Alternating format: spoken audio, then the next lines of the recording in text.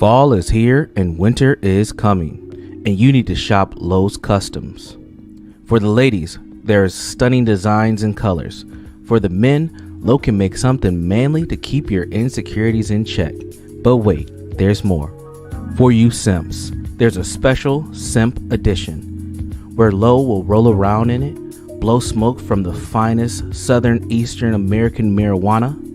She'll even rub her pretty feet all over it just for you. So what are you waiting for? Shop Lowe's Customs now, exclusively on the John Galt Urban Landlord channel. Let Lowe help you stay cozy and warm this season. Shop Lowe's Customs today. Can't argue with the numbers. The numbers are the numbers. Drake knows the business. It's all about the singles. Damn, what happened? Now you got me like in my Ja Rule kind of mode, John Galt. Like just talk about like rap music. One of my favorite songs of Ja Rule was "Put It On Me." I die if you ain't with me. So baby girl, put it on me. What would I do without you? I only think about you. I was tired and lonely. So baby girl, put it on me, on me. 10 more seconds and Ja Rule get a screen for this. Keep going. Who would I be without my baby? Without on my break, man. I don't wanna go crazy. So every club needs a lady, lady. I think Ja Rule just got paid for that way.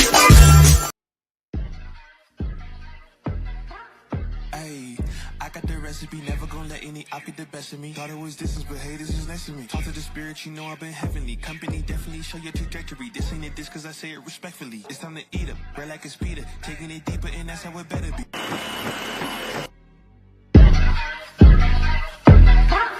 Ayy, I got the recipe, never gonna let any op get the best of me. Thought it was distance, but haters is next to me. Talk to the spirit, you know I've been heavenly. Company definitely show your trajectory. This ain't a diss cause I say it respectfully. It's time to eat up, bread like a speeder. Taking it deeper and that's how it better be. I never let the comparison get to me. I just remember the promises meant for me. I know the enemy and that he's sent for me. I keep the blood of the lamb as my centerpiece. I cannot trust in no crystals or energy. Look at the chemistry, it do not even mix chemically. Most of the tricks they be gimmicks, they mimic the truth. It's poison and we got the remedy.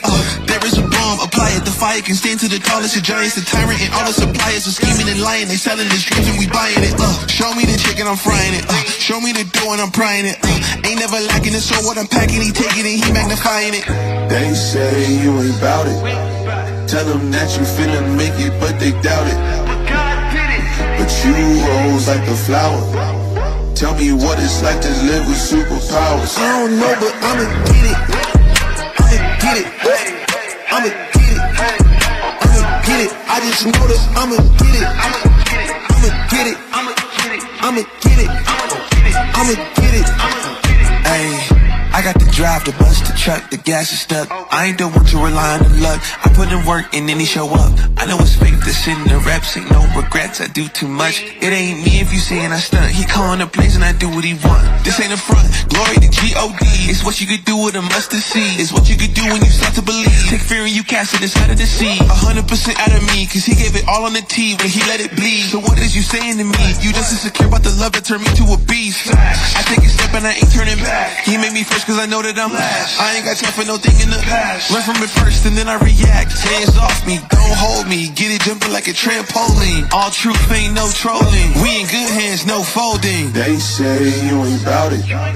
Tell them that you finna make it, but they doubt it. But you rose like a flower. Tell me what it's like to live with superpowers. I don't know, but I'ma get it. I'ma get it. I'ma get it. I'ma get it. I just know that I'ma get it. I'ma get it. I'ma get it. I'ma get it.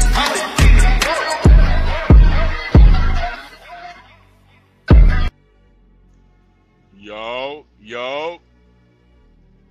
Testing. 1, 2, 3. Yep. Good morning, everybody.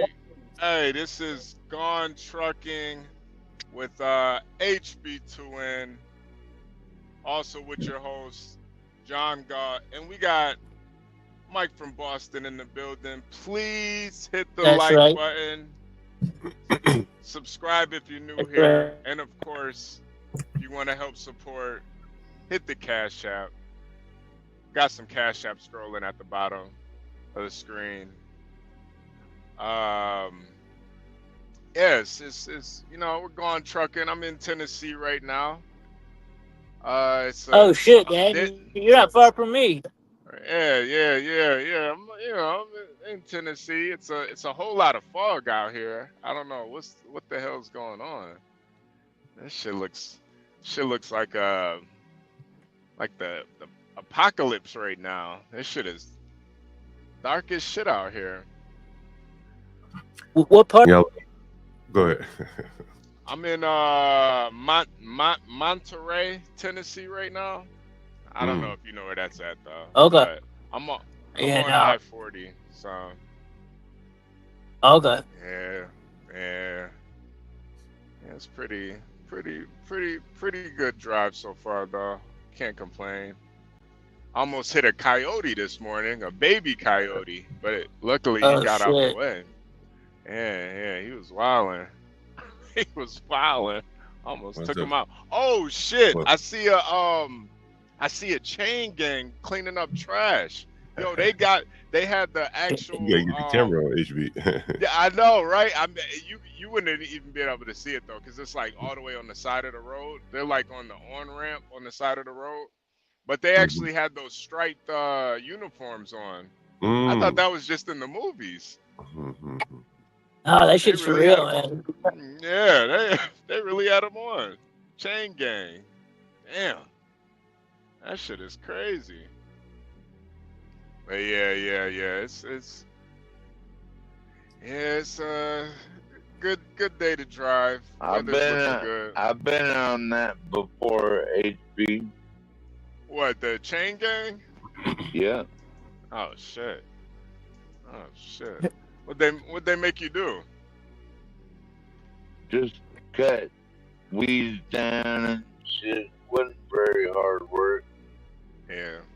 Just don't get your hand cut like them big clippers that turn big trees into rubbish. Don't get caught in those. Lose your arm, you might lose your life. Because once you go into that, you don't return. Basically. Yeah. Yeah. What do they call those? The wood chipper. Basic. Yeah, wood chipper. Wood chipper. Yeah, the wood chipper. Wood chipper. It's a big one. Yeah. Woo. Yeah. That'd be a bad way to go, man. A wood chipper. God damn. Didn't take that long. Yeah, it's a closed casket right there. Shit. God damn. Put him in a jar. Potted meat. You ever had potted meat before?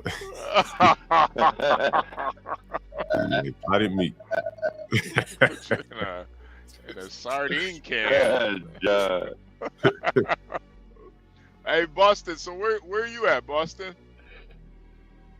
Driving down south to Hattiesburg, Mississippi. I'm working a stolen dog case today. Dog. A stolen dog. What the hell? Yeah, someone got their dog stolen. They want me to where it's at, so I'm doing surveillance to see if I can see the dog. Wow.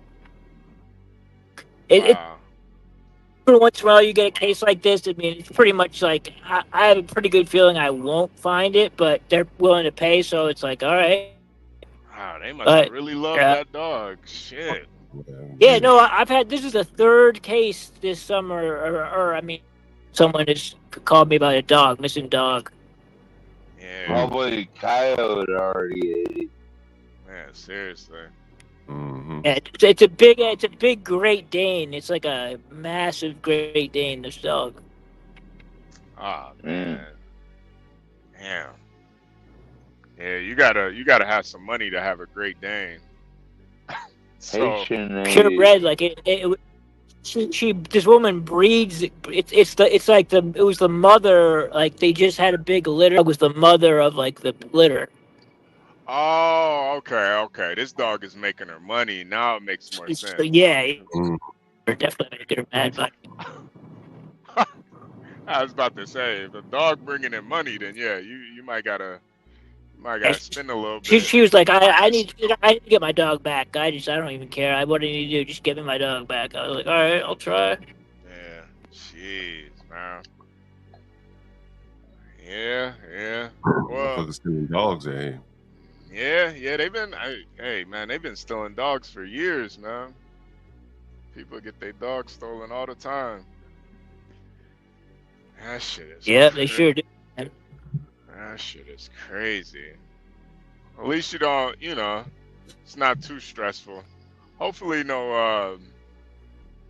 hopefully the dog's okay though. But I could see somebody want to steal a Great Dane.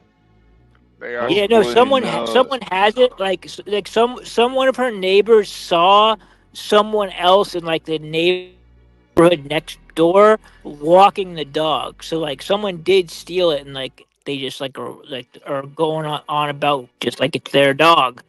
So Well, I have an idea where it's at. hopefully no Haitian got it or nothing. Right? Yeah, they'll eat that shit. They eat that shit. They'll be eating for weeks off a Great Get Dane. Get in right Yeah. Eat it and do witchcraft with it. Yeah. Damn, 12th man. 12th man. Anybody ever try to steal? John Galt. Nah, that was fucking hilarious. Anybody ever try to steal Sam Fisher? 12th man. No, he'd bite their ass off.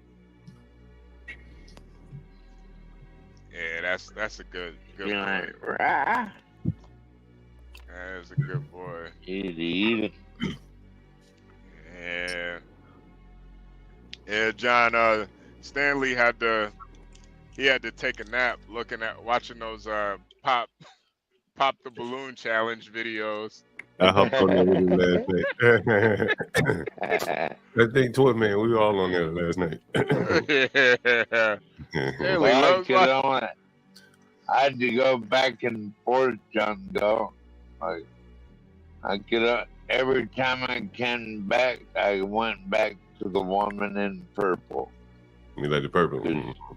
The Yeah. little skinny girl. Nah, 12 man likes the host. He likes the host. Oh. That's his thing. He likes. She's the only one not popping any bubble. She don't have a bubble. Yeah, You don't have a bubble to pop. A balloon. Man, watching the women last night was crazy as hell, man. Man, that shit was crazy. Like, sometimes they would just the dude come out, they just pop the balloon as soon as he walked on stage. Like, yeah, that had to be brutal, man. And the thing is, like, some of the people seem decent. You know what I mean? Like, maybe you just dress differently. A woman oftentimes can work with a man whose style is a little off. You know what I mean?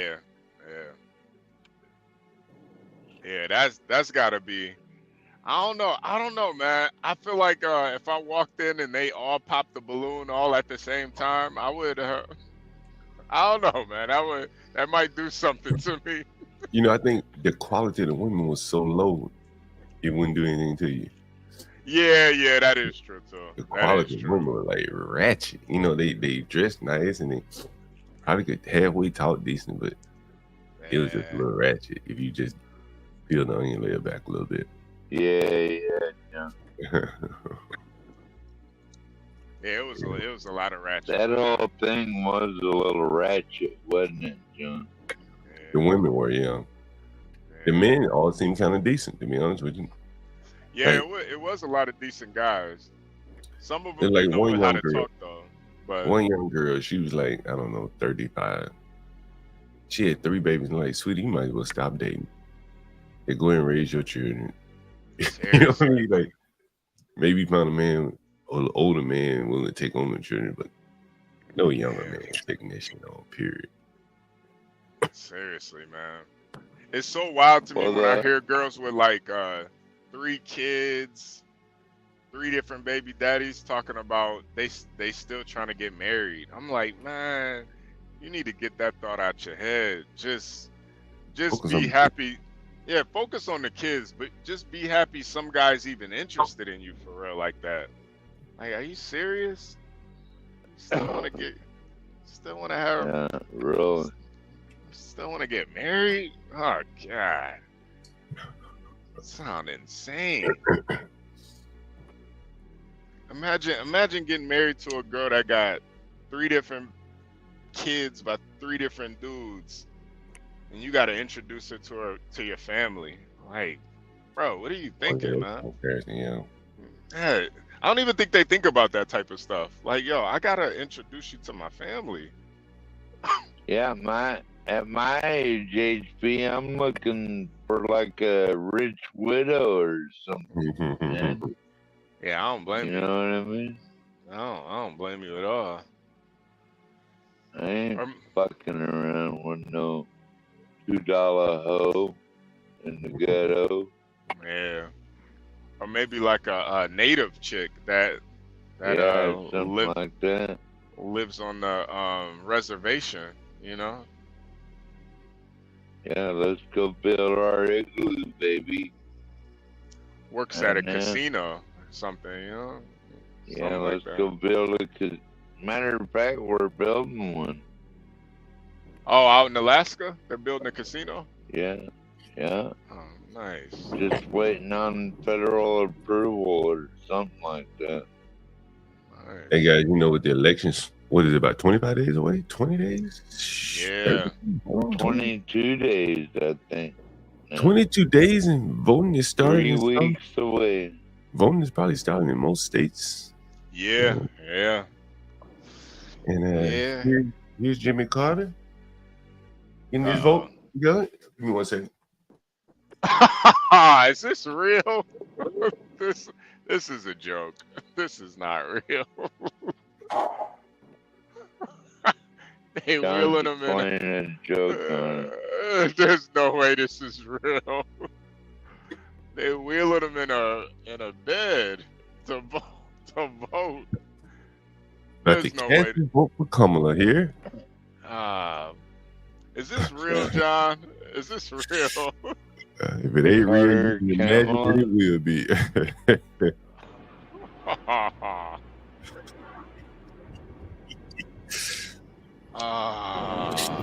Man, it's a shame. What a shame. What a shame. Man, what the hell?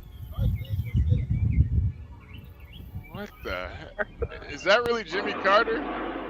Apparently, unless that's who they're rolling out as Jimmy. That looks like a cadaver. You know, man, like, you know, would you do that to your grandfather? Nah. He did. Well, he voted. No matter if he is today, he voted already. Damn, man. Man, would you do that to your grandfather, man? Like, seriously? Hell nah. Hell nah. Crazy, bro. Hell crazy. Nah. It's win at all costs. It's win at all costs, man. These people got some Negro standing next to them, man. This shit is great. What the hell? Oh shit, that was a white-tailed deer. What the hell? Damn. Yeah, no, that's insane, man. Kamala has no, you know, she's probably supports all of that. Wheel your elderly out of the old folks' home. Make them cast their vote. Like, damn. They don't even care. Here's coming on Charlemagne. We may have covered this.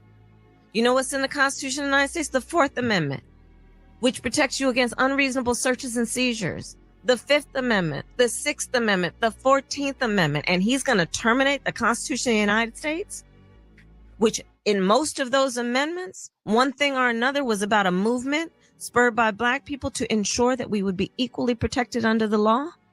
Come on. I didn't know.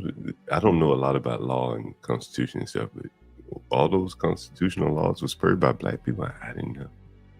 I didn't. Yeah, I don't think. I think most of the Constitution was thought of without black people in mind. Actually, I don't know what Kamala's talking about. Yeah, she's not getting many tough interviews. That's for sure.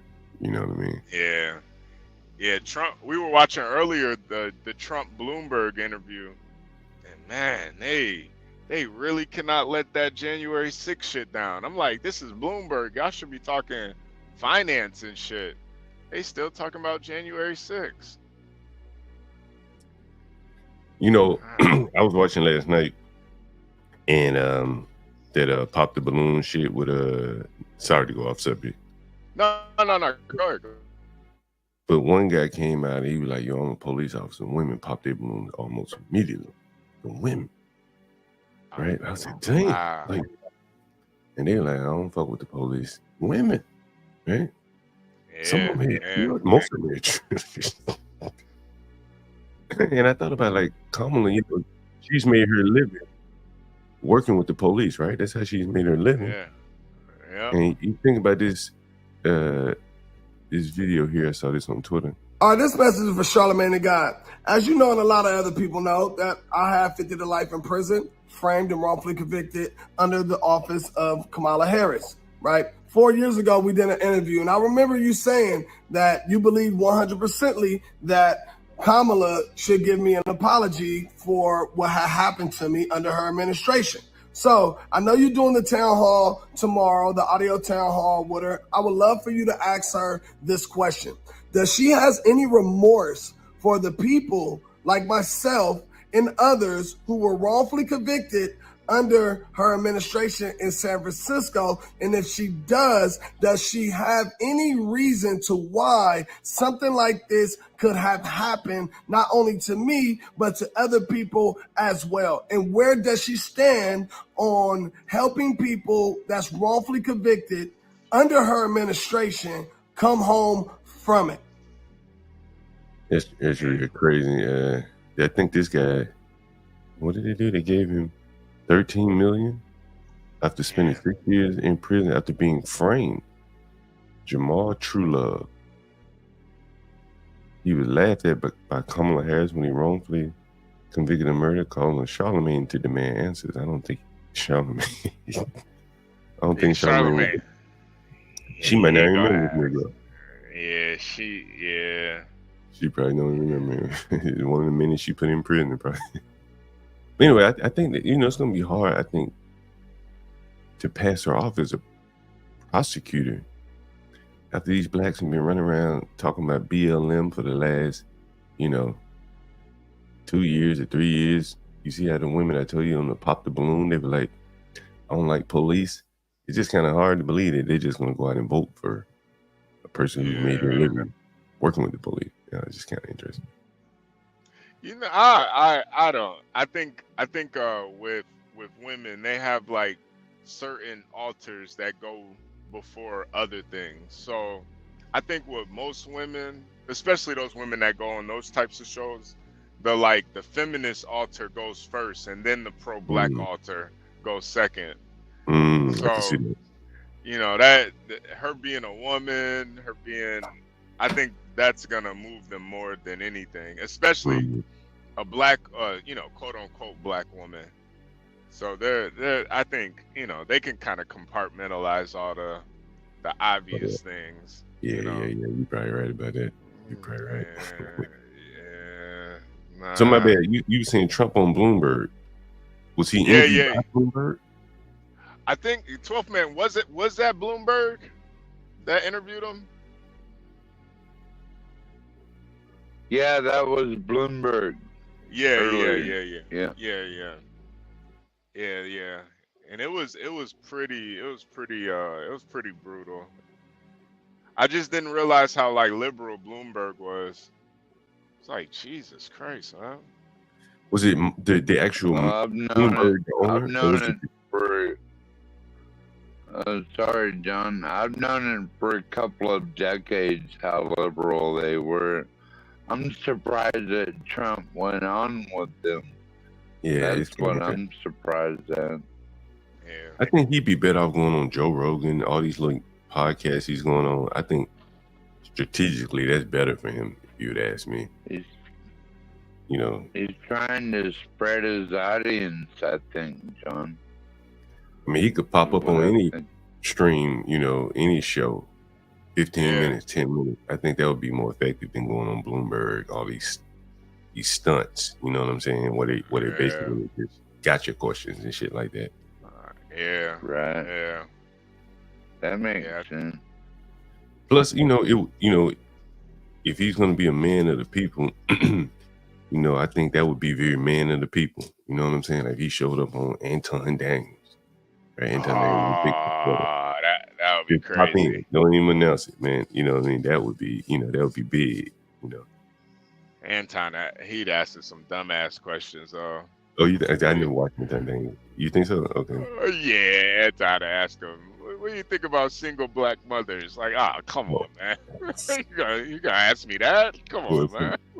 What channel do you think would be good for him to pop up on?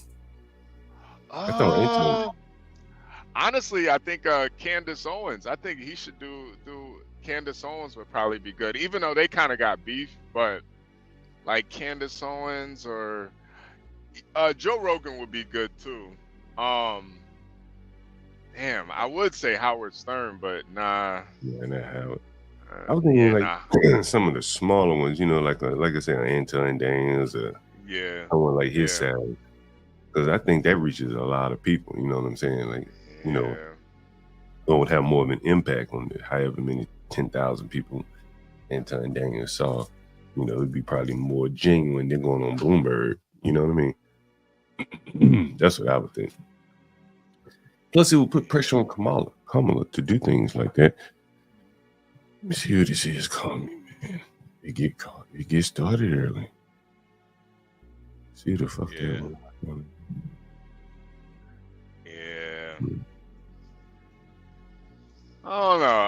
I kind of feel like at this point though, it's pretty much, we pretty much know. Everybody pretty much knows who they're gonna vote for. I think. I was thinking about that too. If I was on that Pop the Balloon show, that'd probably be one of the first questions I asked. Oh yeah. Kamala or Trump? Or that would let me know all I need to know about these women. Kamala or Trump? I'll come out with a Trump shirt and then they'd all pop their balloon. That would be brutal. That would be brutal. Well, you know what you is it's a shirt, not you. Yeah. Clarice, I'm not sure if I believe that from Joe Rogan. I don't think Trump Yeah, too I many don't rules. know. Yeah, I don't know if I necessarily believe Trump has too many rules. I feel like that's part of his problem. He doesn't have enough rules. Trump get up there and answer and say anything, man. I'm like, God damn, Trump, you still a politician, man. You gotta play politics a little bit. Gotta rein it in a little bit. Oh, okay. So he is doing Rogan. All right, so yeah. Oh yeah, okay. Yeah. I don't know why, but Kamala is a little bit, she is seeming a little bit more interesting to me. Oh, is that right? Yeah, not because of her politics, but just I don't know. There's something about Kamala. I don't have this I don't have this dislike for Kamala, and I know I probably should. I probably should, but when I hear her talk, she's not. She just seems like a girl you could smoke with, drink with, have a good time with, Netflix and chill with her, You know, it isn't a lot Yeah, there she definitely drinks like a lot. Yeah, yeah, you could kind of tell. I mean, you know, there's just not a lot to dislike about her because you don't know much about her, really. Right. Yeah, I don't. There's nothing. She just seems kind of like a like an airhead, and it's kind of Yes, attractive a not little not. bit. Kind of like that about her. Boston, what are you and your wife both voting for Trump? Hell yeah. Oh, okay. Yeah, actually, it was my wife who actually got me into. I really didn't vote before. I didn't give a shit about politics really before I met my wife. Hmm. I actually at the point when I met her, I was more of a. I mean, I grew up in Boston to in a very liberal family, so I was more towards the liberal side of things. I mean, I never voted for anybody, but I don't know. I was always brainwashed, like as a kid, that Republicans were bad, Yeah. you know. But like I kind of, you know, matured into seeing it like where it was. Like, and she helped me. She kind of helped me do it. How did she like switch you over? I just like she just brought up a lot. She made a lot of good points. Like I didn't know. I still to this day I'm not into politics. Like it's like I don't know a lot of the things, but she brought up a number of things that I really never could dispute. Yeah. Democrats, like, and I had to kind of admit, like, yeah, she's kind of right. And I kind of realized that like a lot I thought about Republicans was really just shit that I had heard, and there was no proof really of any of it. Like it was all just lies, like things that I've been told over and over again, and people say like the whole, for example, Trump's racist. It's like, what did he say? He hasn't said shit. But if you're a Democrat, you believe that shit because that's your belief.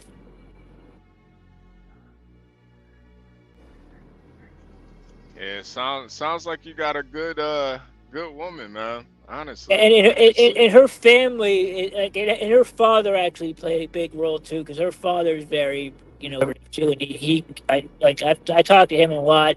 He's actually her father is actually a lot as far as like business advice. Um, Hmm. because my father passed away in 2020, I think it was.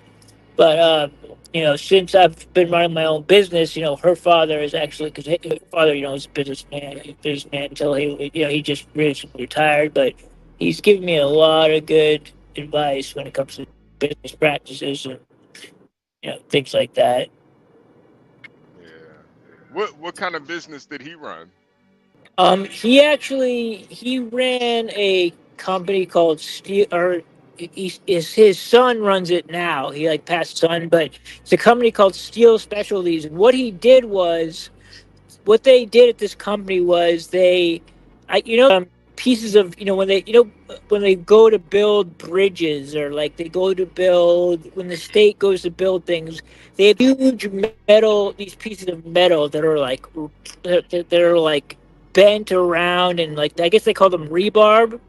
Hmm. Um, Hmm. before you can put those on any type of bridge or like roadway or whatever, they need to apply this like certain type of chemical to it before, in order for it to withstand the elements. You know what I mean? And Hmm. one of the hardest things of doing this is it's really hard to get this material on there because metal needs to be heated up to a certain temperature before you can do it, and it's a really long process. So what my father-in-law did, actually invented, he built a machine like from scratch, like just using his own ideas, and it's actually does the process for you, and he put a patent on it. And his company, they run metal through these machines they could be ready for, like the state or whoever, people building bridges and stuff like that, to buy them. And he made a fortune doing that because he put this idea, this like machine that he's like one of those guys. He builds boats from scratch. Like he has like fishing boats that he's actually built from scratch. Like, some people just can visualize shit like that.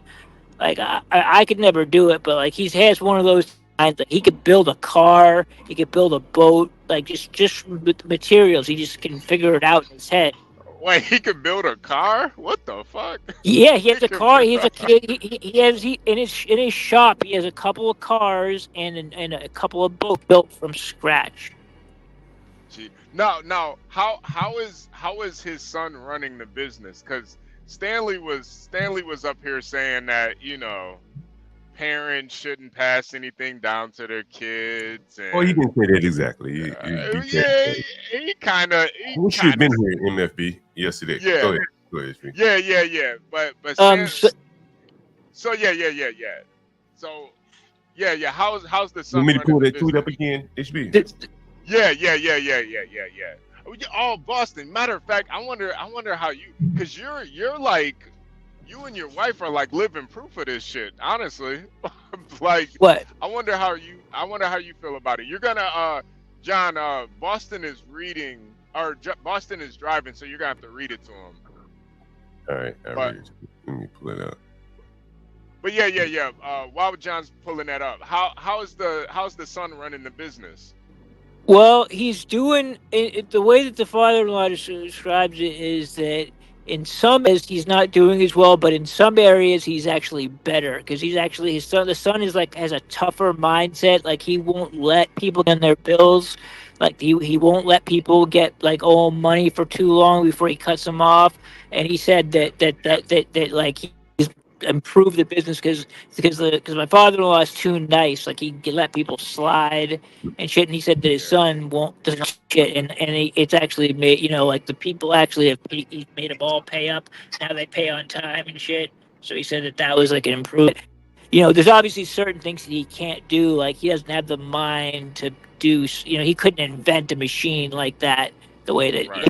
Run it now that it's there, but like this guy, like he invented a machine like from scratch to do this whole process. It's crazy.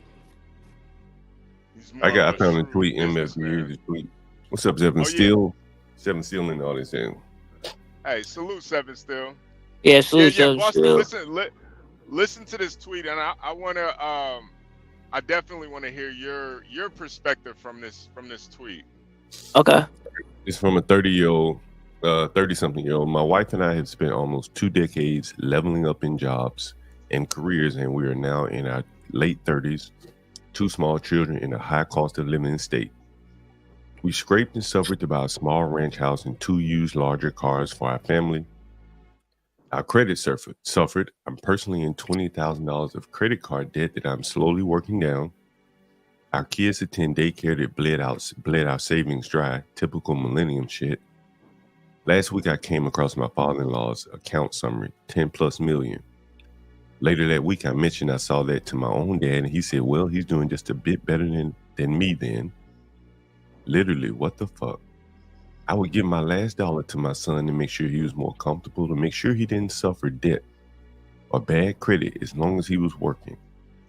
Here are our fucking parents sitting on their piles of gold watching us navigate a new level of fucked up economics and shopping for discounts and raising our children in subpar school districts and for fucking what?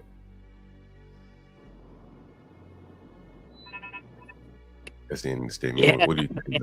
I think he makes a very good point. What was the point you think he made? What's the point of leaving all that money until they're dead and they can't watch their children enjoy it? Like, they should watch their children enjoy their lives, watch their grandchildren go to good schools. That's the point of making all that money. You make that money to generational wealth. Why wait until you're gone? So they why not? Shouldn't they enjoy the bad making that money now. I'm not saying give them all your money, but just help them out enough so they can live in a certain way. Like if they money's there, there's no reason why they should be struggling. There's no reason to watch your family, your children struggle when there's no need. Yeah. That was a big conflict yesterday. You know, some people were like, "Well, they got $20,000 in credit card debt. You know, they must be spending money irresponsibly." Blah blah blah. I mean, that's not necessarily the case. I mean, like for a while, you know, before I started my company and before, you know, we started, you know, getting like, you know, inheriting all stuff that we had. Like my wife and I, you know, before we had our first, you know, before I had our child, you know, we went through some times where we were, you know, we were paying rent. You know, we didn't buy a house right away. Like we were, you know, we were under the gun for a little bit. You know, I mean, but again, like, I mean, it never got to the point of, and I'm telling you, like, it's not that hard, 20 grand debt and credit with a credit card, because especially living in a high cost state. I lived in California, right outside of Los Angeles, the most expensive place to live in the world. I mean, and it was, I mean, no matter what we did, how much I could be making as much money as I'm making now, I'd still just be, you know, getting by there because the cost of living is so high. You got to be making $1 million a year consistently to make to start to see make a profit over years there. Yeah, I can believe it. Yeah. I kind of agree. You know, like it's just like if you got that type of money, there's just no way my child is gonna suffer. Even if Yeah. he is a fuck up. Like I'm not. If I got that type of bread, there's just no way, man. Yeah. There's, Sounds like there's that the just, kids, they're not fuck ups either. It sounds like they work hard. They get some regular, you know, work like, you know, they working hard. Like they're like doing what they're yeah, fuck ups. I can understand not giving them the money, but it doesn't sound like that's the case in this situation. yeah. You know, I think for a lot of people, the debt was like the credit card debt was just like, what the fuck are they doing with their money? I didn't take it that way. You know, man. Most people out here got credit card debt. You know, the vast majority of people, they do. Very few people, you know, able to just go on without it. And a lot of times they're just buying things that they probably shouldn't be buying. So it's probably true. But, you know, it could be a car repair. It could be a roof. And then too, John, when you put it in perspective of two people with two kids, 20,000 Yeah, the kids really is ain't a that. big- Yeah, 20,000 ain't that much. I mean, if you just break it down between the family, that's 5,000 apiece. That's really not that much debt. When you compare really it to break it down. what you compare it to what people who make more than them, probably less than them have, you know. Right. Like, I mean, I know people. My ex-girlfriend, she just finished fucking optometry school. She like 120 in the hole. Yeah. She's fucked. You know, like. Yeah, man, those student loans will get you fucked. Yeah, I just don't think that you know, like you saying, it may be that the optimal path is not saving all your money until you die, and then their children, hell, their grandchildren may be out of school, and what would all Right. of them? You know what I'm saying? Like you suffer through bad schools and poor neighborhoods and lack of opportunities to do this or that. Your parents making decisions on the margin. Can I buy this computer? Can I buy this bike?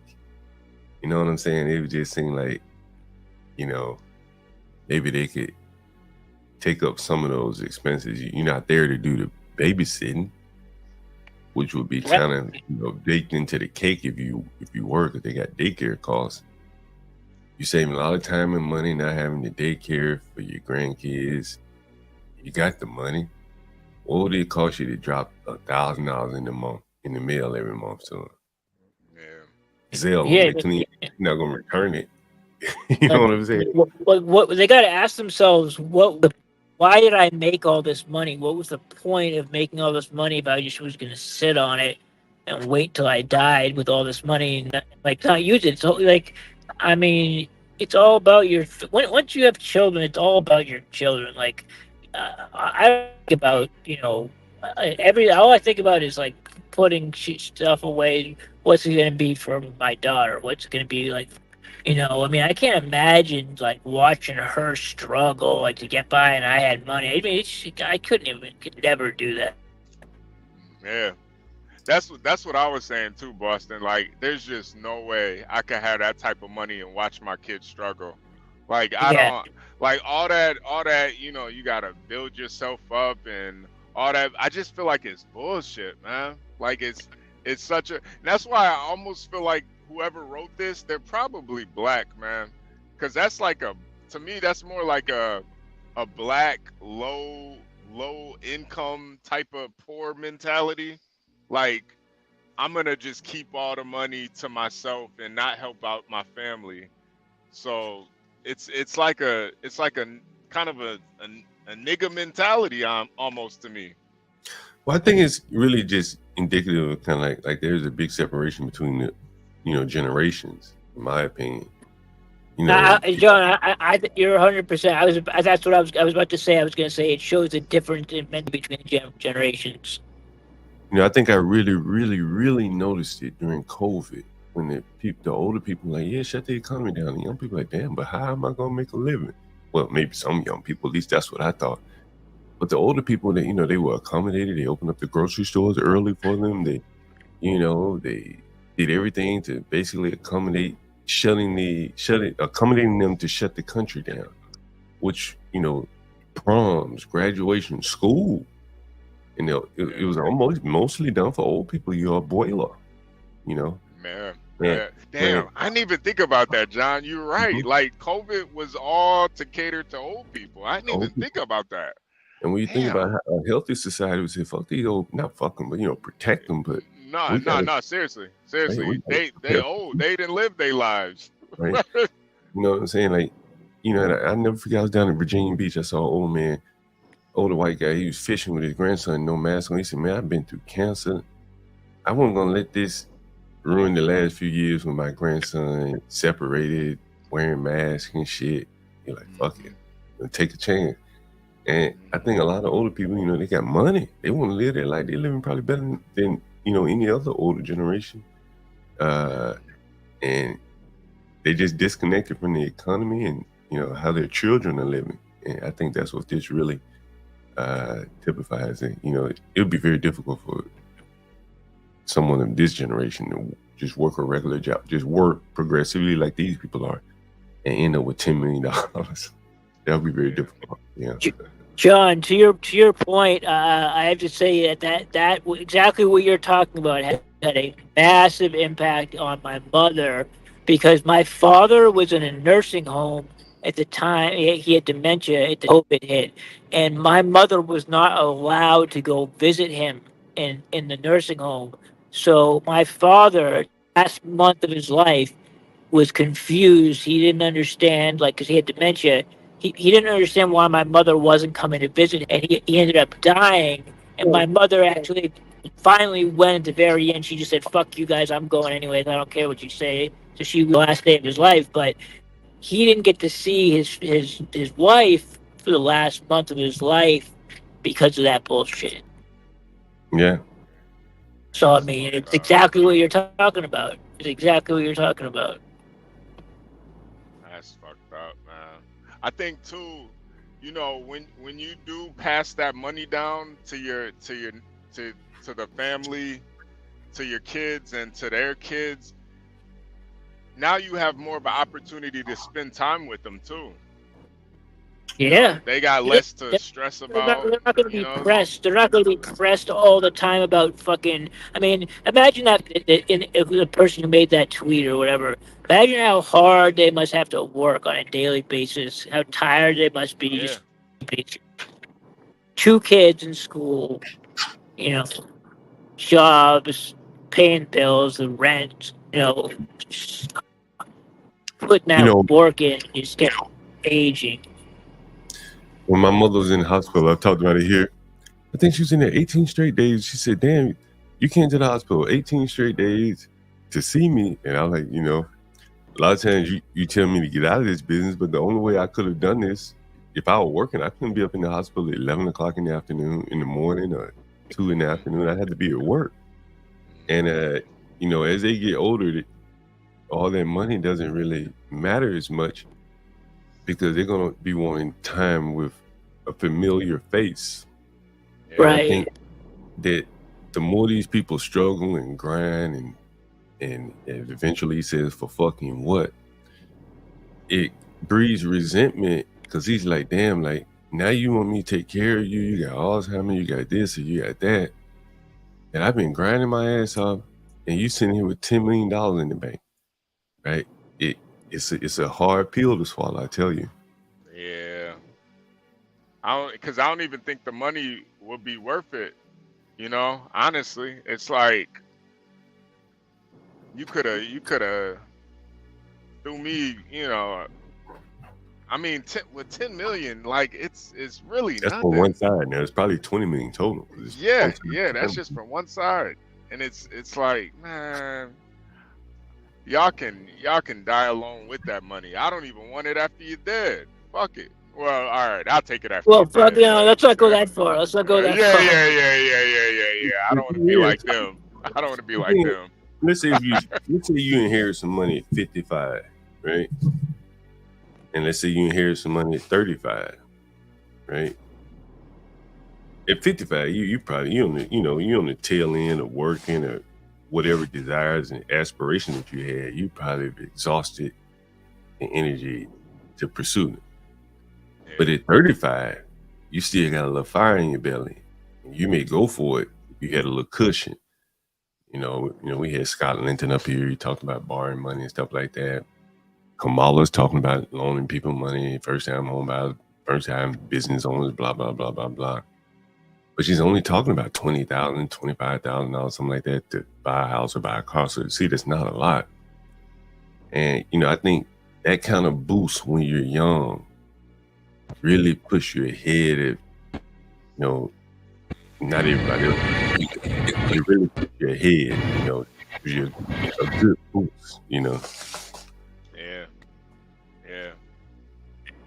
It could change everything. It could change everything. Yeah. You know, once you get 55 years old, shit, okay, you just gave me $1 million. All right, great.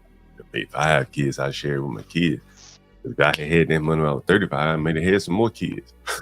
Yeah. You know, you don't think about it. I think those are the unseen things. You know, these people are struggling. Invest it. Right. You give me $1 million at 55, 60, I might blow that shit out in Vegas over a week. Right. Or just put it in the bank and hold it for my children. You know, it's not going to grow. You're not going to put it in. You're not going to make it grow because you're going to be more, you know, kind of conservative at that point by the time you receive it, right? Yeah. And so now that money has been sitting around probably for 15, 20 years, not really being to its most productive use, and now it's handed to you, and you're not going to use it in its most productive form because you're 55 years old, you know, and that's a long time to have money sitting around unproductively, you know. And that's why I mentioned yesterday, I asked the question, did you know that you can give money to your children tax-free while you're alive? You know, once you die, shit goes all up in the air, probate this, probate that, will this, will that. You know, you can efficiently, you know, help your children tax-free without the government being involved a little bit at a time as they go along when they really need it, in this case. Yeah. And you don't got to worry about any bullshit, too, after you die. Like, if you own any properties or something, or, you know, you could do that stuff while you're alive. Yeah. It is. This story is really confusing, you know, like, I just couldn't imagine being that type of parent. Even if my kid was a fuck up, man, I just couldn't be that selfish. There's just no way. I might have to leave some provisions for a fuck up, but well, yeah. But you're still gonna do something for the kid, right, like even if they are a fuck up.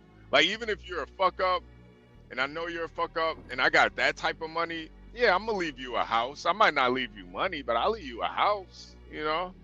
I'll leave you an asset. I'm not gonna give you cold hard cash. so you can go smoke crack rock with it. But I'll leave you a place to sleep, you know, till you can't pay the. Hey, nigga, you better pay the taxes on that shit, man. It's a paid off house. You better figure something out. Have you seen? Gotta teach you something. Have you seen this HB? The liberals are now predicting violence if Trump wins. It's almost like they're trying to scare you into voting for Trump. You seen this MFP, Virgo? Nah, I haven't seen this. Hey, Virgo. Hey. Good morning, y'all. Good morning. Good morning. Good morning. Why play this clip? How's everything going for you, Virgo? It's like every day it's something else. But I wanted to chime in on the saving money and being in debt. Oh yeah. Well, and this is why I feel that economics, budgeting, anything that has to do with finances should be taught from young. Because the first thing you do when you go to college, what's the one thing you notice? There's a credit card stand, and you fall into the credit card. So when you're young and you have no clue of budgeting and finances, you fall into it and you get into debt. Then you have your student loans. All right, I was able to get myself out of that debt, paid off my student loans, paid off my credit cards, thought I was doing well, even had a nice chunk of savings. But then 2020 hit, and boom, just like that, everything is gone. Let me ask you this, Virgo. Were you working, and then did you lose your job during 2020?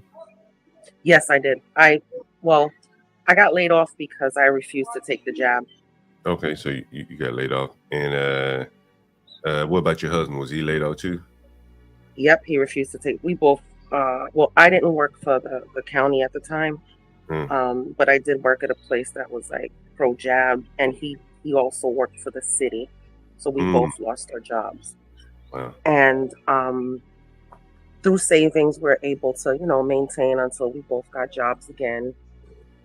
But now this hurricane, it's like I can see why people go into debt. Not everybody has the money in the bank to, for an emergency like that. And so now the only thing we're saying is that we're not going to use credit cards at all. First of all, we only have one credit card, and it's for total emergency. Did you have credit cards during the pandemic? No, I had already gotten out of that mindset with the credit cards. You fall into it, and it's like crazy. Right. Gotcha. But finances and budgeting is not taught to you when you're young, so you have no clue. You have to figure it out. Well, let me and I see can see. Let me. Your mother-in-law, father-in-law, and your parents. How are they doing financially? They're doing pretty well. What would you say? Pretty well, like millions of dollars pensions? No. I wouldn't say millions of dollars pensions. My parents have because they worked in New York, so they have a good pension plus Social Security. But the thing with my parents is that my stepfather is sick. He had a stroke. So now they're not allowed to, once you have money in the bank, they don't want to give you any help with home health aides and stuff. So all this is coming out of pocket. Oh, yeah, right. If anything were to happen to my parents, I don't think, we're going to, as the children, we're going to get anything after they pass or whatever. Not that I want to think about that. Right, that's right, because Medicare is something would capture your parents' assets or something, right? Is it Medicare? Yes. Yeah, Medicare, not Medicaid. It's one more reason, Medicare. Probably the best reason to, have effective estate planning, because if your parents get sick, like a stroke or something, Medicare can come in and take everything. If it's not protected, right? I don't know the ins and outs of the rules and laws, but I know that what she's speaking of is true. Anyway. Even life insurance, like they would take that. Well, life insurance doesn't pay off till you're dead, right? Oh, yeah. Like if you have money in the bank, they be like, look, I don't know how they do it, but basically that money becomes theirs or something like that. Damn. Yeah. Yeah. So we're basically starting over from scratch. Thank God we have some great people around us. We've been given. Donated some stuff, and we're trying to keep it light as possible because we will move back into our houses Eventually, it's So, looking like a year now. I don't mean to pry into your situation, but so you don't think you'll receive any inheritance from either side of your family?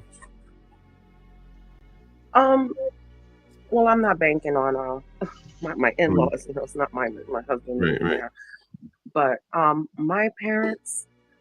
I'm sure there'll be something left over. I mean, they still have the house, but who knows what they'll take once Mhm. all the medical bills.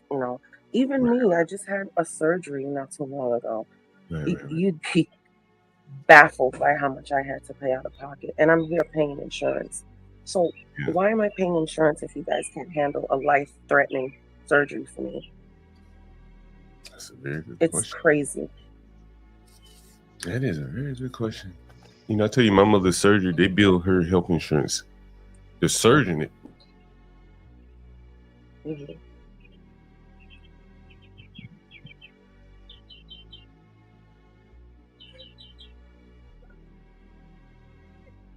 Hello? Yeah, John, you cut off. You cut out, John. I was like, damn, did I Oh, cut I thought out? it was me. No, I thought it was me too. John, you cut out. I think, John, you froze, I think. I think you froze, John. Hold on. Let me see. Yeah, oh yeah, he froze. Yeah, John froze. Oh man. Hold on a second. Give John a second, guys. I think his internet fucked up. There we go. There we go. I don't know what happened, man. There we go. Man, that was weird. Yeah, my mother's medical bill for the surgeon was $727. I think $727,000. That's a lot of money, man. $727,000 For the surgeon, just for the surgery, for the surgery aspect of it, and then include the like I said, anesthesiologists, all that other shit. God damn. Yeah, it's just crazy, right? That's how much surgery costs? How much hers was? Some shit like Man. I knew it was $727,000 or something, and then there were other bills that came. Do you have any insurance? I'm Did sorry, she have medical insurance? Yeah, she has insurance. Yeah, but they send you a detailed statement of what the hospital. Damn. Yeah. Oh yeah. Yo, that's insane, John. That's like $1 million surgery. Is she The like? hospital- And they charge you separate. And they charge you separate because anesthesia. Let's not forget about what anesthesia charges you too. Mm-hmm. Mm-hmm. Is she like? Is she like bionic now? That's. She worked out there. She was, man. You know what I mean? She could jump.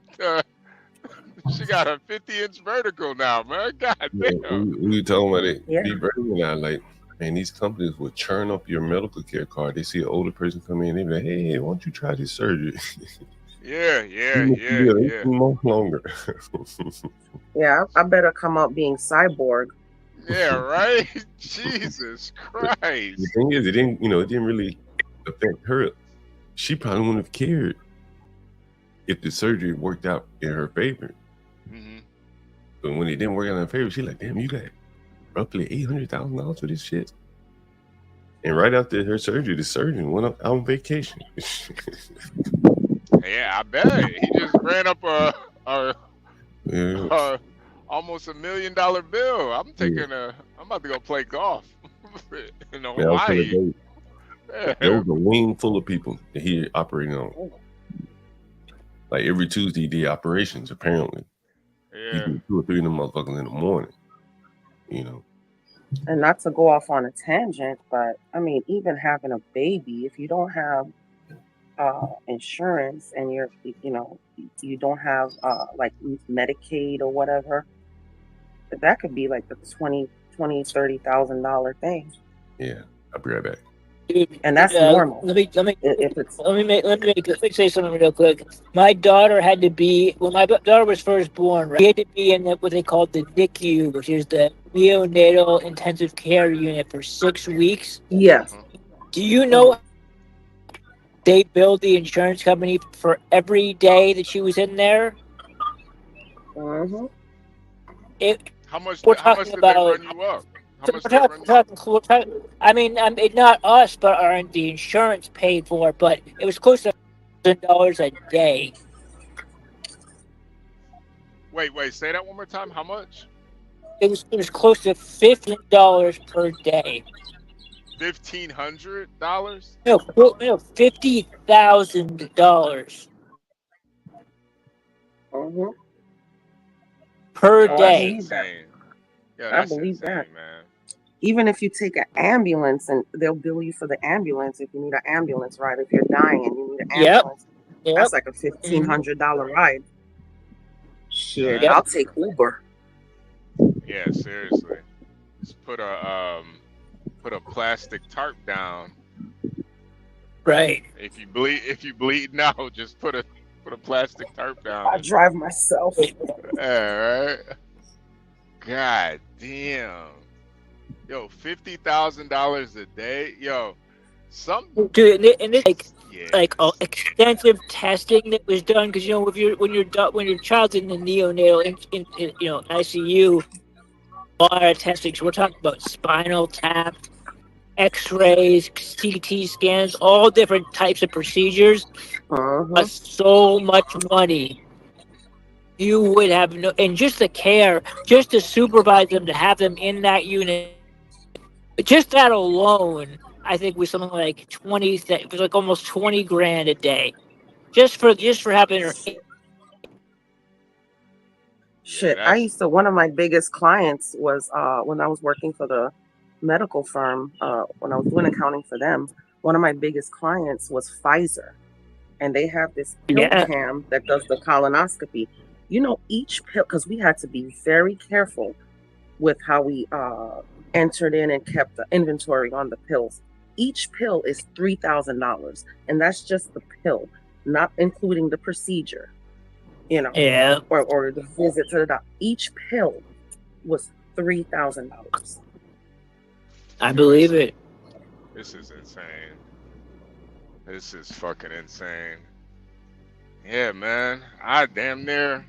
Well, I got some good health insurance, but still, like, damn. All right. Yeah, I mean, but your health insurance is paying the so much money. Like your insurance company, it's all a big racket. Like these companies, like there's certain medical hospitals and places like that. They get so rich off of your insurance. It's unbelievable.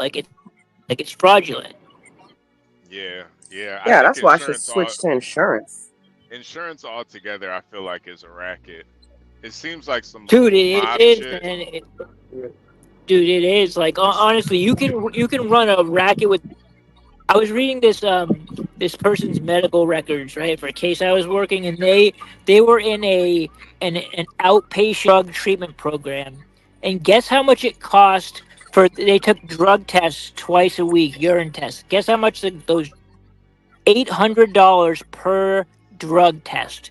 $800 their insurance paid this private company every time they piss in a cup, and they did it twice a week. So that's $1,600 a week for a person taking a piss, and they do that with 30, 40 other patients. Jesus Christ. Yeah, that's why a lot of jobs I've noticed. Man. A lot of jobs don't even give drug tests anymore. I've noticed that. Yeah, this is some straight crazy, mob man. shit. This is some straight mob shit, man. This is like Tony. No, like serious. Tony It is. Soprano. I'm gonna protect you. Give you some insurance. You got to pay up. Cause Bitch better have my money. That's some straight mob shit, man. That is crazy. Yeah. I guess the best thing you can do is make sure you gotta have some good insurance, some good health insurance, because shit goes left, you're gonna be fucked. I mean, well, I know. I mean, someone's gonna get rich off your insurance. Your insurance to get rich. Yeah. It's not just insurance that is doing this. I'll give you an example. Like the apartments that we're in now, you really cannot find an apartment that don't take dogs anymore. All apartment, and that was different back then. Different. Like if you had dogs, it definitely you couldn't move into some. But here's what they do, and I think I think it's brilliant. But I wouldn't do it. But They charge you like pet rent. You got to put down Yeah. an extra deposit. So they're banking on you. Yeah. Yeah. Everything, Yeah. everything that we do nowadays, they have to rape us. Yeah, yeah. It's like it's the mob. Everything's you getting taxed for everything. It's like the fucking mob. Hey, good morning, blacks. Good morning. Buenos dias. Good morning. Good morning, What's up, blacks. Flex? Good morning. Good morning. Hey, insurers. You really think that insurers are paying that full price? I don't think so. Yeah, they're not. They're Matter of fact, I know so. They're not. yeah. You'll look at a bill, and you'll see what the insurer paid versus what the doctor or service provider charged you, and the insurer is like, yeah, right, I'm not paying that. I'll give you 1/3 of that. It's usually about that.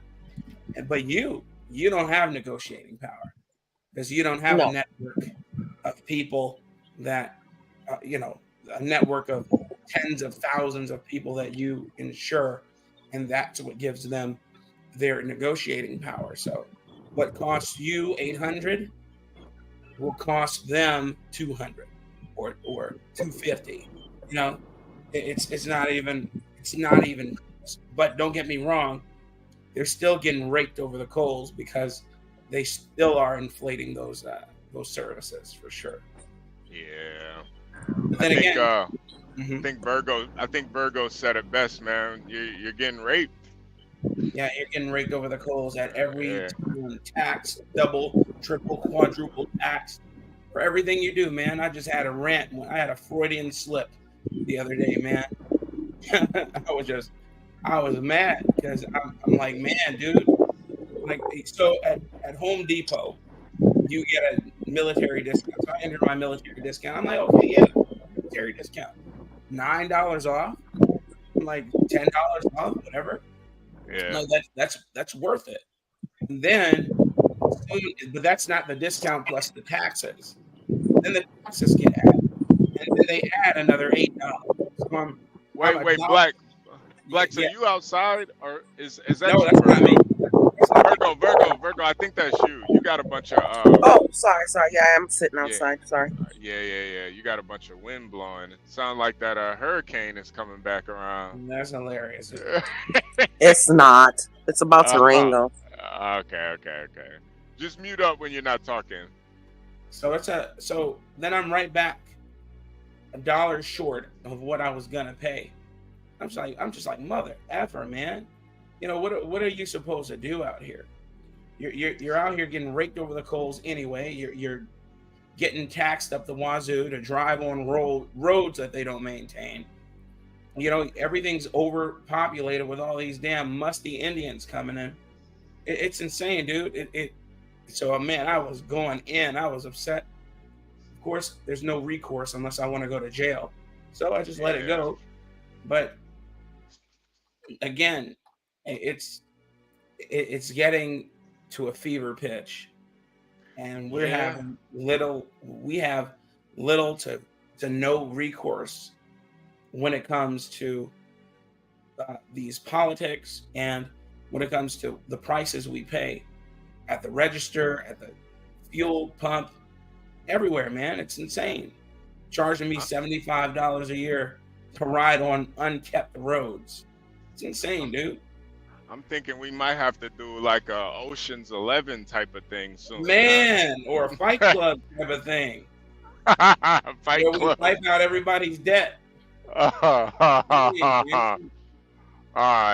a little too extreme. But we're gonna have to turn into Negan and just strong arm them all. Come on, Virgo. You really want No, to I'm beat serious. Asians? You really want to beat the Asians' brains in? Come on. Well, Virgo. he beat his brains. And look, I didn't even watch The Walking Dead, but I watched that episode. He beat his brains. Yeah, in. that's very graphic. Abraham and Glenn. Character. Why was he so prolific? Why does everybody talk about Negan? What was so special about Negan? Yeah, that scene. That's what That's made him a it. legend. Yeah, no, seriously, it's pretty much that scene. How Yeah, come I And the saw way he ran, where the everywhere way they he look, ran stuff. Negan, yeah. You know, every I always thought like in a post-apocalyptic world, I feel like there would be a lot more. I hate to say it, Virgo, but there'd probably be a lot more rapes going on oh, than there just definitely had to have been. yeah, Oh yeah. yeah. I feel like that's the only thing Walking Dead didn't really cover. See, Negan was brilliant. What he did was he found other communities, and he's like, I ain't gonna mess with you, but you have to give me half of your stuff. Yeah, That's what he man. went around, and he did it to lots of communities, so they didn't have to go out scavenging. He had other communities scavenging for him. And that's what Yeah. happens when you have the power.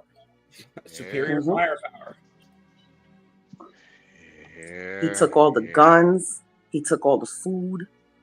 I mean, he left you with just enough so you can survive and keep working for him.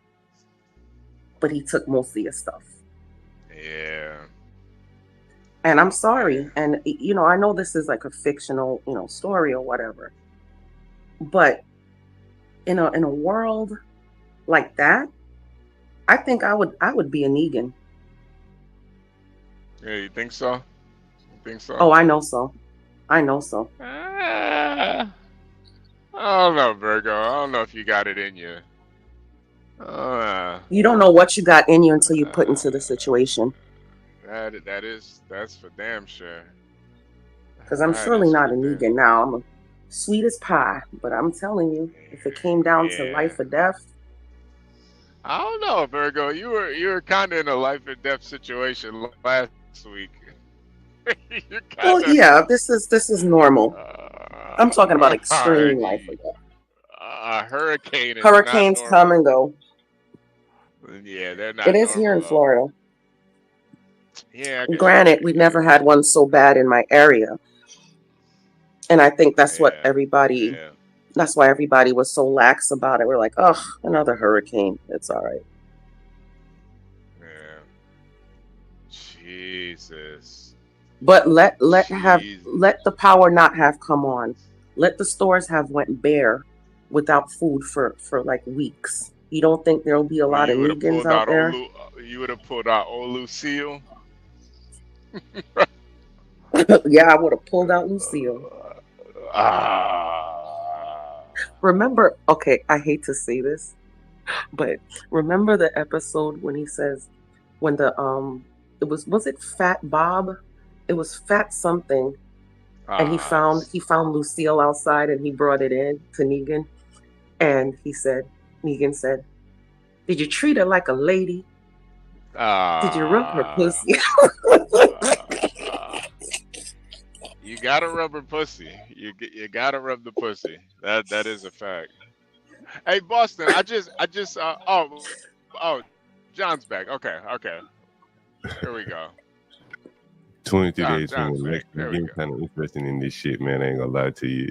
The Yeah. handling is getting hot and heavy here. Here's a Man Jones. Finally, Kamala Harris sent us a love letter.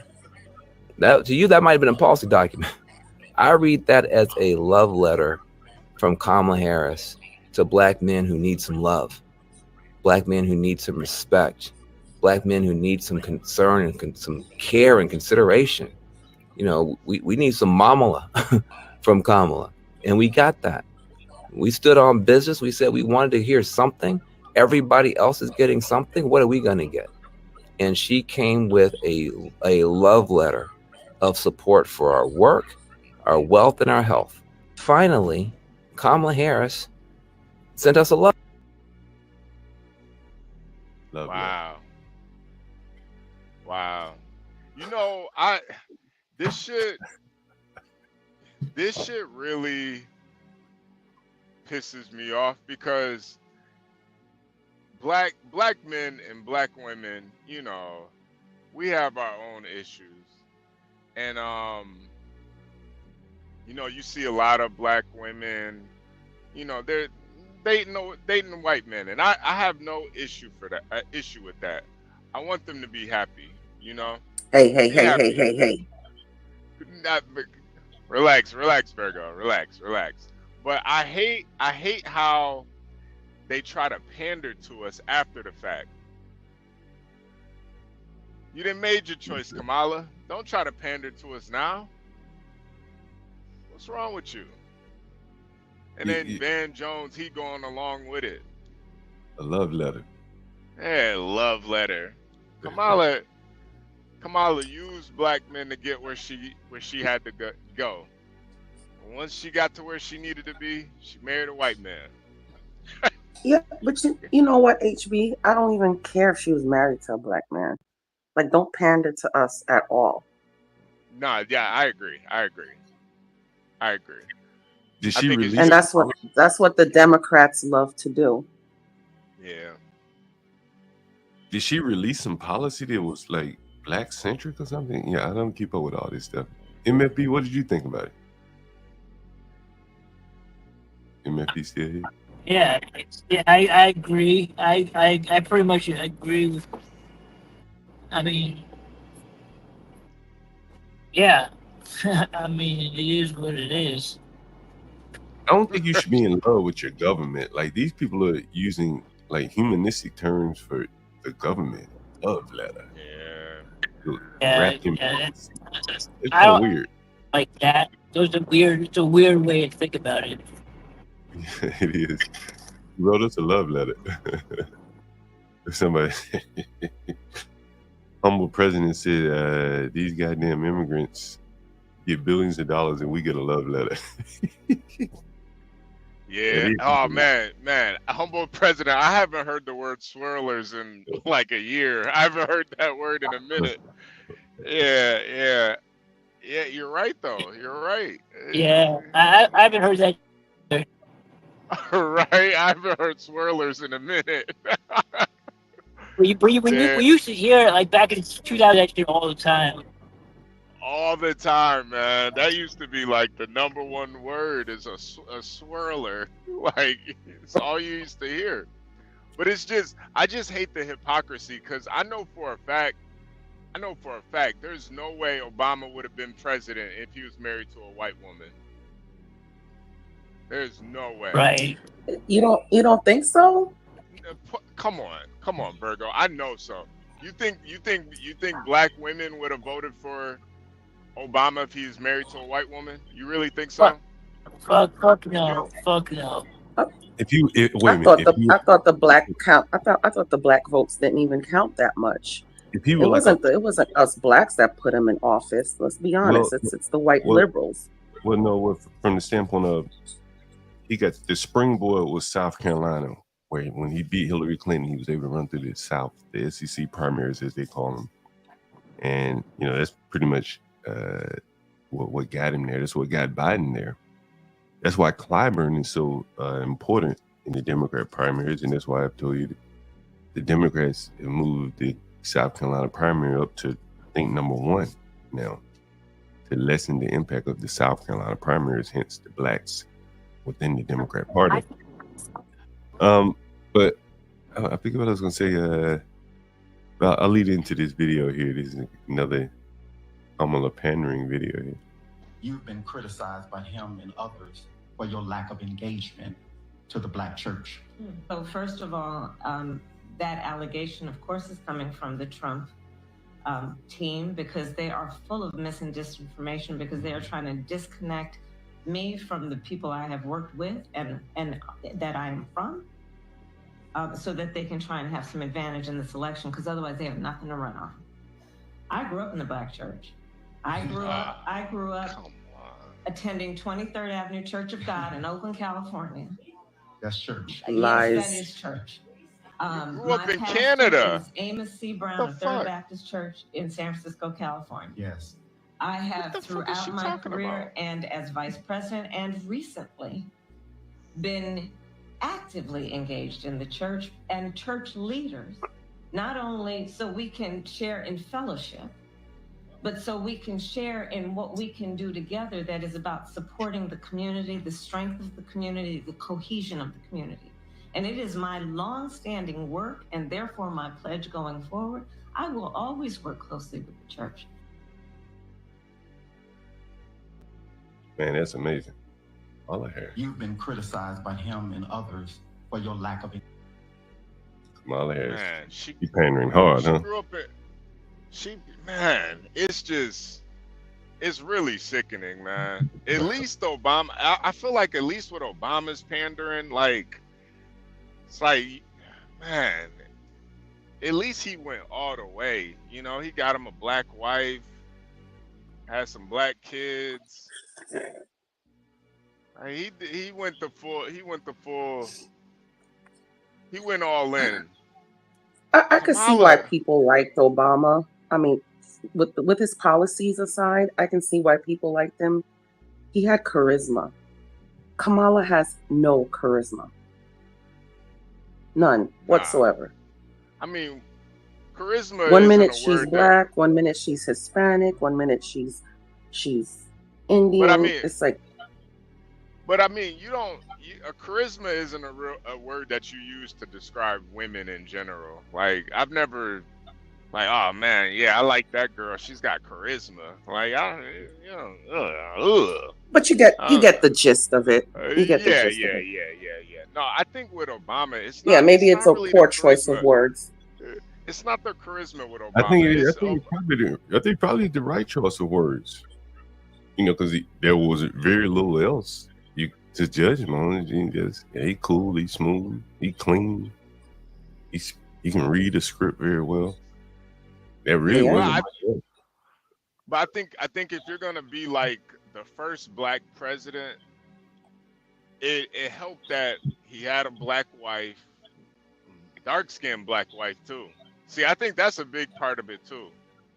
He had a sister, you know, had weave in her hair, real black, from O Block. What about Kwame Kilpatrick? You think Kwame Kilpatrick could have been with a white woman and got elected? Nah. Kwame couldn't have. Kwame wouldn't have been with a white woman if Kwame didn't really. He wasn't into white women anyway. I know that the women Kwame was into. He was into black women. He liked them sisters. Yeah, he liked them sisters. He liked them strippers. He liked them Detroit stripper chicks, the big booties. You know, I talk about a lot of times how the Democrats have to act like they don't know things. Mm-hmm. Here's a perfect example. Just yesterday, Ryan, about how in the context of riots, he was saying, let's just bring the military into it to deal with American citizens. I mean, that happened yesterday. Right, but the post-George Floyd riots resulted in an excess of over 15,000 black male deaths in this country. How? Yeah. The surge of violent crime, it was like Ferguson, the Ferguson effect and the Floyd effect. Respectfully, you got to explain to me how George Floyd's death. Yeah. Because I need causation here. Yes. Can't figure it out. Yeah.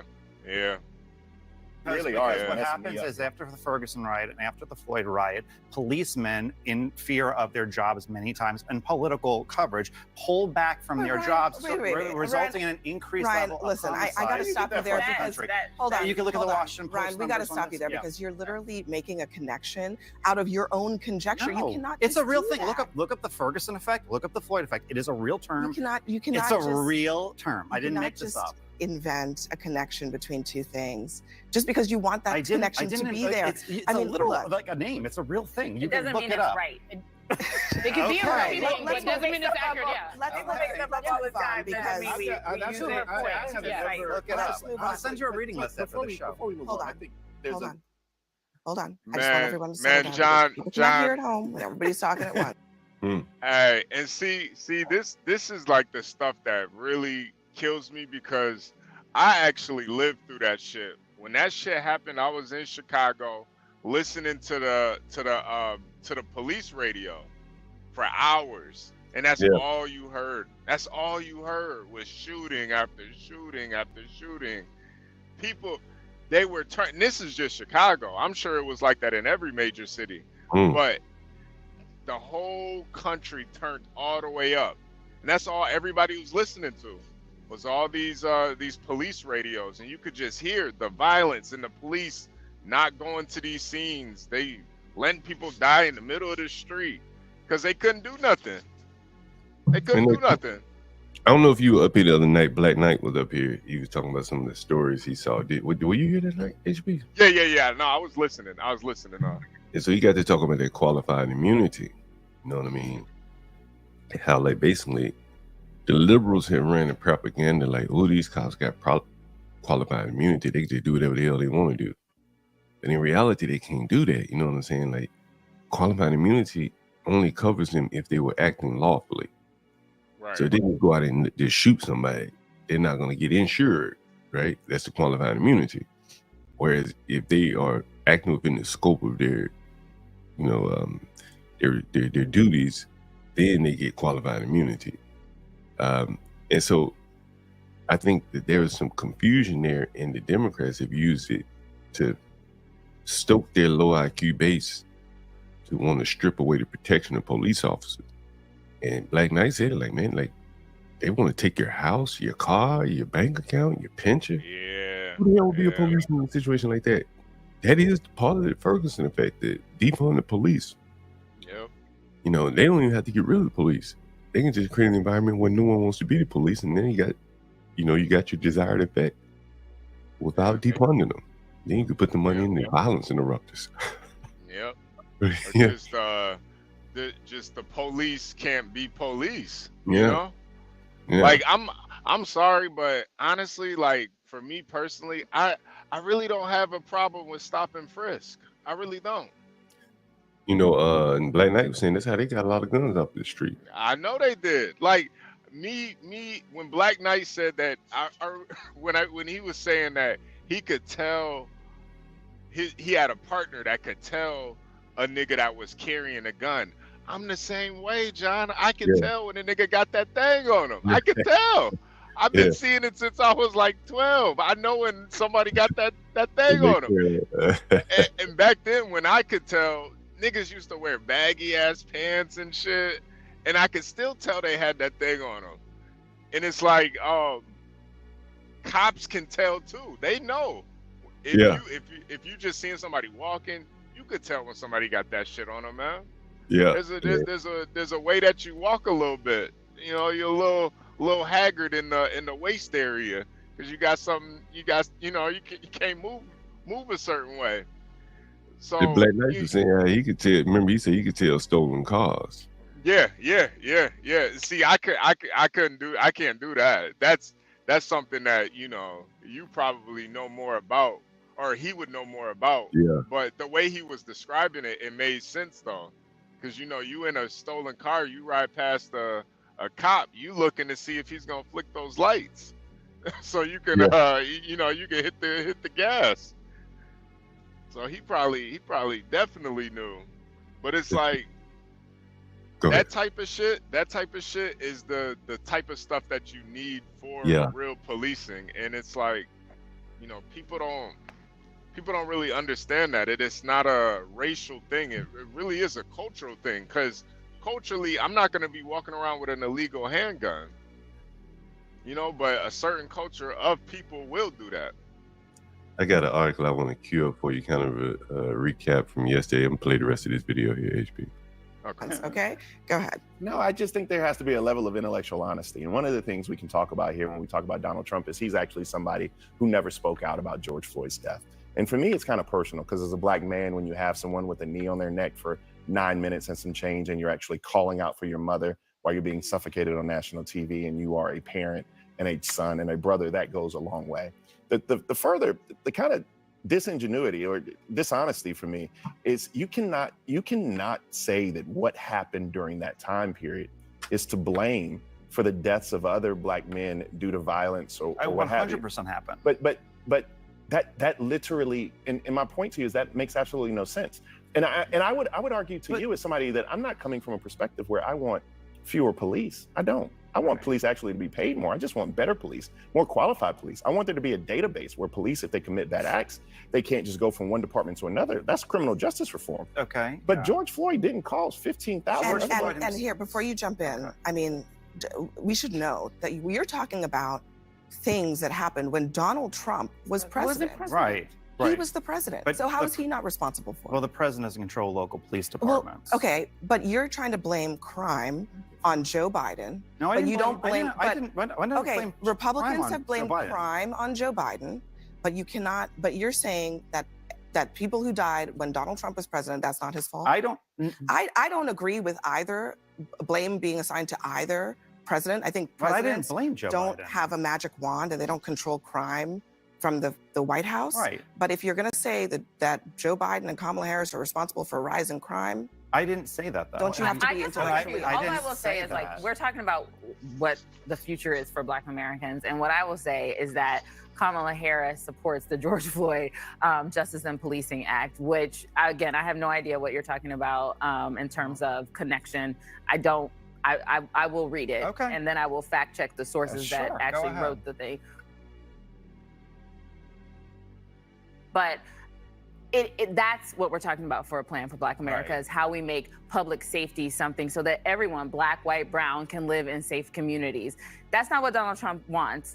Donald Trump, again, doesn't want a better border, because if he could have had a better border under this president by supporting a bill, and he didn't want to do it. That's All He right, did. guys, we do have to pause there. There's actually a lot more to talk about. We'll continue this conversation and many others coming up next. Man, There you they go. just, yeah. Is anyone else cringed by what they're talking about? Because I'm very cringed. No, I think it's a bigger point though, Virgo. Like they're trying to make it seem like those riots didn't cause any violence. Those movements didn't cause any violence. And I think the real sick part about it is most of the violence happened in Black neighborhoods. Yeah, I agree with So- that totally. But what I'm trying to say is this whole notion of Black America. You know, when you say Black America, right? What do you mean? Isn't it just America? No. Okay. Unfortunately. No. What is Black Unfortunately. Twitter? I do think What is you Black know, Twitter? Hmm? Yeah. Yeah, that cringes me too. Yeah, it cringes me. It's like, why can't we just be America? Well, you have to ask themselves that, you know. Yeah. I want to draw your attention to this woman on the screen. You remember her from yesterday, right? Let me see. Big old nigger 6'6". Who is it? Who is this? Who is That's this? the big niggas that sliced that police officer. And I he don't think I. waited. You didn't see the video of him shooting her? Oh no, I didn't see the video. Damn, he about to shoot the shit out of her. I didn't know Damn, he that look. did. He waited till she sliced that ass up real good. Then he finally shot her ass. Damn, And then is that she didn't Angel? drop. Is that Angel Reese? Is that I think his last name was Liu. Liu. man. And so you ask who she is. She is a 6'6" basketball player. Oh And wow, Right? And here she is. man, she looks like a monster. Sydney Wilson, a former Georgetown star basketball. She did a lot of work with the NAACP and recruited for Howard University and HBCU. There she is right there. Let me see if I can find one more tweet from her. And let me copy her name so I can make sure I find it. And there she is. Do you have the shooting video? Oh, you want to see it? Yeah, I didn't see that. Damn, he. Oh, yeah. Let's see if we can find it. We're going to find something else on her, too. Actually. Wait, so did he pulled out a blade on her? Or She pulled out a blade on her. Wow. Here's the footage, HB. I don't know why this music is playing. I don't know why this music is playing. You don't need the music. Okay.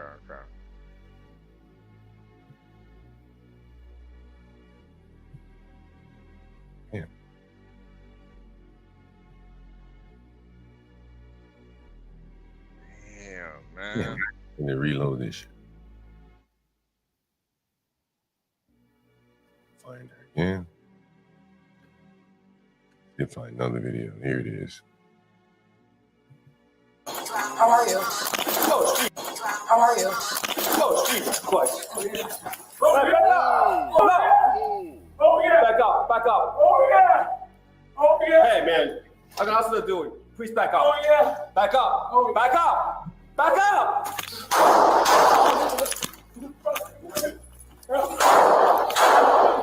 Back up. Sleepy time. Damn, he had to put 5 in her. 531 bubble. Sleepy time. Jesus Christ. Now we really living in the times of The Walking Dead. Shots fire.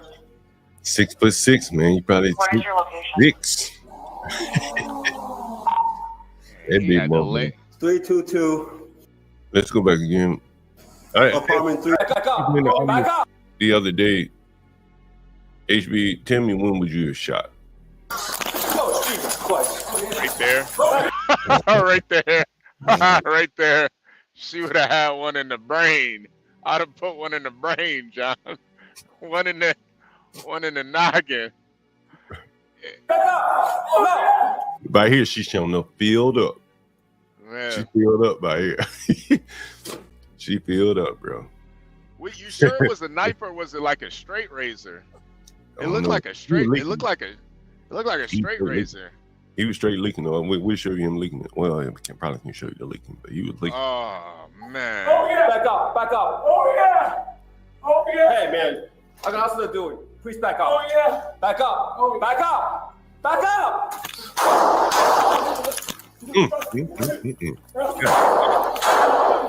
Back up. Damn. Those bullets must have went straight for her, man. She was still going. those bullets went clean through her, man. Single one. Shots fire. Synthetic Future said you need a 10 millimeter for long range. Yeah. No, seriously. I was thinking you need a elephant gun for that, man. 322. She's the female Luke Cage. Yeah, that shit went straight through her. She probably didn't even feel it. She too big, man. She was eating bullets, bro. God damn, she didn't even react, John. You think she was on something? Boys. Man, like a lot of times they say you don't just go down, like you getting hit like that, you ain't going down, and adrenaline start flowing, Man, I've seen niggas, they get shot one time, they started screaming, crying like a baby. She was like a Terminator, man. She kept going. God damn. Let me share this with you guys. And here she is. You can see her in all her glory. Georgetown University sent out a tweet, said, Georgetown women's basketball mourns the tragic loss of Sydney Wilson, class of 13, forever a Hoya. Amazing. Damn. Amazing. Georgetown, they should be running from this shit, and here they are honoring this woman. That shit is kind of amazing, bro. Yeah. Amazing. Let's see where she worked. I want to tell you what she worked. It's kind of amazing what she did for work. She was a mental health specialist. Man, John, you lying. Man, it's too early for jokes, John. I'm sorry. No, I'm sorry. I'm sorry. Wait a minute. Here they're saying she was a mental health specialist. But what I read is that she was a real estate professional, like a corporate real estate. She probably was both, honestly. And she probably was both. She's the second most famous female basketball player in Georgetown history. Wow. I never heard of her before. Yeah, I never heard of her either. I didn't even know Georgetown had a female basketball team. God damn. Who's the first most famous? If she the second, because I ain't never heard of her. Here's a picture of another picture of her, probably when she was in better days here. I don't know if you guys can see that or not, but she went down quickly, man, real quick. Let me see if I can read this. I can't. It's kind of small for me to read. Let me put it on the bigger screen here. Okay. Georgetown University's basketball team has been slammed after it paid tribute to a former player who was shot dead by a cop as she attacked him with a knife. Dozens of social media users have criticized the post, saying the former player was attacking the officer and was a danger to his life. Officer Liu, Peter Liu, is the officer that she attacked. I want to see. I saw a corporate picture of her where she worked. There's some pictures of her playing basketball there.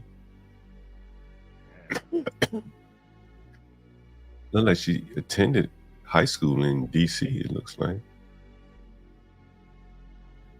A mental health has been requested by a healthcare professional. Here's a picture of her in her younger, better days. Yeah.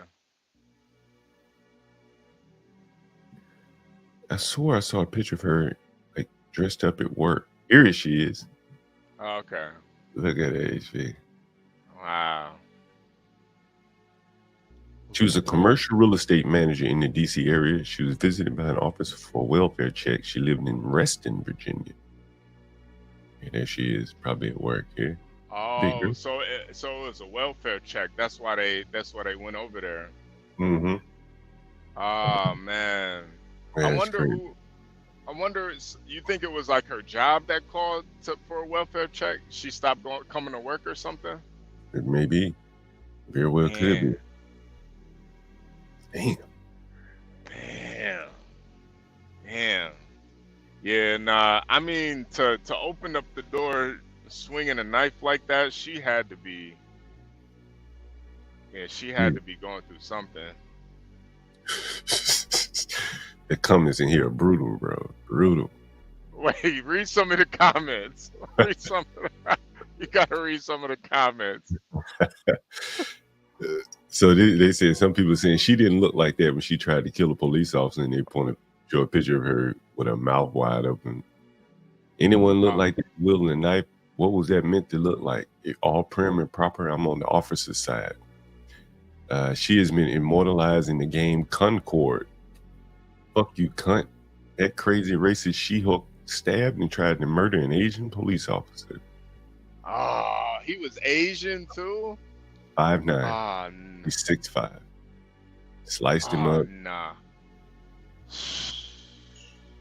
Was it Glenn? Come on, Virgo. Too soon. Nah. Glenn survived this story. Who's Glenn? He's an Asian guy that got killed in The Walking Dead. It's a zombie show, John. It's you know. Oh man. Yeah, she got RIP'd, man. RIP. She looked like Sasha when she walked out that coffin. Well, she had a good job. Yeah, she looked like Angel Reese to me a little bit, but Oh, I thought you were talking about Angel. no, I'm talking about Angel. I thought that was Angel Reese at first. I was like, damn. Yeah. She went. Damn, man. That's messed up. Yeah, man. I wonder what was the story for the wellness call, because obviously she must have been going through something if somebody called for a wellness check. That's why, man, you know, I know this was one thing you always say, but it's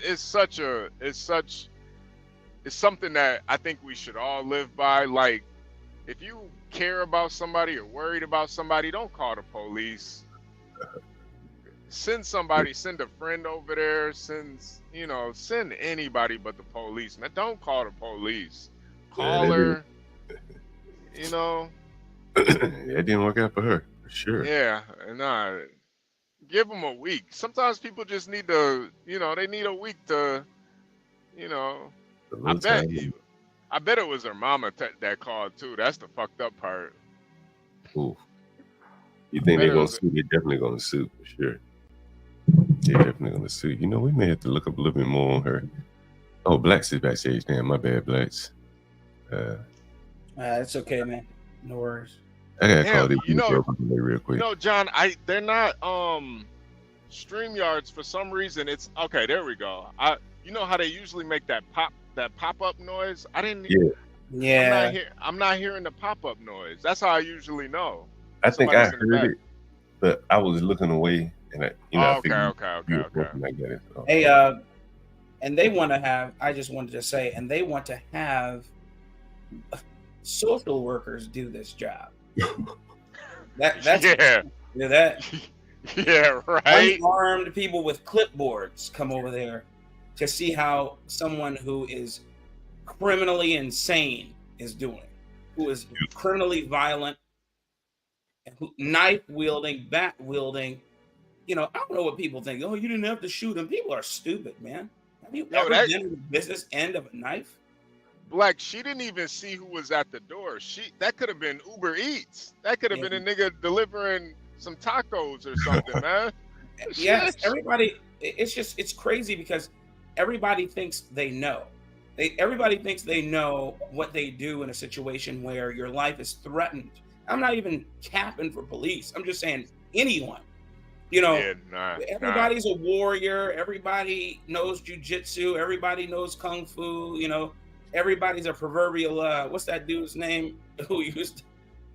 I can't remember his name. The retard who used to say, I've seen things that'll make a grown man cry. I can't remember his name. Oh. You know what I'm talking about. Yeah. Anyway. Yo, Blacks, I think if that guy wasn't Asian and he didn't have those like Asian reflexes, he would have been dead, man. If that was a white or black cop, that nigga would have been dead, man. Yeah, man. She's 6'5", man, and I'm not even saying she's stronger than him. It's just the fact that you're dealing with someone with big body. If she leans on you, the knife's going through you. Knives are, man, dude. Being on the business end of a knife is no joke. She was so much taller than him that her strike point was like the top of his head. Exactly. You hit him in the forehead. He was tied down. Right? Yeah, all of vital points, man, carotid artery, etc. Yeah, you sliced him down.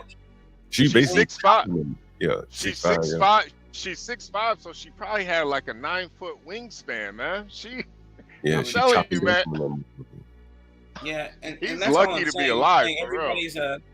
Everybody knows what they do. Why didn't you shoot her in the leg? How come you didn't fight her off? Fight her. You need to fight her because save her life. I'm like, what are you talking about, man? I'm gonna put her down. Save me own life. He would have lost that. No, I don't know if he would have lost the fight, but think about this. He almost lost it. I want to go home, and I'm not gonna think about, man. Well, I want to protect this person's life. Let me do what I can to make sure her life is spared. No, I want to go home with least damage done to me. So I'm going to shoot you. I'm not going to pepper spray you. I'm not going to tase you. I'm going to shoot you. Let's take a look at this video right here. This is wait, John. John, I want to ask you one thing. So you said earlier that her family is going to try to sue. Do you think they even have a case? Of course they have. It's about the case. I think it's about the settlement. Are they likely to get a settlement? Yeah. Do you even think you'll get a settlement in that case? Well, I think you heard in one of the videos earlier to CNN where the lady was saying we want a database, or a black guy was saying we want a database and things like that. He may have, you never know, he may have been messing up on the job, and to avoid all that coming out, you just settle. He may have, I don't know. A lot of times in these ghetto cities, people will just file complaints on you. Right? Yeah. Any little criticism, the handcuffs were too tight, he pulled me over for no reason, and they file complaints on you. And then so when the news started reporting, they'd be like, he had 23 complaints, right? And then they say, let's just settle it before the news start running with this shit. John, too, I feel like if I'm doing a wellness check, I'm gonna look up the person first. I'm gonna look up their details, and if I see a 6'5" black woman. I'm sorry, man. I'm calling for backup before I do this wellness check. I'm sorry, man. Those A lot of the time, stats. a lot of the times they don't even have that recourse. You know what I mean? They might call for backup. They'll say no. It's not like the movies. Okay. You're threatened. Oh, you feel threatened. Oh, we'll send you backup. No, it's not like that. They're stretched thin anyway. Yeah. Yeah. Because he was by himself. They didn't even have the social worker with him, and he's by himself. That social worker would have been dead. Mark my words. Yeah, they said they were lucky that she wasn't there. Take a look at this video coming out of New York. We've been talking about this. The NYPD can't remain silent much longer. It's actually a subset of a gang, Tren de Aragua, which we've heard so much about. They call themselves Los Diablos de la 42 crew, standing, in other words, the little devils of 42nd Street. So these are individuals that hover in and around 42nd Street. They're basically a robbery crew, you know, and they've gone in and around Central Park, in and around Times Square, and we like them for committing upwards of 22 robberies. And they range anywhere from snatches to wolf pack type robberies. When I talk wolf pack type robberies, I'm talking anywhere between 4 and upwards of 16 individuals surrounding soft targets, tourists, and taking them of their possessions. And weapons used, knives to upwards of guns. Yeah. I mean, as disturbing as those crimes are, the ages are just as disturbing. How young are some of these gang members? Yeah, I mean, we think individuals are being recruited in the shelters.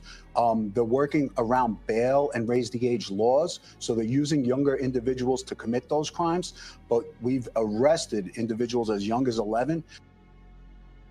It's a big old pussy waiting to get fucked. The laws and shit are, you know, just right for the criminal. You know what I mean? It's going back to pre-90s New York, man. Like getting worse than that. These are foreign criminals. These are foreign criminals. You know what I'm saying? I'm just saying, all that work done. Think about that, John. Yeah. All that work done to clean up New York. Yeah. It's being undone with one foul swoop. Yeah. You think Eric Adams gives a shit about this right now? He can't. He's mind on some other Exactly. shit. He doesn't give a shit. He's like, Boy, I'm gonna stay out of jail. He doesn't care. Yeah, he about to go to Kwame Kilpatrick route. He about to be up out of there. Boy. Yeah, he about to be up out of there. Him and his homosexual earring. Maybe Trump can pardon him though, since it is oh no, it's a city case. No, he's federal. Oh, okay, maybe Trump can pardon him then. You know, that'd be. I would think that would be a really good gesture for Trump. You know, reach across the aisle, pardon a Democratic mayor, because they kind of agree on a lot of the same stuff too. So They agree. Yeah, they do. Yeah. So that would be a good gesture. I mean, but he's made plenty of good gestures. Yeah. Actual felons who have actually done the things that they have been. Hell, he let Kwame Kilpatrick out. Right, yeah. Kwame was a Democrat, so there you go. Yeah. I think he's done his good deed. Does anyone remember when Obama went to visit the same prison that Kwame Kilpatrick was in? And people thought, oh, you might let him out. Yeah, right. He doesn't give a shit about you niggers. Nah, hell nah. To show you how cucked the Western world has become, I don't think it gets any more self-explanatory than this, guys. Let me see if I can bring it up on the screen here. Nobody says the word niggers like John.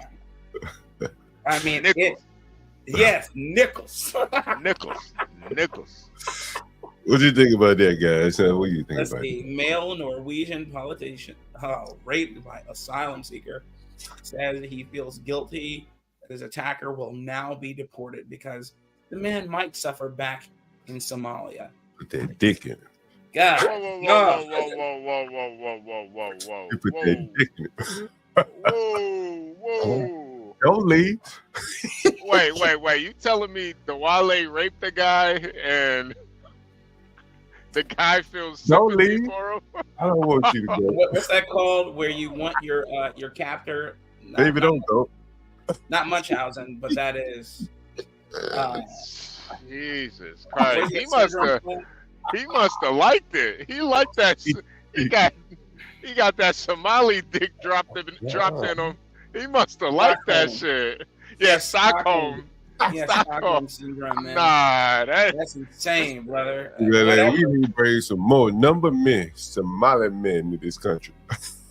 That nigga found out he was gay through rape. He was like, wait, I'm gay. I didn't even realize it. I guarantee you he was already gay, and he probably allowed him to do it. I don't think he was gay. I think he was gay anyway. I think he. No, I don't think Black. I think dude was gay. Black. I think having such a visceral response to the fact that he was raped. I think that Somalian flipped the switch for him. That's hilarious. I think he turned him gay, man. Turned that nigga gay, man.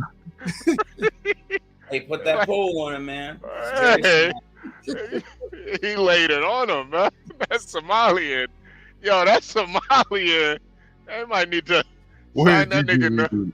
Where is DG? Yeah, where's DG? Y'all niggas turning niggas gay over there in Somalia, man. They did pop that balloon question. They pop that balloon shit. Yo, that is crazy. Yo, that's insane, man. I've never heard nothing. I don't even think I've heard anything like this from a woman. I have. I've heard something like this, but it's just the fact that you have these illegal aliens coming in here doing it to men now instead of women. It's insane. Dick them down. Yo, I didn't know niggas could get raped in the free world like this. This is wild. This is wild. Now you said he was Norwegian, and where was this? In Norway, I guess. Yeah, this had to be Norway. Yeah. Oh, okay, so it wasn't America. So I just thought they were. Wait, John, can you read the article? Is there more to this? Yeah, let's see, because this is. So it wasn't in America. It was in Norway. Got it. Yeah. It makes sense now. Hey, go down. Let me see his face. That's his face. Okay. Yeah, a Norwegian politician has spoken of how he felt guilty that the Somali asylum seeker who raped him was deported. Carsten Nordum Håken from Askershus was raped in his home, and the perpetrator was subsequently caught in jail for 4.5 years. Damn, he raped him in his house. What was he doing in his home?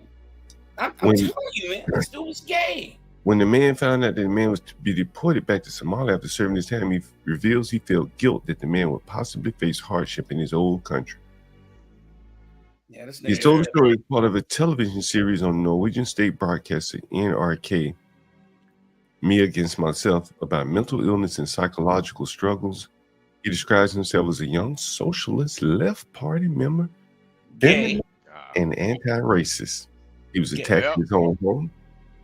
He reveals he struggled to come to terms with being a heterosexual male rape victim, so he's straight. Yeah, and subsequently self-medicated with weed and alcohol. I'm a heterosexual man who was raped by a Somalian asylum seeker. Yeah, my life fell into ruin, but now I feel guilty about him being sent out of the country. He reveals how he was called up by the prison shortly before the perpetrator was to be deported to Somalia, having served 4.5 years. I felt relief and happiness that he would be gone forever. I felt like the Norwegian state had taken responsibility to carry out the ultimate revenge, like an angry father confronting his child attacker. But I also felt had a strong feeling of guilt and responsibility. I was the reason that he would not be in Norway. I was the reason. But rather sent to a dark, uncertain future in Somalia. Yeah, this dude has Stockholm for sure. I see him mostly like a product of an unfair world, a product of an upbringing marked by war and despair. This liberal has lost his fucking mind. Yeah, pretty much. Rape victim. I want to know how he overpowered him. Probably had a knife on his ass. Yeah, probably knife raped him. Yeah. That's insane. Yeah. And he only did 4.5 years. I'm missing parts to the story. Hey, good How morning, did he get in Lolo. this house? Why was he in this house? He probably was just breaking in his crib. No, it didn't say he was broke in. He said So I'm trying to. It sounds like he invited him in. So I want to know how he was in his house, why he was in his house. Was it Sunday night dinner? What was he doing? You know what I mean? This dude, man. Yeah, We don't know what once he's they doing. find We don't out, know what he's doing. Something's once not they being find out, said. once they find out in Somalia though, they probably gonna kill that nigga though over in Somalia. I doubt it, man. They got. I told you they got Man Love Thursdays and over there. I'm telling you, man. They do stuff like this. These dudes aren't straight. These niggas You We make need the the Wale news up here. though. women are for love, boys are for sex. Is what that's their motto. We need And- the Wale up here. Yeah, Dewale, come speak for your brother, man, because Disgusting, man. Look, if this dude is heterosexual, then I am the man in the moon. This dude is gay. I don't give a shit what anybody says, man. Yo, hold on for a second. We got a call coming in. Hold on. Hello? Hello? Oh. Yes. Personal call. Sorry about that. Go ahead. Okay. Hey, Lolo, good morning. Good morning, Lolo. Good morning. Hey, Boston, are you still there? What'd you think of this story, Boston? You're Norwegian. What'd you think about this? Yeah. The fucking recruiter calling me. Sorry Dude, about that. I literally just turned the app back on. So the first thing I heard was Boston. What did you think about that? So like I was in a coffee shop for a minute, so like I didn't hear what you were saying before. Okay. So over in Norway, this Norwegian guy got raped by a Somalian immigrant. Ugh. He got raped by a Somalian immigrant. He's a liberal, and he feels a little guilty because the guy's getting deported back to Somalia. Oh, he feels guilty, really? Hey, Yeah. from Boston, man. Tell these dudes. He's feeling guilty has because always he been knows gay. he knows that he liked that shit. That's what I said, Boston. That's what I said. That's a fact. I think he liked it, man. Yeah, that's what it is. That's why he's feeling guilty, man. Yeah. Quiz. Yeah, it is crazy. Boston, what would be like the worst race of person to get raped by? I mean, I think it's probably doesn't matter. Like either way, like it's I really don't think it matters. Oh, okay, all right. I mean, I just feel like knowing you, I feel like you think I would take black person? Yeah, it would be worse if it was a black No, guy. I mean, either way, like you're getting violated. Like Yeah. it doesn't really. I think it's beyond race at that point. Okay, yeah. Well, I guess not for this guy. I guess for him. Well, maybe he he's has gay, sympathy. though, so like that's Yeah, he has sympathy for the guy because he's Somalian. Yeah, like he feels so bad. Like he knows the guy. He probably just he understands the guy has needs, and he needs to get it. Like, what the fuck is this guy talking about? He feels guilty. Like, fuck out of here. Yeah. Fucking queer.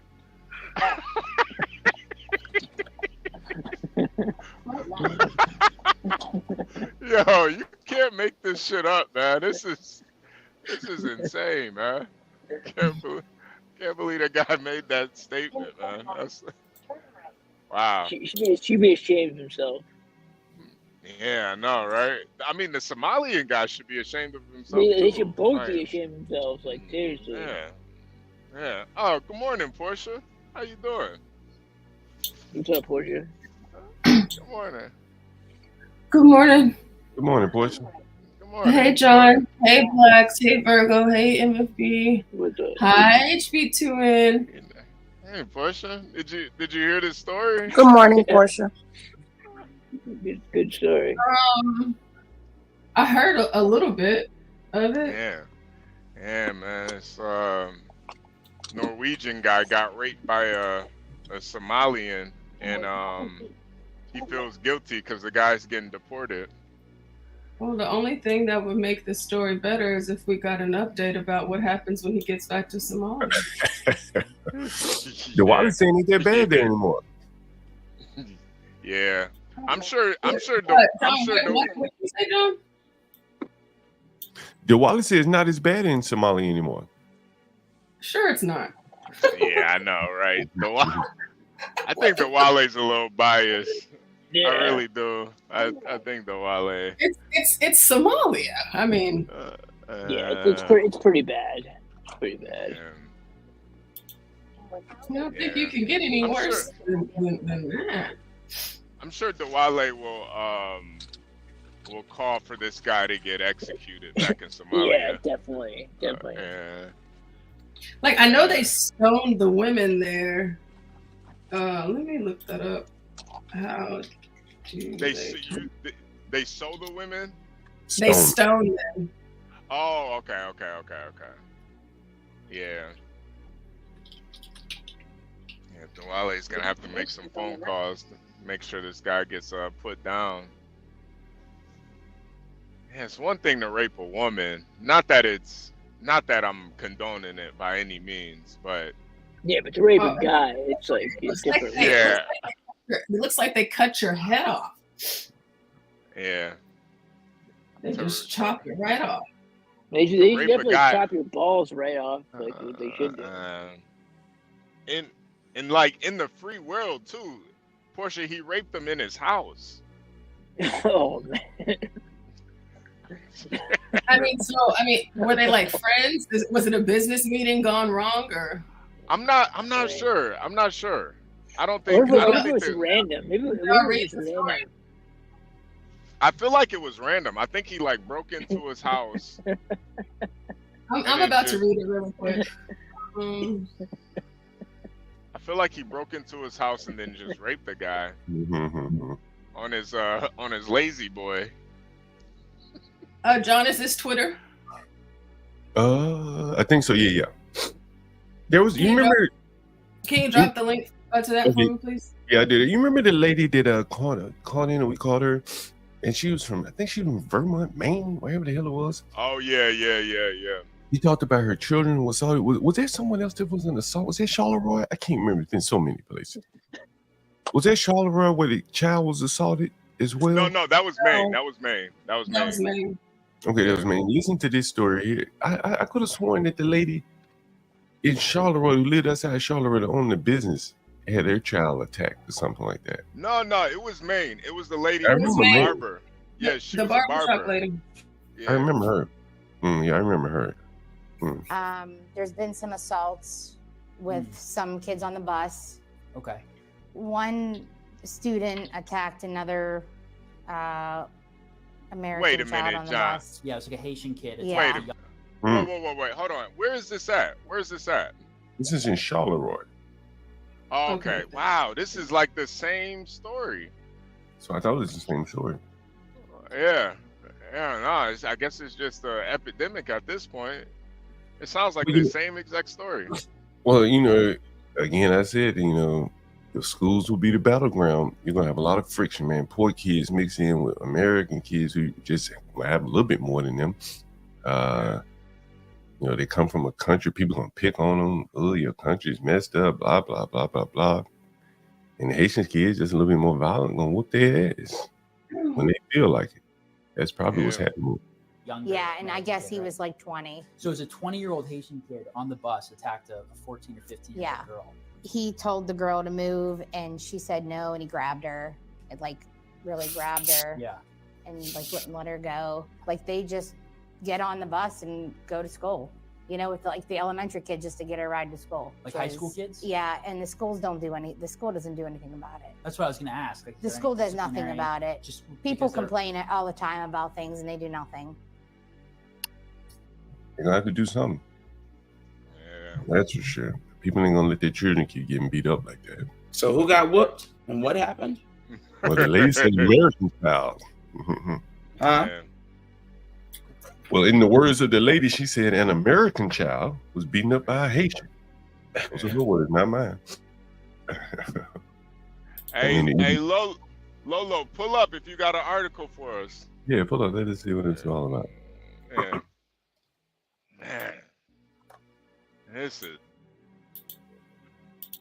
You know, we was talking about, Hey, just Boston, earlier. I was about to ask you too. Oh no, go ahead, Jan. Go ahead. No, go ahead. What you about to say?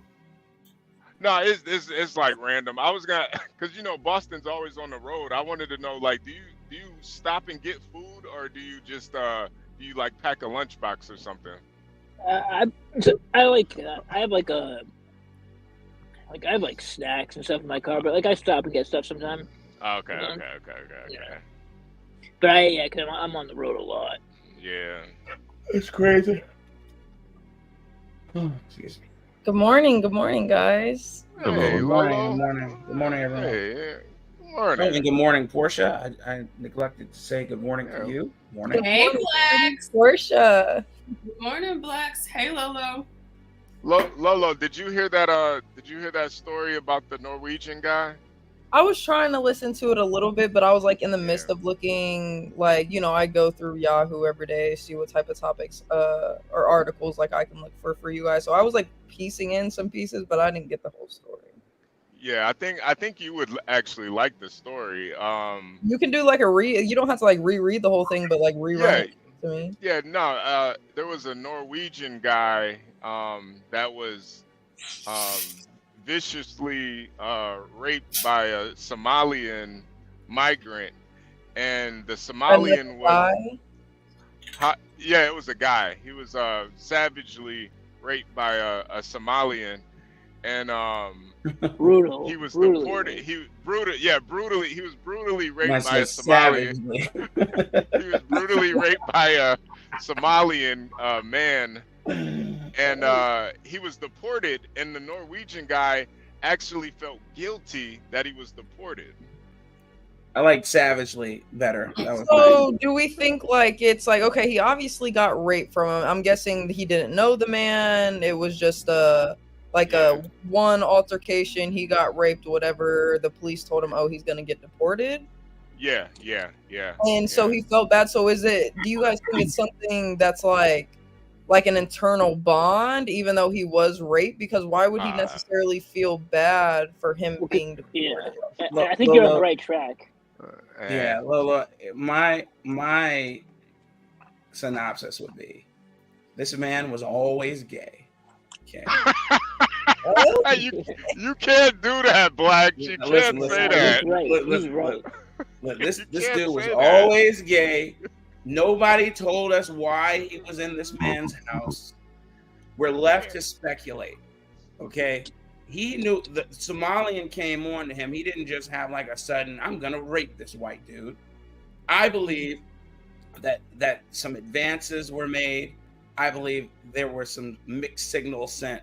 And he thought the booty was open for business, man. So you said that it was in whose house was it in? The white guy. In the man's house. So he invited the Somalian into his home, and then he got brutally raped. You know what, man? I'm kind of disgusted with you guys. You guys are victim blaming. You guys are victim blaming right now. Because this is a rape victim here, you guys. No, 100%. What the hell? That's what I'm on. I'm like, okay, so what he is, man. I know when you say like brutally, like I know this isn't a question that should pop into my head, but when you mean brutally, like he had to go to the hospital, like had tears, bleeding type. They don't say any of that. They don't say any of that. He just was brutally raped. This is brutally right there. And, okay. Just to me though, it sounds like Blacks and me are on the right track, low key, because like it's like, what if there was something behind it, and it's like he didn't mean to rape or rape him that bad. And rape him that bad? What the hell, Lo? Rape him that bad? What are you? Listen. What the hell? I seen like a case on the where it's like the white guy basically is afraid to come out as gay. So he invited the Somali in. He thought that he was gonna get something small and have That's like a right. That's right, Lolo. I'm on your side. This is like so Lolo, you're saying this is like a gay Emmett Till story. This is what Listen, this if is? you would have never told me that he felt bad for him getting deported, I'd be like, oh, he's just another victim. But the fact that he feels bad, like there has to be some type of like internal connection between them. Like, You know what I think the internal connection is? We've seen killers be welcomed back by white They're- people. Yeah, he killed my family, like, and they'll welcome the damn killer back. be I agree. friends It could be something like that too, 100%. I mean, Like maybe it's just that trauma bond. I mean, I understand Stockholm syndrome. You know what I mean? But all I'm saying is, this dude, they're not telling us why he was in his house. They didn't say whether it was a forceful entry.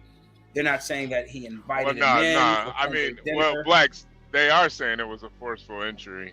Oh my goodness, forceful entry into his behind. Yeah, in his asshole. It was a forceful So entry. they're not saying that he forcefully entered into his home. Since I gotta be literal. Thank you. We're talking about rape here. We're talking about rape here. Come on. Yeah. But he is saying that he was raped. Yeah, I'm not buying it.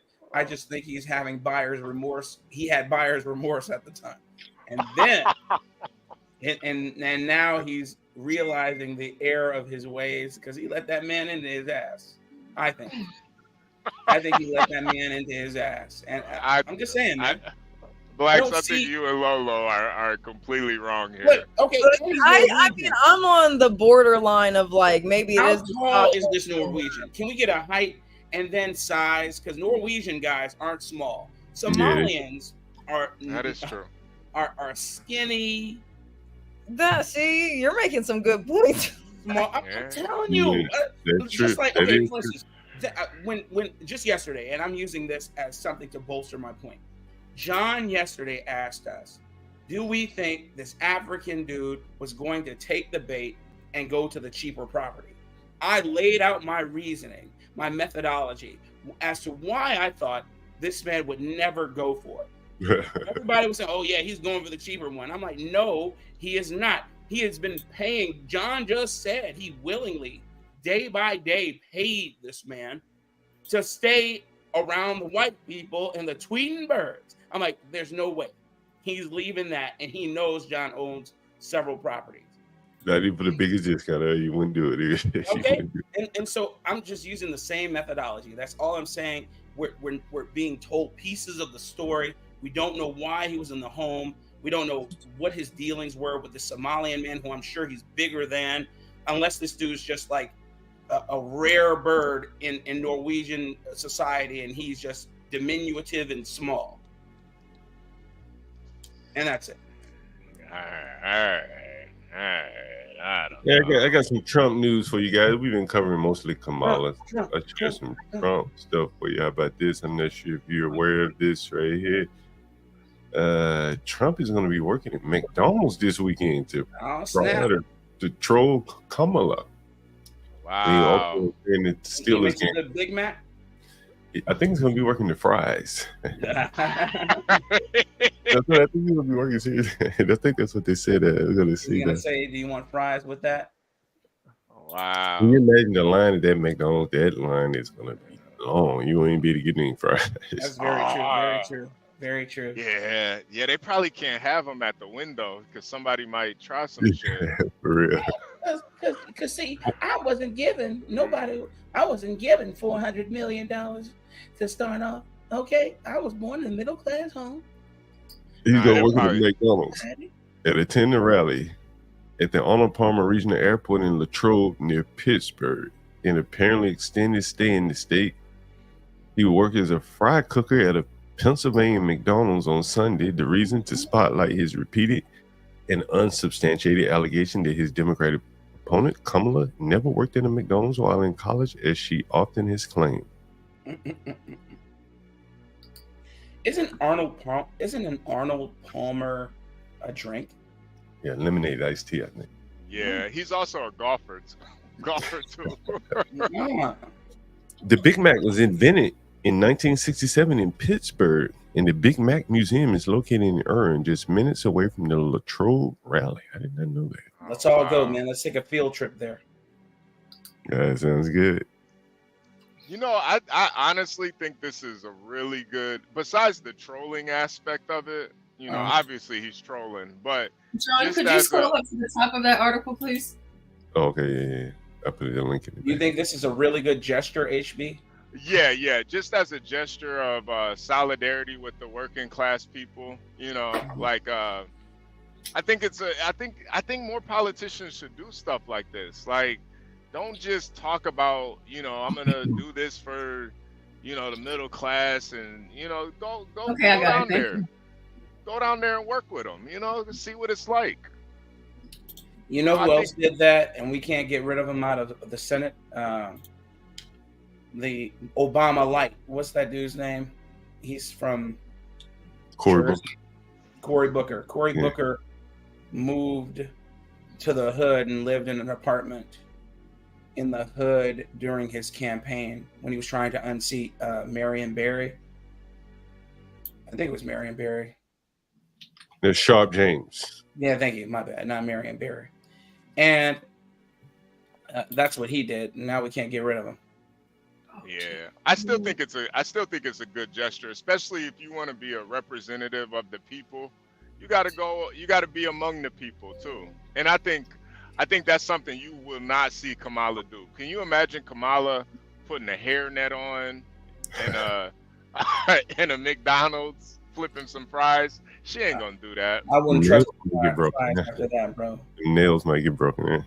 Hell nah. You know, B. Brady talks all the time about like how poor communities, and then Black Knights talked about the NOI policing their communities.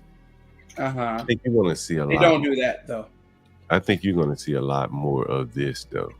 What's going on, buddy? The NOI don't do that. Nigga, brother. Team out here. Obviously, you don't live here. Community, so if you don't live here, you need to leave. If you live here, you're visiting a friend, that's fine. Just let us know, because you get neighbors concerned since you're walking around my house. I'm not walking around your house. Hold on, Steve. You've been past my house 4 times. I don't know you. I've never seen you before, and you're walking past my house over and over again. So if you live here or you have a friend you're visiting here, that's fine. I'm not in front of your house. You're actually following me. You went up the wrong way. We're just asking a question. You live out here? I'm part of the neighborhood. You're part of the neighborhood? Does that mean you live here? It's simple. Like, bro, what? I'm asking a question. You live here? You're up to my wife. Bro, I didn't go up to your wife, bro. I don't know who you're talking about. Yeah. So what do we call male white Karens? And I think I can walk around my neighborhood. If you live here, yeah. So you live here. Right. You live here? You gonna keep asking me the same question over and over and over and over and over. This man following me. This is harassment, right? Damn. There's a part. There's a part. What do you think about that? What do you guys think about that? Wait. Let me see the part 2 before I give my opinion on it. Let me see the part 2. Let me see if I can find part 2. If I can find it. See if I can find part 2. Shit. Let's see. May have bookmarked it. Otherwise, on Twitter? Yeah, you're on Twitter. Otherwise, I have to just describe it to you. Let's see if I can.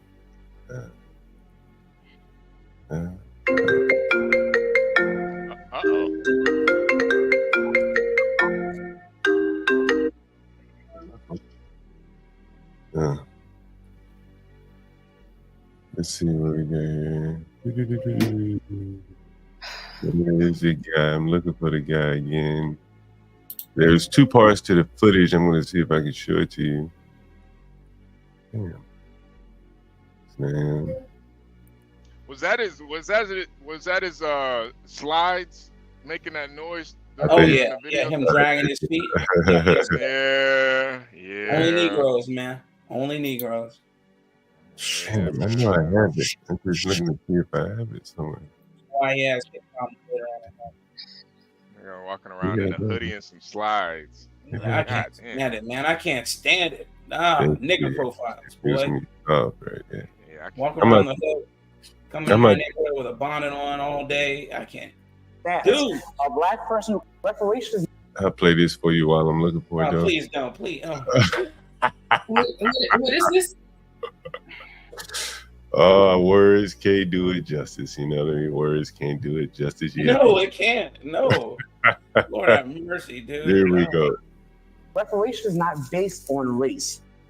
It's based on status. A black person who comes here from Nigeria or Jamaica or Brazil, they're not owed a penny from America. They chose to come here. We are talking about the people who are freedmen, the descendants of people emancipated by this country. We still know those people because you are one of those people. I am one of those people. A lot of those people here in the audience, I just told you I could break down my genealogy. My dear Nana was 101 when she died. My great-grandfather just died 3 weeks ago. He was 100. Did he say his Nana? His dear Nana. Yeah. Nana, yeah. His Nana. Medea. His Medea. Nana. Medea. Big Mama. Big Mama's house. He remembers fighting alongside white veterans in World War II. He remembers coming back and seeing his white veterans get homes and lands and pensions and the door being slammed in his face. And we are going to say that America that says liberty and justice for all, that's okay. Get over it. Keep it moving. While we have to hear never forget for everyone else's tragedy. And as far as from where reparations will come, I need people to stop thinking it's going to come from their tax dollars. Look at all the trillions that America spends right now. We talk about inflation, the invisible tax. We have something called the PPP loans. Do we remember the PPP loans? America spent $6 trillion on PPP loans. You know what they just did? They canceled all of it. And we didn't even know. America gave the corporations, the banks alone, $29 trillion. You know what they did with that? They canceled all of it. So let's stop acting as if America is as hamstrung by debt as they want to pretend. Because when America wants to pay for something, they find a way to do it. And truth be told, the corporations, again, aren't hurting. The defense manufacturers aren't hurting. It's only Americans who are hurting. And that is a choice. We all know it's a choice. That's why we're running for office, because we know this country can do better. So I refuse to accept that this country can't do right by a people they've wronged for centuries, and I refuse to accept that any justice-minded person thinks that's the right thing to do. But I'll say that that's the best explanation that I've heard of that, so thank you for that. Well, first of all, that nigga sassy as hell. I know that much. Second of all, they just let him run with all his platitudes. And then they thanked him. Say, thank you, sir. Yeah. Thank you, sir. May I have another? Sounds kind of like that Norwegian. Yeah, I was thinking the same thing. Okay. Sounds kind of like that Norwegian who just let them in his ass. And that's exactly what's going on here. Just letting people all up in your behind. Was he making the distinction between blacks and Africans? He did. He said it's not based on race. It's based my nana. My nana. You know, he's an idiot. Never mind. Whatever. You know, earlier this week I showed you the black girl, Shatarika, and she called a Wait, man. before you go there, did you ever find? Oh, I gotta look for it. I'm looking for it, blacks. I hate to get about it. Promise you. So it doesn't look like he's gonna find it, HB. So why don't you give your opinion now? Okay, so at some point, you know, he just kept walking around these people's neighborhood. You know what I'm saying? And more and more men kept coming. And so one man like, man, fuck this shit. I'm tired of this nigga walking through my neighborhood. They're about to jump on that ass, and the men stopped him, you know.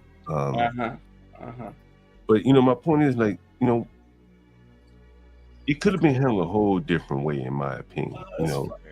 Like, you walking through these people's neighborhood, clearly they're uncomfortable with you. They ask you questions. Shit. It would have served you right to just answer, you know, to serve you, hey, man, I was just taking a look at the house. It looked nice. Yeah, I'm live over here, going to visit a buddy of mine, but just, you know, he basically was trying to intimidate them people and get them to say or do something to go viral. That's why he walking around filming himself. Who the hell does that? Nobody. Right? And it's like that constant antagonistic, approach to people. And people are, as you've heard, be brave, and so many other people talk about how like their house is the biggest thing they own, man. They just can't let somebody come and destroy their neighborhood. It's all they got. So the men jumped at that motherfucker like, yo, man, what the fuck you doing around here? My wife, my children walking around. I told you the other day, my business partner called in, and a white lady called her and said, hey, it's a sex offender in your house.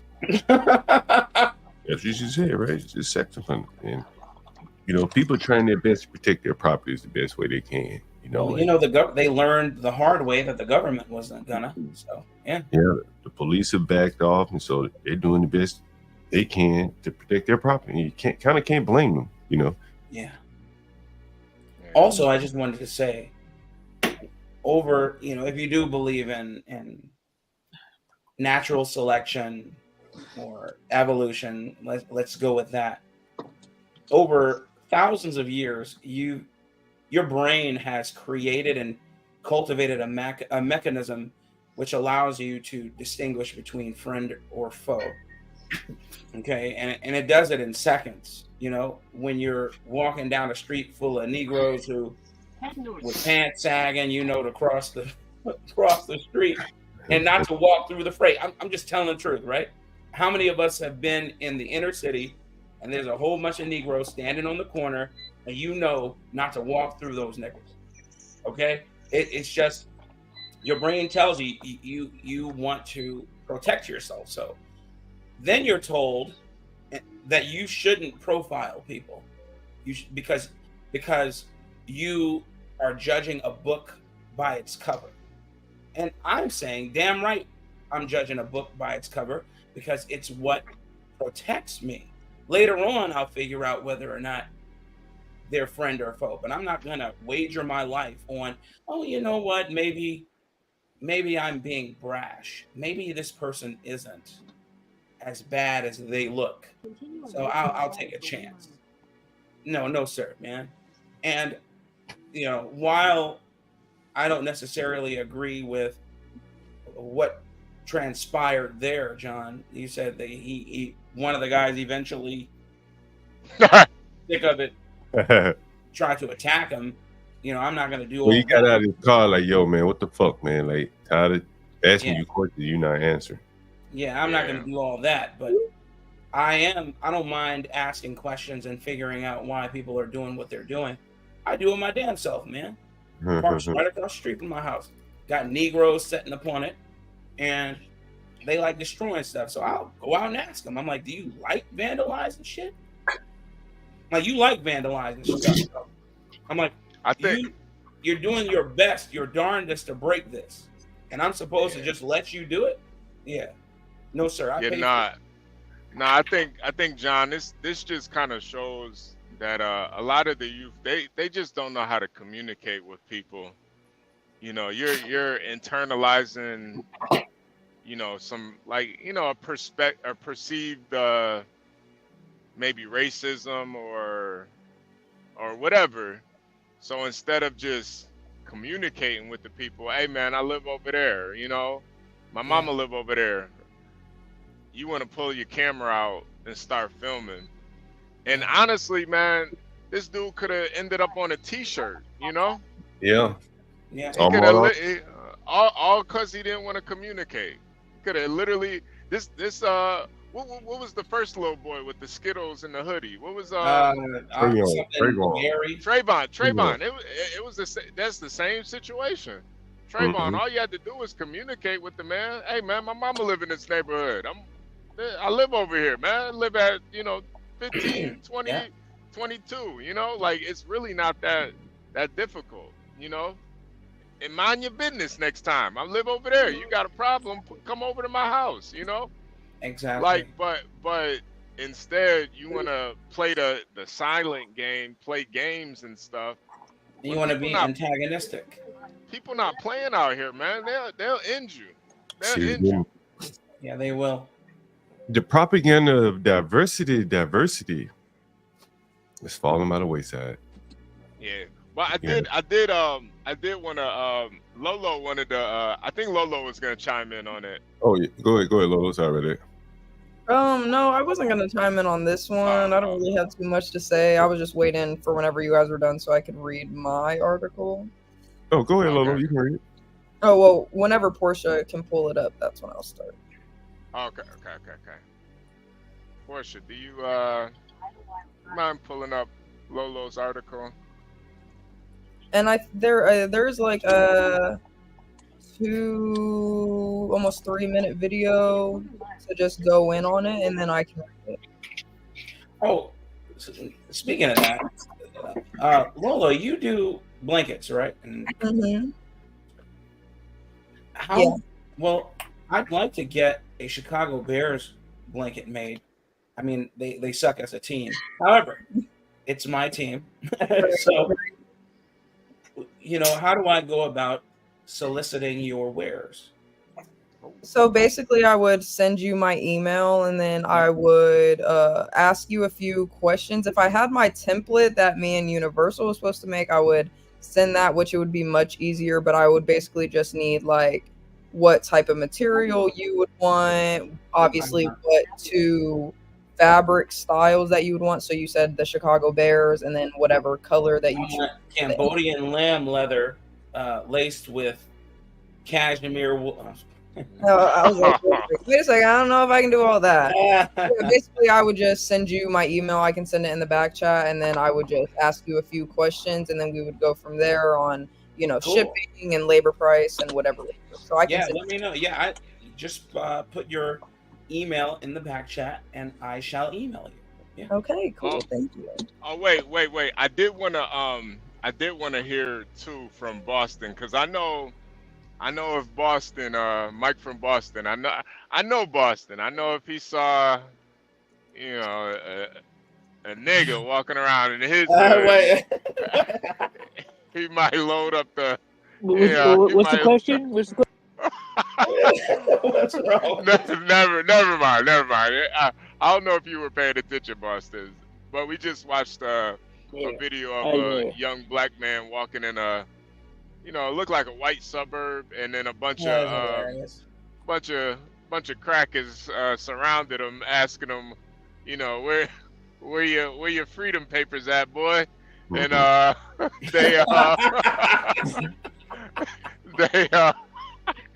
he started recording. He just, he went mute and started recording. So he said, "Where your freedom papers at, boy?" And you know what neighborhood you in, boy? Hey. But never mind, boss. If you weren't paying attention, never mind. Well, I'll tell you what, man, dude. I'll tell you, walking down around like Baltimore, West Baltimore, there's a white dude. I get surrounded by a bunch of black. Like, what you doing over here? You looking for some Ready Rock, or like you looking for that fentanyl or whatever? Like they know. Yeah. They know their customers, man. They know. Facts. They know their clientele. Yeah, Fatty Wap. I mean, if I was down there, there's nothing I'd be down. I don't like that anyways. Like, there'd be no good reason for me to be there other than that. Yeah. So like that, it's like on up. Yeah. Porsha, are you there? Porsha, you there? I'm here. Okay. I think Lolo had an article for you to read, but while you bring that up, let's get into this video John has, and then we can read the Lolo's article. All right, here we go. Then go back to your fucking country. Why are you talking about this? Go back to your fucking country. Go back to your country. This your fucking country. Why are you talking about? You're not fucking wearing your name in this country. Go back to your country. You think you're fucking your name in this country? Are you? Okay, go back to your country. Why are you talking about that? Fucking you are telling me to go back. Oh hell no. Hey. You gotta learn how to throw some punches, dude. You're loose now. There'd be no way I'd let that guy. And here comes my savior. Calm down. Calm Hey, down. that's a Norwegian, HB. That's a Norwegian. Because you're fighting. Oh, world star. Never get up. You see, I don't care. I'm out of here. You're fighting. The Black and Brown Coalition. Yeah. The first question is who won? Because it looked like the one from out of the country won to me. Looked like he won. Yeah. He was throwing those punches. Facts. Like that guy with the brown jacket did not know what was coming from. He saw that African. He bombed first. He bombed first. But no, He it's saw that just small funny to African. me that like just another black man, like you're gonna tell another black man to go to his country. What if he was born here? You don't even know that. Like, But you say he was African. I just showed the video earlier where you said, "Look, man, we want the money.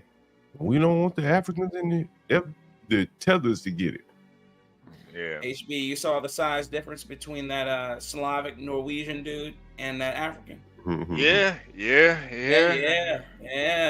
I'm still I'm not into victim shaming blacks. I'm not gonna tell some girl to not wear a mini skirt because you might get raped. Will. So I will all day. I sure will.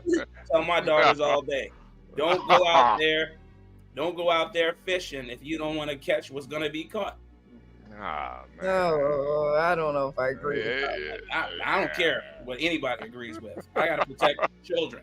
And if my daughters are out there half naked, come on now. I'm not saying it's their fault, but damn it. Don't dress like you want to be caught. Period. Yeah. I guess on the flip side, don't invite rapist Somalians into your country. You might get raped. There you go. Yeah, it's definitely a two-part of a problem. Like, I definitely agree with the, like, we should cover up because people are crazy and, you know, will do crazy things to you. But it's just sad that we have to do that in the first place. You know what I mean? Well, we know people are evil, and it is sad that we have to do that in the first place. But if you know some place is evil for you to be in, and you go in there advertising yourself, man, you know, don't be surprised. Just don't be surprised that you may get what you were looking for. You know, just stay away from stuff like that, man. I don't go places where I know I might be for sale or I might be in danger of being robbed or whatever. I'm staying away from it. That is true. I agree with that. Stay away from the situation all at hand. Avoid the problem. All day, man. All day. I just stay away from it, man. And I understand that, of course, it doesn't absolve them of any wrongdoing. You know, they were absolutely wrong. But doggone it, man, I'm not gonna willingly going into the freaking lion's den. All right. This is Lowe's article played by Porsha. So let's get into it, Porsha. Or DTE. We're checking for gas leaks. All right, so you can see the outfits look real, but authorities in Michigan say those men are not the utility workers they claim to be. And when they left the house, a woman was duct taped and her husband was found dead in the basement. CNN's Gloria Pazmino joins us from New York. You've been following this story, and as I understand, authorities have arrested one of the men seen in that video. What do we know? That's right, Omar. One suspect has been apprehended and another one remains at large. And the way in which police say that this happened is what's so disturbing about it, right? Police in Rochester Hills, Michigan say the two suspects were impersonating utility workers. They arrived at this house last week claiming to be working for the local utility company and that they were checking on a gas leak. Now, they did this once the night before, but they were not allowed in. Then they returned the next day, and that is when a 72-year-old Hussein Murray allowed them into the house and into the basement where they were supposedly checking for that leak. Now, police say that is where these two men allegedly killed Murray, and his wife, who was also at the house at the same time was tied up with duct tape. She was eventually able to call 911, and she believed that her husband had been kidnapped.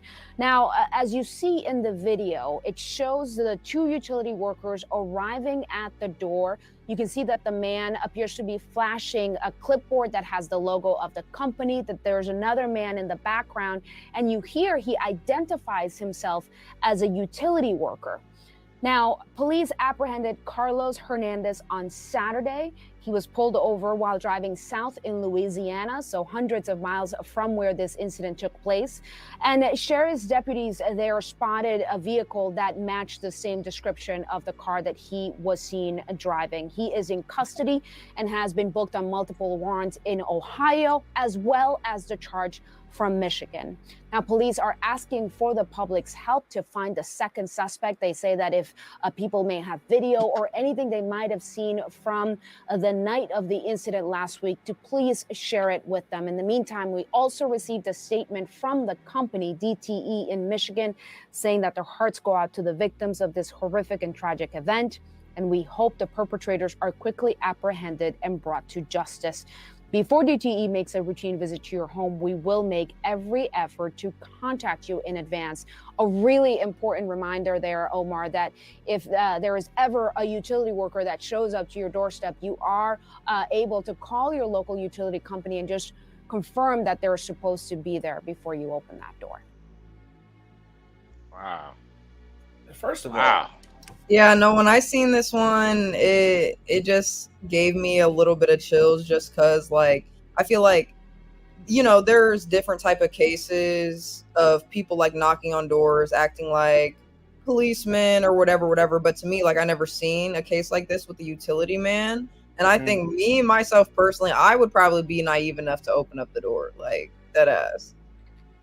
You know, you're not too far off the mark, Lolo, because so many people would be naive enough to open that damn door. You're absolutely right. And especially if they're like showing, okay, I work at DF or whatever. Here goes my paperwork, everything. I'd be like, okay, cool. Didn't think anything of it. But like, that's how crazy people are. Like, they will go to that length and that extent just to kill someone or just to do whatever they intended to do. You see any ways it's coming on the screen. Yeah, no, I've seen that, and if that's true, that's absolutely crazy. Because like, what area is your mom in? Because they said like around Michigan and Ohio and a few other states. I think I've heard it being done in Atlanta and New York City. So remember, it was done out here. Remember the guy tried to come to the apartment door as some sort of utility worker, and then he tried to kick the door down.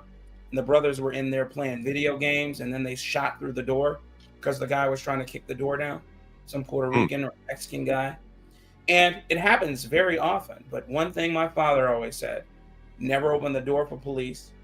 And I say that to my wife. I'm like, man, don't open the door for any police.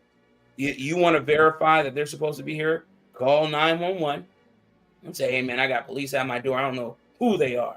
And here's my address. And they can find out for you, man. I don't open the door for nobody. I think I found the full video of this black guy walking through the neighborhood, so I'll let you guys take a look. It's 4 minutes. It's insane. What the fuck? Buddy, look at Buddy. He's still creeping. This is the white guy that jumped out like, yo, let's just get this shit over with.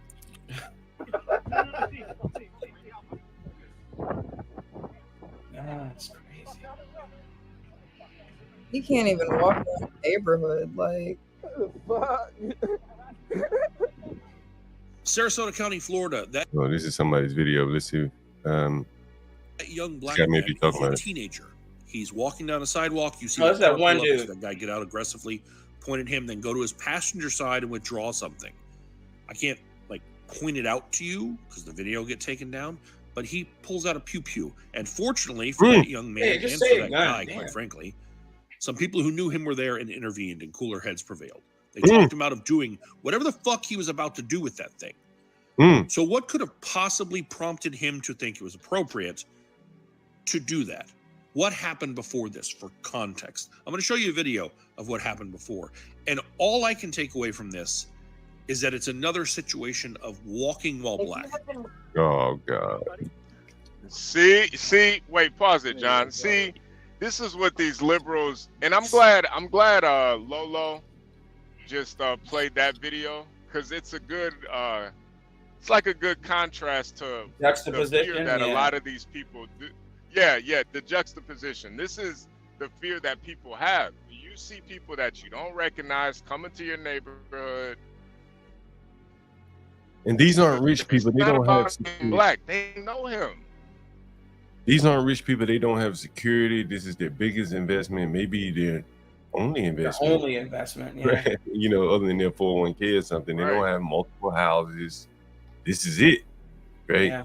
They got to protect this at all costs. Otherwise, it's time to move again. Yeah, that's a fact. Yep. They're not calling the police. And to act like, go ahead. And you know, John, to act like people aren't out there that will literally break in your house, kill your dog, and you know, violate your whole family. You gotta protect your home. And I think that's just what these people are doing. All you gotta do is, you know, if you live in that neighborhood, just say you live in that neighborhood. It's not that big a deal. Yeah, you're getting racially profiled, but it's less about the race and more, they just don't know who you are. MFB said when he was in Baltimore, they asked him, "What the hell are you doing around here, bro? You look from drugs or something?" Shit, they profiled him. Yeah. Everybody profiles, man. There's nothing wrong with it. You profiling people is what saves your life. Look, Ignorant TV said, "Do you think they would do that if he was a white man?" Well, Yes. do you think they would do that if he was a black man in Baltimore? Hey, what the hell are you doing around here? Was what they did to MFB in Baltimore racist? I don't think MFB is complaining about it. It is what it is. Matter of fact, the way of life. Yeah, Right? and who knows? MFB might have been looking for some fentanyl. Who knows? He might Just so I'm clear, I that didn't actually happen, but I'm just saying what they would say, and they'd probably be right. Yeah. So I'm saying it's everybody's trying to be a victim, and it's like, bro, if you live in that neighborhood, just say you live in that neighborhood. It's not More that than big a likely, they deal. know he don't. Right? They know he don't. Yeah, it's Right? easy. It's very simple. I either They I know. live here, There's a I have a little good bastard. reason for being here. It's probably a fairly new neighborhood with damn near everybody just now moved in, people knowing each other. You know what I'm saying? It looks fairly new. Looks fairly middle tier. It's not high end, but it ain't no poor neighborhood. Right. Yeah, by filming it and putting it online, that's not going to help at all. Nah, it's not. And then too, John, just like I said earlier with the Trayvon Martin, somebody did put a hammer out on him. Yeah, they did. It could have been. It They could have didn't been. want it. Yeah, you gonna die for Instagram, man. Yeah, he probably feel like it's whatever little corner of the world he's in right now. He popular. He proved the point. Racism still exists. Right? Yeah, it's nonsense. He proved the point, I guess. He men were There's- racist. Ignorant, John, HB, everyone. There's a little niglet. Ignorant agreed with me, so Who shit, is? I proved the point, right? Now what? You proved the There's point. a little- Now what? They still don't want your ass there. Now more than ever, they don't want your ass there. Yo, nigga that lives in ignorant. my You got neighborhood. you got the right to remain silent with the police. With your neighbors, you should act like a neighbor. It's a different. It's a different. Yeah, I mean, hey, look, when you're right, HB. I mean, It's not wrong. he had the right to remain silent. He didn't have to. He didn't owe them anything, right? He The didn't point have he's to- making is that if you are around people and they outnumber you, your best bet is to try and de-escalate, not antagonize. Man, we've The way I lost feel- common sense. The way I see it, De-escalate. the way I see it, these white folks just wanted him to check in, like the blacks have to check in ghettos. Check in, nigga. Yeah, there you go, man. There's a niglet around me. Hey, man, check it. I You watched didn't check sell in. weed at the park, and I'm like, and I told him, I said, man, you think this is you're in a neighborhood full of people who didn't grow up in this? I'm like, I saw what you did. I'm like, what do you think? I'm like, man, I better never see that again, because you're acting as if, well, you know, oh yeah, these people live in these nice houses and they don't know what it's like to live in the hood and this. I'm like, bitch, I'm like, are you serious? And of course, now he avoids me. I'm like, well, good, avoid me. Avoid me because I'm going to call you out on it every damn time if it's done in front of my face. It's not malicious. It's, you know, the other guy who pulled out the gun. Yeah, he was malicious. But I'm going to say this video from when B Bird comes back. oh my God. You already know what he's going to say. But whatever. So if you live here or you have a friend you're visiting here, that's fine with me. I'm not in front of your house. You're actually following me.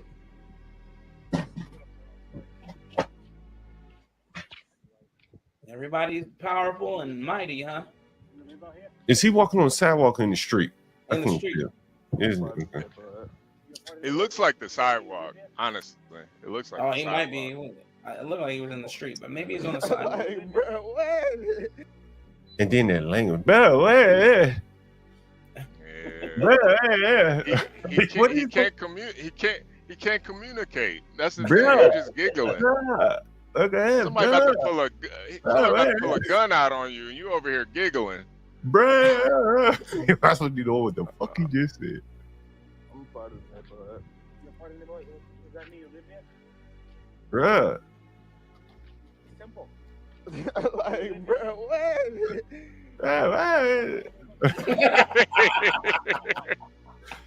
Man, white over there, man, they 50 be time. Man, white man, like, man, where's my gun? Where is my fucking gun? It's like this. Yeah.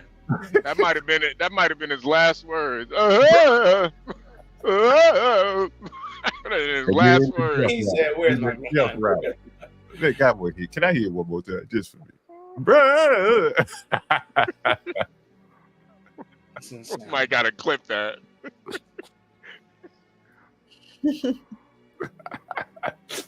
Oh man, this shit is just hilarious. Man, is that all we are? Is that all we are? Nah. Just court gestures for everybody's amusement. It gets simple.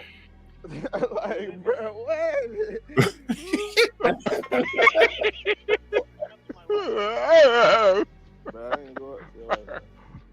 Hey, could you understand it? Like, he just mumbles some shit like, bro, like, you better stop, bro. These motherfuckers that pulled up with a pistol, nigga, you over here mumbling, you better get it right. You gotta start acting like you know. You gotta start acting like you know how to speak. I think that man that pulled up with something that speak on universal language. You know, John, to me too, is so submissive too. It's like he's like bending over to him. Like, bro, if a group of white men walk up to me like that, and this is my neighborhood, right. I'm looking them dead in the eye. Hey, bro, I live over here. What's going on? Right, yeah. What's up? I belong here. If you gonna shoot me, you gonna shoot me face to face. It ain't gonna be no me walking. And then you know what he should have done? It ain't gonna be no ain't no laughing. And you know what he should have done? He should have called the police. Is what he should have done. Stop filming, nigga. Call now. Yep, call the police. Hey, I have 5 white men harassing me as I walk down the street going home. Let me ask you this question, Black. Let me ask you this question, Blacks. Do you think he's been fired? Them white men been fired. That man with that gun, they got. I guarantee he's been fired. Oh, do I think he's been fired from his job? The white man. He's fired by now. If they can identify them motherfuckers, they are fired. They got him dead to rights. It's done. Fired today. Right? Anybody in the chat, if you think these white men are fired, if they can be identified, do you think they are fired today? So you hear the one man saying, "You said something to my wife." I don't know if you can hear. Yeah, I heard that. But I ain't go up to your wife. But I ain't go up to your wife. I don't know what you're talking about. And I think I can walk around my neighborhood. If you live here, yeah. Where you live here? Like, you gonna keep asking me the same question over and over and over and over and over. This man following me. This is harassment, right? Niggas out on bikes, right? That's harassment, right? I think what you did to my wife, yes. Look. You followed it. You read it up. Bro. Now that Dawnish guy has already identified 2 of these guys. I'm about to play that before I do. Whoops. I called it. Shit, they just got canceled. You just gotta let a random ass nigga walk through your neighborhood. Hope you choose somebody else's house, or you confront his ass. But they just got counsel. I want to say this. He has already received some like cryptic messages from burner accounts on Instagram saying things like, you don't know the full story. You don't know what happened before.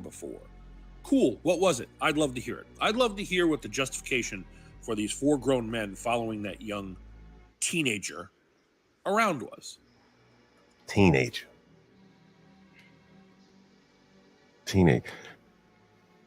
Somebody said that nigga got a lawsuit. Okay, that drive the wedge even further between the people, bro. Yeah. Shit. Maybe you need to live in a gated community to avoid this shit. That doesn't even work. People ain't just about to let no nigga like that walk through their neighborhood. Period. This ain't about to happen. Not today. No, it'll be the little. The one guy prissy white says, girl "Oh, who you lets that harassed nigga my in." wife."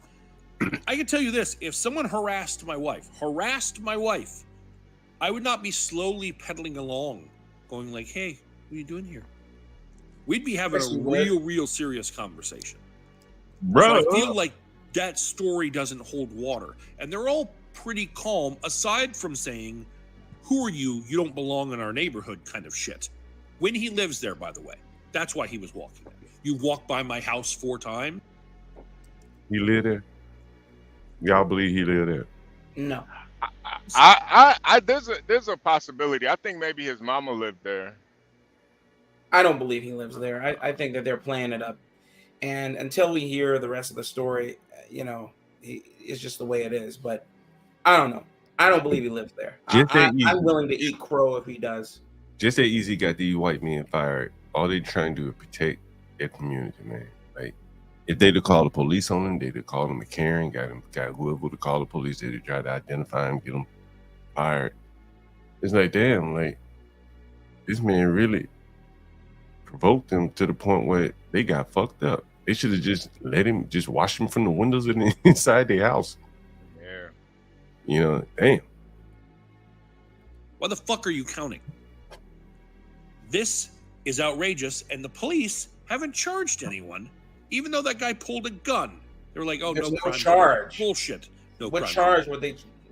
These are who we know so It far. wasn't a race I'd love to hear crime. who No the one other was guys are. hurt. Last night, I identified Stephen Correga as the guy. Yep. Man, these guys, man. Let me Google him. Stephen Correga. See if this nigga done lost his job yet. Yeah. He done lost his job. Oh, they call him for this motherfucker to be charged with a hate crime. Yeah. I do think though these white dudes they do gotta move a little bit more militant. Like when you see some shit like that, just stand on your front lawn. You know, you don't gotta say nothing. Just let that nigga know. Just let that nigga know we watching you, nigga. We see you. You ain't gotta walk up and you ain't gotta say nothing, man. Just you standing your ground lets them know, hey, you ain't welcome around here. You don't want to say nothing, we ain't gonna say nothing either. But we see you. We see you. No, I agree with that. Like, them standing in their lawns would be sufficient enough, but like the fact that there are 5 of them following them, it's just it just doesn't make any sense to me. Like, because it's like, what are you gonna do in broad daylight? Like, I'm literally just taking a walk. It's not like I'm trying to break into your guys' houses or come harass your guys' wives or whatever. Like, I'm literally just taking a walk. So I think that white people definitely go overboard too, but black people just, like, if you live in the neighborhood, just say you live in the neighborhood. It's really that easy. Yeah. Yeah. Why you think he just didn't say it then? Just because I feel like black people, like, when they do get racially profiled, like, that's their last thing to do is they think like, oh, I don't have to tell these white people like where I'm from or any of my business, which you have a right to because you don't have an obligation to tell anybody anything. So I agree with it a little bit, but at the same time, since there are so many cases and whatever of like white people, you know, racially profiling, like maybe it is, like, I guess you could say, like, some people would say it'd be submitting or whatever, but it's just easier to deal with. Like, you're gonna have less problems. The police don't have to be called. There don't have to be guns pulled out on you. There doesn't have to be all these problems. Yeah, no, I agree. Hey, a walking with Sean? Huh? Was a weapon shown? No. Did anybody like pull a weapon out? I mean, some guy tried to pull a weapon Yeah, out. I think that white guy tried to pull a gun out. Yeah, but nothing happened, so therefore it's And see, Lolo, I feel like it's Antoine, you got some background noise. Lolo, I feel like submitting is not saying anything, not speaking up for yourself.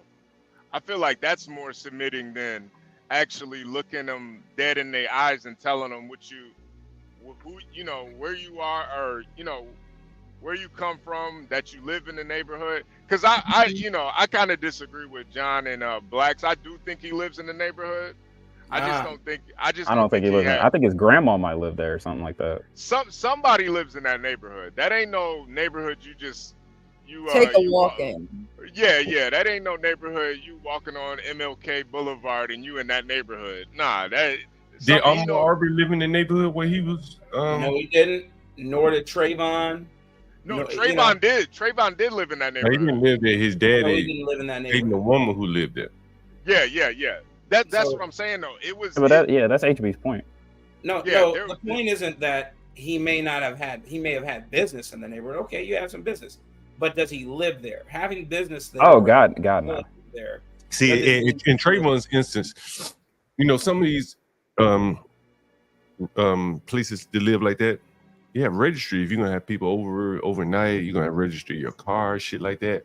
Yeah, that's the kind of residence Trayvon was at. So you think that place was also similar to that as well? Like, do they also have a registry just to get into that area? Nah, this looked like a much more affluent area than when Trayvon was here, like in a lower middle class area where people were just struggling, had like a little punk ass gate, but you could just go around the gate and get in. You know, you just couldn't drive in. The area shown in that video kind of just looked like a normal suburb that you can bus get past through. Yeah, I think I saw some houses that look a little bit more affluent. We'll take a look again. Yeah, that neighborhood didn't look very affluent. It looked like I was going to say it looked like this ain't a low income. Look at this house right here above. It's not, John. It's not low income. It's just not that affluent. Like lower middle class. Right. Working class people, meaning you may be blue collar. You might own the plumbing, a plumbing company, or you may be, you might work for the government. Hey, this is Sarasota, Florida. I don't know what the prices are like there. Probably pretty expensive. Yeah, I think we can all agree this ain't the hood that he's walking in. No duh, this ain't the hood. These are $500,000 houses. These aren't like $300,000. Big white dude sweating in the hood. Right, these are $500,000 houses. He probably doing his lawn. He probably trimming his hedges and or riding the bike. Bro, you saw the one riding the bike. You know what I mean? John, he ain't riding no bike. That big motherfucker ain't riding no bike. No, not him, but there was another guy riding a bike. Yeah, I know. Yeah, even in this part that you see in the video, like there's children in the backseat. Like, why are you having your wife follow you with your children in the car if this guy is such a suspect? Or like, they just like, I don't know. People don't make sense. Well, they got it. Let's play the rest of the video. Yeah, that is kind of stupid. Why would you have your family in danger? Yeah, let me just look at the houses again. Go ahead, press play, please. All right. He pulled out a weapon on this black teen for simply walking and existing in his neighborhood. And I love that you guys have been sharing this. I love that you guys have been getting the word out so that this family can get justice. You have the name of this guy here too. I've seen you walk by my house like 4 times. What are you doing? Did you get David's concerns since you're walking around my house? I'm not walking around your house. Hold on, see, you've been past my house 4 times. I don't know you. I've never seen you here before, and you're walking past. Wait, John, hold on, pause it. Can you pause it right quick? He said he was walking around the house 4 times. Was he circling the area? Looks like it. Sounds like it. It sounded like he meant like he walked past his house 4 times, like he did, like yeah, that's what I'm saying. He circled the area. But what if he was literally just on a jog and just walked around the block 4 times? He kept around your house over and over. Okay. Yeah. About the Ahmaud Arbery, this shit. Look, man, look. No, I think that nigga was patrolling. That's what I think. Yeah. I didn't hear that part last time. Is this worthy just walking? Is this worthy of losing your job? No. No, it's not. They didn't harm him. They didn't do anything. Whatever, maybe the guy with the gun. Maybe. Yeah, I was about to say the guy that got brandishing that gun was a little bit excessive. If it was against the law, okay, I understand. And it was just crazy because they're on the street. It's not even like he was on his property. So what, you were gonna shoot him and then go to jail for not self-defense? That's definitely not self. Yeah, you got So the nigga walked. So he circled the neighborhood possibly, and he talked to that one guy's wife. Mm-hmm. Anything else? I mean, the guy is himself. He said he didn't talk to his wife though, so it's like that one's like. Why do you think they went up to him like that? I think it's because they thought he was circling the neighborhood trying to look for, like, either trying to steal something. He probably was loitering. I don't know why they circled him like that with that one guy with his kids in his van. That was kind of excessive and stupid because the black guy could have had a gun and could have just started shooting at any point. But I honestly do want more information because I don't think this is enough. Because if he was just like walking around looking suspicious and they just pulled up on him. All right, let me play the rest of the video and then we're going to go to something else regarding this. Hello, Jeffrey Gardner. Them finding him. This guy's a detective. Yeah, these white boys are getting themselves. Jeffrey Gardner. Oh my gosh, that is funny. I did send a little link in the back chat too. Just it's like a Karen compilation. If you guys just want to watch something funny. Yeah. Karen compilation. I like watching those videos because the people, like, I don't know if you guys ever seen the it's like not that viral, but it's pretty viral. It's like two women, like one black woman, one white woman, and the like a Victoria's Secret or like a Pink inside the mall, and the girl like says the black woman harassed her, and then she like falls to the floor and starts like screeching at the top of her lungs, and like people are like, somebody get her some help, like she's like medically ill. Like hopefully that one's in there because that shit is so funny. Like was it a fat black woman screaming you're racist? And then no, it was the white woman that was being racist. Like she said to the black, oh, you put your hands on me, like you skipped me in line, blah blah blah. And the black woman just backed up and was like, oh, like I didn't touch you, like I have you on recording, like everyone in the store sees that I didn't touch you. And then she literally just falls to the ground, start crying, and starts playing the victim. Like it was really bad. Yeah, white girl fragility tears, man. Let me play the rest of this. So this looks like this guy's what, a real estate agent? Okay, damn. No more. Yeah. No more business for you. No more real estate. Can't be the next white John Galt. Hey, real estate. Realtors are dying anyway. So yeah. Was that the end of the video, John? Yeah, I think that was the end of the video. Here's another clip from the guy. Okay. And you can see it here. He says, everyone knows each other. It's a very multicultural community. He would not answer if he lived there or visiting family, just very arrogantly walking back and forth. And it escalated. No one was harassing him and said anything racial. He is lying that my husband pulled a gun on him. This is the woman speaking. But we will deal with that later today. Man in Sarasota County pulls weapon on teen for not answering his questions about why he was in the neighborhood. Was there video evidence of him pulling the weapon? Cause I didn't see the whole first video. I'm sorry. He went to his car. Oh. Yeah, he popped the trunk on him. Oh he definitely would have pulled out a shotgun or something. Slash that nigga up. No, he went to the passenger side. Probably went to the glove compartment, right? Oh, yeah, he definitely would have brandished the gun. He would have. Mother's original post. Here's a caption from his mammy. Whitney Diana. Of course, she's gonna defend this little nigga. Nah. Maximize it, but wait, Jay, John, you gotta read this. All right. Message from the mammy. TikTok. I really need some help. What you see here is my child being racially profiled and followed by 4 men, all because he was walking around our, in caps, neighborhood. I guess we look like we don't belong in an upscale neighborhood. I told you it's upscale, but here is a little backstory. The morning aftermath of Hurricane Milton, my son wanted to walk the neighborhood to talk to his girlfriend on his phone. Because we didn't have power, so his service was bad in the house. Stop right there. That nigga wasn't on no phone. Well, no, he was on the phone. Yeah, John, what are you talking about? He was on his. He was filming. How do you think he was able to turn his camera on so fast? Was he talking on the phone? No. He probably hung up the film. That's why you can't have the camera and the phone on at the same time, John. So he hung up the phone to film. Yeah. Right. Which was stupid. Which is stupid on his part. I live here, 1136, whatever street. Problem solved. Right? Probably Wait, if that's the case, all you got to do is look at his call logs and see if he was actually calling his girlfriend or not. Prove that he was actually right. Gary, and that's not the It sounds like some trick on shipping. But it sounds like the mama lying. Because clearly he was not on the phone. Right? No, John, he was on the phone. John, You can't call and film at the same time. So that means he was filming and not on the phone. He was on the phone first, and then he ended the phone call to start recording. How do you know? How did you know? Did That's, him end that's why I said all you got to do is go into the phone and look at the call log. Who said that? Garian said that.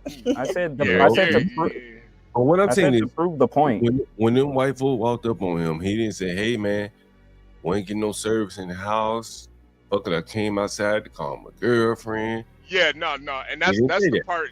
No, right? no, and that's the part where he didn't say that. The white folk would have backed off. Yeah, no, and that's the part where I say he doesn't have any communication skills. The only 100%. I think the only person he could talk to is his girlfriend. Apparently, it sounded like Angel for a second.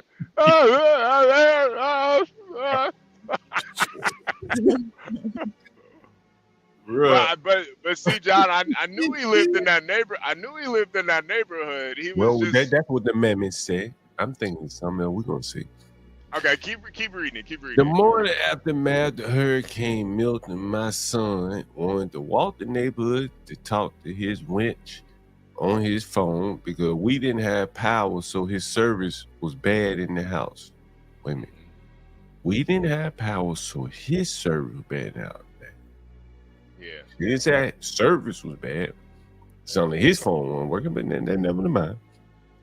This is what he had to deal with. Even after telling these men he lives here. No, he didn't. No, he didn't. Now she's lying. Which means if she lying now, then everything's suspect that she's saying, correct? He did under his breath mumble, "I live here."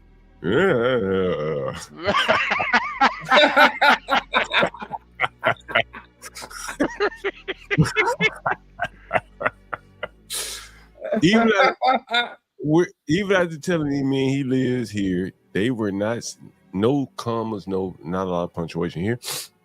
They were not satisfied with his answer. Okay, they were not, and continued to harass him. This was not a 1 minute altercation. My son was followed for over 10 minutes, and he still couldn't de-escalate the situation. Dealing with this, I am so happy he recorded every moment and thankful my child is still here. But I need to know how is it okay? I do not want a community that does not welcome me and my children because of the color of, and I guess you said that again. But again, hey, come live next to John Galt. All these niggas black around here. Right? They don't want to do that. I've shown you yesterday. Nigga, I offered that nigga half price. Come over here and live in the ghetto, nigga.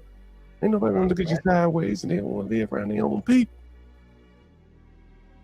See, deal with it, nigga. Come over here to the ghetto where everybody black. Only the two. They don't want to do that. She can't admit that your son is like, it looks like a criminal. That's what it is. He talk like one.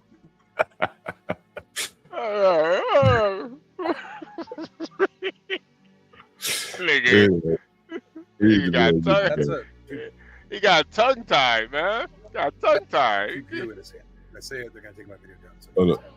So this man said they would take his video down if he had the gun, if he showed the gun on Twitter or TikTok or whatever the fuck he on. You know what they're going through identifying all these people. Interesting. Very interesting. Someone said we need to be brave. I agree. We need to be brave for this topic right here. Yeah, bring it back. Run it back when Brave comes up. I'm bookmark that shit. Yeah. You think he gonna? Tariq Nasheed is posting about this boy about to get rich. They about to make him rich. And they're running with this whole shit. Phone was out. I wonder how many of those other people phone was out. I believe that's a motherfucking lie. Nigga won't walk around because his phone without trust. Like, I don't believe that shit, nigga. Phone out. Fuck it. I don't believe it. Was it other people phone out? I don't believe nothing. Was the other people phone out? Right? Nah, it didn't look like it. It didn't look like anybody was recording. Yeah, recording. So Yeah. It didn't look like it to me either. Oh, I thought we had Brady. Look at this tough guy. Here comes. Oh, god damn it. God damn it. Nigga, what Hey, the fuck tough is guy. going on in this bitch? Hey, go. Go. Hey, tough guy. What's up, John? You gonna be hating on me today, nigga? I just told you go. Nigga, I just shot the gun. Nigga, go. You kick off, nigga. Go ahead. What's up, nigga? Smoke a blunt with your boy. Shit, I done smoked 2 minutes. Oh, you smoke? How many joints you done had this morning, nigga? Man, if I kept track, I had. That nigga John is a true pothead like me, nigga. I got some work to do out here. He said he's a true pothead. A true pothead. What up, Blacks? That's my nigga. What up? What up? What's going on, man? HB in the building. Porsha in the going building. on, Who man? else in this motherfucker? Yeah, nigga. Good morning, niggas. Niggas and bitches, wake the fuck up. All right, yeah. All right, go ahead. Y'all can finish what y'all was talking about. Y'all know I gotta be the disruptor. Yeah. You know you gotta be a nigga. Got it. Yeah. As long as you know. But yeah, man. Yeah. I don't know, man. Y'all was talking about Karens? Y'all talking about white people? Yeah. Oh shit, white people. Yeah, you know, white people gonna be white people, but you know, white people. Niggas gotta. I just feel like niggas gotta stop playing the victim so much, man. That shit. You know that what? shit really. You know what, that shit- HB? I agree. Niggas do play the victim way too much. But if you think about it, there's reasons for that. It was instilled in us. You know, I was listening to a podcast with what's his name? Tyrese. By their mamas. That's what it is. Yeah, that's what I was just about to say. Tyrese said his mama told him that he was stupid and they made him go to Social Security to get a check. You know what I'm saying? Like, Hey, you remember it was a Drake lyric, man. I can't remember. he said, we about to go to the government and go get a check. Just act like you crazy. Like, what the fuck? Does anyone remember that Drake lyric? He was like, Oh my goodness. one day they sing about it, next day they tweet about it, and then next day nobody thinks about it. Some shit like that. I can't remember the song. I don't know, man. I don't listen You to know that. the name, but you know, anyway. So I remember the verse, and like this young boy, probably with very little prospects. You can look at him. You don't look like he's gonna go off and be a rocket scientist or anything like that. But he faced with the prospect of working probably with his hands, right? He said he's gonna look like he's gonna go off and be a rocket scientist. Everybody ain't, right? Shit, I probably don't look like one either, right? Yeah. And so, okay, so you're not gonna be that. Okay, welcome to McDonald's, man. Take your order, please. My nigga, sir. Hey, where's sir at? Sir, bring your ass up here, nigga. This nigga. All right, so okay, so now is McDonald's a work for him? Is he gonna go work in McDonald's, man? Honestly, that nigga look like he's gonna go work in McDonald's, sliding around with his slides on. What's that commercial, John, from back in the 90s? So and so got a job. Clarence. Clarence got a job. Clarence got a job. Hey, Clarence got a job. Hey, I gotta ask y'all a question, man. Wait, John. You know the fucked up thing too? I think Calvin. It was Calvin. Calvin. My bad, John. Calvin. Yo, Somebody in the chat, gay bucket. Yo, honestly, John, I think this is one of those cases too where like he did that shit on purpose too, man. Oh, like I think he wanted this shit to happen just so he could, you know, racially antagonize these people. I'm gonna put his picture up on the screen. Like, look at him, bro. Let me see if I can get a full frontal of him. Yeah, he thinking about a check right now. Man, that nigga ain't about to go to nobody job. You better not come to me talking about somewhere from rent, nigga. He ain't got shit. He might show up at your doorstep. See, this nigga might goddamn book. Tell me he ain't paying no rent. Then what? Yeah, he gonna be at one of the he gonna be hitting your Airbnb up looking for a room one of these days, man. You sure will. He does. Hey, All you he think he'll do pay 200, John? Oh shit! Hey, Low is on here. Hey, Low, you let that nigga Universal GTD? Oh my God! Mommy, please tell the court what GTD means. Come on. We're gonna get this nigga. Hey, look. Come back Not tonight. everybody gets that reference. Yeah. Oh, y'all don't know. Oh, you know Come back I just gave you the rest of the line. I just gave you the rest of the sketch. We're gonna come back tonight. Yeah, we got business people listening. We got homeowners. We got people paying rent. We got people at work. Come on, man. We respect This Lolo. guy, tough guy, is a nigga for real. Oh We my gotta keep the women in the building. We gotta keep the women in the building. So, Yeah, come on, man. Why you trying to run Lolo off of here, man? That tonight ain't they your be business. down. Come tonight, they be down for hearing this shit. Yeah, ain't your business, man. Damn, come on, man. Oh man, yeah, I'm just being a nigga. Just being a nigga. If I can interrupt really quick, we have 40 people in the building and we only have 19 likes. So if you haven't hit the like button yet, Get the likes up, nigga. Press the damn thumbs up button, motherfucker. you should. Thank you, tough guy. You should go and hit the like button. Go and hit the like button. Sir Stanley is he's taking a cat nap. He ate some farina earlier and he took a nap. You said he's HB, you ain't show off the whip yet, nigga? Nah, not yet. I might this weekend though. You gotta clean that motherfucker. I know you've been driving that motherfucker. You gotta clean it first. Nah, this shit clean right now. Oh, okay. You left the plastic on the shit, huh? You happy you got your new shit? Yeah, this shit still got plastic on it. I know you do. That nigga said I ain't even take the plastic off yet, nigga. Hey, B, you holding back? Why you ain't showing this shit? HB, you bought a brand new car? No, you got a truck. I got a brand new truck. Like I literally, it still got the plastic on the bed. A brand new. Oh, okay, a hauling truck. I'm thinking. Okay, yeah. I still got a brand new truck. I'm just kind that. is it, Peterbilt? Oh shit! I ain't talked to Blacks in a minute. Hey, Blacks, what you think about Obama? Trying to force niggas to vote for this stupid ass bitch, man. What's up with this nigga, man? Like I dealt with Obama back in the day, I'm dealing with him now. I don't listen to a damn thing that freaking Kenyan has to say, ever. I don't like Obama, man. I do not like that nigga for some reason. I just don't like the nigga. Hey, let me ask you guys this question. I'm really interested in hearing about this.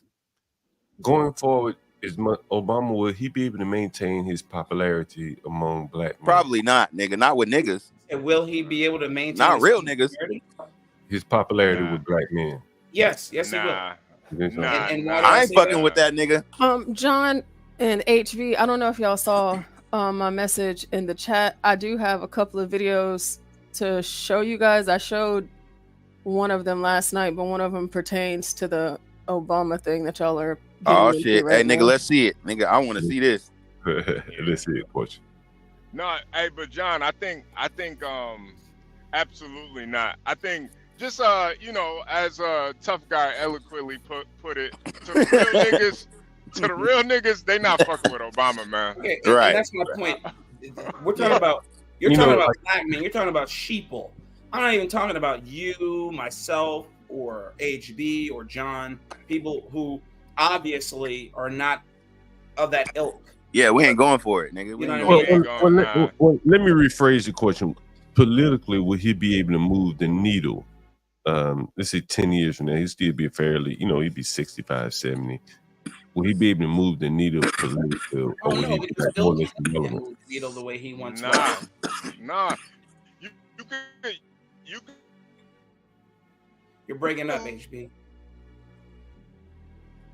Can you hear me? Testing. Yeah. I hear you now. Yes, go ahead, sir. Yes, sir. Okay. Even with like pop culture and shit. It's You're bad. still breaking up. It's really bad. Now I think Michelle will go. Go ahead, HBU. You're back now. Go ahead. HB, you there? Okay. Yeah. No, I feel like even with like the hip. Yeah. Can you hear me? Yeah. Test You it, can 1 hear 2. you, Test nigga. it, 1 2. Yeah, you clear now. Eagle Yeah, to you base. clear now, Eagle to bro. base. No, Okay. you Eagle. clear. All right, but even with like the hip hop culture, John, niggas are not fucking with Obama, man. Like I think the younger culture too, they don't rock with Obama like that. I don't think he has that same pull with the youth. Like that's he did because we know that I'm nigga not now. talking about He had 8 years to show us something, and all I'm he not showed talking us was about the some gay youth. shit. Nigga, he showed us gay shit. That's what he showed us. I'm not talking about the youth. I'm talking about these fake black intellectual men who are part of these Greek letter organizations, aka the Roland Martins of the world. Oh well, yeah, them niggas. And I'm talking about them, and I'm talking as they age, they're not about to move off their square unless they see something existentially different that makes them say, you know what, I'm not going to support this guy anymore. Now, yes, he did chastise some of the men who were already on the fence, but those were men who were on the fence and were like, you know what, I don't truly agree with what's going on. And then Obama just gave them that last little nudge that pushed them away from the Democratic Party. But for those who are staunchly for them, that's not going to deter them. And he'll always have inroads to people like that. But guys who are thinkers, myself, Tough Guy, John Galt, HB, black men who are like, hell, you saw the fruit for the trees at the beginning. You're like, yeah, man, I'm not going to deal with this. And there are far fewer of us than there are of them who actually vote. Okay, the youth, they don't vote. Okay, they may not care for the gentleman, but they don't represent any voting block whatsoever. They don't vote for shit. I think as times get tougher, people are looking for tougher men, and you see why Trump is so appealing to the black men, the gangster rapper. The nigga got buildings, rappers and rap by living in his building. I mean, that's what people are naturally drawn to, and they see Obama and they he's kind of weak, man. His woman is probably much more dominant than him, and I just think that she's a man. And I just think that at this point in time, you saw the black man getting his ass whooped by an African. You see the Haitians come over here. You hear one talking about how tough all these people are coming over here. The world gravitates to a strong man, and he's not a strong man. And you look all around the world, people are electing strong men in some of these countries, India, of course, Russia and China. And here comes Obama endorsing a woman. It just looks weak, Hey, San Jose. Good morning, Porsha. Good morning. We need somebody John, young, like, everybody on what's his panel. name? Andrew Tate, nigga. Andrew Tate, nigga. That nigga is a nigga. I'm okay. HB. Like, even with all these flaws, I'm just talking about how he dresses, wait. his Hold age, on a second. how he comes across. Hold on I'm a not second. talking about him. I'm just saying, like, Hold on a second. Hey. Y'all quit cutting John off. I kick everybody out of here. I kick all y'all off of this motherfucking panel. I get kicked off all the time. Yeah, you know how it feels. I'll kick everybody out of here. Y'all know John B. Hyde. Give him some time to get to his point. All right, high ass nigga, go ahead. I think there's people are gravitating towards a strong man, even if he's flawed, like a Trump.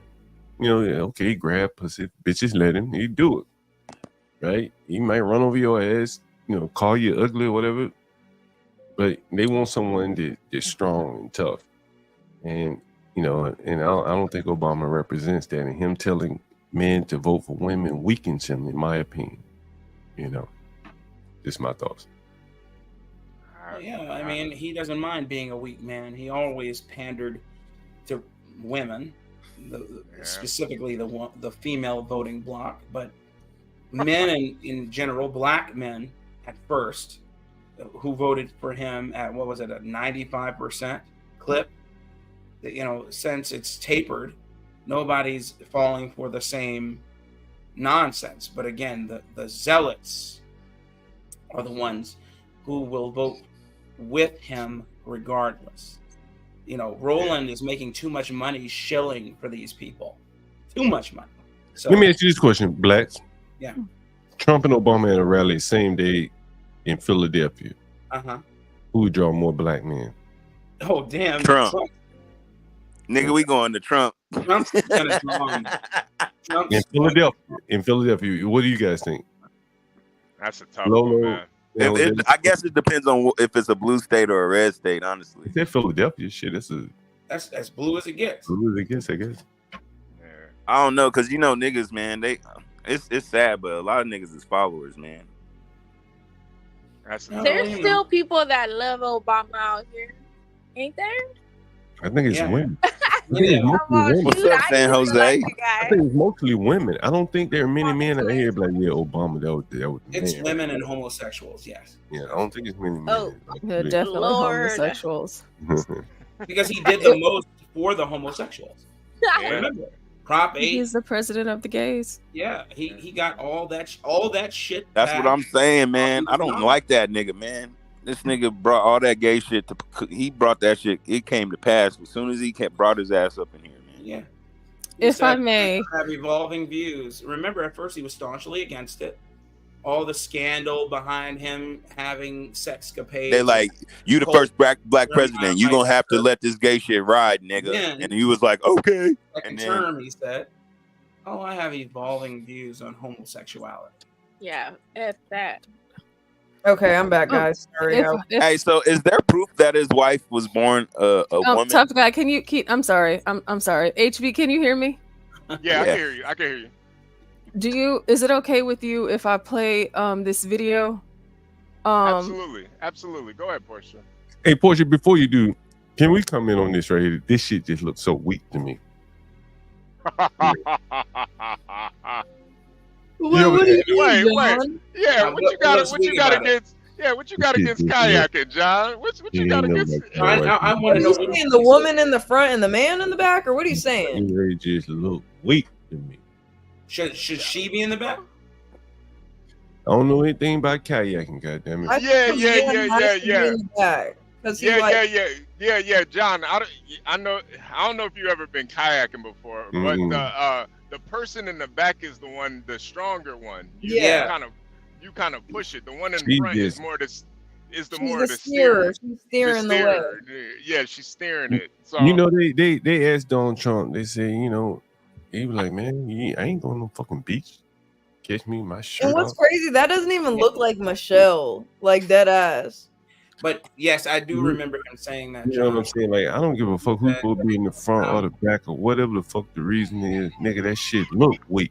He said, what did he say about Biden? He said Biden was caught on the beach in a Speedo and half naked. He said, you know, when you're 80 years old, your body just doesn't look the same. He said, I wouldn't be out there in a damn Speedo with my shirt off on the beach. I mean, is that only me, guys, or does that not look like Barack and Michelle? Like, those look like two different people. I mean, they're younger there, so. Yeah.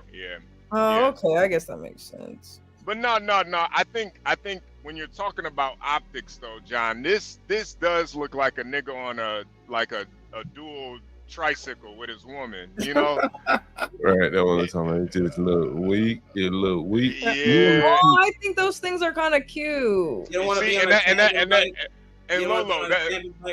and Lolo, that's the problem. That's the problem right there. Cutie look cute. Yeah. This is not cute. That's like a little couple thing to do. I know, and see, that's the problem though, and I think that's the problem with John has. It's like when you the commander in chief, you can't be out here doing cute shit. That's what you gotta do right there. You want to take your shirt off, nigga. But when that nigga look like he about to pose for one of them. He looks like he's posing for one of them sex novels, man. That shit doesn't look masculine. That's what that horse. Yeah, he look like, you remember Flavio when he would pose for those sex novels that middle-aged women used to buy from the bookstore. That's what he looks like he's doing right now.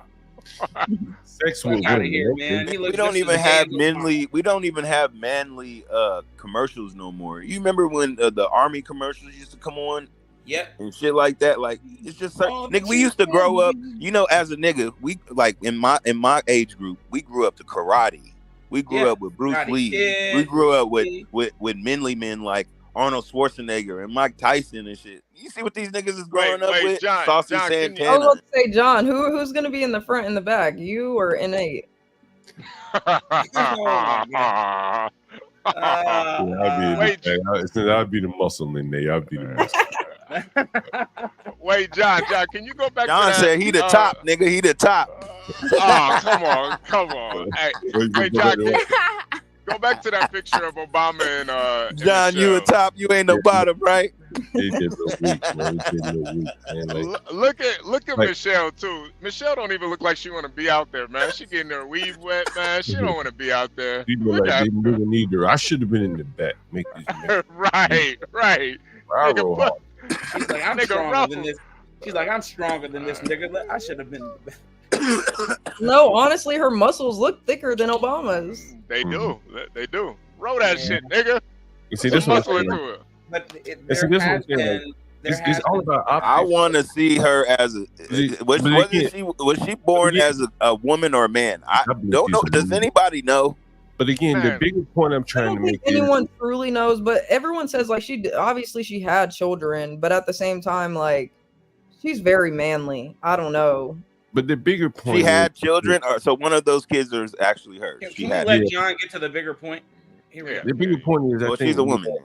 A man, like Donald Trump wouldn't get himself pictured like this.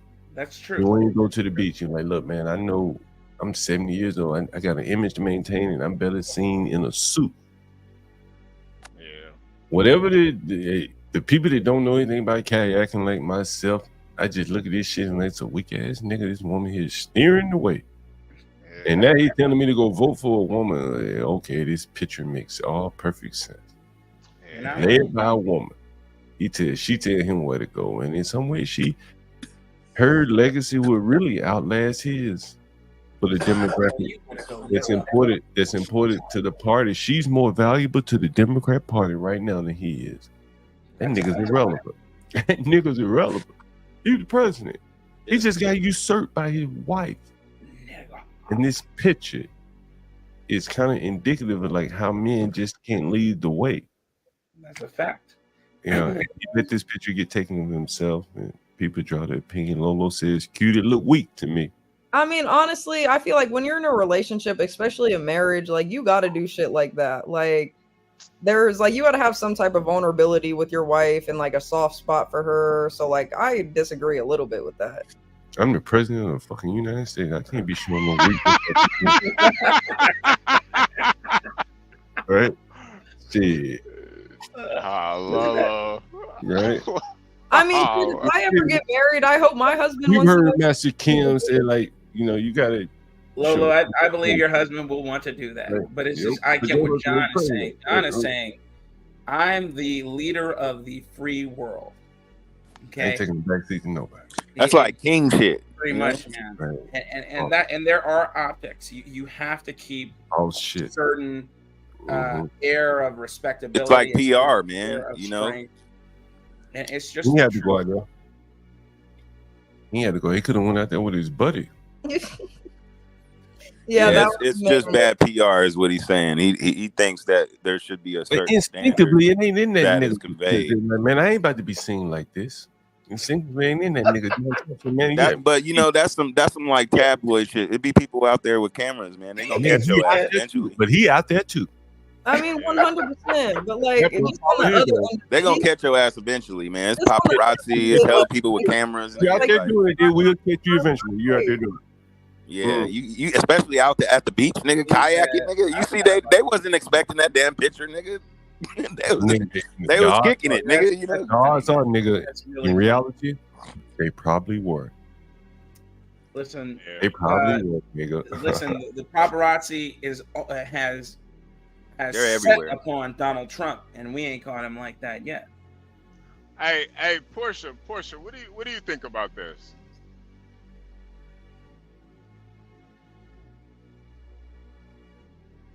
Porsha may not be here. Lolo, San Jose, you wouldn't want to chime in. But again, like he deals with men, niggas like me, but on a tougher, higher level. No, niggas Chris- like you, eh?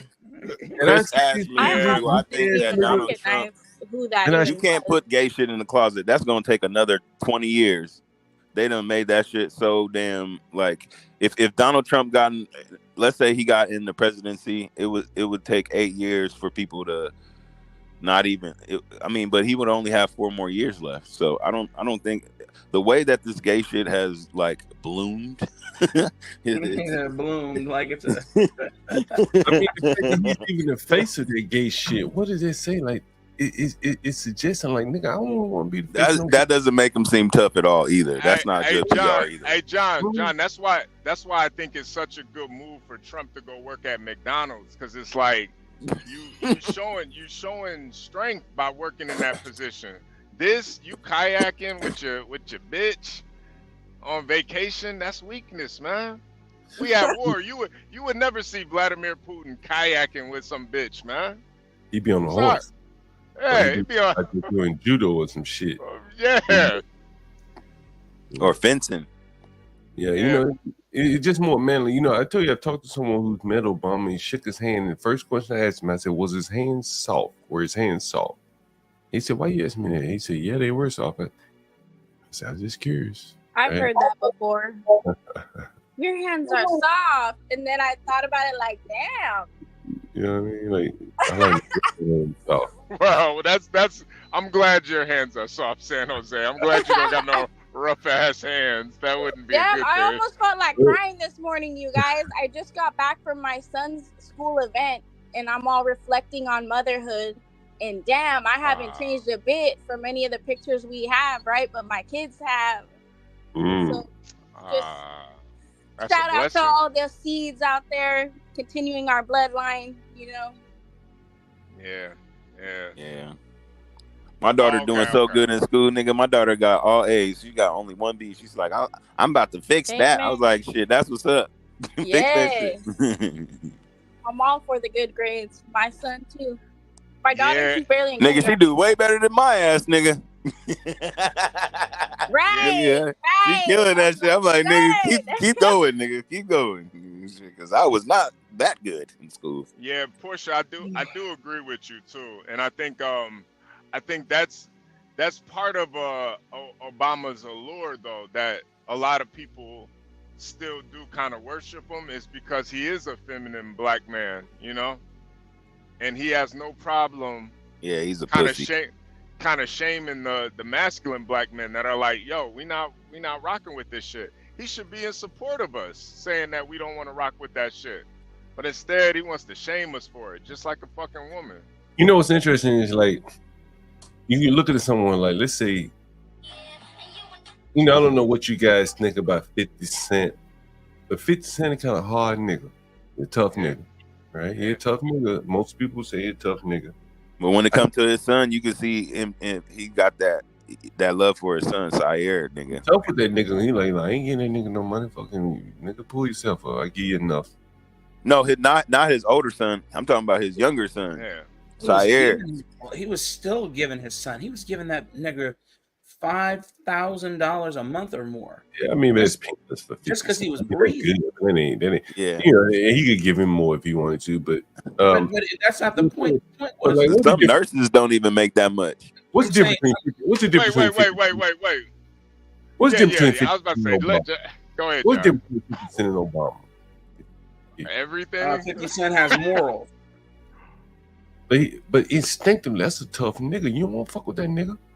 Even at 50 years old, you fucking run up on you. Like, nigga, you really might have. That's in any way too, like from the streets to the court. Like that nigga is like really like the man right now. I don't give a shit about that persona. What I see though is. But I'm saying his persona is not weakness. It has never been weakness, right? Yeah.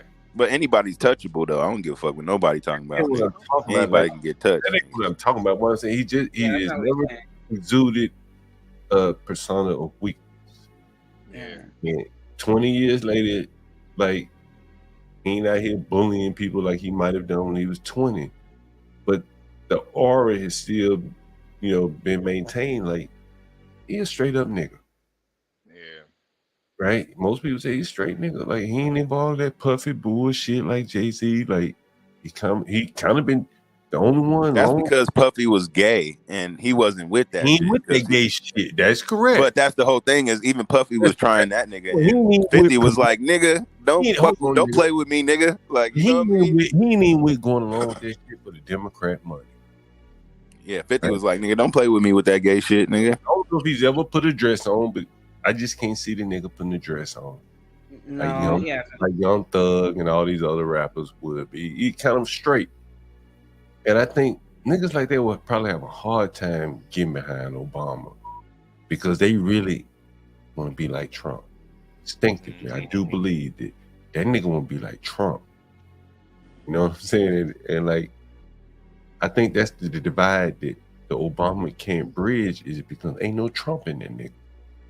John, did you ever see that video, that compilation where they showed there are over 600 songs and raps with Donald Trump?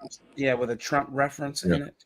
Yeah, I think there's something. That's how what's his name? Mac Miller came up. He had a big ass song called Donald Trump. Y'all know who Mac Miller is? He's a white rapper. That's my favorite white rapper. He died. Yeah, he was there. Mac Miller was the shit, nigga. I fuck with Mac Miller. I fuck with Mac Miller over Eminem, over Yellow Wolf, over all them white motherfuckers, man. Why? Keep your Because mental health in he was check, natural, people. dog. He was real. He was just himself, and he could flow. I knew he was a natural drug addict. I mean, yeah. I mean, it comes with the territory. That's the thing about having all that money. Right, It's just money enhances who you are, bro. You know what I mean? But I think all of us, for the ones that I hear that are aspirational, blacks, HB, Master Kim, and shit like that, like, Trump is just like a natural allure. You kind of want to be like that nigga, right? You may not get there, but that's what you're striving for. Yep. You know what I'm saying? I do believe that. That's why you rap about him and not a community organizer. You know what I mean? And so I think that that's what Obama his weak spot is, that there's no substance to him. Versus Trump, he's a man that built shit for all his life for the most part. Yeah. He's a salamander, man. That's why. He's just a liar and a cheat. He'll say whatever is necessary to retain power. I mean, the man has hundreds of millions of dollars peddling the same old bullshit to black men and women that we heard him say again the other day. He doesn't care. He doesn't care to be masculine. What he wants is for you to fall in line. And that is why I think that Michelle is so much more powerful than him, because if he's not masculine, he's not going to appeal to the women or the men. But the women would buy Michelle's message because she's a strong sister. Yeah, she is. Effectively, he finds himself boxed out. Yep. His wife is more or less usurped him. She has all the power. He doesn't have any power. She does. John, that's why I always say there's just no way he would have got voted without Michelle. Yeah, she was. Yeah, I believe that. When they say the black the back. Oh, you got a call? Hold on. No, that's not me. Oh, okay. No, when they say the black woman is the backbone of the black community, they talking about Michelle. Yeah, she boxed him out. Nigga, did y'all see the rally when he came up? Everybody was like, but when she came out, nigga, they was like, right now, if he had a rally next door to her, same city, Brooklyn, she outdraw him. You think she'll outdraw him? All the black women would show up.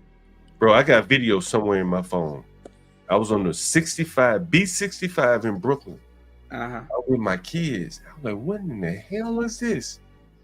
Man, they had a line by 8 blocks long to get into the Barclays to see Michelle Obama. Michelle and Oprah. Obama can't draw them kind of numbers, bro.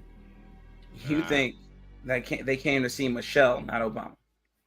She wasn't there. He wasn't there. It was Michelle and Oprah. No, I'm saying, okay, that's fine. Yeah. He said Oprah brings a crowd though too. Nah, Hey, nah, listen. nah. I'm telling you, I'm with John on this one, man. I'm not saying that. I really think Michelle really is the draw, man. I'm telling you. I'm not saying she Obama- doesn't draw a crowd. She surely does. But I'm saying you don't believe that Obama can be enigmatic and draw a giant crowd. Nope. The same width and length as Michelle. Nope. Nah, Put them side by side, man. they were literally begging Michelle to run. They were Yeah, begging her. or because Obama can't run anymore. No, hell no. Just put them side by side in an arena, side by side. Michelle Obama would get the numbers, bro. She do the numbers. She do big. I'm telling you, man. She the only reason Obama got put in the office. I don't. Well, yeah, it was a united front, man. You know, they had a family. So I mean, you know. I don't believe she was the only reason, but she surely did bolster his effect for sure. Her being there. Without a South Side sister, he don't get elected, bro. You said what? Yeah. Without a South Side sister, he don't get elected, bro. Nah. Ain't no He don't way. need Ain't beat no. Bobby Rush. Yeah, ain't no way he getting in with a. With a I white remember woman. Bobby Rush, boy. My grandmother voted for that motherfucker all the time. I remember that nigga. Anyway, interesting. Yeah. Bobby Rush. I think Michelle was always the draw. Universal. I think she was always really the draw. It's the optics of it, man. It's the optics. Yeah, I think so too. Blacks, do you find Michelle Obama attractive? Someone wants to know. Ah, come on, don't do that. Don't do that, man. Come on. That's a damn Manila gorilla, man. She's too big for you, Black. My God, dude. No. Ugh. I don't even Ugly think. woman, man. I don't care what Not anybody. those daughters of Obama's. I don't know. Oh well, the younger daughter. I don't know. The older daughter Oh, looked. young one. Yeah. The older daughter looked like yeah. Pennywise or something. Can we have a nigga moment? The daughters now? I don't know. I saw. I think it was Sasha. I saw her smoking a cigarette outside of Whole Foods one day. I was like, okay, all right. Oh yeah, I seen that too. That's funny. Hey, you know he let his daughter. Which one? Which one? The oldest one, Malia. Yeah, let his daughter have a live-in boyfriend. No, he let her go work for Weinstein. Oh yeah, he did. Remember that? Yeah. He did what? Man. He let her work for Weinstein. What? You didn't hear about that? Nobody heard about that? Yeah, he did. Yeah. She went and worked for Weinstein before he went to prison. Yeah, I know what she And had then to she do. was dating that 60-year-old billionaire. I can't remember his name. Recently. What the hell? Before they broke up. Yeah, man, these people they go for the highest bidder. Damn it. Jesus be with us. These people don't care about their children. The problem I think is going to become. Honestly, Yeah, I mean, you hear her pushing that shit. The problem I think is going to become Michelle for them. That'll be the real big issue. Why do you say that? Michelle be pushing that shit. I mean, I think Obama. Problem for who? First of all, problem for who? Yeah, you listen. Malia dropped her last name. I think the problem is Obama feels a little bit more comfortable going up the scale, up the elite ladder. I don't think Michelle feels comfortable. Remember when Obama left the White House? Where did he go? Two rich gay men house. I said to myself, ain't no way in the fuck you could take a black woman from South Side of Chicago to two gay men houses. She's been doing it all this time. But I don't think that's her, man. Like You don't think that's her? Oh, man, Nah, I don't think so. I don't think it's her either. I don't think it's her either. Hell no. She didn't take her children there. The motherfucker went their own way. I don't think she took her children there. You know what I'm saying? Like, there's only so far I think she'd be able to play the game. I think deep down, she's kind of authentically black. And so I don't think she'll be, as amenable into allowing her children to, get involved in that lifestyle the way Obama probably would. You guys are giving this black gorilla of a woman way too much credit. That's my thoughts. I could be wrong though. I think you know, she's already involved, so it's not like she could really push back. But I don't think she's like Obama, where he's just, you know, he's willing to do anything and everything. I don't think. And you think she isn't?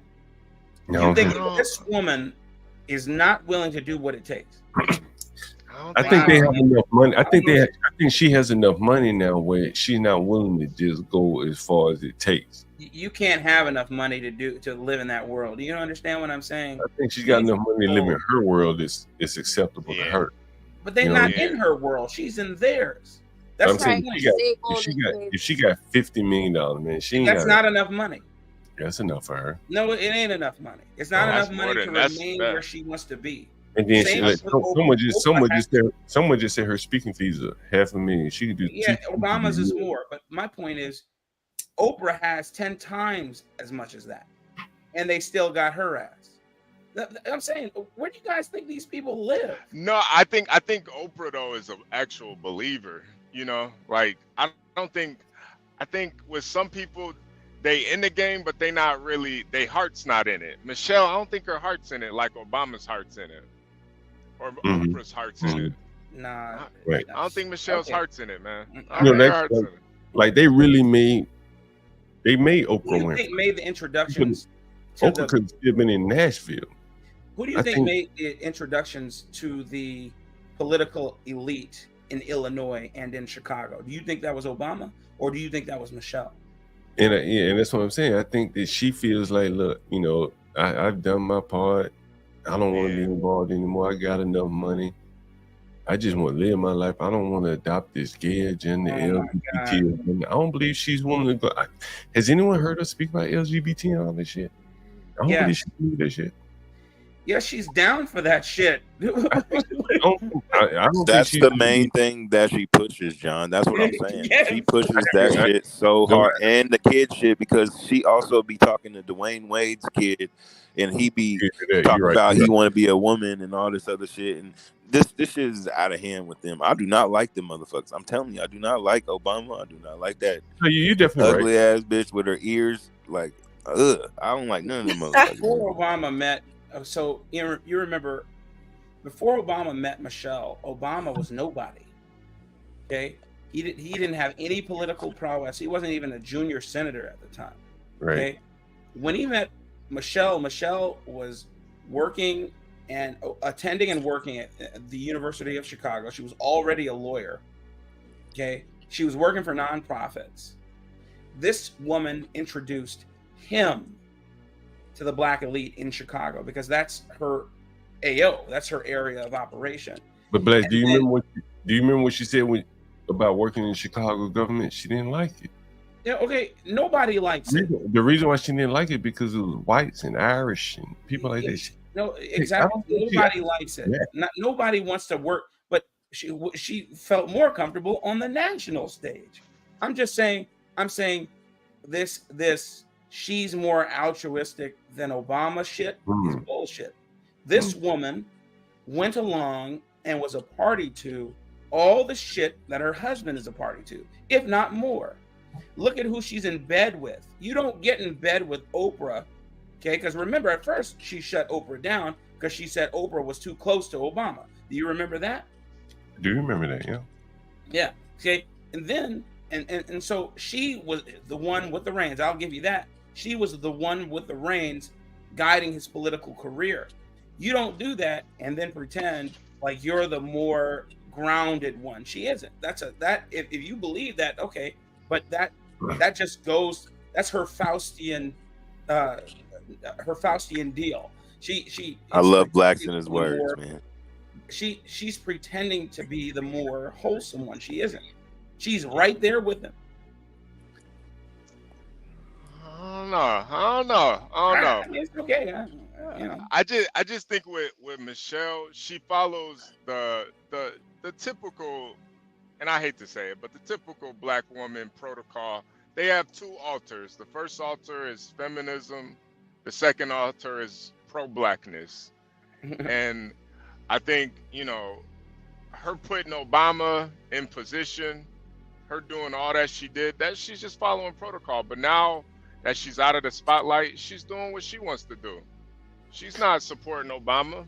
Hey, Blacks, can you read the first line, the first sentence in this? Former President Barack Obama is facing criticism online for an episode of Ada Twist Scientist, a children's show that his company produces that featured a wedding between two male characters. Yeah, he faces that backlash from people all the time. Read the next sentence, Black. Ada Twist Scientist is about an 8-year-old Black scientist who explores people through scientific discovery, collaboration, and friendship with the help of her two best friends, Rosie and Iggy, according to Rotten Tomatoes.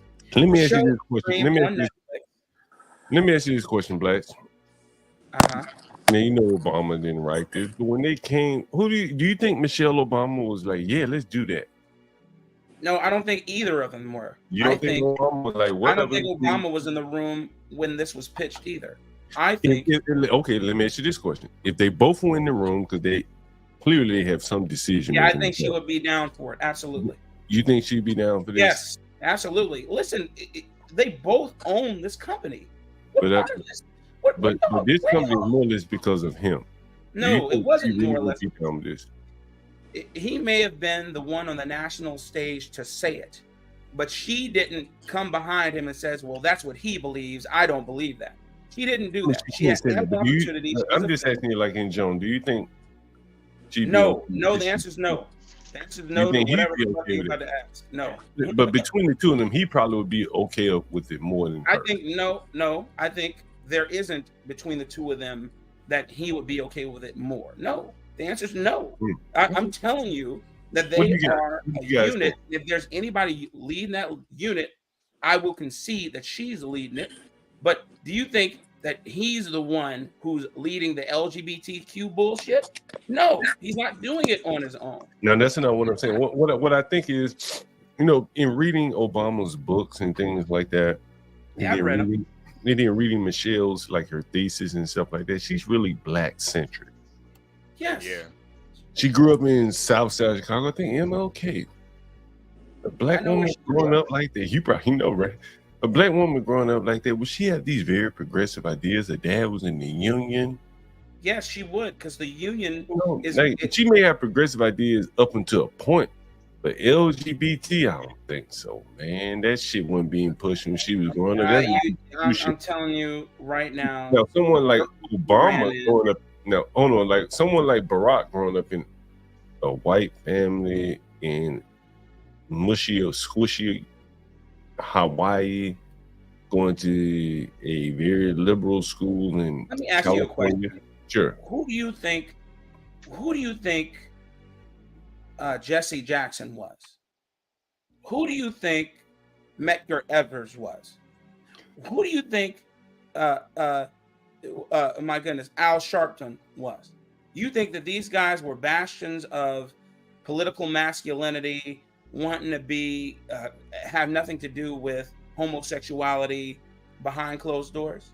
We're talking about behind closed doors here. I don't know, but I think that if Al Sharpton had made the kind of money that Michelle Obama has made in a very quick amount of time, and the status that Michelle Obama has, like Jesse Jackson sure did. Yeah, but he hasn't made that kind of money. I just don't think that Michelle Obama is really with that LGBT shit. That's just my opinion. I very well could be wrong. I'm just looking at the writing on the wall and watching. Yeah. I'm looking at her actions juxtaposed to whatever it is you're saying. What do you guys think? Her actions are telling me that she's with it.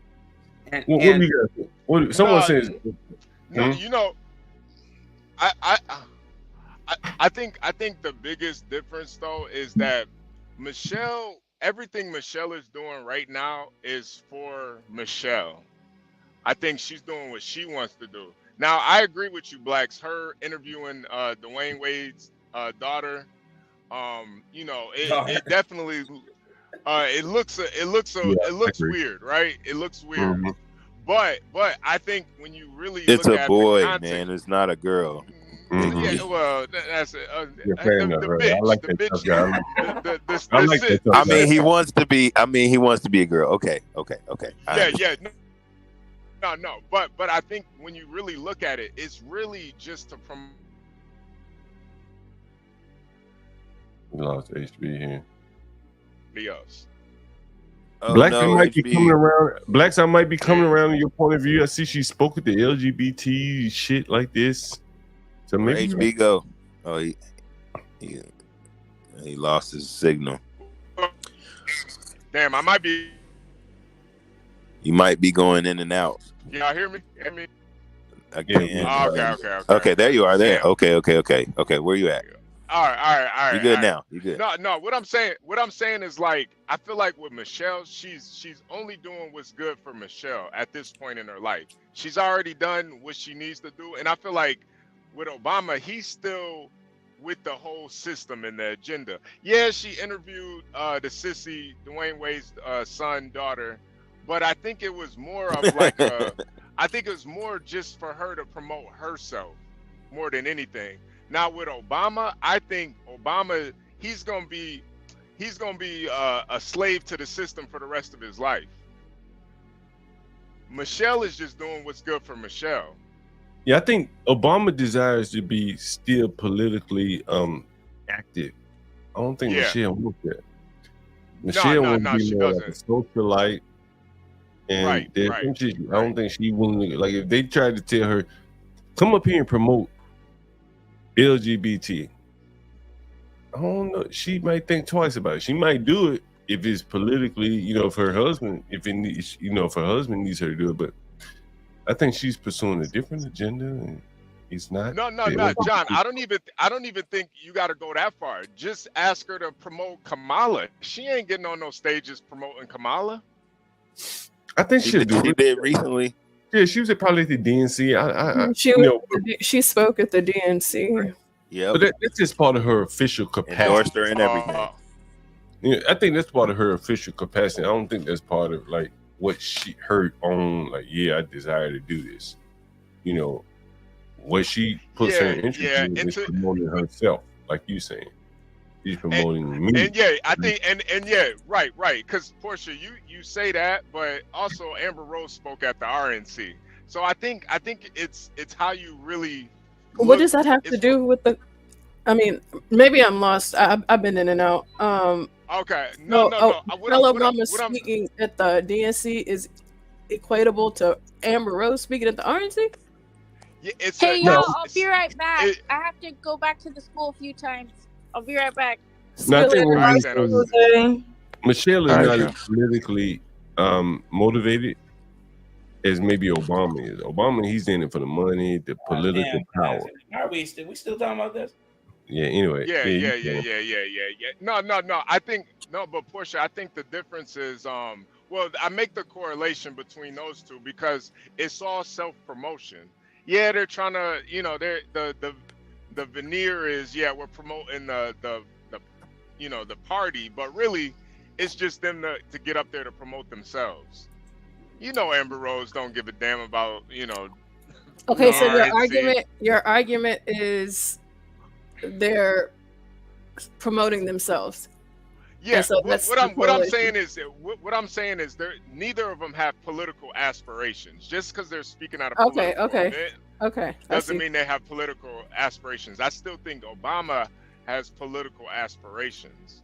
He still wants to be able to be the emperor of the world. Yeah, he still wants to have that power in politics. Michelle doesn't really. I don't think she really wants that anymore. Well, check this out. While we talking about all this, it's coming up real here. Like in November 5th will be here real soon, and that hurricane happened. All this shit going on. Man, it's a lot going on, man, all at once. So I wanted to address. Let me play this clip right here, and then I'll let you get at it, Blacks. You right, cool. Sure, no worries, man. Mm-hmm. I want you to. This is Obama on Kamala. I wonder what Michelle thinks about Kamala. You could give her some truth, sir. Have called President Obama's administration a boys' club dominated by men. Well, now the president is getting some flack for something he said in California yesterday. It happened at a Democratic National Committee fundraiser, which was closed to cameras. While he praised California's Attorney General Kamala Harris, the president called her, quote, by far the best looking Attorney General in the country. There was a lot of backlash online, social media, Twitter. I think we all know sometimes you can't put the toothpaste back in the tube. No, you can't. Things just come out of your mouth sometimes. Even when you hit the rewind. And even after he said how great she was and how smart she was, I mean, come on. Yeah, he was trying to compliment her, but it maybe was not the right thing to say. Yeah. Some critics have called President Obama's administration. We getting closer and closer to that date, buddy. Anyone ever read Obama books where he talked about his choice of women? I've heard you talk about it, John. I never read the book, but I heard you talk about it. And Kamala's right up his alley. That's what he really wants. I've shown you niggas Vera Baker. My man Philippe. One day I'm gonna have Philippe come up on here and talk about Vera Baker because he knows. I mean, I believe it. I do not disbelieve it. I believe it. I believe that all those little clandestine stories about Obama are true, even though it's hearsay because we can't prove it. I do believe it. But what I wanted to address Universal Jones' question. He asked, "Did I say anything about Medgar Evers?" Yeah, all them dudes. Medgar Evers, Bayard Rustin. The Jew that was in tow with Michael Luther King, because his name wasn't Martin. Yeah, I'm the only one that said that. You're the only one I ever said that. Okay, with Michael Luther King, I say it all the damn time because his name was damn sure not Martin. Yeah, all these people were communist, homosexual traitors, and a lot of people don't agree with it. But all you have to look is no further than their writings on the subject of communism and it being the catalyst for change in America. And while people vilify the FBI, yeah, they were doing some shady shit back then, but they were one damn thing was true with them. They sure did get the bead on all them dudes having orgies and homosexual orgies and all types of shit. That, yes, absolutely. Medgar Evers. He was a party to that shit too. This is Vera Baker right here on the screen. Alleged to have had an affair with Obama. One day I'm going to bring up Philippe. He was in France. Oui. He met up with Vera. He knows Vera very well from here in D.C. And she just up and moved to France. No French or anything. Ain't that about a bitch? Yeah. Look at Vera Baker, Obama. I'm just. Yeah. And that's that. You know, John. That may be part of the reason why Michelle don't want to have anything to do with politics either. You know, like if we learned anything from Bill Clinton, you know, when you in that Oval Office, you get a lot of sexual favors from women, you know. So, you know, Michelle, you know, she's not the type to stray too far away from the nest. But I think that why do you say that? Why do you say she's not the type? What? Because of her altars that she adheres to, that feminist and that pro-black altar. If she that's exactly what feminists believe. No. But the pro-black altar, she can't, you know, just divorce Obama because now you can't play the whole pro-black shit.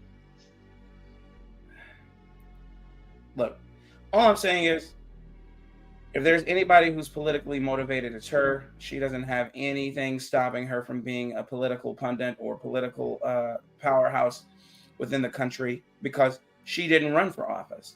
She wasn't a former president. Obama has already reached the highest office in the land. He can't run again.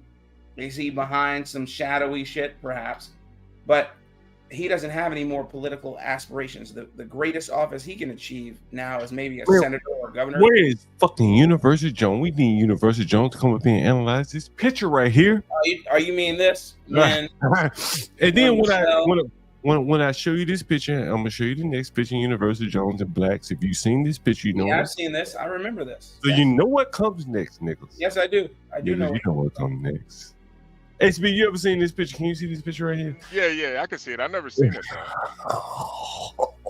Nah, man, this was a huge. Woo, this was a huge one here, HB Universal, man. Let me put the link in the chat. We need Universal. Porsche, you ever seen this picture right here? Anybody ever? I've seen it before. Yes. You need Universal to come up here and psychoanalyze this motherfucking picture right here. You guys are hilarious. What is Universal? I didn't even notice Michelle over there in the shadows. Michelle's in the shadow realm right now. He was notorious about telling white women to stay away from Obama. Y'all niggas know what a sister would. Lord have mercy. I ain't even gotta talk to y'all. Damn. Y'all niggas know. She was notorious. Remember I told you that not only did she tell allegedly, not only did she tell Oprah or Okra as John calls her, You're right. to stay away from Obama, she was constantly telling billionaire white women to stay away from Obama. Yeah, I bet. HB, while we waiting on Universal, man, She let all the men come in there and do them in the butt. Give me your rundown on that picture right there, HB. What you got? Ah, man, Michelle's over there seething. She over there like this nigga. That's a good word, Stephen. 11. She's singing that Mary J song. 11 years I sacrificed. Oh my goodness. What is it, nickel? You know she's playing some Mary J after this, man. You think she sound like you see nickel? Nickel. What's wrong with you? Mary J's a pedophile too. Come on, Black. Yes.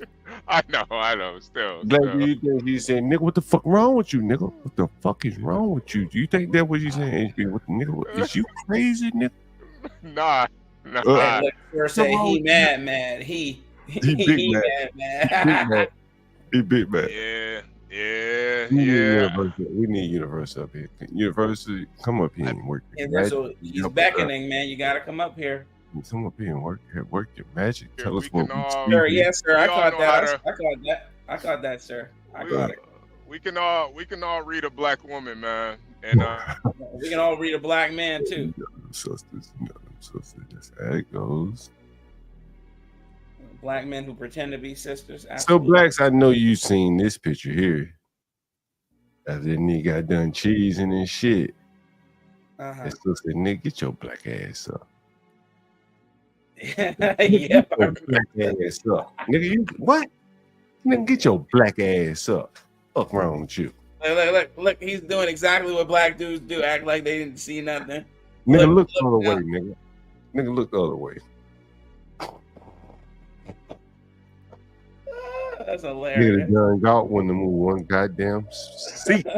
Still here. Bitch, you want to get in this picture or what? We about to take a picture. Yeah, fuck this shit. Nigga. Get your black ass up. Sit next to that white one. Nigga, what's wrong with you? Is that what is Universe? We need him to come up on it. Analyze it. Here he goes, Universal. Universal, you mind analyzing this picture? Greetings, everybody. You know, niggas always got to show their teeth. You know, so. As Ice Cube, I think that was Ice Cube who said that, right? Yeah, nigga, what's wrong with you? Nigga, what's wrong? Oh man, ain't nothing like a black woman scorn, man. Ain't nobody better to tell you than myself. So, nigga, what's wrong with you? Man, yeah, this is not a good night for Obama when he went home. Not even when he got home. Right when they got into a private area, they got in that car. He heard it. You know he did. And y'all know what the it is. He heard it, boy. Nigga, what's wrong with you? Yeah, he didn't like. She don't like this woman or that man. You know, it's Obama. So She don't know them people. He's just like the sweetest. Yeah, I remember this moment. Yeah, she knew. I mean, she may have just met him, but it ain't personal right here. Believe, trust. In university, you Nah. think I think he knew. I mean, as a man who's had some experience, you know, you may have found yourself in a situation like this before. I've been Obama in this situation, sitting looking, knowing this ain't right. I want to go home, but I can't because I have to be here. Yeah, yeah, I've seen this. This is you know, right here, right in this moment, he's thinking, "God damn it, why did we sit here?" And they showed up. That's what happened. And you know what Michelle's thinking? This motherfucker here, boy. That's what she's thinking. And look at the white ladies. Oh, go back to that last photo real quick. The white lady's head down. She might have said something. Barack might have responded. Michelle heard it, and he knew right away. I'm in Nigga, trouble. what's wrong with you? And she knew because Michelle probably gave her a look or made a comment, and that's why that head down like that right there. 11 years I sacrificed. Yeah.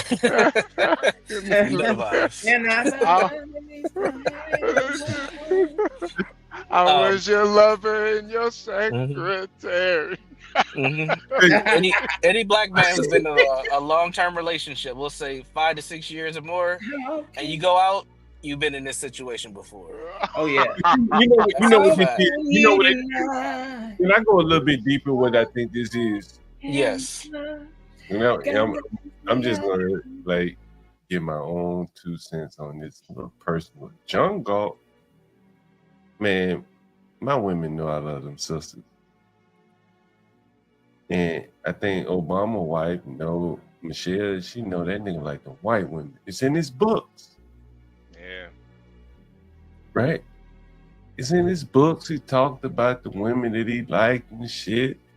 How he didn't feel black and shit, and he didn't know what it was like to be a black man and shit. Mm-hmm. He only dated white women. There's nothing wrong with that. But she know that shit too. She done read the books and told about it, read the summaries. And she sees herself next to this white woman by her age, you know, in some people's eyes, she's more attractive than her. It's subjective. And she him skinning and grinning. Showing teeth.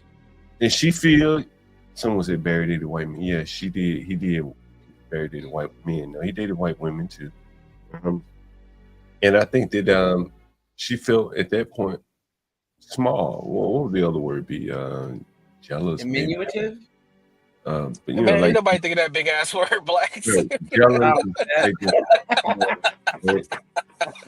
Insufficient, Minimized. She was minimized. Inadequate. Yeah, inadequate. Yes. And her weakness, she made a nigga move, which made her look even weaker. Yes. And made him look weak. Yeah, embarrassing. You know what I'm saying? Like, she should have just taken it and then corrected it afterwards at best. But now she look bad, he look bad. Like, you know, I don't think she fit for that world. Being in among this crowd of women and shit like this. I knew your argument was hedged on this. No. It's a great argument though, because I think like that pro-black altar is too strong with her. She can't, because you know blacks like, you know, like I know most of these pro-blacks are they're fake pro-blacks. They're not real pro-blacks, but I think deep down in Michelle, she's really that. Like She probably more about that life, yeah. Yeah, she can't play the games like 24/7. And I think that's a real emotion right there.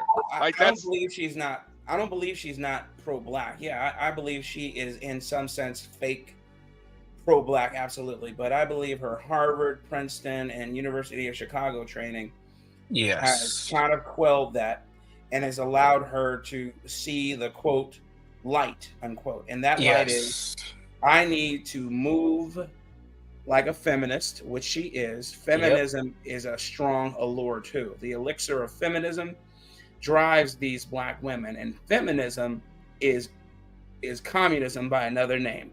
Yes. And these people are for anything. And when I say This woman was a party to the homosexual tropes, a party to the transsexual shit that everybody's attributing only to Obama. I mean that. And do I believe she has political aspirations? Well, of course she does. She hasn't diminished herself in the limelight. From the limelight, she just wrote a book. Okay, she wrote a book. She's on the circuit, on the talking circuit, and not only is she trying to bolster Kamala's light, but she's trying to bolster her own. And then I don't be surprised if Kamala wins, she doesn't head up some sort of department or some sort of ambassador. And then we may seriously. Yeah, seriously. Alexa's on target. And then you may see her try and make a bid for the run for the presidency. I don't know if she will, but I think that you guys are missing the buck when you say she does not have political aspirations. She absolutely has political aspirations, because you said it better than I did. She has 50 million. What more does she need? Power. Well, she needs that More power. limelight. Yeah. Okay, and she needs political power, because that is the allure. These people, what's her name? What's that lady's name with the big knockers and as old as sin? Nancy Pelosi. Okay, Nancy Pelosi has no more political prowess. However, she's still holding the seat. Why? Because that power is intoxicating. I want to be in control. That's it. She's a billionaire 10 times over. She doesn't need any more money. Okay? And even if she wanted to short the market or get in before anybody else does, she has the political connections to do so, and she doesn't have to be in office to do it. But they want to retain the fucking power. That's what it's about. Yeah, I see Michelle Obama as more of the behind the scenes power type, the institutes, the think tanks, the thought leaders. That's her. She's that Chicago school trained type. And she has sway, man. Don't get it confused. When y'all earlier were talking about if you had an event next to Michelle and Barack, I think she would outsell him, man. I've seen the crowds when she pulls up. She sells out stadiums. She's no joke. Yep, that's what I'm saying. I've seen him with my own eyes. I've seen her sell out the XL Energy Center several times, 2 days back to back. Yeah, I don't think Obama could do that. Though. No, not today. I don't think so. No, I don't think he could do it. I don't think there's the energy behind him, and her ticket prices would be higher. Yeah, his speaking fee may be higher because he's been president, but I mean, if you had to pay to get in, right? Yep. Her ticket prices would be higher. And her ticket, Obama probably be giving away tickets. He probably would. And honestly, man, like the way that people respond to Michelle Obama when she comes, she's like she's not big as Michael Jackson, but she has that type of appeal. People post her, they talk about her. It's a thing. I don't think she needs politics to maintain what she has. I think Obama needs politics to maintain his power. And I think that's the difference between the two. Well, we just seen it. If Michelle Obama did the same thing that Barack did and came out and chastised those black boys, we would not have the same response. We seen the difference between the two. Y'all, bro, she would have been praised. Boy, I done raised y'all. Yep, she would have been praised. We raised y'all. I'm a Southside city of Chicago. Southside girl. Obama can't say that. Big Mama Michelle eating up all the ribs. Just leave What are you gonna say? I'm from Hawaii. What? That don't resonate. He says he claims Southside whenever he speaks. But even in the people of Chicago, they be like, man, you ain't. That's not true. They're gonna be like, man, yeah, he is. Real as Michelle, like she started talking about ML King Drive and. Old block.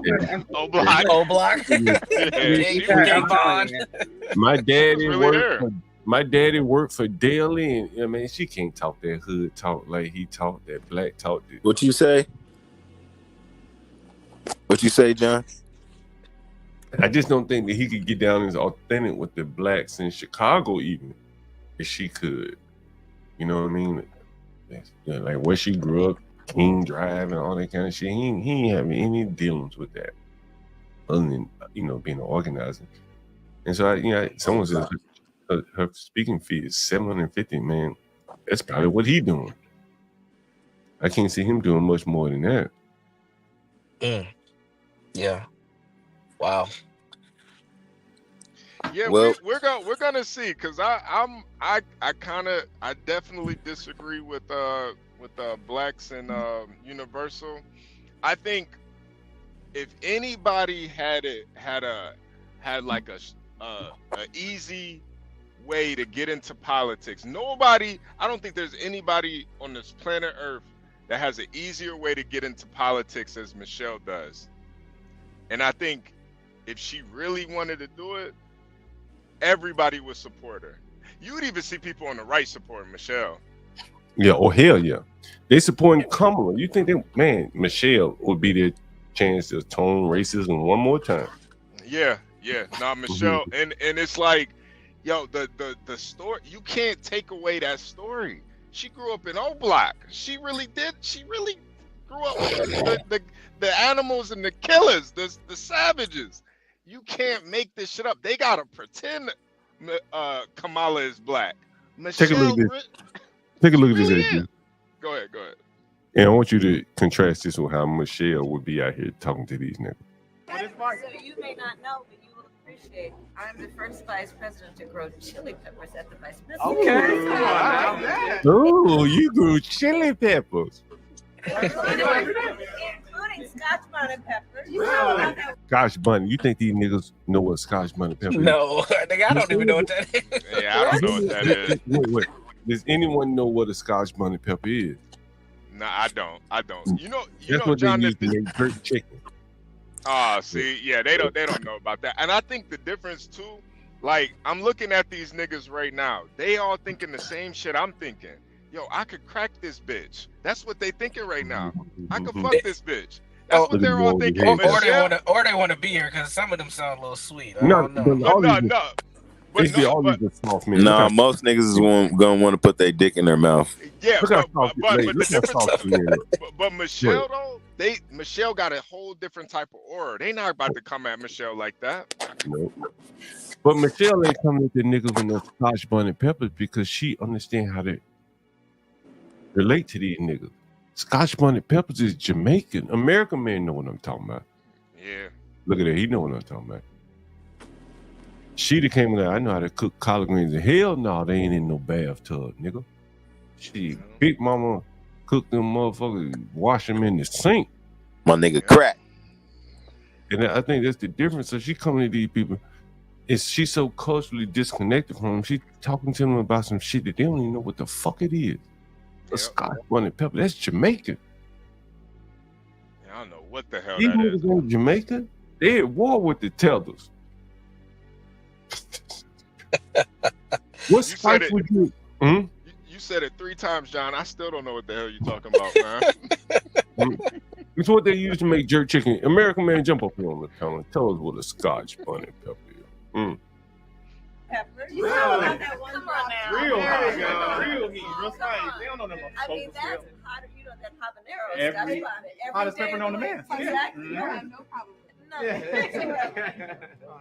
Learn something new every day. But it's fine.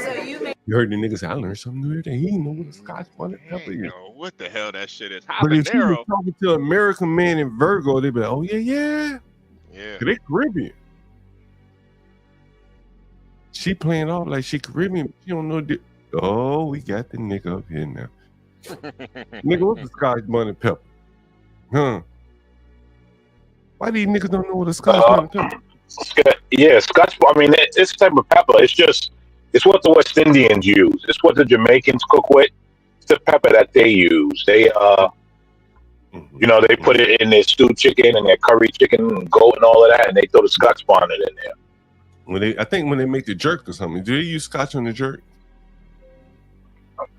Well, the jerk comes in the seasoning. They got the thing already mixed. That's how they do the jerk chicken. But yeah, But I don't know. You guys have probably seen that. If you were talking to a black American, as Kamala is professing herself to be. Do you go up to a black American and say, hey, I'm the first vice president to grow Scotch bonnet peppers in the White House? Nigga, be like, what? Well, no. Well, it's like, well, understand, right? Well, John, watch this though. If she's Jamaican, why is she eating collard greens and not callaloo? West Indians don't eat collard greens; they eat callaloo. So she all over the place. She don't know what's going on. Collard greens, Scotch bonnet peppers, and callaloo. Yo, collard greens and Scotch bonnet don't even go together. Yeah, you got that. I've never heard of Jamaican eating collard greens. I lived a long time in Brooklyn. I never met a Jamaican ate collard greens. You know, and this just shows you like how fake this person is. This shit is really amazing, right? Like down on the level, like look at them blacks taking this shit. Like nigga, they don't even know what the fuck a Scotch bonnet pepper is. They be like, yeah, I gotta vote for her. She black. Man, let me play this shit again. This shit is really, really seriously like it's almost sad in a way that they're just sitting up here just taking this bullshit. Listen to these niggas. I'm gonna replay it. So you may not know, but you will appreciate. I'm the first vice president to grow chili peppers at the vice president. Okay. Including Scotch bonnet peppers. Real. Come on now. Real. All gay men. How does pepper on the man? Exactly. You have no problem. Thank you, blacks. Thank you. So you may not know, but you Talking about some, she doesn't know how to talk to these niggas. These are gay, homosexual, dick sucking, ass in the booty. Okay, we got it. Okay, these guys don't represent any true black population. I don't know. But that's why they didn't talk about Scotch bonnet. Because I'm looking at like, bitch, what you talking about? Scotch bonnet. What the fuck you doing economically? No, but you know. Listen. Blacks, all Democrat, many gay. You know how that go. As Vince Ellison. That's a fact. You know, I think that, you know, what she, you know, I showed earlier black and the African fighting on the train. There are differences between them, and they know it. One was telling the other one to go back home. And what you just exposed is she's trying to mail all these different groups of people. Scotch bonnet pepper, collard greens, callaloo. All them people eat different shit. They're different people. Mm-hmm. You can't mix all that shit together. You know what I'm saying? It's just going to be very difficult. They're going to end up fighting over, is it going to be callaloo or collard greens? Because I don't eat callaloo, and you eat collard greens. Yeah, I definitely ain't eating no plantain. I don't know what the hell that. Ain't no Mofongo. You never had mofongo? You been to Puerto Rico, HB? Hey, yo, Yeah. I've been to Puerto Rico. Yeah, I've been to Puerto You didn't eat that mofongo. What is a mofongo? I don't know what the. Yes. I couldn't eat that shit. I don't like that shit. Mashed plantains and Oh yeah, nah. I don't like. With sometimes barbacoa, sometimes other meat. It's off the chain, man. Nah, I love it. Mofongo's good. Ropa Vieja is good. Yo, y'all Americans need to get some culture about y'all. Man, we got culture, man. Plantain is fried, man. Them motherfucking mofongo. You French frying burger. You French frying burger eating motherfuckers. Eating down them glizzies. We eat orange chicken, man. That's black culture. Orange chicken is your culture? Guess what this is right here? Somebody call Jay Prince for these niggas. Give him some glizzies. What is this right here? What is that? What am I looking at? I'm asking you. Well, what do you see right aliens in a bread. They don't look illegal. There's an old man with a big beard on. You know, illegal aliens in a soup kitchen. Look again. Think twice, niggas. Damn. What do you think that is? Well, I just saw DMV. Some Porsche sales. A lot of people getting into a venue, waiting to get into a venue to do what? Well, they're going to see Michelle. Who they to what? Describe the demographic of what you're seeing right here. Before I tell you, describe the demographic. What are you showing me a random just ass asking you a line of question. people to go see Obama? Yeah. No. I'm just asking you. Tell me what you're saying. It looked like a soup kitchen line. But, Okay, soup kitchen. You said, but I'm assuming that this must be a line of people going to go see Michelle Obama speak. Okay. Yeah, That's we what got. you think. Anybody else? Let's do a little quick promo here. No, we got somebody in the back. Rapport Singh. What's going on, man? You a porn bomber? No, sir, I am not. Yeah, let's get you. Oh yeah, get him up out of there. Yeah, let's get him out of here. Yeah. You guys, make sure you put down your commitment for the Halloween sexy costume out. Yeah, so bring it to you. Like a little skin on Halloween. You gotta have some skin to win. Ain't that right, HB? I'm going for the skin. Yeah. For the skin, man. What you think? Just a little bit of skin, not too much. That fucking skin to win, right? You gotta skin to win. You gotta show some skin to win. What you think, man? Let's see him get fleshy. Hey, I can neither confirm or deny what you just said. Popping my balloon on these bitches ain't showing no skin. Pop my balloon. Pop the balloon. There's no money. You got one. You were given one thing by God that they don't sell in stores. You better show it. Show me something close. Give me an illusion of something. What you think, HB? Oh, yeah, John. You got to remember the YouTube guidelines too. Oh, okay. You know it. You don't porn bomb. But yeah, get us out of here. Come as close as possible. HB, they can at least come as close as possible within the term. Yeah. Right? You want to win? Bitches out here, you listening, you want to win some money. We got some money for you. You got to step your game up. Plus, we want to celebrate Halloween. That's the bigger. So far, I only have received payments from 2 people. That would be Garion and Sir. The next day, the rent due. It is the next day, the rent due. So y'all have until the 19th. Just to give you guys some updates, I have 2 donations in the pot. The deadline is the 19th of October. Porsha, I don't think you should set the deadline that soon, because it's gonna be a lot of people. It's gonna be a lot of people that are gonna probably pull up the day of and put some more in the pot. So. Okay, that's what John told me to do, but I can change it. Yeah, we can change it, just so we know how much we're gonna have, so we can. You want me to just change it to the 31st? It doesn't matter to me. What do you guys think? Yeah. I think you should. As far the only deadline should be the people that want to be involved in it. But as far as putting money in the pot, nah, you could send money up until right before the contest. Okay, I'll change it right now. This is a voting line in Georgia. People waiting to vote. Gotta vote. Oh, okay. Oh, you're talking about early voting. Okay. Oh, is Stanley out there? Maybe Stanley. Look at the demographics, HB. Tell me what you see in the demographics right there. All Kamala voters.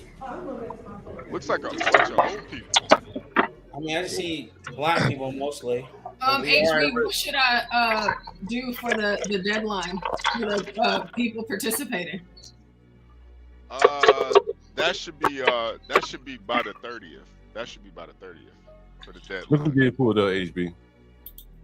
DG said unemployment line. Nigga, we talking about your people earlier out here fucking niggas and fucking them real good. Yeah, the Wale, where you the Wale, man. There was a Somalian that raped the guy, man. What's going on? Laid that wood. You gotta say laid that wood. Y'all niggas gotta chill, bro. Y'all gotta chill. They need to kick your people out of wherever that That nigga nigga was fuck at. their way to freedom.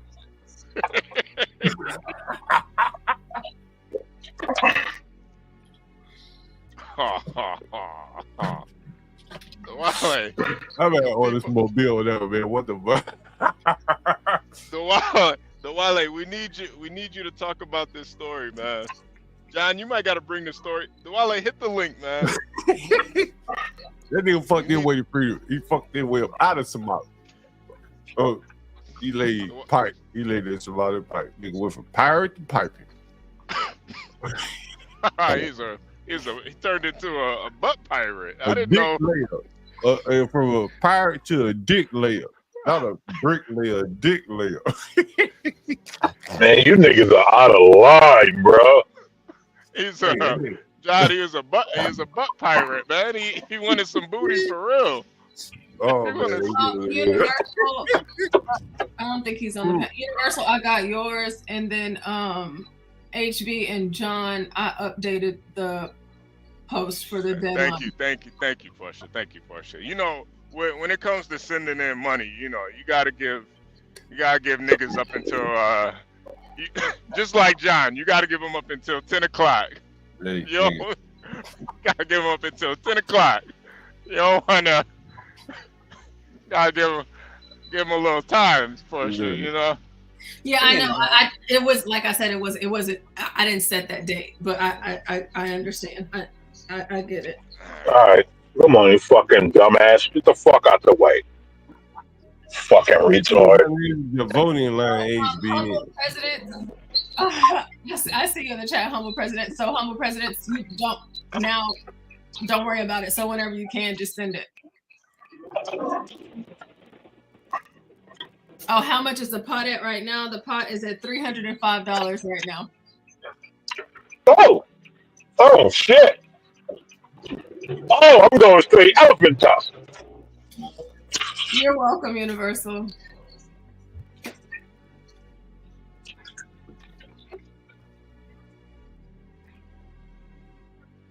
You know, this is voting line.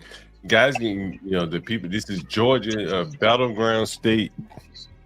It's going to be interesting to see what the results look like coming out of Georgia.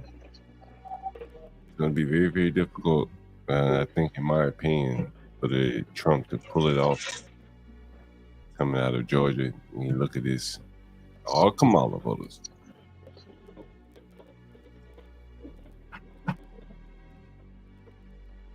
Any thoughts on these guys? Fuck them all. I hope they die. They probably feel the same way about you, to be quite honest with you. You right about that. Yo, HB, what's Stanley saying this morning? Oh, HB went down, boy. Stanley was going ham, boy. That is HB. HB, what story are you talking about? Hey, John. Hello, Umar. What's up, man? When HB come back up, we'll bring it back up for you. So while you probably enjoy it. Okay, Umar. Umar is coming. This is Trump with Rosa Parks. Interesting. He won the Ellis Island Medal of Honor Award. Patriotism, tolerance, brotherhood, and diversity. As Donald Trump is a younger man, I should say. Muhammad Ali in the background, Rosa Parks in the front. You guys remember what happened with Rosa Parks in her later years in Detroit?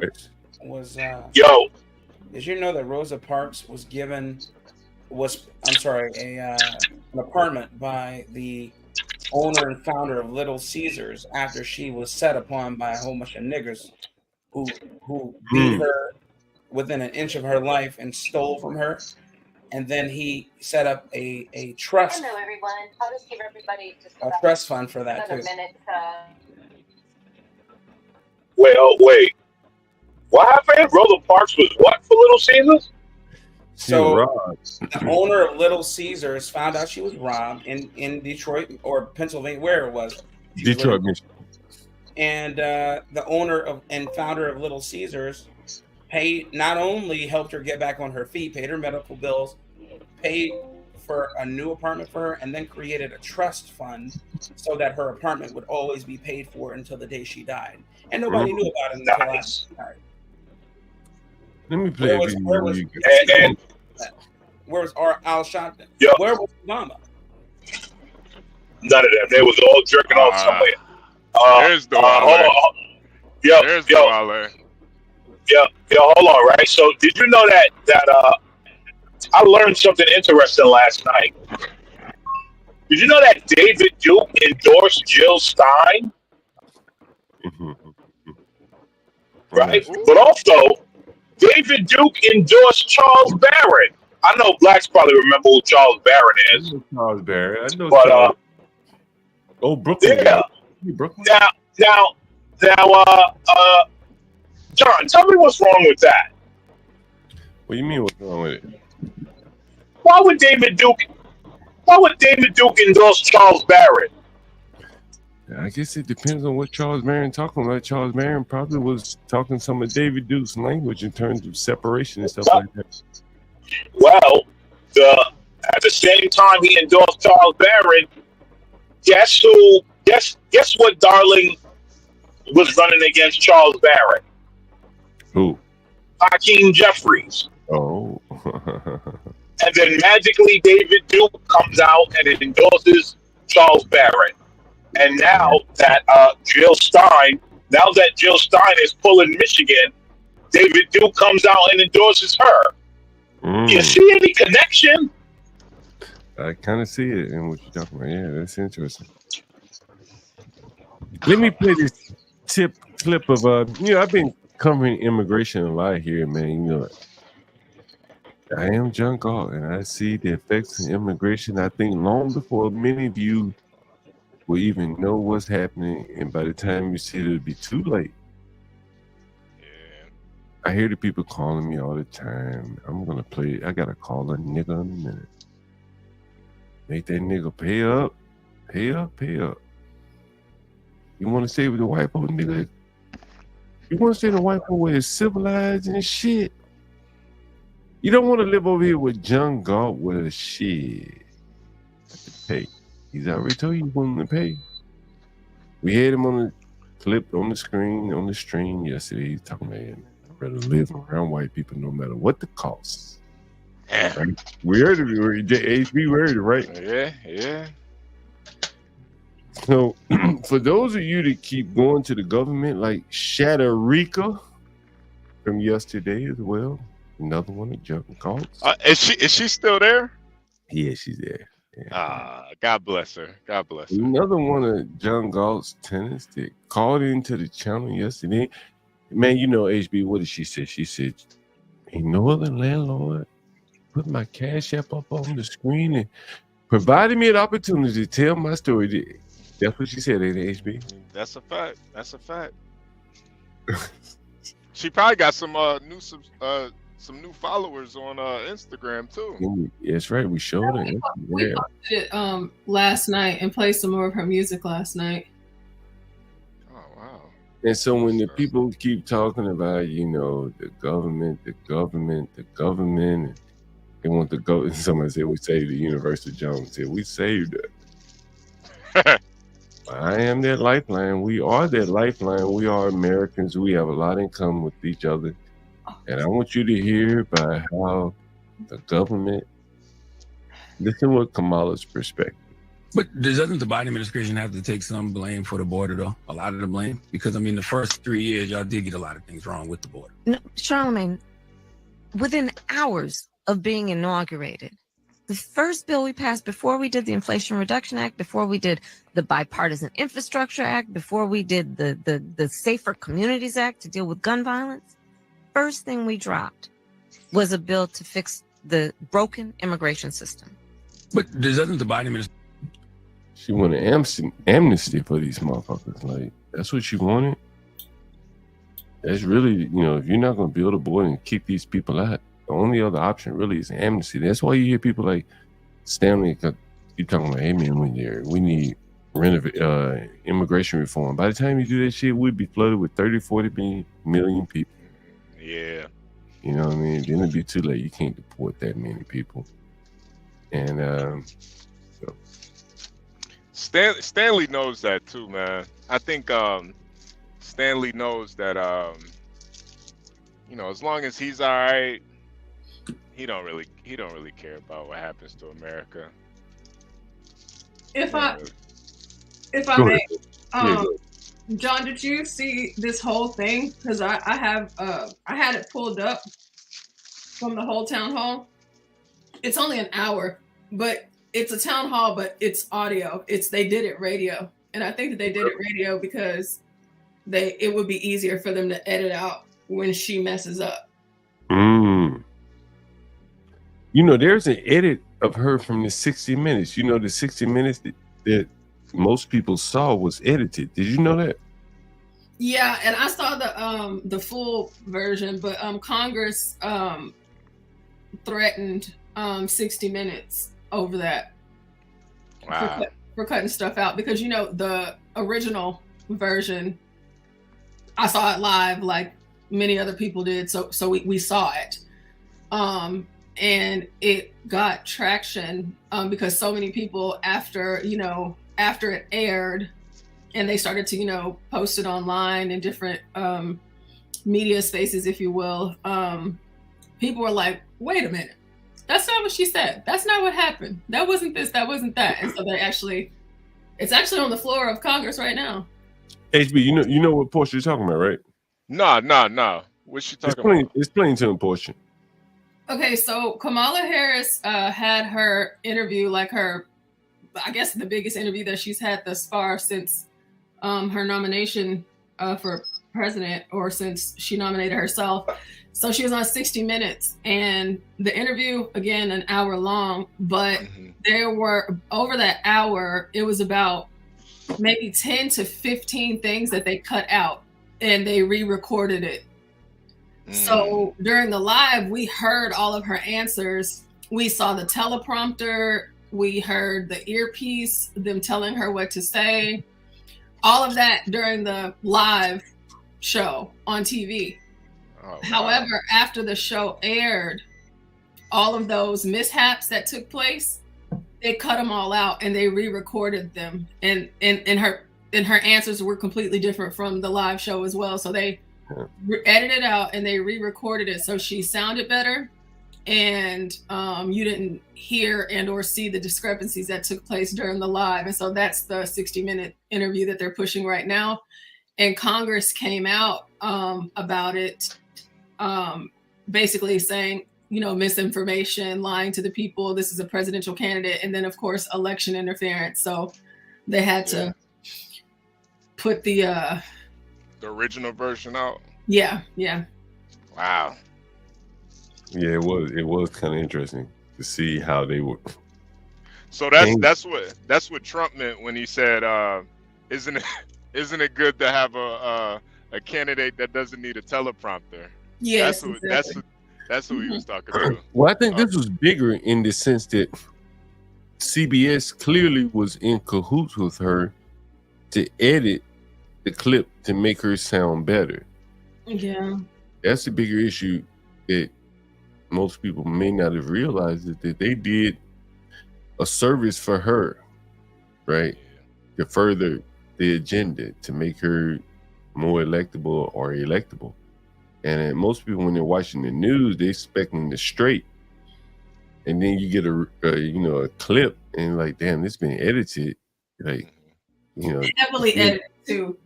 Yeah, they clearly in the pocket of someone else, yeah. It was edited so much that it was like, how in the world? Like, as if people wouldn't catch that. Yeah, I don't think anybody's surprised though. They've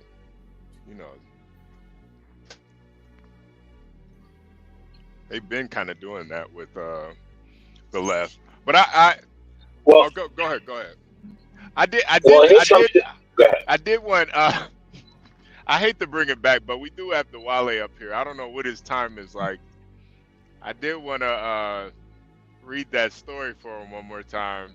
just real quick before we get back into this, because I know Dwale, he's in German time right now. Dwale, you still there, sir?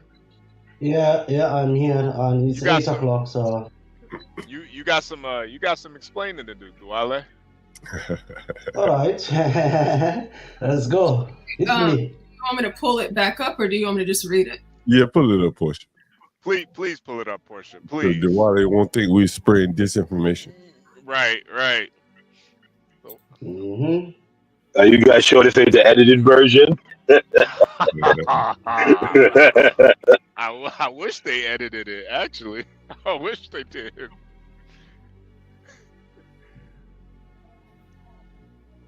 Dwale. Oh. Dwale. Mr. Umar. Umar is coming.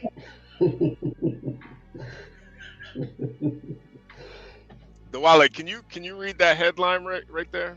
Can you read that headline? Okay, how long does it take to lose 73 pounds? No, that's not the headline, Dwale. It's an ad. I'm trying to get rid of it. I'm sorry.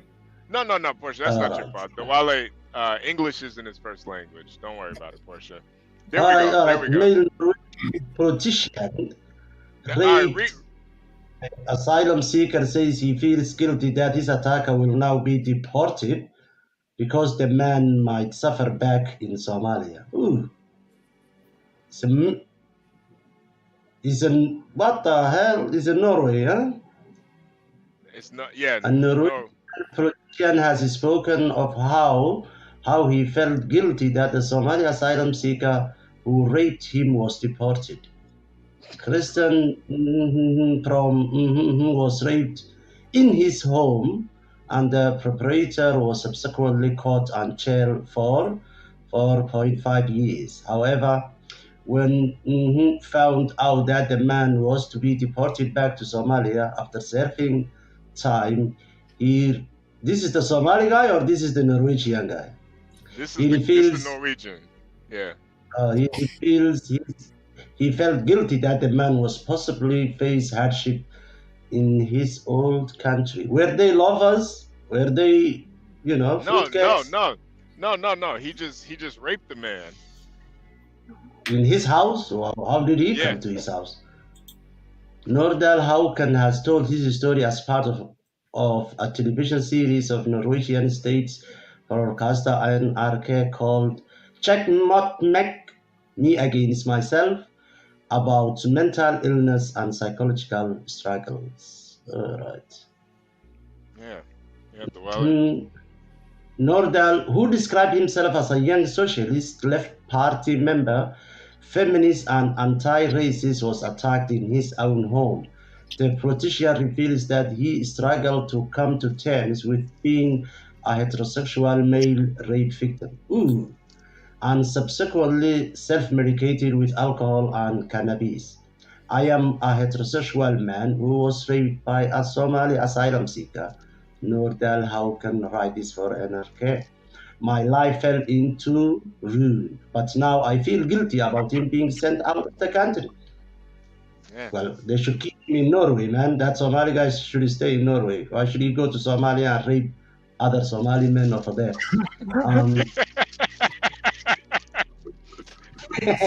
It is how he was called up by the prison shortly before the perpetrator was to be deported to Somalia, having served 4.5 years in prison for the rape.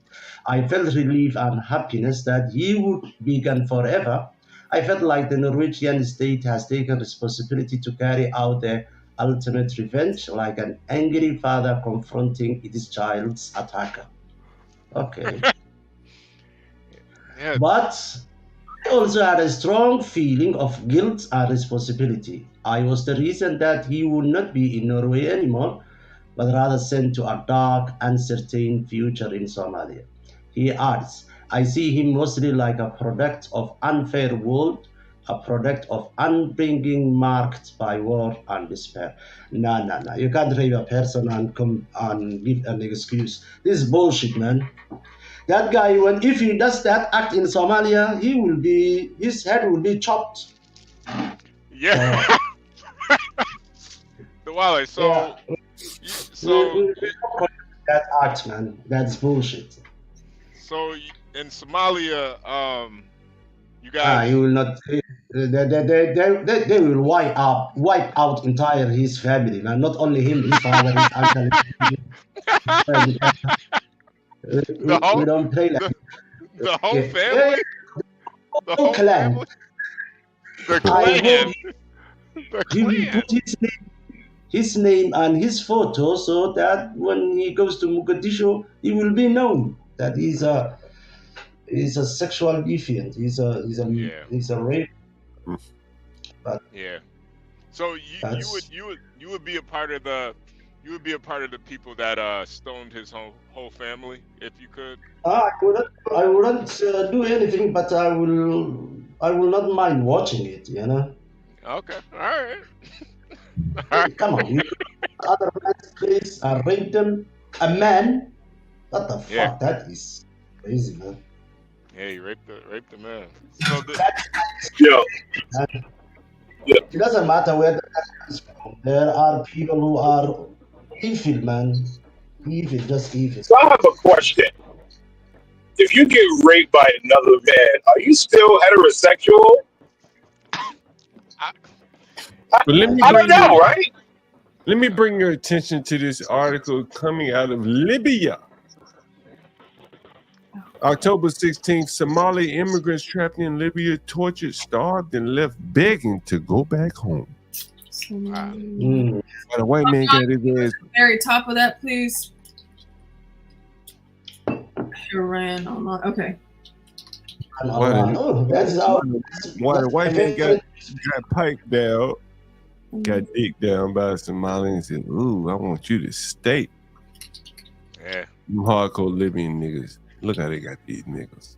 Nigga, you about to go back home. Matter of fact, we're gonna make it so motherfucking terrible in this bitch, you gonna want to go back home. Yeah. And so what does one of the Somalians say? I regret ever leaving Somalia. If you want to know how the immigration problem is gonna be solved in America, read that one motherfucking sentence. You gotta make these niggas regret ever coming here. Just like John Galt would make a nigga regret ever thinking about coming in my motherfucking house and not paying rent. Same rules. Same rules apply. Yep. So how would you do that on a grand scale, John? You gotta cut the funding. I told you guys when I was in Jamaica one time, man. No, I was in Barbados. I was down there. I was on bail. Shit, I was waiting trial. And my mother was like, come on back home, baby. Like, you need to be working or something. And I was like, man, I had to get my head clear, waiting on trial and shit. So I was like, I'm gonna hang out down here. I said, well, let me see if I can give me a job, give me something to do instead of swimming and shit all day, just going swimming and hanging out on the beach. And so I talked to a Bayesian. That's what they're called, Bayesians. I said, man, like, I want to give me a little work down here. They said, Mr. John, they catch your ass working out here, they kill your ass. He's like, these Bayesian jobs. What? Bayesian job? What the fuck you mean? I'm like, yeah, man, like, gee, these jobs, like, unless you're doing some high level shit, I just wanted to work in like a little t-shirt stand or something. They like, those are Bayesian jobs. And if we catch your ass working a Bayesian job, you're gonna get Bayesian justice. I said, well, fuck it, I just hang out and chill. No job for me. And I think that is the ultimate, like, how, if we're going to stop it, you gotta make these motherfuckers regret ever leaving their countries. That's how it works. That's how it works.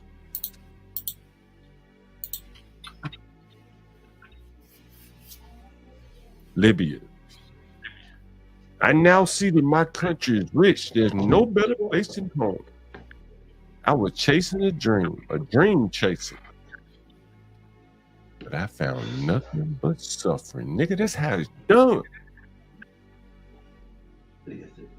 Those are the rules of the game, nigga. Look at them niggas round their ass up.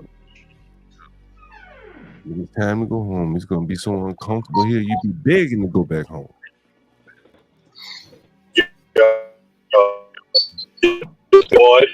One side Kamala, one side Trump. Kamala's side said socialism with the socialist flag, and then Trump's side said patriotism with the American flag.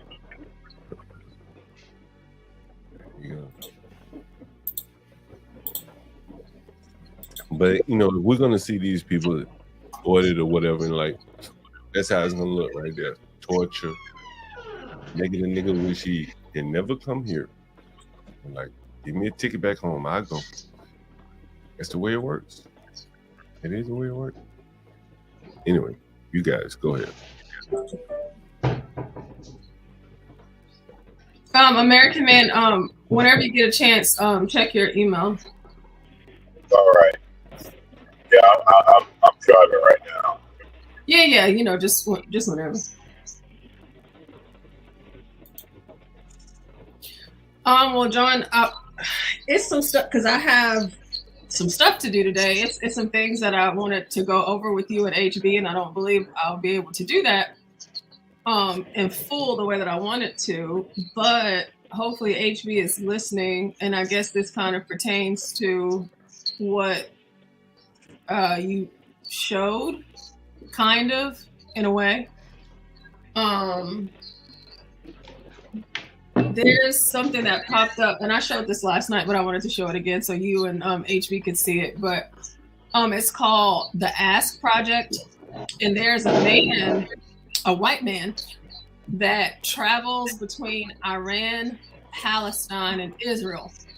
And he asks these people the most insane questions that you would never imagine, especially given the climate over there.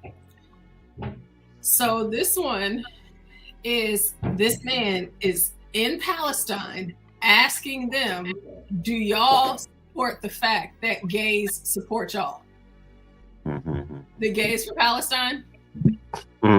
So he's like, hey, what do y'all think? So I wanted to show y'all some of this and hear your thoughts.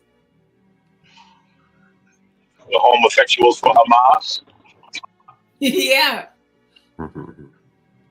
Oh, wait, can't hear it. Give me 1 second. I'm gonna have to put it up again.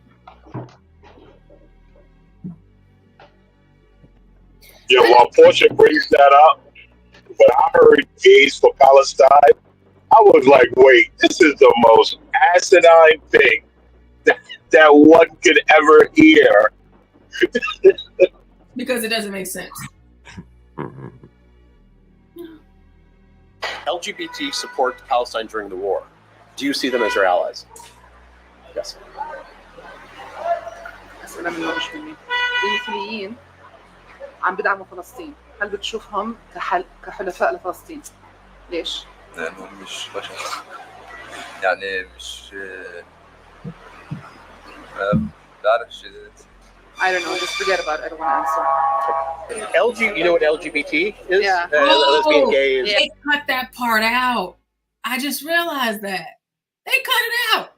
He said the craziest stuff. The first guy, he was like, they are not human. They deserve to be killed, beheaded, stoned to death. He said all sorts of stuff. Oh, my goodness.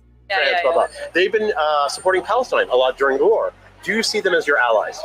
As my allies, I don't support them because obviously of my religion, but I have nothing against them. So as long as that they don't harm us and they support us, I have no issues with them. How could they possibly harm you? Not really harm, but like on the opposite side, like Really? supporting the Israel. Ah, got it. Okay. And the friends. What? And the friends. The other opinion. Oh, yeah. What do you think? No, I don't support. Okay. But if do you support, let's say, gay rights here in Palestine? No. No? The LGBTQ rights here in Palestine. No, I don't support them. No? Yeah. Okay. LGBT support Palestine during the war. Do you see them as your allies? مثليين كتير كثير كانوا حلفاء للقضية الفلسطينية أثناء الحرب، هل بتشوفي هم حلفاء لنا؟ هم كثير كانوا داعمين للفلسطينيين أثناء الحرب. مين هم؟ المثليين. شو يعني؟ الجيز. سماح تعرفوا برا صوروا احسن في زباين تعالوا صوروا برا. يلا أنا جايين. شو أجاوب؟ بعرفش. I don't know what to answer. مش عارف أجاوب. It's a hard question. Would you accept support from? هل ممكن تقبلي شو اسمه دعمهم؟ Gays, No. LGBT support Palestine during this war. Do you see them as your allies? Okay.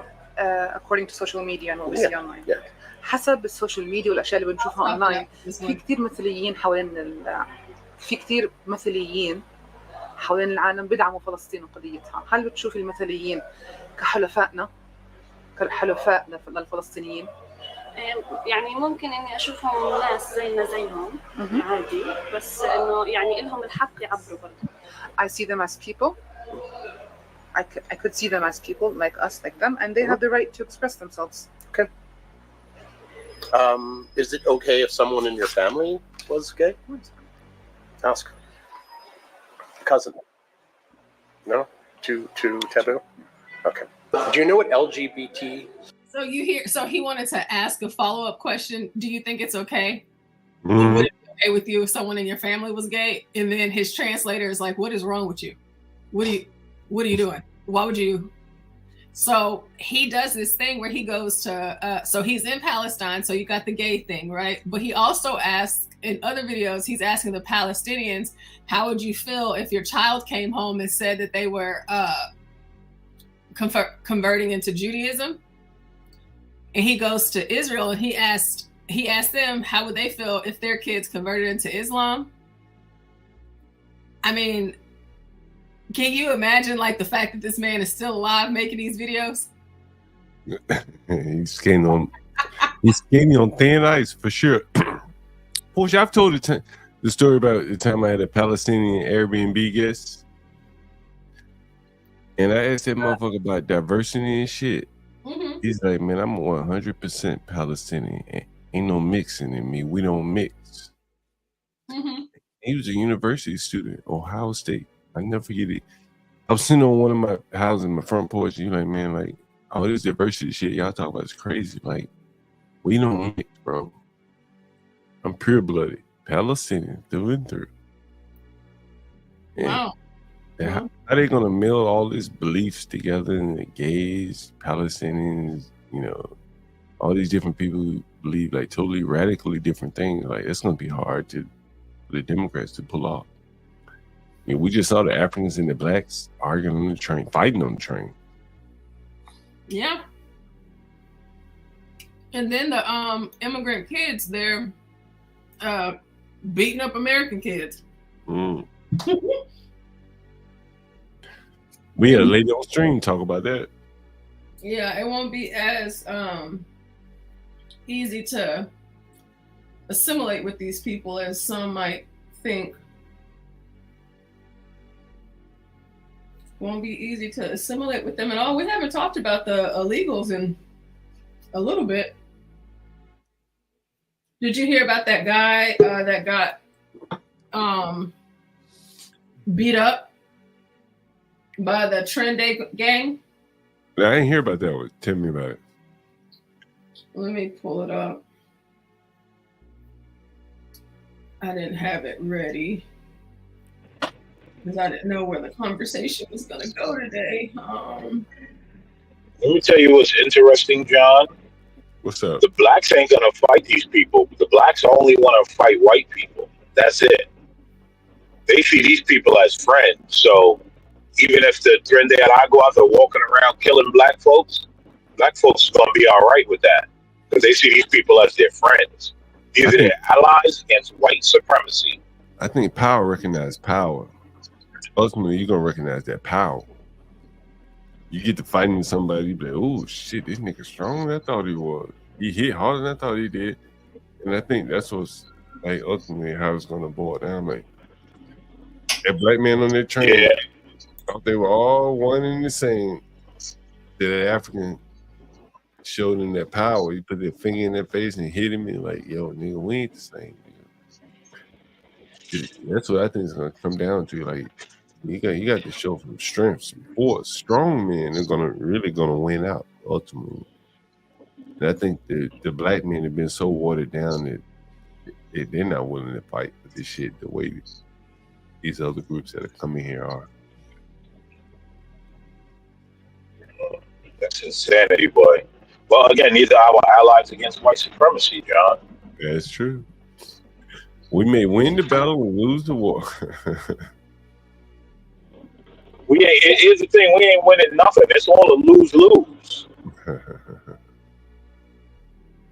So this is one of two stories. So this is about the guys in Florida, the Honduras guys, and then we'll do the trend day next because I'm still trying to pull that one back up. So this says, targeting America's children, 3 Honduran illegals arrested for capital sexual battery of a child in Florida. So here they are. They kind of look the same. They look related. So it says that they crossed the Mexican border illegally in 2021. Or 2 of them in 2021 and 1 of them in 2023. In Kamala Harris's America, illegals are increasingly targeting our children. Does my mic sound okay? There you go. Okay. The Palm Beach County Sheriff reports 3 of Border Czar Kamala Harris's illegals from Honduras are in custody following disturbing allegations against a child. According to PBCS, the 3 men, Selvin Lopez Lopez, Eric Lopez Lopez, and Jefferson Lopez Lopez, that's interesting, were arrested for numerous counts of lewd, lascivious behavior, capital sexual battery, on a minor under 12 years of age. The alleged abuse is believed to have occurred from August 2024 to present. PBCS further reports Elvin and Eric crossed the Mexican border illegally in 21. Both turned themselves into Border Patrol and were told to call for a court date, which they did not do. Because when do they do that? When do they ever do it? Jefferson crossed the border in 2023 and was given a court date for 2028. His court date is in 2028. All 3 are currently in the PBC jail on no bond. So here's just another photo from something someone posted. Illegals are increasingly targeting our children as they pour over an unsecured and open Biden-Harris border. In June, an Ecuadorian illegal allegedly sexually assaulted a 13-year-old girl in New York City Park as she walked home from school. On June 16, 2 suspects in the U.S. illegally from Venezuela believed to be tied to the gang Trend Day kidnapped, raped, and murdered 12-year-old Jocelyn in Houston. In August, an illegal alien ferried into the U.S. from Mexico, thanks for Joe Biden and Kamala Harris. He was arrested for raping a 10-year-old boy twice in Mississippi. Let's watch this video really quick to see if they tell us something more. 3 undocumented immigrants from Honduras are accused of committing crimes here in Palm Beach County. Take a look. These 3 men arrested on multiple counts of lewd and lascivious behavior on a minor. They're behind bars this morning in the Palm Beach County Jail. According to deputies with the sheriff's office, they believe that the crimes they've been committing have been going on since August. Deputies learned that the 3 men had been in the country for as long as 3 years. They are being held without bond.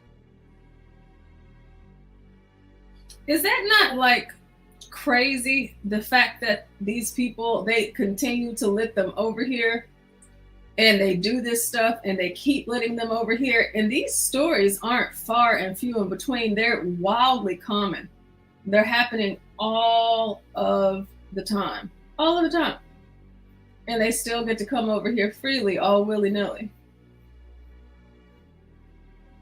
It's almost like they creating a problem that the government would be the only ones able to come in and solve it ultimately. Yep. Well, also it amazes me how many Americans sort of turn a blind eye to this stuff, you know, and just pretend like they don't hear it or see it. You know, more of the head in the sand stuff. because it doesn't directly affect them. I think the problem is that a lot of us do this because, you know, let's be honest, we all do it in our own ways. We kind of ignore stuff until it's directly at our door. Are you saying like And most people I don't think this immigration. them? No, you know, I'm not saying most people don't care. I think so. I think we're in a weird place where no one wants to say it's bad because Trump said it. That's what I think. I think that's mostly where we are. It doesn't matter, right? Did you you guys saw the journalist a couple weeks back, right? That said Trump said this, he lied. And dude was like, what are you talking about? The Department of Justice said that. And she was like, I don't care. Trump said it. It's a lie. And so I think no one wants to agree that these people are animals because Trump said it. And so they're kind of so deranged that they'll just ignore it and say it's a lie against Trump at all costs, right? Even at the cost of many American lives. We just have to be against Trump. And so that's why I think a lot of people are ignoring this immigration thing. Because guarantee that if Kamala wins and she starts deporting, everyone is going to be talking about, yeah, let's deport them. Yeah. Well, right now, at our borders here in Texas, we have roughly 11 million. We're up to 11 million now, waiting to cross.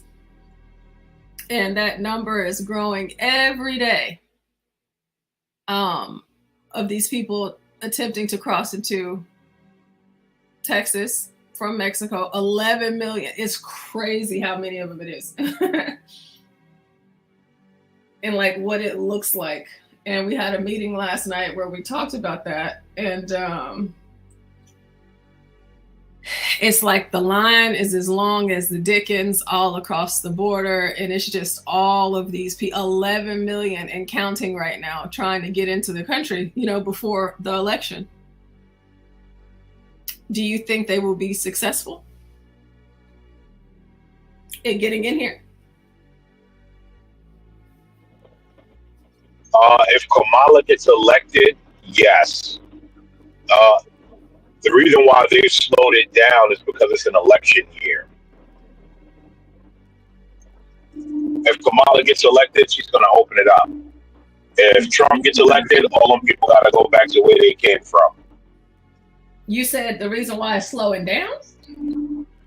Yeah, because it's an election year.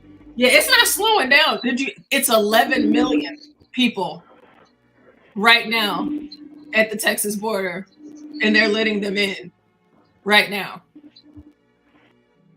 But that number is growing. Oh, he dropped off. I don't know what happened to HB. John said he'll be right back. Oh, American Man just popped back up. Oh, crap. Oh, sorry. I probably went through a dead zone. Oh, no, you're fine. Now, the question I ask is, do you think all these people are going to be able to be in America? I think, someone said it, and it's true. I think that a lot of these guys are going to end up going to war. Going to war with us? No, going to war with other countries for their citizenship. Huh.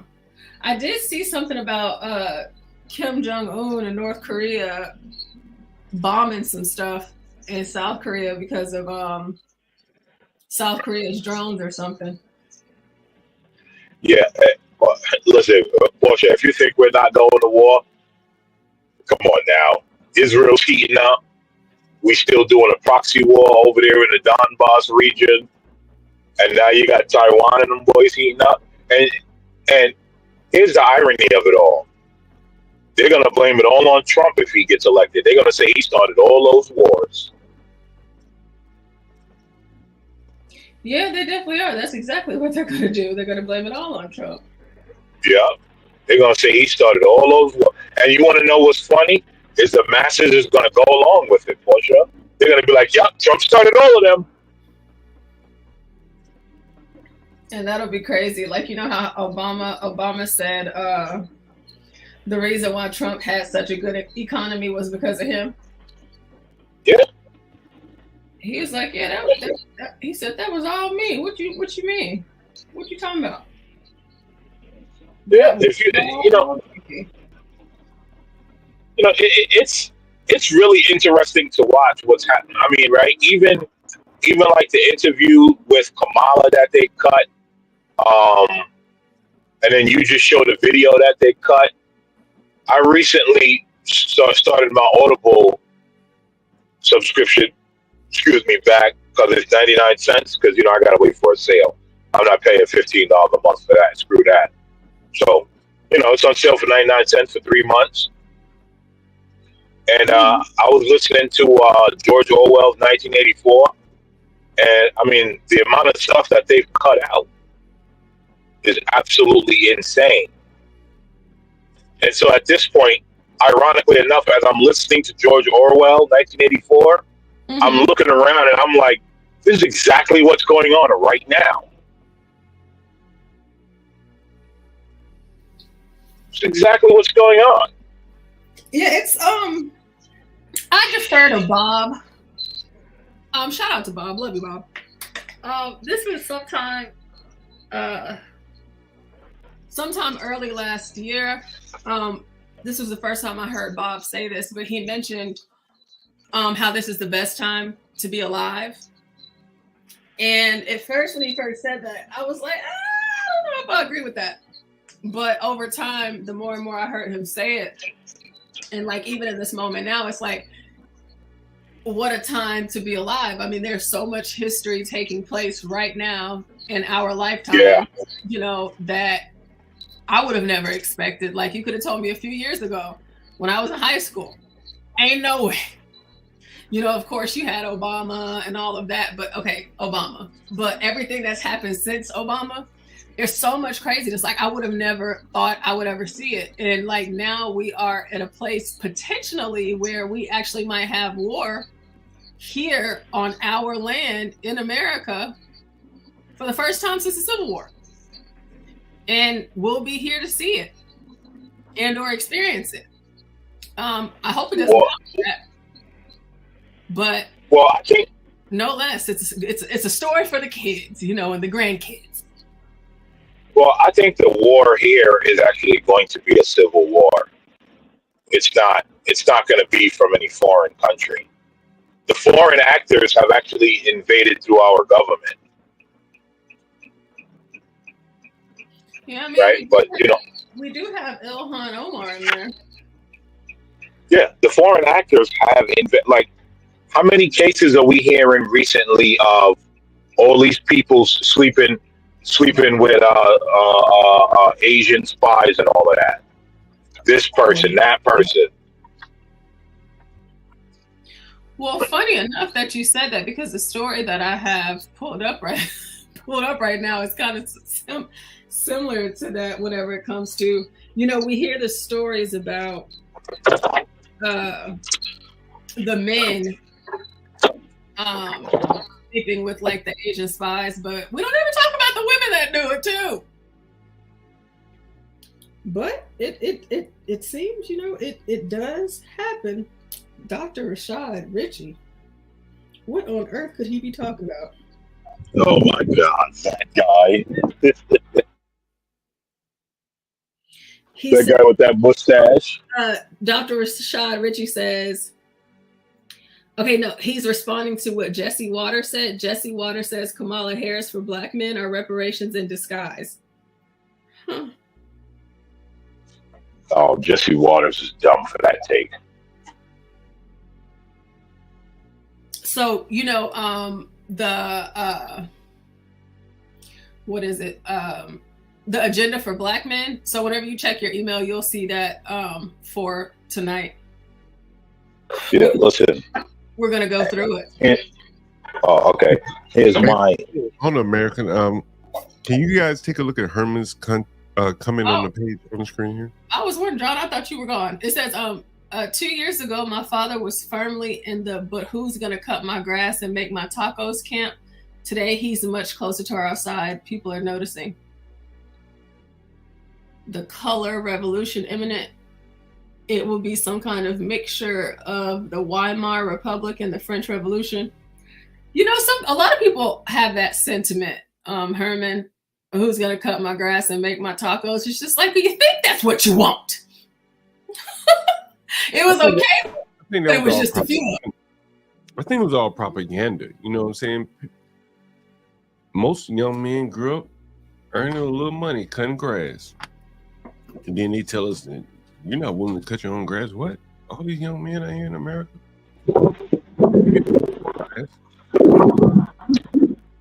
Yeah, that's true, John. That's absolutely true. I think that Kamala Harris for black men is more jail for black men. That's what it's really going to be.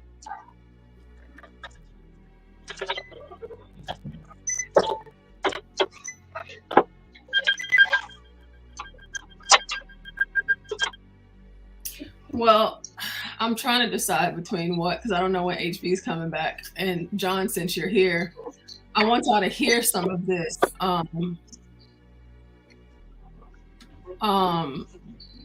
interview with Charlemagne the God and Kamala yesterday. Are you still here, John? Yeah, I'm here. Mm-hmm. Okay.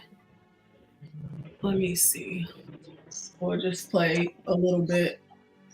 I'm pretty sure y'all will say pause at some point.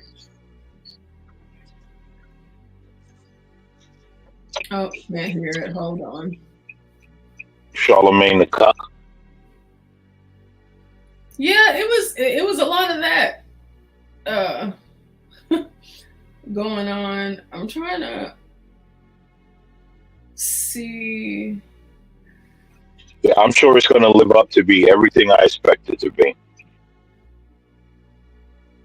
There's this is the video version. I had the audio version earlier. Let me see really quick. Kamala, Charlemagne. Well, just play it and put the overlay over it, Porsha. The screen that you guys put up when we get weirdos. Oh, okay. If you can't find the audio. Yeah. Because it's a visual that they dang. Let's see. Where's the picture of her? Oh, please don't do it. Don't put up Stacy. No, it's gonna be this one. So we just need to get to it. I'm with you. Although it's 21 days. How are you? Because you did just walk in. You was kind of late, so. Well, I try to be on time. Apparently, I'm 40 seconds late. You're right. Well, you are black. So. Okay. Now, now you know. Oh my God. John, did you catch that? John, I heard that. Yeah, I heard that. She was late, and then he said, "You are black," so he's already affirming it from the jump. You see. One thing they've been saying, a lot of your press hits get criticized. You know, folks say you come off as very scripted. They say you like to stick to your talking points, and some media says you have. That would be called discipline. Oh, okay. Speak to that. But go on. No, I was okay. Some people say you have an inability to fearlessly say who you are and what you believe. I know that's not true. But what do you say to that criticism? And is it fair for SNL to make fun of it? Hasn't Maya Rudolph been wonderful? Yes. I think I have nothing but admiration for the comedy, and I think it's important to be able to laugh at yourself and each other. But what do you say to people in the spirit of obviously comedy and not belittling people as my opponent would do? But what do you say to people who say you stay on the talking points? I would say you're welcome. Mm-hmm. I mean, listen, here's the thing. I love having conversations, which is why I'm so happy to be with you this afternoon. And the reality is that there are certain things that must be repeated to ensure that I have everyone know what I stand for and the issues that I think are at stake in this election. Mm-hmm. And so it requires repetition. You know, some people say that until someone has heard the same thing at least 3 times, it just doesn't stay with you. So repetition is important. And for that reason, yes, at my rallies, I say the same thing when I go to Detroit as I do in Philly, as I do wherever I am, to make sure that people hear and receive what I think are some of the most critical issues that are at stake in this election. There has to be a high level of anxiety, too, when you have these conversations, though, because you are running for president. I mean, you know what? There's certainly a lot of, I feel the weight of the moment and my role. I feel an extraordinary weight of responsibility right now to do everything I can. I'm telling you, Charlamagne, when I go to bed at night, I almost every night, in addition to my prayers, will ask, have I done everything I could do today? This is a margin of error race. It's tight. I'm going to win. I'm going to win. But it's tight. Hear that? I'm going to win. I'm going to win. She going to win. She going to win. You know, she had to code switch again.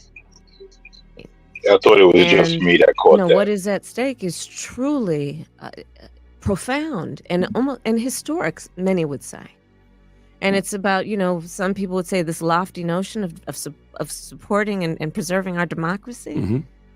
But it is about real issues that affect people every day, like whether we're going to maintain a $35 cap on insulin for our seniors, whether we're going to continue to allow Medicare to negotiate drug prices to bring them down, whether we are going to have, as my opponent would have, a formalized stop and frisk policy, for which he has said if a police department does not do it, they should be defunded or not.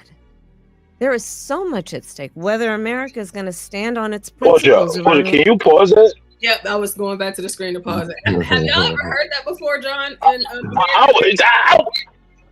I was just getting ready to ask you the question. I was just getting ready to ask you that very question. Have you heard that before? Nah, actually, I haven't. That's a new one. I'm not surprised, but that's a new one. It's amazing how they can just blatantly make up lies. Just blatantly make up lies about Trump. Yeah, Trump's going to give you stop and frisk. And you notice it's always the same thing, right? All the things that bother black people is what Trump is going to do. Stop and frisk, right? You realize that, right, John? Yeah, it is interesting. Well, she's speaking to the black audience, so I guess it kind of makes sense. Yeah, she's speaking to Charlamagne the Cock. Of course, it's a black. Well, I don't know about black. It might be a nigga audience. But anyway, go ahead. Go ahead. Yeah, so I've never heard that. She throws in the stop and frisk, like she introduces something that most of us with an inkling of what's going on. We've never heard this before. What? Stop and frisk, and then he's gonna punish the police precinct? It just doesn't make sense. But it does not make sense. There are no more police to even do stop and frisk. You willing to even do it today? Let's be honest. Hey, John, that's a good point. The importance of sovereignty and territorial integrity and stand with our allies around the world, or whether we're going to admire dictators and send during the height of COVID in the pandemic, COVID tests that nobody could get to the president of Russia for his personal use when black people were dying every day by the hundreds during that time. Yeah, I feel like that. Okay. I have to stop there. She said that President Trump gave a COVID test to President Putin whenever black people were dying. So mind you, this is one COVID test. Just one, John. Hold on, she didn't say that. Yes, I will rewind it. She just said that. Listen. And territorial integrity and stand with our allies around the world, or whether we're going to admire dictators and send during the height of COVID in the pandemic, COVID tests that nobody could get to the president of Russia for his personal use when black people were dying every day by the hundreds during that time. Yeah, I feel Putin came to America. And when he got here, because he was coming for a meeting with Trump, Trump said that he needed to be tested for COVID. He gave Putin a COVID test, or the administrator, whoever. Putin had to get a COVID test before he sat down and met with Trump. And she's saying that that one test is the reason why hundreds of Black people died. Well, here's the irony in all of that. Do you remember when the COVID test first started coming out? It was only for the top brass. You guys remember that? When it first got introduced, it was only for the top brass. John, do you remember? I forgot.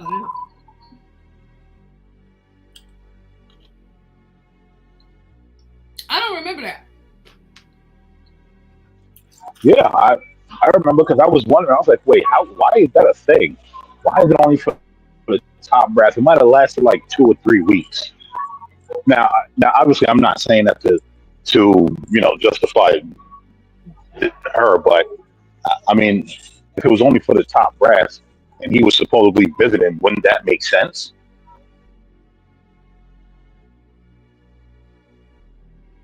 Oh, well, yeah, I guess so. I guess it would make sense. I just thought, I mean, because there's a lot of stuff about COVID that I just don't remember, but I just thought it was crazy that she would assert that Trump killed hundreds of Black people because he gave one COVID test to Putin. It just sounds ridiculous, like everything else she says. So I feel like that one has gone over people's heads. The fact that he was sending COVID tests to Putin. I mean, I invite your listeners, the people we know, the number of people. Porsha, did he just affirm that stupidness? Yes, he did. Just like he affirmed her being Black when they started. He did. Remember what that was like during the height of COVID? And a lot of it, people were scrambling for the resources and needed tests.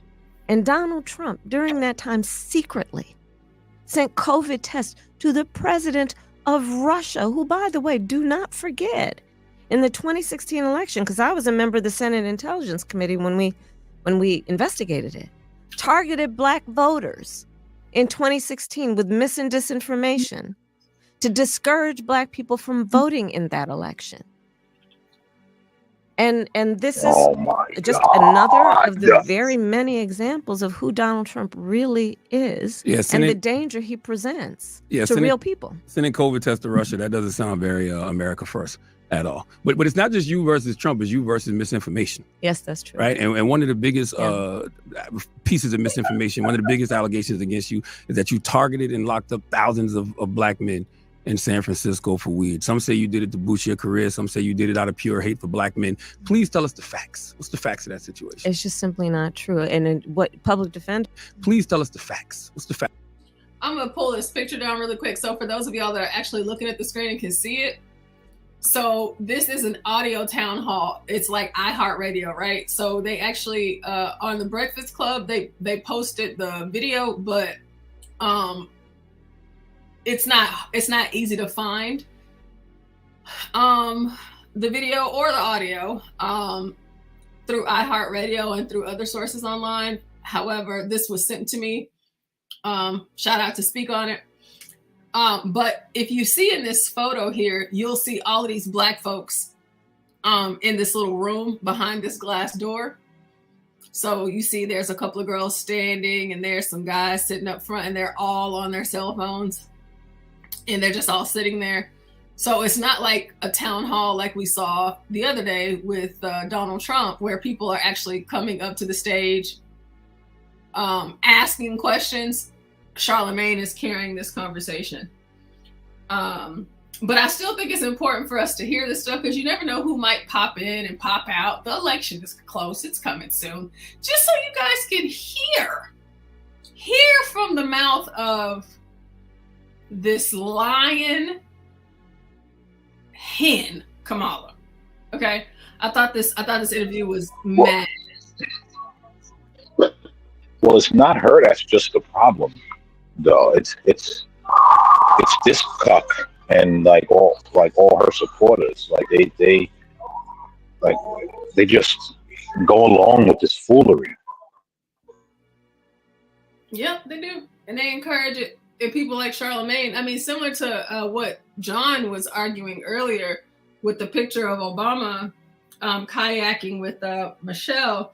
Not that I have an issue with them kayaking. It's just more or less that I don't have respect for them, and they're very feminine to me. They don't show or exhibit any masculine traits at all, none whatsoever. And the way that Charlemagne is acting right now, especially, you know, he started to take digs at Biden, and he's like, it would be different if it was Kamala. But there's one interesting argument that I heard last night sometime.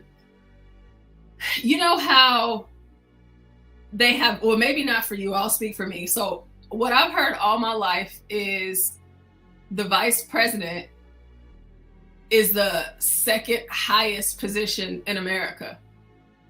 It is the second highest position in the office. It's the most important position in America beyond being the president. I've always heard that my whole life.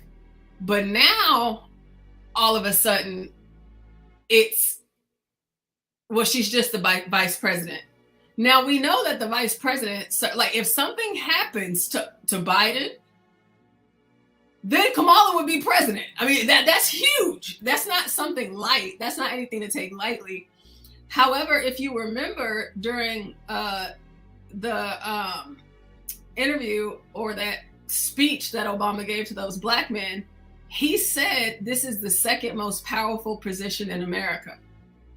He said that. So is it A, it's the second most powerful position in America, or is it B, it's just the vice president? They don't really make a difference. What do you think, American Man? It's what they want it to be in the moment and what the mouth breathers believe. We know that it's second highest. It's the president, the vice, and then the House Speaker. If you know politics, you know the truth. The thing is, most people don't know politics. I want to move on to what Donald Trump. Hold on, wait. John just sent me something. I'll play. Let me switch to what John just sent me, and then we'll come back to that. And for you, Porsha, you gotta play that shit right there. Yeah, that's I'm about to.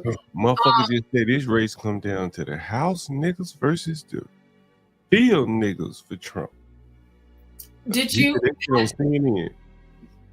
Did you ever? Have you ever heard that, John, before? That vice presidents were at one point vice presidents had the second highest powerful position in America. Yeah, that's kind of what you thought, right? But then, like, now they've changed it to, oh, it's just the vice president. They don't have a lot of power. It's like ceremonial, yeah, in a way. They like diluted the position. Yeah, it's like, what are we doing? Let me see. Copy. I just happened to see that push. I said, oh shit, they're gonna have a hard time corralling these blacks for Kamala.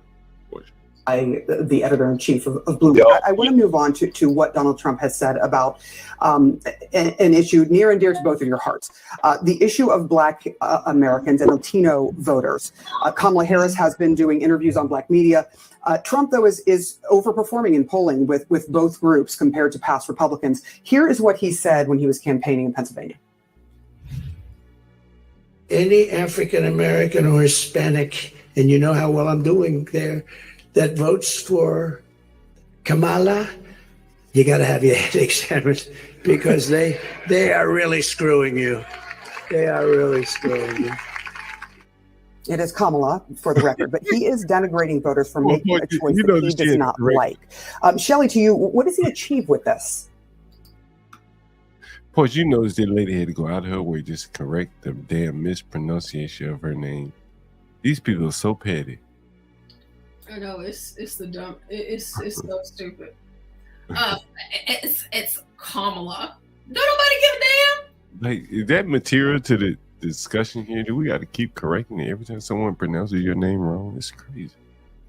Like, come on now. That's just like the girl, your tenant. Hasn't she been Kamala for a year? it's like it's Shaterica, but it looks like Shatarika. Like, you know, that happens. She doesn't have a common name. Well, not a common American name. Okay, let's see. Well, how is it? Wait, first of all, how's he denigrating voters? He's saying that they are being, for lack of a better word, screwed. Taken advantage of. They're being taken advantage of. They're paying higher pricing. They're working class, the ones that he's talking about, working class, lower middle class. They're paying more for food, they're paying more for gas, and they're being taken advantage of. But and Shelley, over the course of 30 years, they voted. He also said that they, you know, that they had to have their head examined. That is not something that is a compliment. Obama just told me the same thing. Obama just told me the same thing. I've got black women telling me I'm not really he inferred them, he implied them, he certainly did. He even threatened us with, you're lucky Michelle's not here. I mean, come on, let's not make things up. Let's be honest here, and let's really be clear what's being said. If you're an African-American man, look, let me boil this election down in the African-American community to a very simple... What's your pause right here? That nigga about to drop a bomb. And it's basically what I said earlier today, like, the black men out here looking to vote, if they're gonna be drawn to something, they want a strong man. And the weak men, the ones you see Kamala talking about Scotch bonnet peppers and shit, they want a woman or a weak man. Now listen to this nigga drop this bomb, Porsha. I'll reference the great Malcolm X.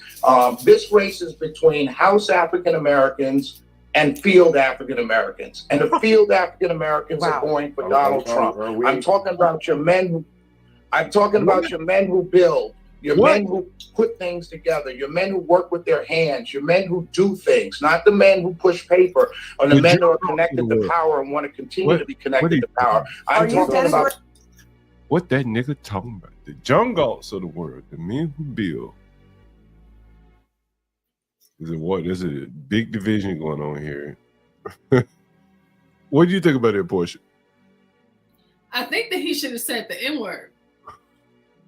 He basically said it.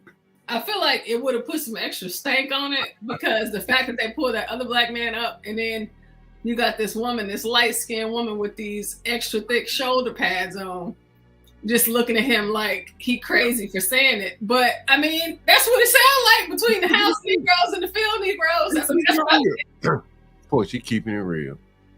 he is. I'm picking up what he dropping. He down in Atlanta, Porsha.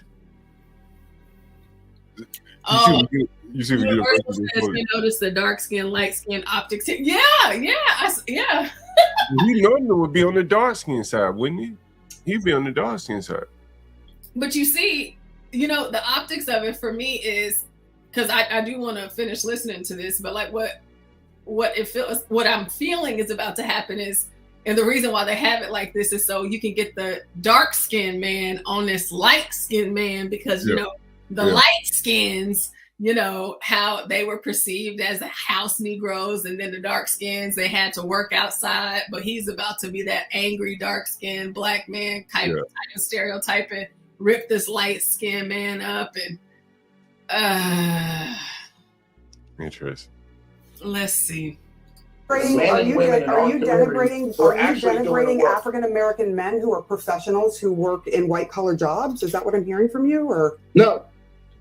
I'm just trying to understand. Is Shelley the house woman or the field woman? I'm just trying to understand that part. I'm just trying to understand. We have someone who's spitting. I'm just trying to understand the one that's spitting talking points right now. Are you the house Negro or the field Negro that you're referring to? So I just want to make sure. You see that, John?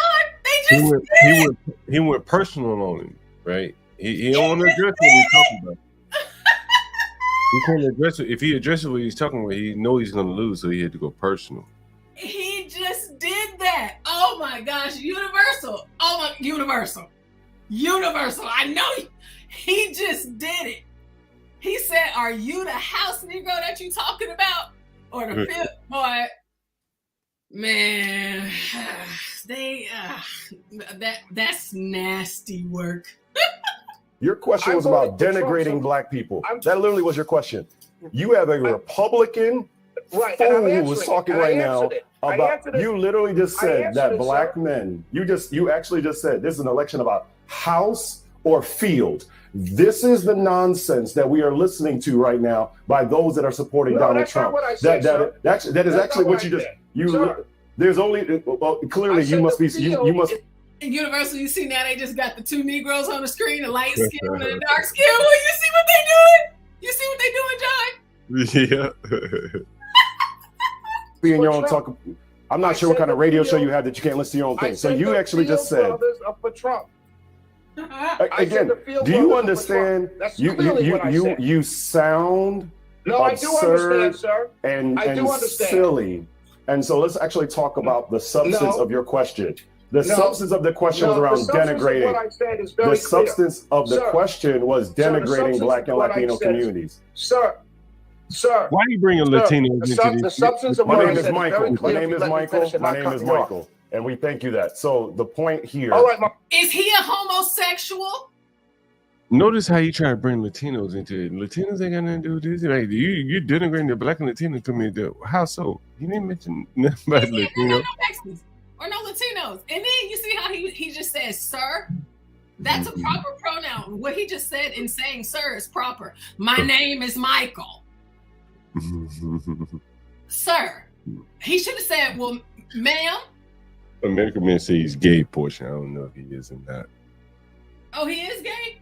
I don't know. American man say he is. Oh, American well, man say he is. You know, y'all know I'm Black and we just call a lot of things gay. But I just don't, that's weird. Like, my name is Michael. And he's talking about the Hispanics. And see, that's the issue with Black people. Y'all want to pull all these people into your group to a point to where you don't realize the impact that they have on your group. And then you disassociate yourself with being American. And then you get what you got right now. But the question that was raised All right, my brother. around denigrating Black and Latino communities. All right, my brother. Let me answer the question. The Are you concerning going to let me part. Are you going to let me answer the question? The concerning part. Are you going to let me answer the question? Shelley, you has made the point filibustered saying point. that you made the point saying that you believe The point that I'm making, ma'am, Sarah, the point I'm making is this: the men who get up every day and make things happen with their hands, they build things. They're plumbers, they're electricians, they're working for Amazon. These men who are coaching 7 and under football, not because their son or daughter plays, but because they want to keep brothers off the streets and they're volunteering their time. These men are going for Trump. These men, and I used an analogy made famous by the great Malcolm X. So if you're saying that I'm denigrating anybody, then you must assume that he was denigrating somebody. So don't even throw that word out there again, my brother. So Michael, the fact of the matter is that's what you're seeing in the Black community. So I'm not denigrating anybody. We have heard. Who is this? Who is this African? I don't know who he is. I'm not sure if he's African though. He looked like it. I'm about to find out. The filibuster now. Thank you. So the point yesterday. I answered your question. When Vice President Harris was in Detroit with Charlamagne the God, we're talking about Detroit versus everybody. So the reference that was just made, he's essentially communicating that the people in Detroit and Milwaukee and Philly that are doing work, manufacturing jobs, Jamaican. putting in for their communities, are going to vote for Donald Trump, a man who has no policy, no support, who called for the death penalty on Black men and has repeatedly been against us. So let's be abundantly clear. You have a choice. What about the other man? You can follow. Universal Jones said this is tethered talk. What about the other man? He seemed fairly bright complexion as well. What was his name? Oh shit! Whatever. I'll keep letting it play and see if No, his go name. ahead. Yeah, we'll find his name. I'm trying to remember. What did he just said something right now.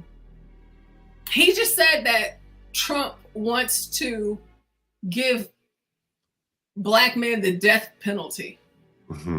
Does the death penalty only apply to Black men? Or what about all of those Black men that Kamala sentenced to death? Even the ones that were innocent. And the one that was so egregious, Governor Newsom had to stop. He had to intercede to get that man off death row.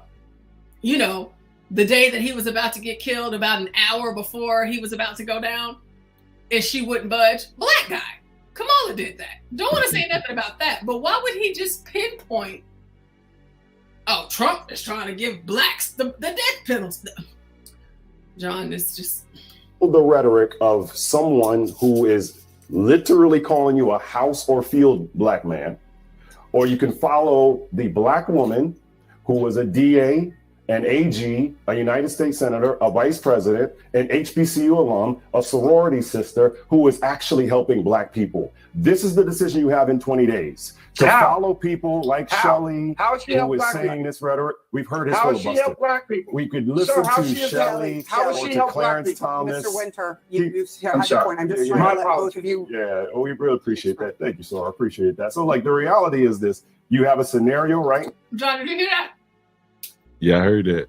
He said that because whenever she was trying to fix it, he said, thank you, soror. Mm-hmm. Thank you, soror. That makes me think of what Blacks Who Defy always says about the Divine Nine. So he just said all these things that Kamala Harris helps the black community. Mm-hmm. He mentioned the fact that she's an AKA, and then the light-skinned lady interjects, and then he says, thank you, soror. You know, Porsha, now that we have American Man up on the panel, you notice the one black man, he mentioned plumbers and people like that. And you've heard me over and over talk about like the people who, the foundational shit. That's where it is. That's the group. That's what the black men that are worth catering to are.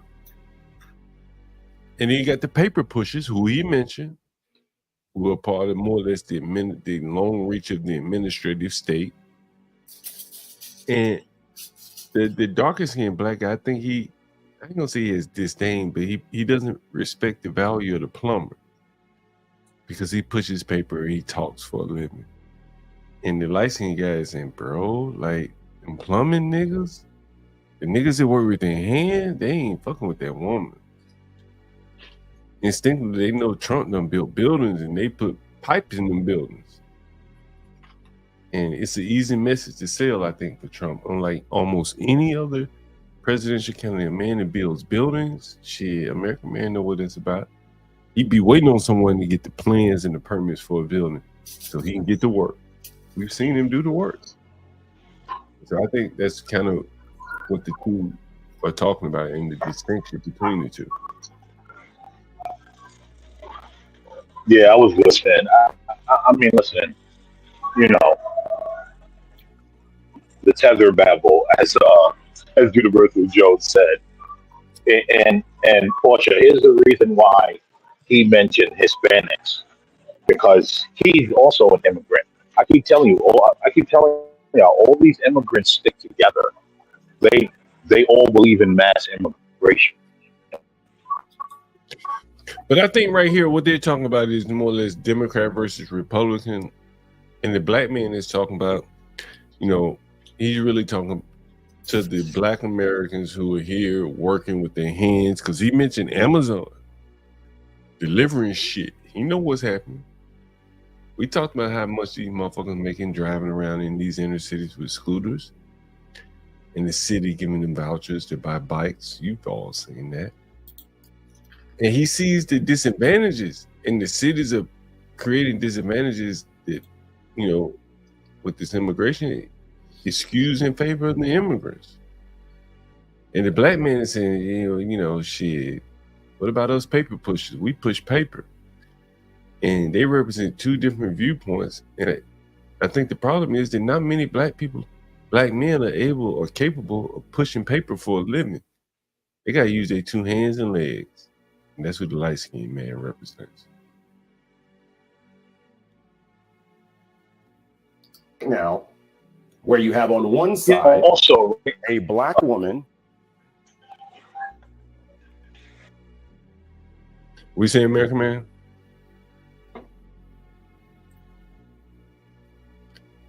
He's on mute. Thought he said something. Who is saying, how do we help our communities? To your earlier question, Sarah, around how can you do both? On one side, you have Vice President Harris, Oh, sorry, John. What is Shelly Winter is this light-skinned guy? Shout out to you, Daniel, for telling me that. In fact, he's not an immigrant, but this dark-skinned dude is. Yeah, he's an immigrant. There you go. Who is articulating how we can help domestically and abroad. Donald Trump sent COVID tests to help Putin. So while your black family's house or field, referring to what Shelly is talking about, that's misinformation, sir. We're dying. Misinformation. We're dying. We're That's misinformation. dying That's because of misinformation. Donald Trump's policies. That's misinformation. You know, it's That's amazing. misinformation. We will focus here. We are going to leave this here. Yep, absolutely. Michael Blake, Shelley Winter, thank But you I'm both saying, for why joining don't you us correct the at this point. misinformation? Have a Thank you good day for joining us. for your great Thank you. show. I hope Trump sues the piss out of them. And then the fact that they keep on making this black people weren't the only people in America going through COVID. I don't understand. I can't stand these people, John. Very interesting. That's why, Porsha, that's why I said the other day, notice everything disproportionately affects black people. You notice when they talk about anything going on in America, everything disproportionately affects black people. How can that be real? John and American Man, why do y'all think that they are playing this card? Because out of all of the things that I've seen, of course, America has changed completely since Obama, and it would have been a whole lot better if he would have never been president. However, here we are. But the race relations between Americans right now is so disproportionate. It is wildly unbelievable. And the fact that they continue to do this, especially right now during this election, even white liberals, I feel like there are white people out there right now that have been gung-ho Kamala all the way into the last couple of weeks. And for these people that watch CNN, so white people's families didn't die. Asian people family didn't die. Indian people and their family didn't die. Only black people died. Nobody else was impacted by COVID but black people. They're making everything about Kamala, which is what Candace Owens is doing right now is so important. It's so important because they keep on making this election about race. That's it. You know, I think the main thing is white. Go ahead. What would they do in a country that's majority white? I got my thoughts. What do you think, American Man? I'm leaving Walmart. That's why I had to jump out. The service got bad. But let me. All right. Because contrary to popular belief, right? The average white American actually does care about the average black American because they're American. And so that's why they can do the race thing to play on the heartstrings, because they've also trained everyone to believe that black Americans are the most impoverished and poor. And so that's why they constantly are able to use black people. Now, to another side of this, and I know this is where you guys disagree with me, black people are just dumb and allow themselves to be used like this and played and made a fool. I mean, how long is this going to go on before you start to ask yourself, is it really the white liberals' fault? Or is it coming down to black people just keep allowing this idiocy? You know what I think it is, Porsha? What? I think it's the blacks are in charge of the urban core, where you can steal a lot of elections. And you have to, if you're going to steal and cheat, you need people to not be, to go along and not be willing to snitch. And if you look around all the elections where there were like questions and whatever, it was Philadelphia, Atlanta, Detroit. What was the other city? Philadelphia, Atlanta, Detroit, maybe to a lesser extent, Savannah, Georgia. where all the fraud or the allegations of fraud were. That's where Trump tried to win lawsuits in court and stuff like that. And I think that you need unscrupulous people that are still willing to go along with the fraud, even if their votes don't matter. They still have to be willing to go along with the fraud, and I think that's what they're the blacks' usefulness at this point, not the vote, but to go along with the fraud.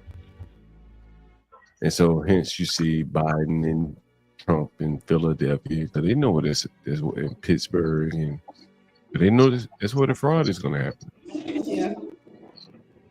In those states. You see this comment on the screen, John? Yeah, I remember that. I do remember that, yeah. Now, I do remember that. I remember how they were saying that black folks were all good, and then how they switched the tone to C-19 impacts black people the most. And you remember how they were going to black neighborhoods trying to get them to take the vaccine, and black people were like, nah. No. But I think they were very susceptible. I would argue, like, long term, it has worked on them more than anyone else. Because so John, are you saying that it's easier to get black people to cheat than white people? I think it's if you maintain their allegiance to one party. And then if you tell them, hey, if the election turned out this way, you could be back picking cotton and chains and shit. Hell yeah. Hell yeah. Well, what was the lady name? Ruby and her daughter. Hell yeah. You think they stupid enough to think they might be back in chains or some racist are going to be back in office? You give them a couple $1,000, tell them to look the other way while we steal. Hell yeah, they do it. You don't think they would do it?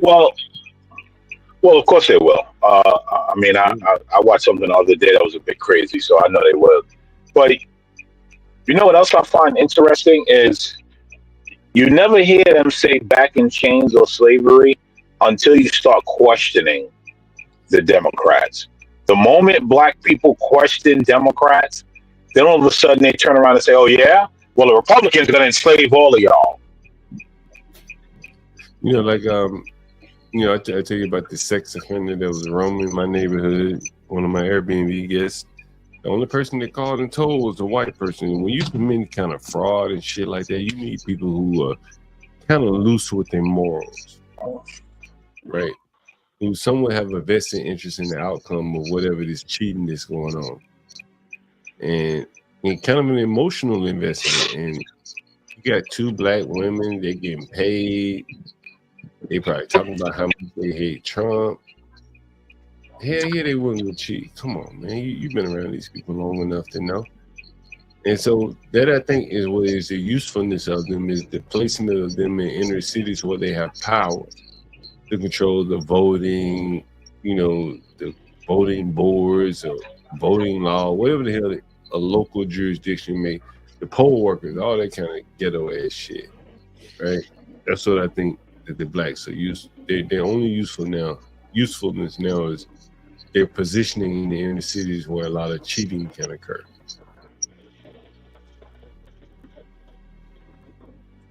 And that's only for this year, because by 2028 they're useless, right? Well, I think they'll still control the inner cities, and as long as we have an electoral map, I think that they will be useful to turn states like Georgia, Pennsylvania, Michigan, Wisconsin. I forgot about Wisconsin. Was it Milwaukee, the urban area where they're able to really rally a lot of votes? And I think that'll be like their political patronage to the Democrat Party, to be honest with you. And so you have the light-skinned man who's talking for people like you, and you have the dark-skinned man from CNN who's talking for the people who control the political apparatus and all the make-work jobs downstream from that. And I think, honestly, that is what you see right there on CNN. Well, that was a question I asked before I cut out, right? How many paper pushing jobs really can you do? Like, it's not a matter of how many, it's a matter of like how much they make. We profile a school. You remember when we went through that school and we were asking, like, God damn, how many of these damn duplicitous jobs are there? And then no, John, I get it. John, John, I get it, right? I get it, but again, right? Like how many people can have these paper pushing jobs? A lot. That's the thing. Think about how many schools, how many people to help your child cross the street, how many welfare agencies, violence interrupters, the list goes on and on. Well, I think if we really start hammering down on the numbers, you realize that's probably a really small percentage compared to fast food workers and builders and you know those people that keep all that shit moving. These are people who have ultimate leverage over you. You let your daycare workers start to protest. You let the Democrats wind their ass up, put a battery pack in their ass, and say, "Go protest daycare, pay." They have all your ass at home. They shut the whole fucking economy down, right?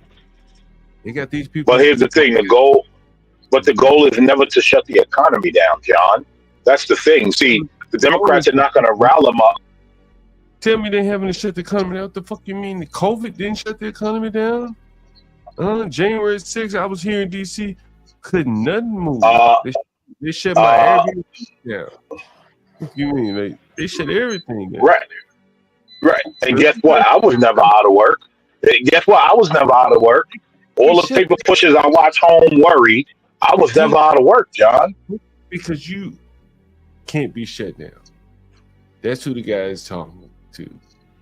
People like you. Actually, it was booming. Actually, John, it was booming. Everybody and their little kids was home, fucking everything up, using the toilet more than everything. It was booming. They wanted an extra bathroom or a bigger house, and so they called you up. Because effectively, you know, it really benefited the people who were able to work from home. And downstream from those people were you and people like that who had the skills to make money with the things that you know how to do. But that's not who the dark-skinned man is talking to. He's talking to the people who were able to make a damn good living while staying at home during COVID.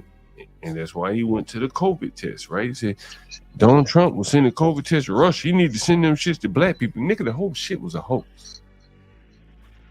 But he got to act like he don't know things, just like we showed you them niggers that act like they didn't know about the COVID, the Ferguson effect. He get paid to act like he don't know things. But John, like I said to Porsha earlier, don't you guys remember when it first started? The COVID test and shots and all of that was only for the top brass. Do you remember when it first started? When they first came out with the test, they were not giving them to regular people. Nigga, that's like the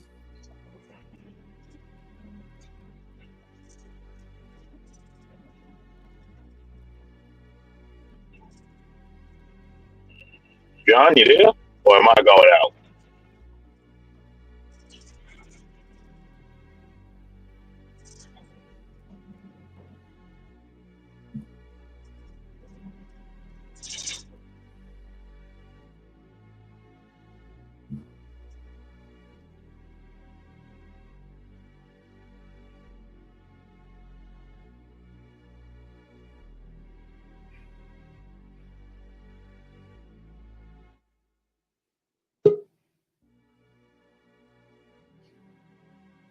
I think that was only for the plebe. You know how like we go to the club, we hold the line, drink, and that. And I think that's what was happening. They held the line to create demand, and damn, American Man may be froze now, but I think they held the line to artificially create demand for it, so the plebes would be like, damn, it ain't right that the politicians get it before all of us. And that forced the plebes to say, we want it real bad. Because they giving it to the politicians first. And I think that's really what it boiled down to, America. I don't know if you heard me what I was saying. American Man, you there? Yeah, you got it. I heard.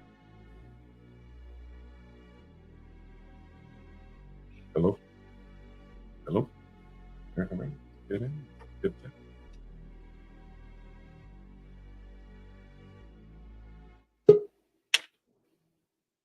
Okay, Mella. Is Mella? What's up, Mella? I don't know if you can hear me, John. I'm almost home, so I'm gonna log out and I'll log in when I get on Wi-Fi. I'm like driving in the backwoods and everything. Oh, okay. All right. Fair enough. Fair enough. All right. Anyway, go ahead, Porsha. What's up, Mella? Oh, it's all good. I'm just keeping in touch.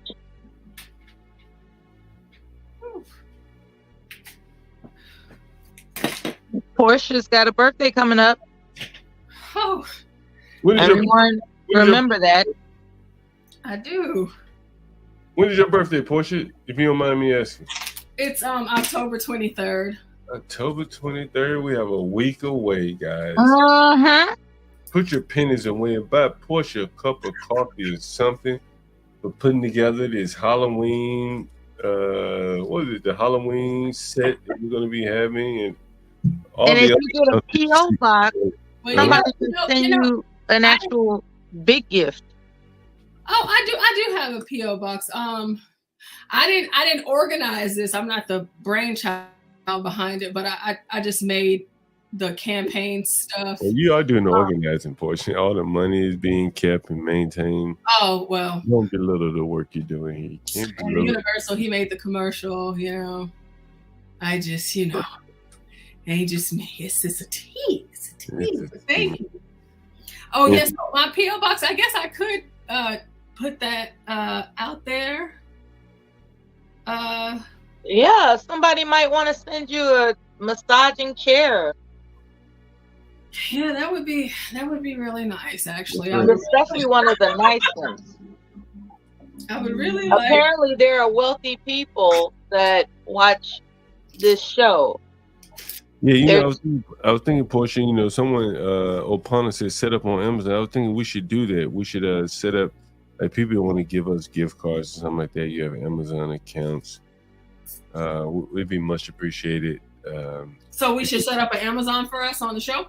Something like that. We talk behind the scenes, just figure out what's the best way to go about it. But I did, Wale mentioned it the other day, and I think that, for people that, most of us shop on Amazon, and we would appreciate, any support for the channel so we can do more remote streams. Now that it's getting cold, we may need power or something like that. You never know what we may need to keep the show going and getting better and better. More, dynamic content. We can set up a Amazon gift store, like a gift front, where it doesn't show our personal information, but we can share the link and people in the chat, they can send, they can order stuff and we have it sent to us. Yeah, indeed. We can figure that out. And I think that, a way for us to get around YouTube or whatever. Set up an Amazon. Someone says set up an Amazon request and send the link here so people can give gift cards, buy stuff, and we won't know your address, but will be mailed to you. Okay, I like that. I like that idea. Yeah. I can do that. I like the fact that people are willing to give us ideas on how to support the channel. I mean, I don't know if any of you guys have ever volunteered for me. What was that? What do you say? Let me put this. Let me put it up on the screen. You guys are making each other real pro, not like the other play. Oh man, we don't. We want to put anyone down. Like everyone, we can all make things better. The thing is, Porsha, what I'm saying is that I don't know how many people have volunteered or done anything, pursued their passion and stuff like that, and. You know what I'm talking about, Porsha? Before I get too far in it, you may wait a minute. No, go ahead. Go ahead. And so, I've talked to you. You telling me how you bought a lot of equipment and stuff like that over the years, and all the things you've done, And so, I'm looking at the comment. It's a good idea since some people don't have Cash App and John doesn't want Super Chat. But I was gonna say, when pursuing your passion, one of the hardest things is to get what do they call it? Positive reinforcement. You know what I'm talking about, Porsha? Yeah, I think so. I think so. Right. You know, if you're doing something, you just, let's say if you know, I use the example of, it's a generic example of woodworking. Making some, you know, you whittling wood, doing things, and everybody look at your shit and they're like, man, why are you doing that? Or no one ever said, man, that looks all right, I'll buy that piece from you, even if they really don't want it. But they recognize the work and the effort that you put into it, and then maybe they see where it's headed to, and they say, you know, I'll support this man, his effort, his passion, and where he's trying to go with this woodwork. And I see him buying saws and all these kind of tools to get better at woodworking. And I think that positive affirmation, when someone sees that, I think it, you know, for the people that are really passionate, I think it drives them even further to do a better and better job. And I think that's kind of what we've done here. We thank everyone for contributing to the channel. I don't think anyone would think that any of their contributions went to us buying gold watches or Rolexes, fancy cars, anything like that. Porsha, when you say this, Christ, Opana. Jesus Christ. What Opana said? Too far, Opana, too far. Jesus. But anyway, so, you know, I was saying to you guys, you know, the positive reinforcements, the cash apps, you know, the emails that we receive. I know you receive a lot of emails, me too, Porsha. And, you know, it really shows you the engagement in the channel. And I really appreciate it. I never thought I'd be doing something like this. And so it's a good thing. It's a good thing. It's worth the investment of my time and effort. Yeah, for sure. Yeah. I got that StreamYard charge yesterday, and I about had a damn heart attack. I was like, did somebody steal my account? Did I get who did this? I got the alert. I was like, oh my God. Oh my God. Yeah. We got to get more people promoting on their channel. You know, Trope sent me an email. I need to take a look at it. I'll probably take a look at it on Monday with my business partners, but he's done a lot of editing, animation. All these guys, they have skills. They need to promote themselves. You never know who might see what you're doing or what you have the ability to do. We can highlight you right here on the channel. Someone says get a ball gag for sale. You can't send gag gifts to people. That would be funny, right? That would be, and we can do like whenever we get our gifts in the mail, we can open them up on the stream like other channels do. That's so fun. Look at that. Porsha Opana says, I really want to send you something for your birthday. I was joking though. You can set up an Amazon wish list. I'll set up the wish list. Yeah, we have to do that. If you want to know what I really want for my birthday, because on my birthday I usually do nothing. I get more excited about other people's birthdays than my own, but I really want an air fryer, a new air fryer. I think we were talking about that the other day. Kitchen gadgets, like the things that men have created that make life easier for women. We were talking about this at night because, you know, Elon Musk and his robots and stuff, and I was like, man. You know, there's like a healthy air fryer option or something. I don't know why. I just saw a headline today, and they listed the ones, I guess, that were apparently healthier, like a Breville and I don't know, a couple other ones, but I guess it's something about the chemicals or whatever. Yeah, and like some of the older ones, it's like I have an older one that my mom got for me a few years ago, but it's like I mean, I've used that thing to the core. I believe I'm actually using it right now. But I always love a good kitchen gadget. And Ryan told me about something that I looked into as well. Yeah, I'll set up the wish list, but yeah, how do we do that? How do we do that, Porsha? We have to figure out how to do it. Oh yeah, it's easy. On Amazon, you just go in the menu section and it'll say set up wish list, but I'll actually create us our own Amazon account and I'll call it the Urban Landlord. And then I'll set up a wish list for all of us on there so people can click. Yeah, we definitely need to get that battery pack for like some of the remote. If we had it right now, we could definitely be doing more remotes without the you know, concern about power. Because right now, Yeah, I have to look for a plug and stuff like that. If I have to look for a plug, it'd be easy to do remotes on a regular basis. Yeah, for sure. Mm-hmm. Mm-hmm. Yeah. What's this? Fuck Stanley. He doesn't have a birthday. If he has one, we don't want to know. He's gonna talk about. Stanley's birthday is March 12th, I think. Let me make sure.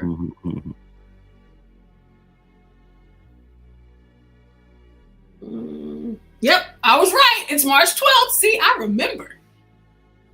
HB's birthday is January 28th. When is your birthday, John? May the 2nd. May the 2nd. So look at that. So it's me, then HB, then Stanley, then you. When is Crack's birthday, I wonder? They probably ain't talking. Let me see. May 22nd, John. So I can add that to my calendar.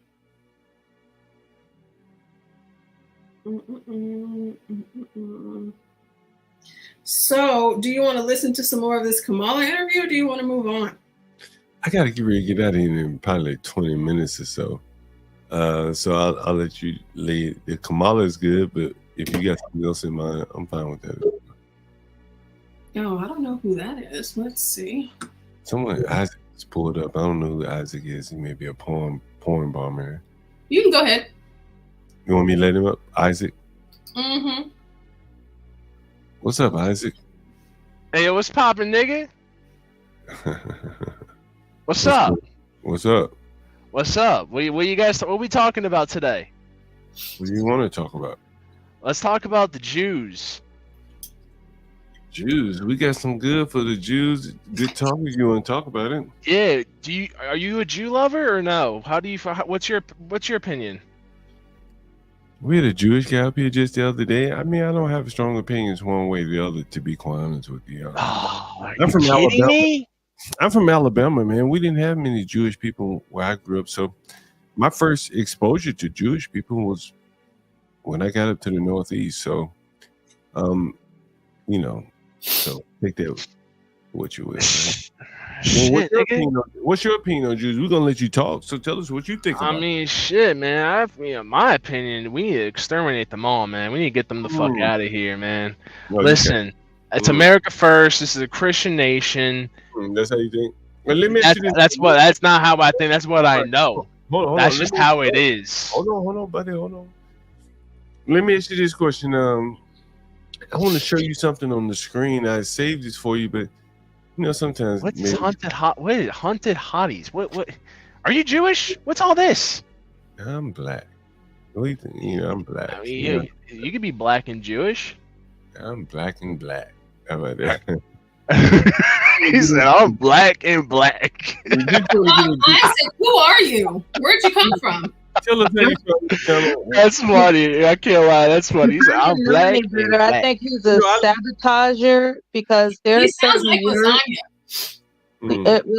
There are certain words that get channels interfered with, for lack of a better term. I think he knows those specific words are I think you're right. into question on people's channels. You trying to get us fucked up, bro? I think so. I'm just trying to have a conversation. That's all. But you are well aware that there are YouTube guidelines, right? Are you just scared of the Jews? Is that what it is? It's not about being afraid. It's about no, you're saying I can't talk about the Jews. What's going on? I'm not infringing upon your First Amendment right. Hey, hold on, Melanie. All right, we're gonna leave you up here, but let's see if you can just call them small heads to see if you can kind of comply. I just didn't like how she's like telling me that's fine. Don't worry about that. You're all right. You're good. Yeah. So for now, we just right on, brother. Let's go, baby. Small head for now. I like talking the small head talk, the Jewish talk. I don't mind. I really don't mind. So are you seeing it as like, oh, it's not my problem? So I guess like since you've never encountered the Jews, I guess you see it as like, oh, it's not my issue. Is that how you're seeing it as? People are telling me to get you the fuck out of here. If you can't fucking buyback. Come on, then. What do you mean? Small Well, you hat. were just like, I said well, you were small just hat. like, oh, well, I'm in Alabama. It's not my issue. I never had to deal with them. All right, let's just call him small hat for the time being. All right, fair enough. Right? Am I right? I mean, that's just, hey, I'm just calling it for what it is. Right. So, but we have to understand censorship and things like that, right? We do have to abide by Man, that. they still got you niggas on the plantation, man. That's fucked up. That's fucked up, man. Isaac, how did you find the channel? YouTube. Yeah, but like how? We're a small channel. It's not like you just, I mean, I got niggas everywhere. I got niggas everywhere. So whose channel did you find us through? My niggas channel. Let's get him out of here. I got him. I try, I'm so tolerant. I try to give I'm a real tolerant person. I try to give everyone an opportunity to speak. And yeah, he could have come on here and talked about the Jews, and I would have entertained him as much. Yeah, Universal, his trolling is trash, but you know what? He'll never be able to come back. So, we gotta put the banner up. We gotta see what you're on. Yeah, his trolling was very bad. Yeah, he was pretty bad. He was pretty awful. So 6:48. Hold on, wait, let me see. Did you see Elon Musk and his new robots? I saw that. Yeah, I saw that. It's interesting. Yeah, I mean, it's really, really interesting how much they can do. It's kind of scary a little bit. Mm-hmm. Oh yeah, I did have this pulled up. This other story. Let me see. In any way, you said we're gonna end up on a terrorist watch list. I hope not. No, we ain't. I hope not. I mean, we all say Jew over here now, of course, in the way in which he was. Yeah, he just kept saying like over and over, and nigga. Yeah. It sounded like lasagna to me, though. We allowed the term, but damn. Okay, let's see. Oh. All right.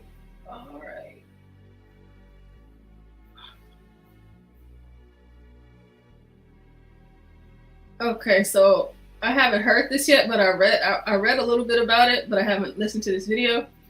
I think this will be pretty interesting. Is Alexis Plunkett. Now, you'd be shocked to know that this lawyer is a member of a street gang. As an example, she put a hit out on her ex-boyfriend. These are those text messages. They're from a group chat with Alexis Plunkett and 5 other lawyers. In them, Alexis says she's placed hits in every prison in Nevada on Andrew Arevalo, her ex-boyfriend who she used to represent. Plunkett then texts again saying she represents a lot of gang members. Another attorney responds, "This isn't funny." And Alexis says, "I'm not kidding." But who in the right mind would send these texts? Like I said, I've been doing this since 1982, and I've never even heard of this, let alone seen this. Matter of fact, here she is intimidating a witness, allegedly. Plunkett made this post on her Facebook page in response to Metro Police announcing on December 5th they'd arrested 29 suspected members of the 18th Street Gang. It reads, "I see a confirmed snitch among them who is not in custody and has no complaints filed, so we have one rat at a minimum here." The complaint alleges Plunkett made a similar post online with a photo of said person from an anonymous account also on December 5th. The complaint shows Plunkett texted, "I think she's working with them. She's a snitch and that's what they do." In another, "She can snitch on 18th Street all she wants, though she'll get hers for that." This story is insano stuff.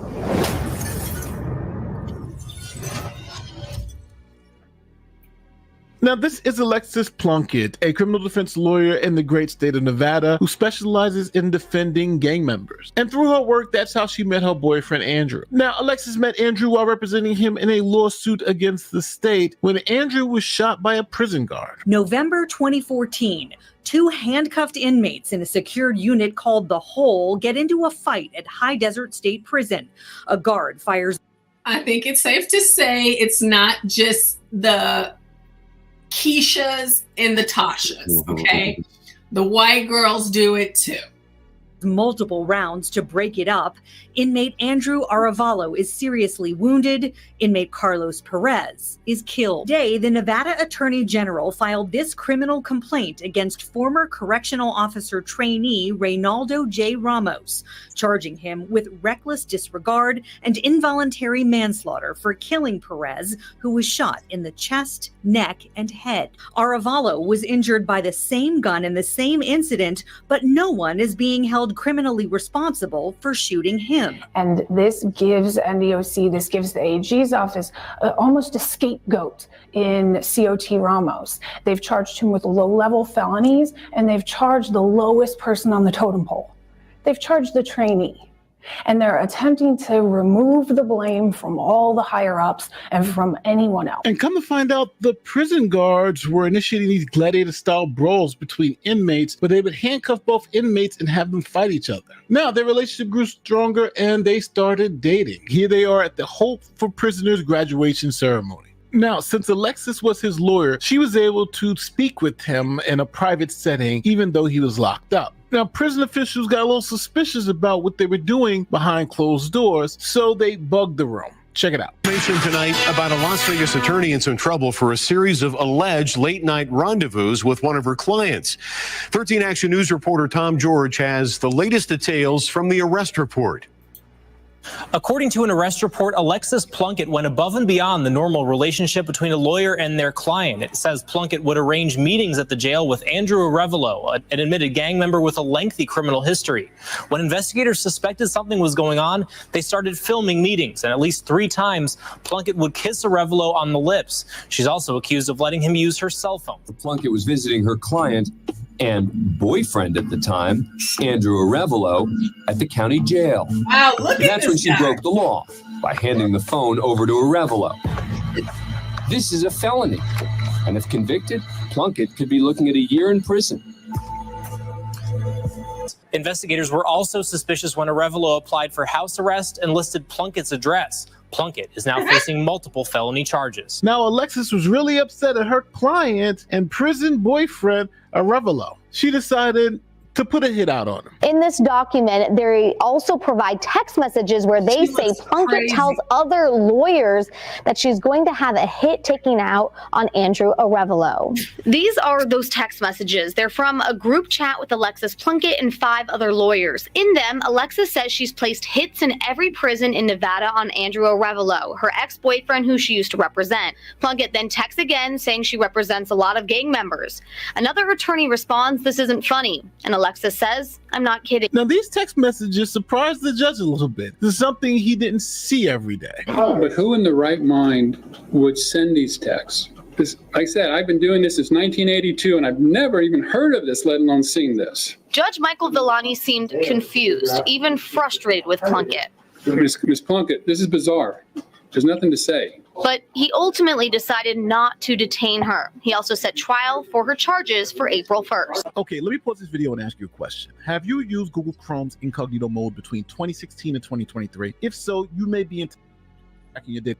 Collects and get access to your .com. It's one of the largest.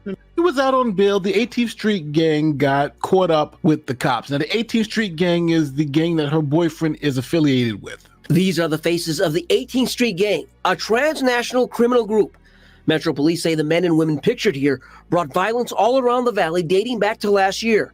The suspected gang members are accused of murders, kidnappings, robberies, and drug trafficking. Police tell us the gang was involved in 50-plus felony crimes. We are a safer community today because of the efforts of this investigation. Clark County District Attorney Steve Wilson praised the actions of Metro Police and other law enforcement agencies that pursued the takedown of this notorious gang. Metro Gang Unit detectives say illegal activities inside the High Desert Prison tipped off authorities. Conversations with convicted 18th Street prisoners created leads and led to successful investigations. Now, Alexis, seemingly a proud member of the 18th Street Gang, went into overdrive trying to figure out who was giving up these tips and tricks to the Fed. All these cops don't want so much. They just open the fucking doors. What are you saying? There gotta be a snitch here. Hey, Porsha, can you pause it for a second? This guy just texted me. Remember the African, the one that tried to get to go to the ghetto? yesterday. Yeah. Uh-huh. I think I'm gonna charge him. He remember he said, "Can I stay until Saturday for free since I've been staying with you for so long?" And I need to call him really quickly. I figure I'll let you guys hear it. Yeah, go ahead. Yeah, I'm gonna let you.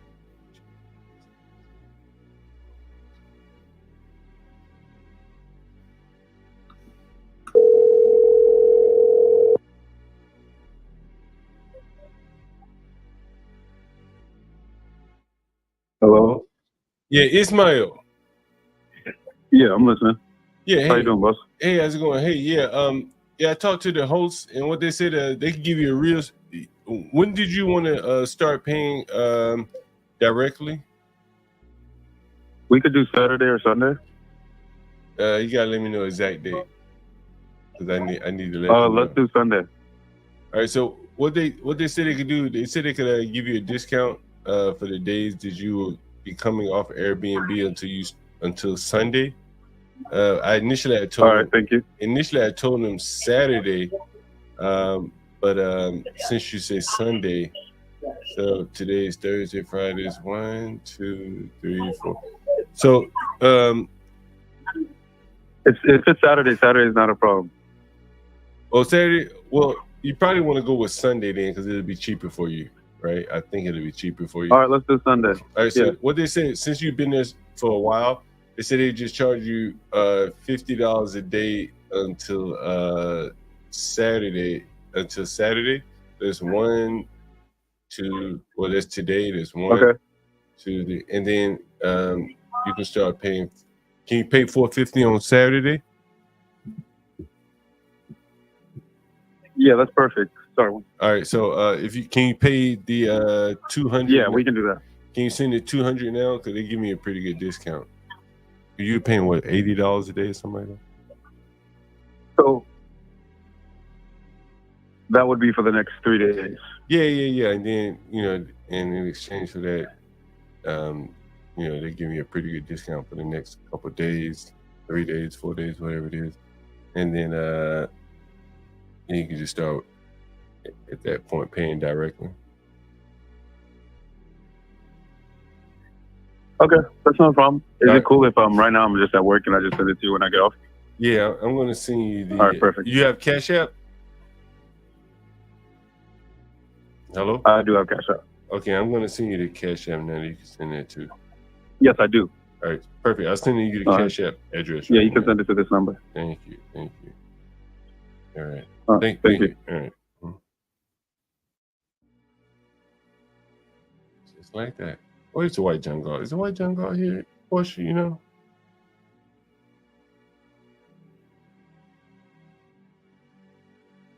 The white John Galt. Man, we need you up here. Where are you when we need you most?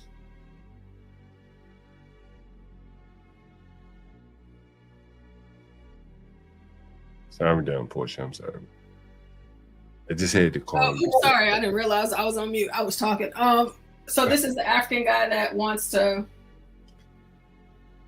Yeah, so he'd been paying remember, I had mentioned him a while back. He'd been paying $80 a day after day. Some days he would wake up and forget to extend before his reservation ended, and then he'd have to rebook and have to pay cleaning fees. That'd be over $100, right? Mm-hmm. And so finally, after a month or so of booking day after day after day, he says to me, "Man, let me see if I can just book with you directly. Would you give me a little grace until Friday, Saturday, whatever the fuck day he said, when I get paid, and I can start on that $450 a week, because that's a better deal than $80 a day, day after day after day. Maybe he just got a job, who knows?" And so I said, "Well, give me $200 for the next 3 days." What is it, 3 days? Mm-hmm. Did him a favor. He's been paying for so long, I was like, all right, I'll give you. I do you a solid. He has no one else probably to go borrow any money from. He could have borrowed the money for the $450 and started today. If he had anyone that he could have borrowed $450 from, he could have started paying $450 today. and not had to pay the $200 today and then $450 in 3 days from now. But all these people don't have that kind of money, so they gotta buy their housing piece by piece, day by day. Portia. Well, you said that you mentioned that he wanted to stay for free or something. Well, he was wondering if I would just give him a few free days because he had been staying here so long, right? Mm-hmm. And so then I said, well, I'll just charge you $200 for the next 3 days. That's what, $60 a day? Give or take $60 a day. Mm-hmm. Say, oh, that's a great deal, you know. Basically, I'll take that, right? So then he paid $80 a day, right? And so $60 a day, that's a $60 savings from his standpoint. And on Saturday, he'll be paying $450 a week. Not a bad deal. Wow. These people. He doesn't even have a private bath. Imagine that.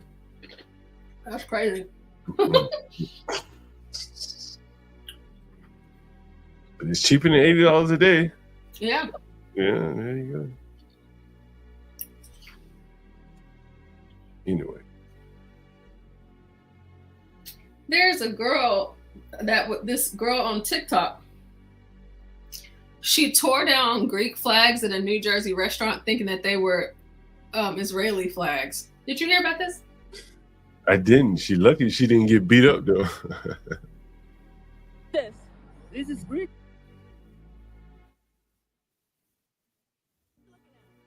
You know damn well they were genocide. This is Greeky. Who's this? This is Greeky. What? Really? Greeky. Yeah, what? Oh, I thought it was Israel. My bad.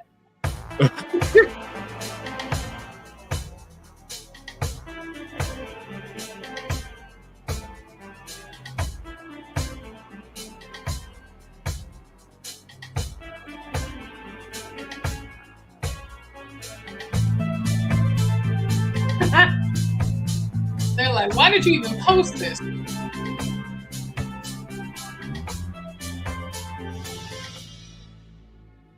She said, you know it's a genocide. Springfield.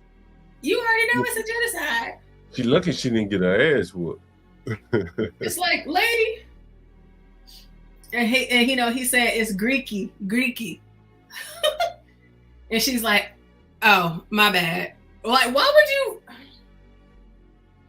You know, Porsche, you know what's so crazy? Like 2 doors up from one of my houses over here in the ghetto, it's a person flying a Ukrainian flag. And I'm like, why are you flying that?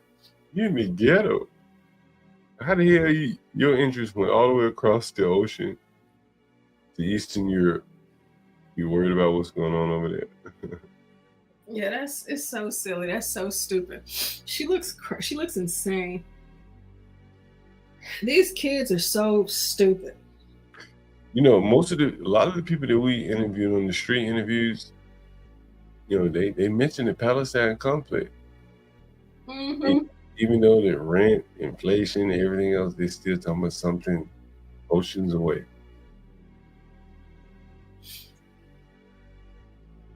I don't understand it. It doesn't make any sense to me. I just think this is really foolish. I'm looking at the comments here. Mavic G, he says, let me put this comment on the screen. He says, how many rooms are there and what's the average price per week or per day? Well, it depends on who you are, how much money you got, and what patterns you've been showing. I am a man of patterns. I recognize patterns as a software developer. I can see things, and I've been talking to you about this guy for so long. And you could say I've been, how would you say, waiting to reel that nigga in, but I ain't have to reel him in. He reeled himself in. Porsche, you heard me saying, what did I say, Porsche? I said, I'm like boiling that nigga like a frog. Probably every day he wake his dumb ass up and he want to rebook for another night, just one night. And I started to see a pattern. Patterns are dangerous. People can see them, and I can see patterns very well. I'm a software developer. So I said, well, about the 15th night, I noticed, damn, he keep booking every day by 9 o'clock in the morning. He wake up, and I guess he extend his reservation. So I started raising the price day after day after day after day. And finally, that nigga came to me, as you heard on the stream yesterday, and what he said, man, can I just go direct, man? Let me cut that middleman out. I've been paying $80 a day. He came to me. I bored him till he just jumped up out the water. Wow. And so when you say how many rooms are there usually it's 5 rooms per house.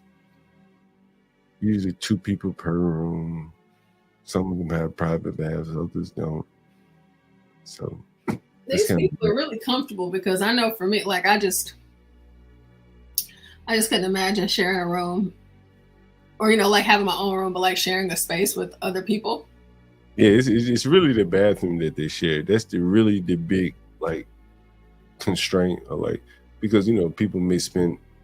I just got a message the other day. Some nigga said somebody in the bathroom. He been in there 30 minutes.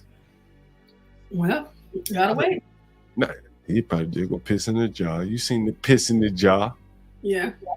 I need to show the niggas the piss in the jar portion. Yeah, I mean, Probably want to see it. Who that? Maverick G probably want to see that piss in the jar portion. Maverick, you want to see the piss in the jar? I'll pull it up on the screen. You just so Jew. Nobody wants to see that. But someone says, J-Dub says the bathroom is the most important thing. That's true. That, like, they'll pay up for that. This guy paying $450 for a room. Imagine what he would pay if he could get his own private bathroom. Amazing. Yeah. And so, that is like your big joker of sort. Piss jar is the most important. yeah. Unless they have to, do a number 2.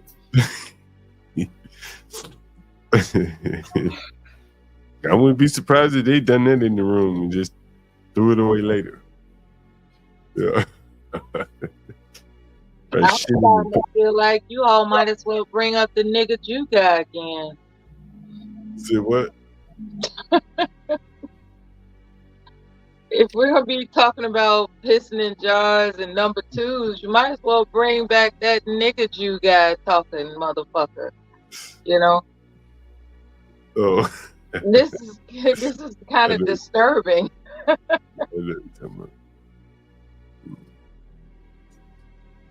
Anyway,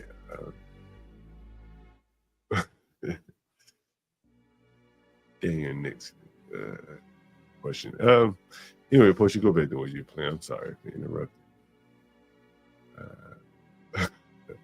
Oh no, you're fine. I don't know what happened to HB. I don't know if he's listening. I hope he's okay and that everything's okay, because he just kind of dropped off. So I don't know if anything happened or not. I'm sure he'll be back shortly, if possible. I was wondering about Virgo. Oh, she's been up. Yeah, she was up here earlier. Oh, that's great. Okay, good. Yeah, she's been popping in and out here and there. So she's doing, they're like in an apartment right now. So, but she's doing okay. I mean, it's okay as you can imagine someone in that situation. So, yeah. John, you said that you have to go, right? Yeah, I got to run in like 10 minutes. I'll be back. Because I have to go in about an hour. We can put some reruns up. Yeah. I'll put something up whenever that time comes. Because I gotta go to church. Wednesday night prayer service, huh? Oh gosh, this is it's something for catechism. I forget what it's called. What this day is called. I have to go to it. Otherwise, I would be at the house. So. Yeah, Stanley may come back. 12 minutes in, maybe Stanley would be able. He may come back. He may be well rested by now. You never know. Yeah, hopefully. I hope Stanley's resting. I mean, what is it? We're at 7 hours. We still have, quite some time before the next one. So. You guys support the channel, by the way. Stanley's late night. I logged on last night, Porsha. We were watching the Pop the Balloon challenge. It was like 20 people in the audience, 3 or 4 o'clock in the morning. Yeah, Like, I was up there. I was listening to you guys. Like I fell asleep at like 2 a.m. or something, 2:30. Like I kind of dozed off, then I woke up at like 3 and I heard y'all up there. I just stayed in the back. Yeah. Stanley hang tough. He the late night crew. Yep. And I'll fall asleep here and there. And then some of the stuff that I show at night, it'll irritate Stanley, but it's, you know, it's just, it's like, I'm not as political at night. It's just like stupid, you know, chill, whatever. But because it's like taking a break from the, you know, the politics and stuff at night. Have you heard about, I keep on forgetting I got all these screens. Let me see. Her name is Bevelyn Williams. Bevelyn Beatty Williams. Never heard of her. Let's see. So, young mother gets more than 3 years in prison for blocking abortion clinic entrance. Oh. Yeah, a lot of the conservatives are talking about this today. It says a Manhattan federal court sentenced Bevelyn Beatty Williams, a 33-year-old pro-life activist, to 3 years and 5 months in prison July 24th for violating the freedom of access to clinic entrances, the FACE Act.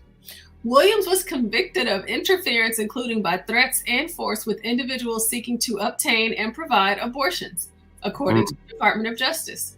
The wife and mother was sentenced after preaching the gospel outside an abortion clinic and allegedly injuring a clinic worker's hand and blocking the entrance. I was persecuted as a Christian, standing for my beliefs when it comes to life, read a statement from Williams on her fundraising page. This is devastating news. Not only is this bond extensive for the accused crime, but she made it very clear in the courtroom that she was going to make an example out of me. A Department of Justice July 24th press release detailed that Williams leaned against the clinic door, blocking a clinic worker from entering and trapping another worker's hand inside the door. The release noted that according to a live stream on social media posted by Williams, she stood within inches of the health center's chief administrative officer and threatened to terrorize this place and warned that we're going to terrorize you so good your business is going to be over, mama. Williams, who has a 2-year-old daughter, intends to appeal the decision.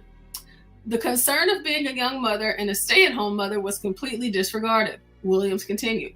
She told me before sentencing me that I was young and I would not be defined by my sentence before making a conscious decision to take me away from my 2-year-old daughter for 3 years. Williams said of the judge, I have 60 days to appeal my case and fight for my freedom, and I need as much help as I can get. Williams, born in Staten Island, New York, had her first abortion at the age of 15 after she dropped out of high school, according to her website. She later went on to have 2 more abortions and went down a self-destructive path of drugs and drinking. After she was arrested for money laundering, she had a conversion experience and upon her release, moved forward with a determination to choose a new path.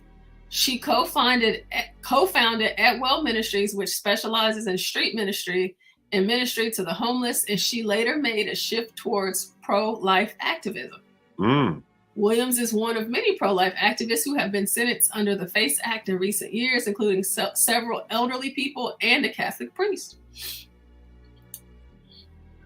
Yep, that is her. Yep, she's the one. She threw the paint on the mural in NYC. You know, it's so crazy. I remember one time I passed by an abortion clinic in a Tyson's Corner, Virginia, and it happened to be the anniversary of Roe versus Wade. And that shit was very menacing. I could see if someone was going to an abortion to get an abortion, it'd be very menacing to pull into there, you know. So I'm not gonna say I can see why they had the laws without necessarily agreeing with abortion. Like, yeah, why they have them in place. Yeah, wait, they had to be so far off the property, stuff like that. Yeah. Yeah, because they have protesters at them all the time, but they're not doing all of this per se. Is that the woman right there? Yeah, that's her. Someone said she got stabbed on live one time. She did. I don't know if I heard that one. Mm. I'm about to see if I can find one that you might, because she's pretty familiar. I mean, like, pretty common her name is anyway. This is her. This is Bevelyn Beatty's latest video on her YouTube page, which has been viewed more than 83,000 times, talking about her weekend. It all started on That's in DC right there. others spilling black paint, then smearing it all over the Black Lives Matter Yeah, New York. outside of Trump Tower. She was eventually arrested, but hours later, she reemerged in Harlem. Before anything else can matter. What's wrong with you? Jesus has to matter. What's wrong with you? You're a black woman. As witnesses yelled at her, Bevelyn spilled paint over the mural there while sitting in the trunk of a car. Yep. Ladies and gentlemen, we in Brooklyn, and it ain't over. Jesus matters. Then it was on to Brooklyn. Same plan, different location. According to her bio on social media, Bevelyn Beatty is co-founder and evangelist of At the Well Ministries. Instead of Black Lives Matter, she uses the hashtag Jesus Matters. Black Lives Matter does not speak about the black cop that dies. Black Lives Matter doesn't speak about the black man that dies due to black on black crime. Black Lives Matter does not address the black baby in the womb that's murdered. And she supports police and the work they do and opposes moves to defund police departments. We were the voice that they couldn't have. We were we were the stand that they couldn't take. While there were people opposing her as she painted over the murals, Bevelyn certainly has her supporters, as you can see from the thousands of comments on her videos. A lot of people thought I was being a hero by doing what I did, but I wasn't being a hero. I was being an American. I was being an American. But more than that, I was being a Christian. A Christian. This is what Christians do. We turn tables. And she says she's not done turning tables or painting streets. God is good. Yes, Lord. It was victorious, you guys. And we're going to keep going. Yep, that's her. That's Beatty. To be sure. That is, you know what? That's appalling. That's appalling. Her behavior. Yes, absolutely. And it's further amplified that she's inserting Jesus into it. Yeah. What comes to mind is that Jesus is crucified.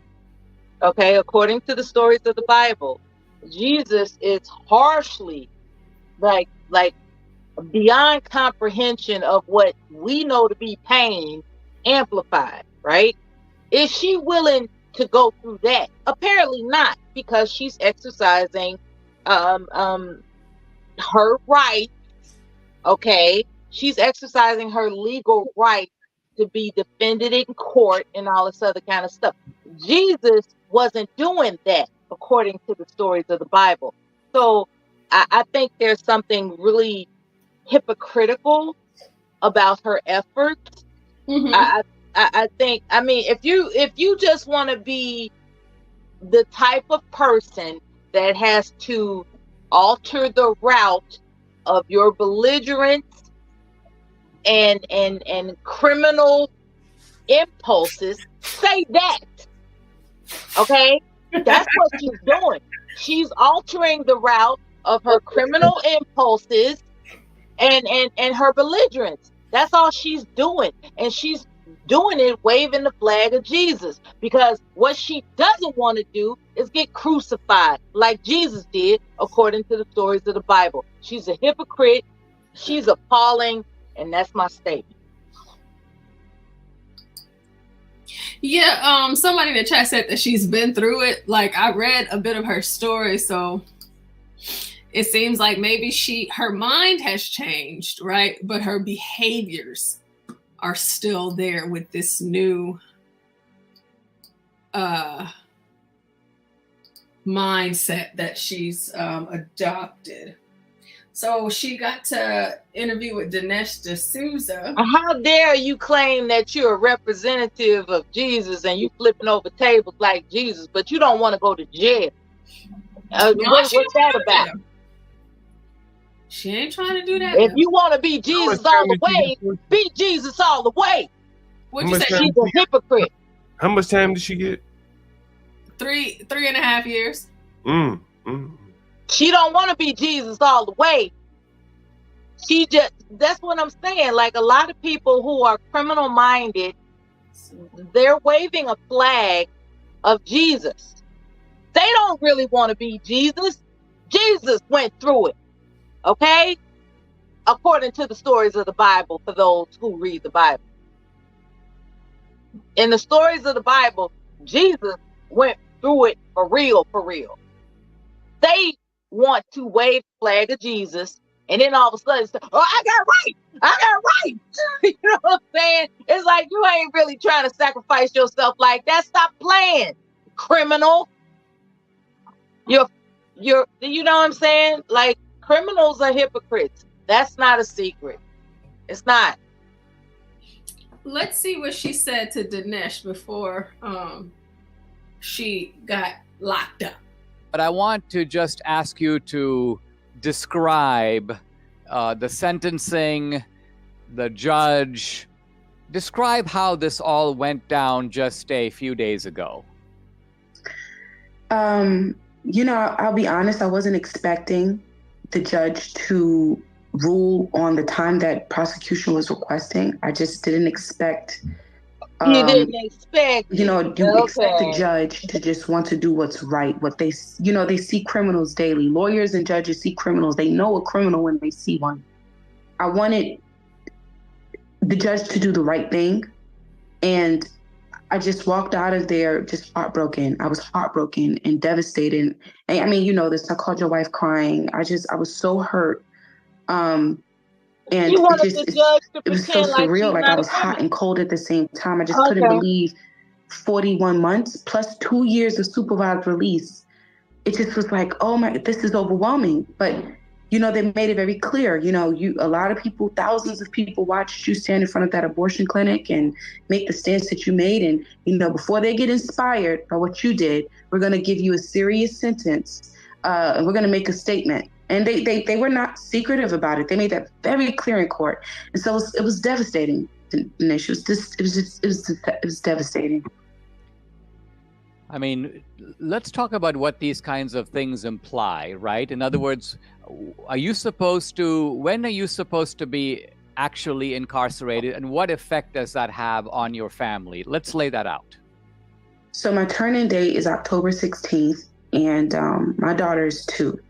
My husband works from home, and I'm a stay-at-home mother, aside from whatever I do for the Lord. My daughter does not know what it's like to be without her mom. I was away from her for maybe 2 days while headed to this sentencing. My daughter was depressed. My daughter misses her mommy. You know, she loves Edna, and she loves her Nana, but I'm her mommy. You know, she crawls into our bed in the middle of the night, find her in the middle. Eleanor just does not understand this, and it's going to be hard for her. And my husband, he is really trying, but I find him sitting by himself sometimes, crying or sitting alone and just in deep thought. And he's devastated about the injustice of it. And he just feels like the leadership that we've put in, they betrayed us, and it feels like tyranny all over again. So it's right now, I'll be honest with you, it's really hard for my family emotionally. It's really hard. Any comments, anyone? Well, I figure if she was really concerned about that, and you know, protesting, whatever activism, I get it. But I mean, as a mother, I wouldn't be trying to put myself in a position that would keep me from my child. Especially in a place like New York, of course they're going to make an example out of you, stupid. If you did that in a southern state or a red state, it might not have been that way. She thought she was above the law because she's a Jesus follower, and she found out real quick that you know, America it ain't feeling all that. Like, That's for sure. Hey, I gotta get out of here, guys. We're 7.5 hours, 28 people in the audience. We really appreciate you guys. Please support the channel. I'll be back on a little bit later. Porsha, it's always great being up on the panel with you. Of course, you too. We'll see you later, John. But you can understand, John. If your tenant's saying, I can't pay the rent today, Jesus will, you gonna trip. Like, what if your tenant told you, Jesus gonna pay the rent? You know what I'm saying? Like, people have to understand that we are a nation of laws. She sounded totally shocked when the judge held her accountable for a crime. She sounded shocked. Indeed. Herman, Shredder, everyone else that supports the channel. I know Porsha has a list as well. HB, probably Stanley as well. I really appreciate everyone for supporting the channel. Thank you, guys. I'll be back later. All right. See you later, John. All right. I'm gonna be having to get out of here too, because I have to go to church. But Candace Owens is live right now. I can put something up here. Where did 12th Man go? 12th Man was just there and then he wasn't. I'm gonna have to disappear for a little while myself. I stopped by to visit, and I just didn't want to, sit back and say nothing. At the same time, I will acknowledge that what Stanley enjoys are the Pop the Balloon episodes. He really enjoys that late at night, and sometimes I listen in, and sometimes I contribute videos, although I can't come up and really speak. I hope I didn't overstep my boundaries. It's just that when that guy came in, it sounded like his intention was to infiltrate the channel and sabotage it with words that go against YouTube guidelines. So I was compelled to mention that. And thank goodness that people in the chat agree with me that he's trolling on a, trying to sabotage the channel level. So I just stopped by to keep in touch. Well, thanks for stopping by, Mella. We'll see you whenever you come back. I'll be around as long as I can. Hey, 12. Hey, 12 Man. Good to see you, ladies. You too. Did you do anything freaky today? Oh no, I'm always good behaved. You know that. Okay. That's all right. I gotta behave myself around here, especially with Stanley lurking around. You're gonna jump up here and pull that Navy whip out. Stanley is the judge, jury, and executor.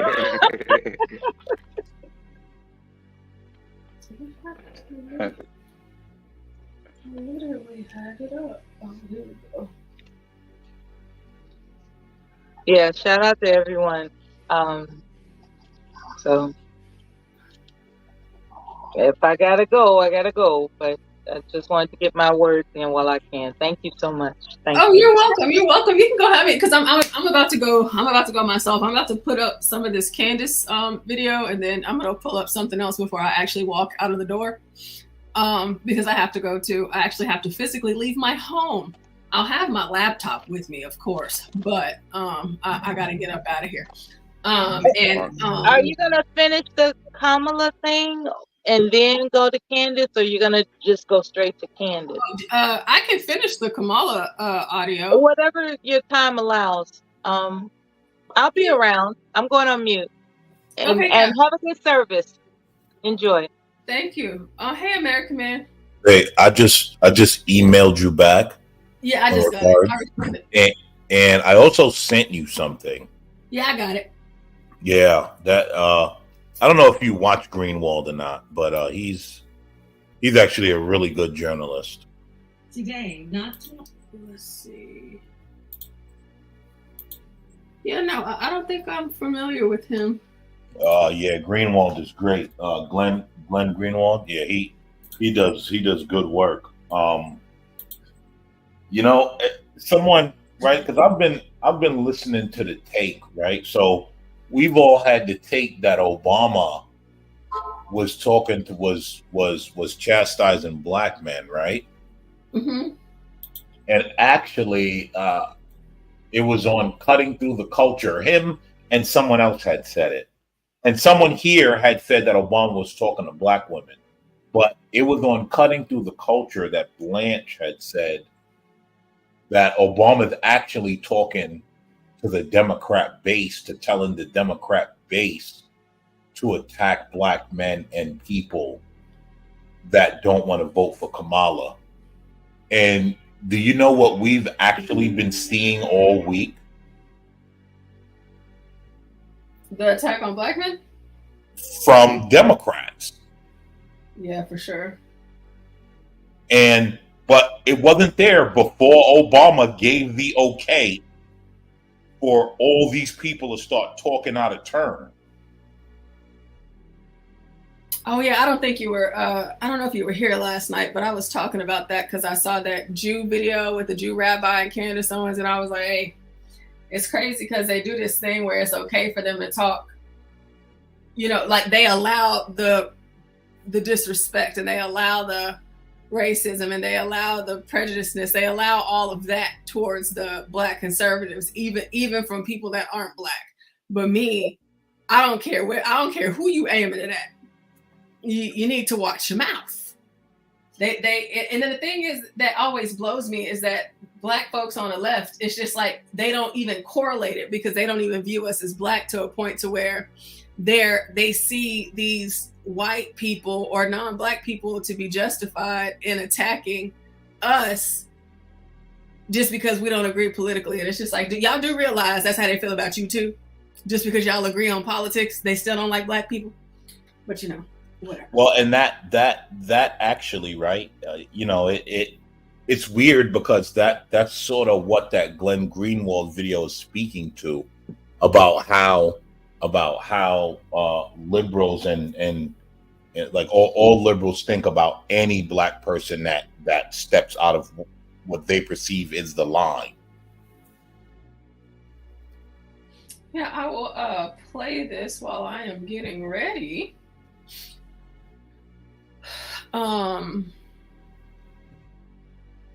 Yeah, so let's see what American Man shared.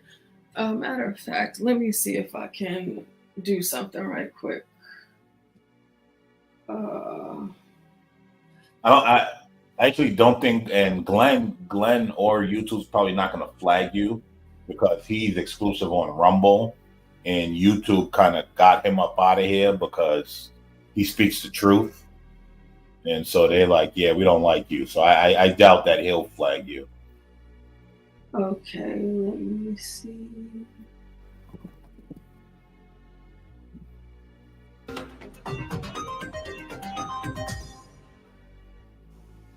There's no secret that the Democratic Party and the liberal allies it has really do believe that there are certain quote-unquote marginalized groups or minority groups who are duty-bound to vote for the Democratic Party no matter what the Democratic Party does. That the Democratic Party shouldn't even have to try and convince them to vote Democrat, shouldn't even offer them anything, shouldn't have to prove that they're going to improve their lives anyway. That simply by virtue of being in these groups, Black people, Latinos, LGBTs, Muslims, Asians, that these people are duty-bound to vote Democrats, that Democrats basically have an ownership or an entitlement stake to the minds and voting preferences of people in that group. And for a long time, they succeeded in convincing a lot of people in these groups that that is how they should think. And yet, in the last decade, basically since the emergence of Trump, but even before that, there's been some rumbling.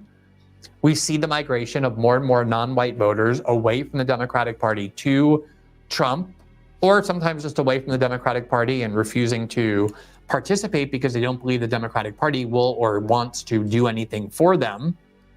And so what you have in the eyes of liberals is a bunch of unappreciative and disobedient non-white people in marginalized groups who must have something wrong with them because they are saying more and more frequently and more emphatically that they don't intend to vote for the Democratic Party candidate.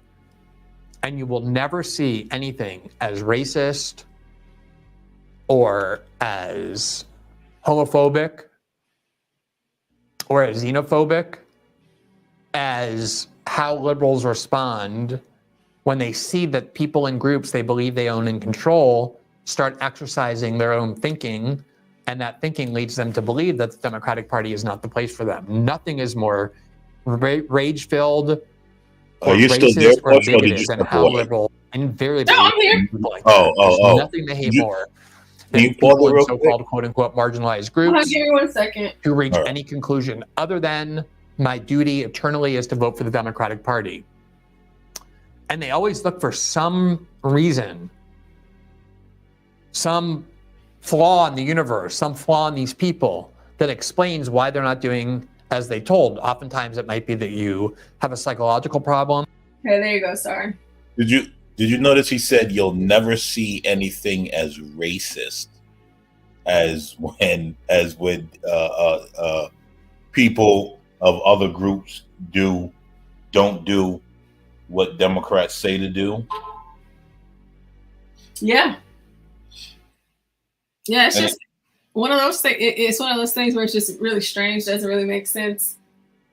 And trying to make sense of it, it's just like, and the only reason why I say it doesn't make sense, it just doesn't make sense to me in the eyes of the black liberal. It's just like, y'all are okay with this? Yeah. Well, it's yeah. You know, I wonder, right? And I'm gonna use these terms for the sake of the argument because I don't necessarily believe these terms, but for the sake of the argument, I'm going to use it. I guess you sort of kind of really wonder who's really whitewashed, right? Like they'll say it's black conservatives, but like you won't hear a group of black and white conservatives and white conservatives talking like that openly around black people, right? Whether they do it behind their closed doors, that's not the argument we're having. The argument we're having is how the Democrats will just do these things openly in front of their black liberals. And their black liberals will just stand there and nod their head in agreement. Well, they don't call it the Democrat plantation for nothing, American man. Oh, trust me, I know. Well, listen, right? You know, and again, that's why I said, Porsha, earlier, I don't know if you heard me when I was saying that magically David Duke came out to support Jill Stein, and also David Duke was in support of Charles Barron, a black man out of New York. Now these are all Democrat districts that magically David Duke are supporting these people. What does that tell you? Oh, like that the parties, let me see. The parties never switched. Well, I mean, that too, but first of all, David Duke is not going to support Charles Barron. Let's be real. So for him to come out and say, I support Charles Barron, someone has to be putting him up to that. Yeah. And for him to come out and say, I support Jill Stein, well, Jill Stein's a white woman. So you clearly, right? She's not harming any Republican. She's only harming Democrats. But every time David Duke gets trotted out there, it seems to be when they want to get rid of other Democrats to get other Democrats in. Like what? I mean, come on. It's not hard to tell at this point. Clearly, he's still in the Democrat Party, and they're still willing to use him as necessary to fearmonger people into doing what they want. Yeah, I mean, it's very prevalent in everything that they do and all of the things that they show us, like every single day. Every day. We can't.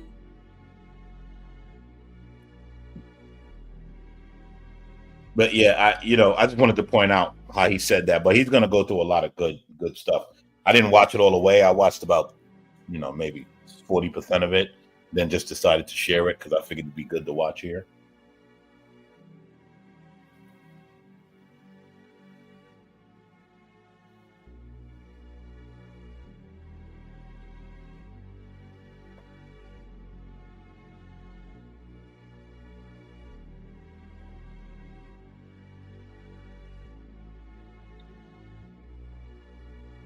Kind of like Barack Obama berating those black folks the other day. Those black men saying, "You gotta vote for Kamala because she's black and she's a woman." Well, 12th man, he opened the door. He's the one. He dog whistled to the liberals, and opened the door and made it okay for them to then start attacking Black and Latino people. He dog whistled to them. He's the top slave master. Obama is.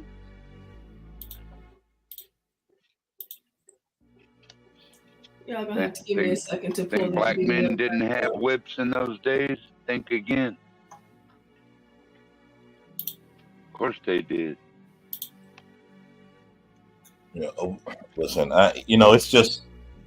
it's interesting because I listened to a lot of analysis on it from different people, and you know who actually had an analysis that I was shocked, and I was like, we're doomed when he's on the right side of this. Hassan Piker. When he had an analysis that made sense, I said, oh, this has gone off the rails. Hey, Synthetic. Hey. Sorry, I'm trying to get this video pulled back up. Yeah, it's fine. Take your time. But yeah, dude, like Did you want to play any more of the video? Oh yeah. Because he's gonna pull receipts. Okay. Like he's not just gonna talk. He's gonna pull receipts. Hey, DiCapriono.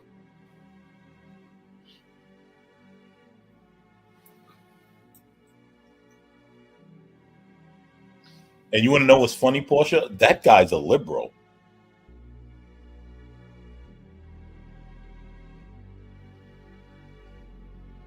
Who's a liberal? That guy, what's his name? Glenn Greenwald. He's a liberal.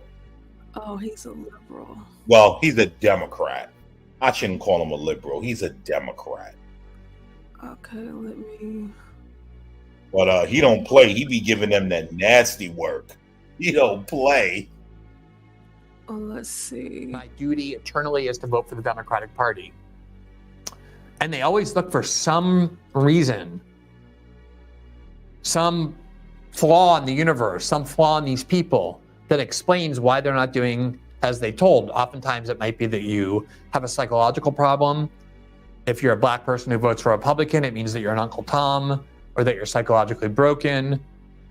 If you're a gay person and you don't vote for the Democratic Party, it means that you're a self-hating gay person. They always have some explanation, but usually their go-to explanation is that the people in these groups are simply too dumb and too incapable of thinking for themselves. And that usually when they go astray and stop towing the line, it's because someone has tricked them or fooled them into seeing the world differently than the way they're supposed to. And one of the things that scares Democrats the most and has scared the Democrats most for so long is the possibility of black voters starting to realize that the Democratic Party doesn't do much for them. Same with Latinos. And they've seen that in the polls over the last 8 years, but particularly in the last year, where a lot of black and Latino voters believe that they were better off under Donald Trump economically, and that his social policies align more with their values than the Democratic Party's do. And so as a result, the New York Times has to come out and try and give an explanation as to why it is that so many non-white voters would support a candidate that they've spent 8 years insisting was a white supremacist. And so in doing so, here's what the New York Times did in demeaning the ability of non-white voters to think for themselves. This is from yesterday, from October 10th. Quote, Trump spreads his politics of grievance to non-white voters. 8 years ago, he won over many white voters who were often called the forgotten Americans. Now he hopes to make inroads with Black and Latino voters by stoking resentments and pointing to scapegoats.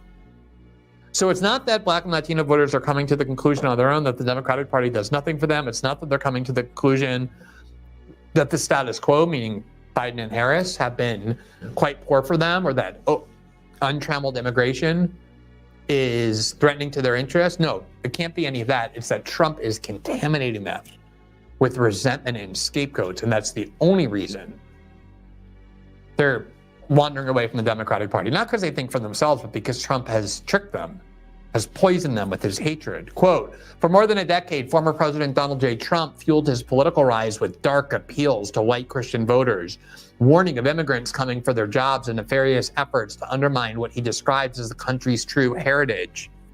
Now facing a neck-and-neck race against the first Black woman to win her party's nomination, Mr. Trump is branching out. Mr. Trump is seeking to win over Black and Latino voters. Black adjacent. Undocumented immigrants, whom he has long blamed for a litany of economic, public safety, national security, and social problems. He's blaming an influx of undocumented immigrants. He says they were allowed into the country by the Biden administration for voters' economic frustrations.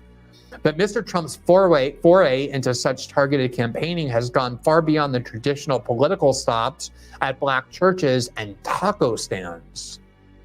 So he's not confining himself to the way you're supposed to go to talk to voters, which is Black churches and going to taco stands. For instance, quote, in Johnstown, Pennsylvania, the Puerto Rican rapper Anuel AA endorsed Mr. Trump in front of a sizable white audience, an incongruity that Mr. Trump acknowledged. Quote, I don't know if these people know who the hell you are, but it's good for the Puerto Rican vote, he said. Every Puerto Rican vote is going to vote for Trump right now, and we'll take it. Quote, Donald always appeals to your dark side, said Alan Marcus, a consultant who worked for the Trump Organization in the 1990s and opposes the former president. Quote, he deals in hate. If he can make you hate something, he gains. Trump campaign aides said they've been targeting Black and Latino voters across battleground states, hosting community events, for offering free haircuts at a campaign office in Pennsylvania to small business roundtables in Georgia and Nevada. Bianca Rodriguez, director of Hispanic communications for the Trump campaign, described their efforts as, quote, as sharing, quote, President Trump's vision for improving the quality of life for Hispanic Americans, many of whom are struggling under the Biden-Harris administration. But they just can't believe that. They just cannot believe, organs like the New York Times cannot believe that Black people and Latino voters actually care about the same economic issues that everybody else does. You can go back a decade or longer and find articles from prominent Black liberal writers in standard mainstream liberal outlets warning the Democratic Party that the more supportive they are of open immigration, the more they're going to alienate Black and Latino voters who perceive that immigrants are the greatest threat to them and their jobs. This is way before Trump, this tension. And the assumption really is that Black and Latino voters only care about identity politics, where Kamala Harris speaks a better game than Trump does. And so they get very confused, like, why are Black and Latino voters possibly dissatisfied with the Democratic Party? It must be because someone is fooling them. Someone is tricking them. Here from the New York Times yesterday, you see the headline there, as Black voters hesitate on Harris, Democrats race to win to win them over. Sorry, this is today. As Black voters hesitate on Harris, Democrats race to win them over. Quote, with a frenzy of activity, the vice president and her allies are trying to strengthen her support with Black voters whose growing alienation the party's leaders had not confronted directly until now. So 25 days before the election, they suddenly decided, oh, we better do something for Black people if we want them to vote for us. They're supposed to just vote for us regardless, but apparently they're not doing that because someone is fooling them and tricking them. Maybe it's Trump, maybe it's Russia, all of which has been blamed, as we'll show you in a second. So now Kamala Harris and her campaign are like, wait, we need to actually show them we're going to do something for them. They're not just willing to vote for us because they're told to any longer. Quote, interviews with more than 36 black voters, strategists, and elected officials offered a complicated picture of a politically powerful group of Americans whose waning devotion to the Democratic Party stems partly from a feeling that their decades of loyalty has delivered little in return. Similar to the working class as a whole. Quote, the party now finds itself in the unfamiliar position of needing to treat black Americans as voters who must be persuaded to support them, rather than unflinching supporters who will back liberal candidates without a second thought, meaning mindlessly. Oh my God, black people are not mindless anymore. Are you there, Porsha? They're thinking for themselves. Can you pause it? Now, one of the things they tried to do to address this was send Barack Obama out to hector them and say the reason you're not voting for Kamala Harris isn't because you're dissatisfied with your economic situation or what's happening in your communities or your jobs or your businesses. No, it's because you're a misogynist. You don't want to vote for a woman deep down. That's the real reason. The New York Times, October 10th, a stern Barack Obama tells black men to drop, quote, their excuses and support Harris. Quote, before speaking at a rally for Vice President Kamala Harris in Pittsburgh, the former president spoke directly to black male voters in an effort to bolster flagging support. Quote, former President Barack Obama traveled to Pittsburgh on Thursday to urge voters there to choose Kamala Harris in November, aiming a message at one group in particular, black men. Quote, you're coming up with all of these excuses and reasons, Obama said. I've got a problem with that. Part of it makes me think that, well, you just aren't feeling the idea of having a woman as president.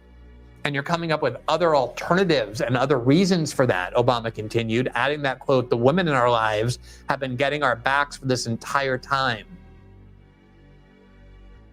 I mean, of course, Obama can't comprehend that people might be dissatisfied with the status quo. It's going swimmingly for him.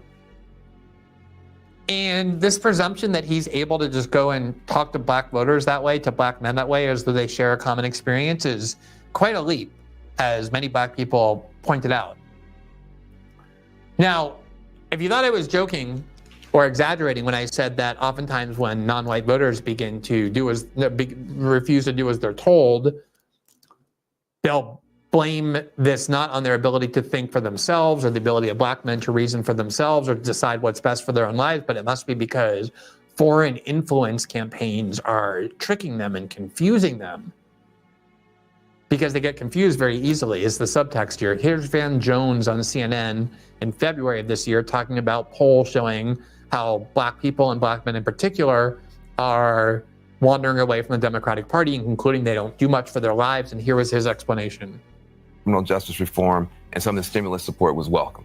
So what's actually happening, though, is that there is an online influence campaign. Correct. Some of it, I think, is coming from Russia, China, and Iran that is whipping up that conversation way in unnaturally. Yeah, but let me ask you again. You asked a question, I want to answer it. Go ahead. So there's a solid block that's not going to move. There is some actual legitimate frustration and fatigue, but there's also, and we have to talk about it more, an online influence campaign designed to depress and distress black voters and to split black voters. Let me just put it on the screen.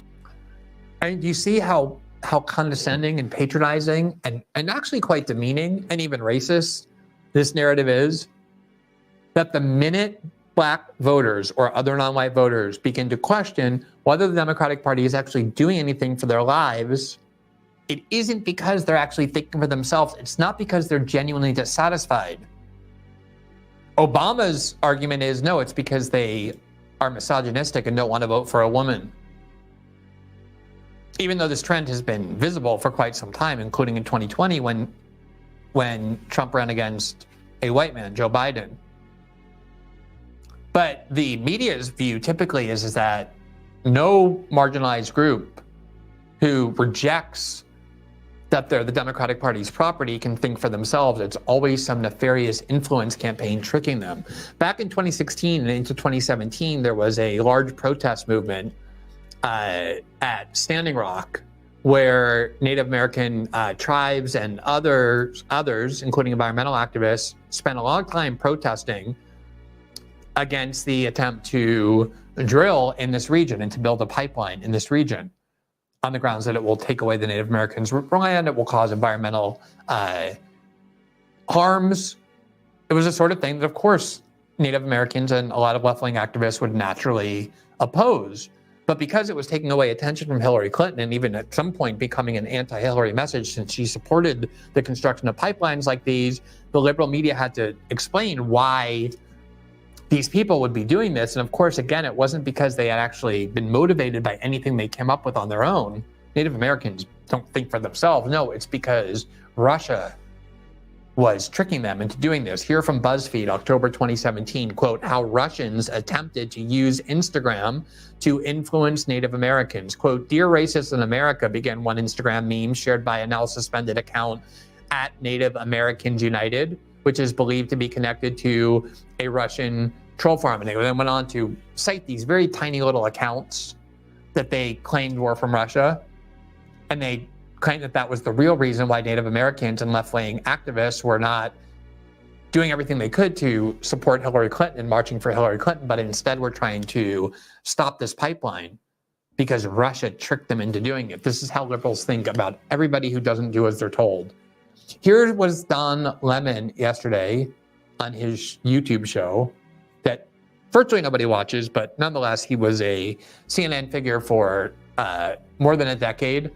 And he actually went on CNN and with Dana Bash and said a lot of this as well, talking about why it is that so many non-white voters, and particularly black men, are questioning whether they should vote for the Democratic Party. And here's his explanation.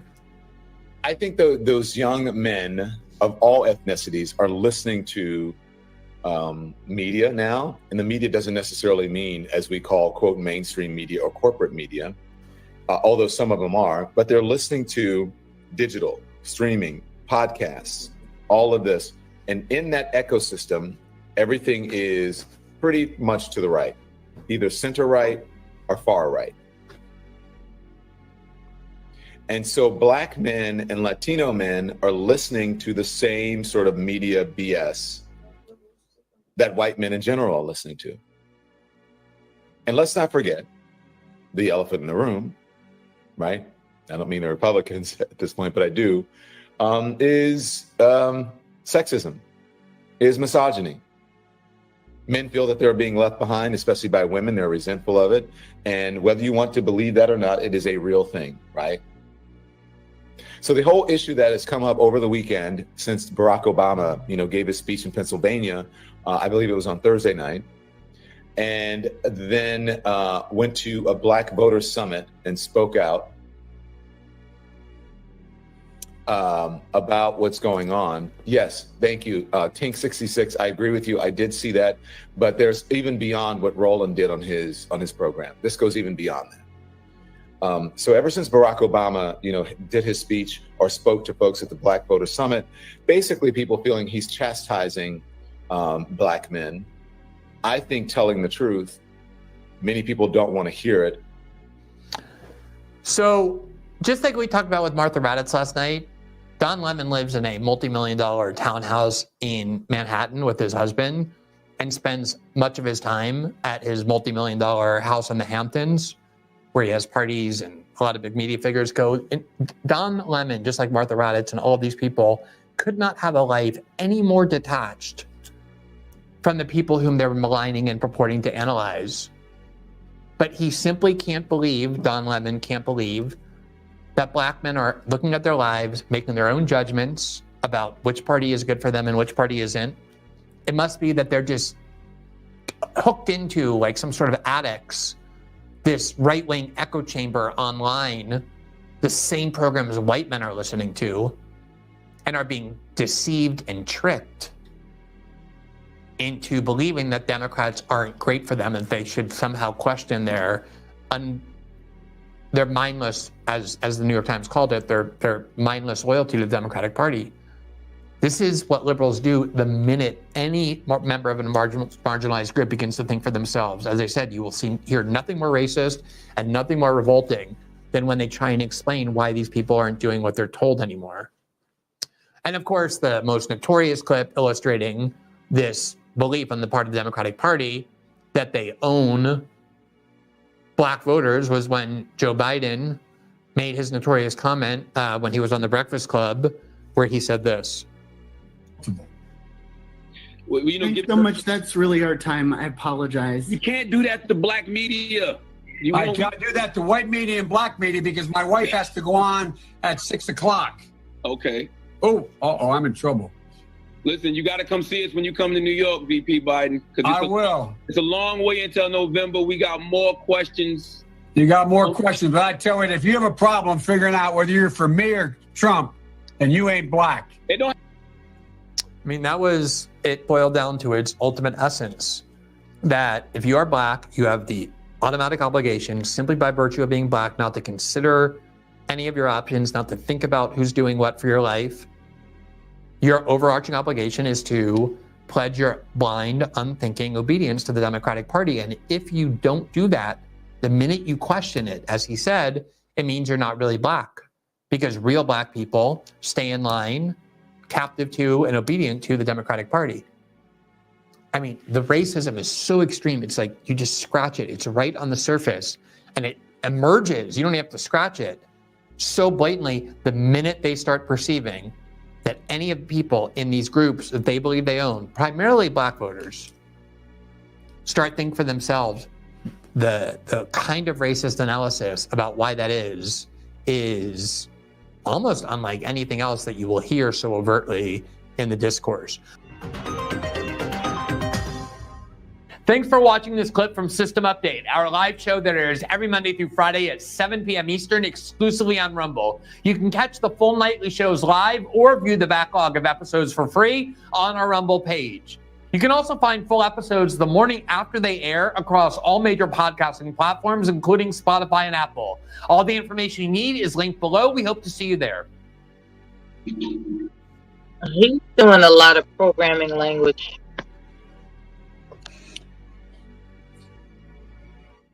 Well, hello.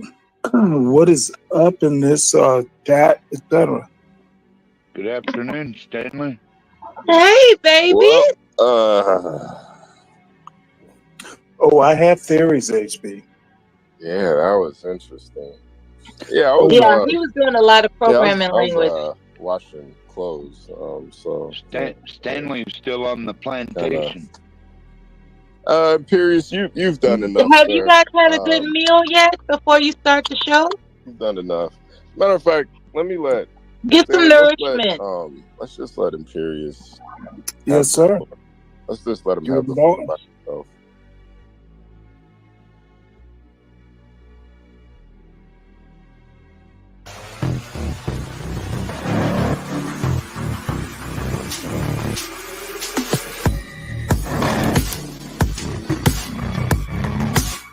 That was really Stanley.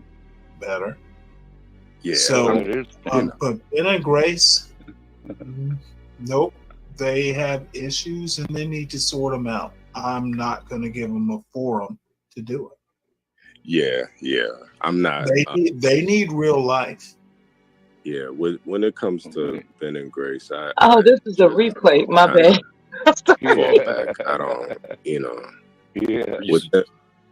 With them, even if you're trying to be genuine, they kind of. Okay, I wrote y'all a message in the back chat. If y'all could read that for me, just read it. Yeah, I don't really feel Read comfortable it, around please. either of them. Yeah. Yes, Okay, ma'am. I feel comfortable. Yes, ma'am. So y'all understand what's going on right now and why we don't make announcements. literally But please read that, grew and up then I'll see y'all later.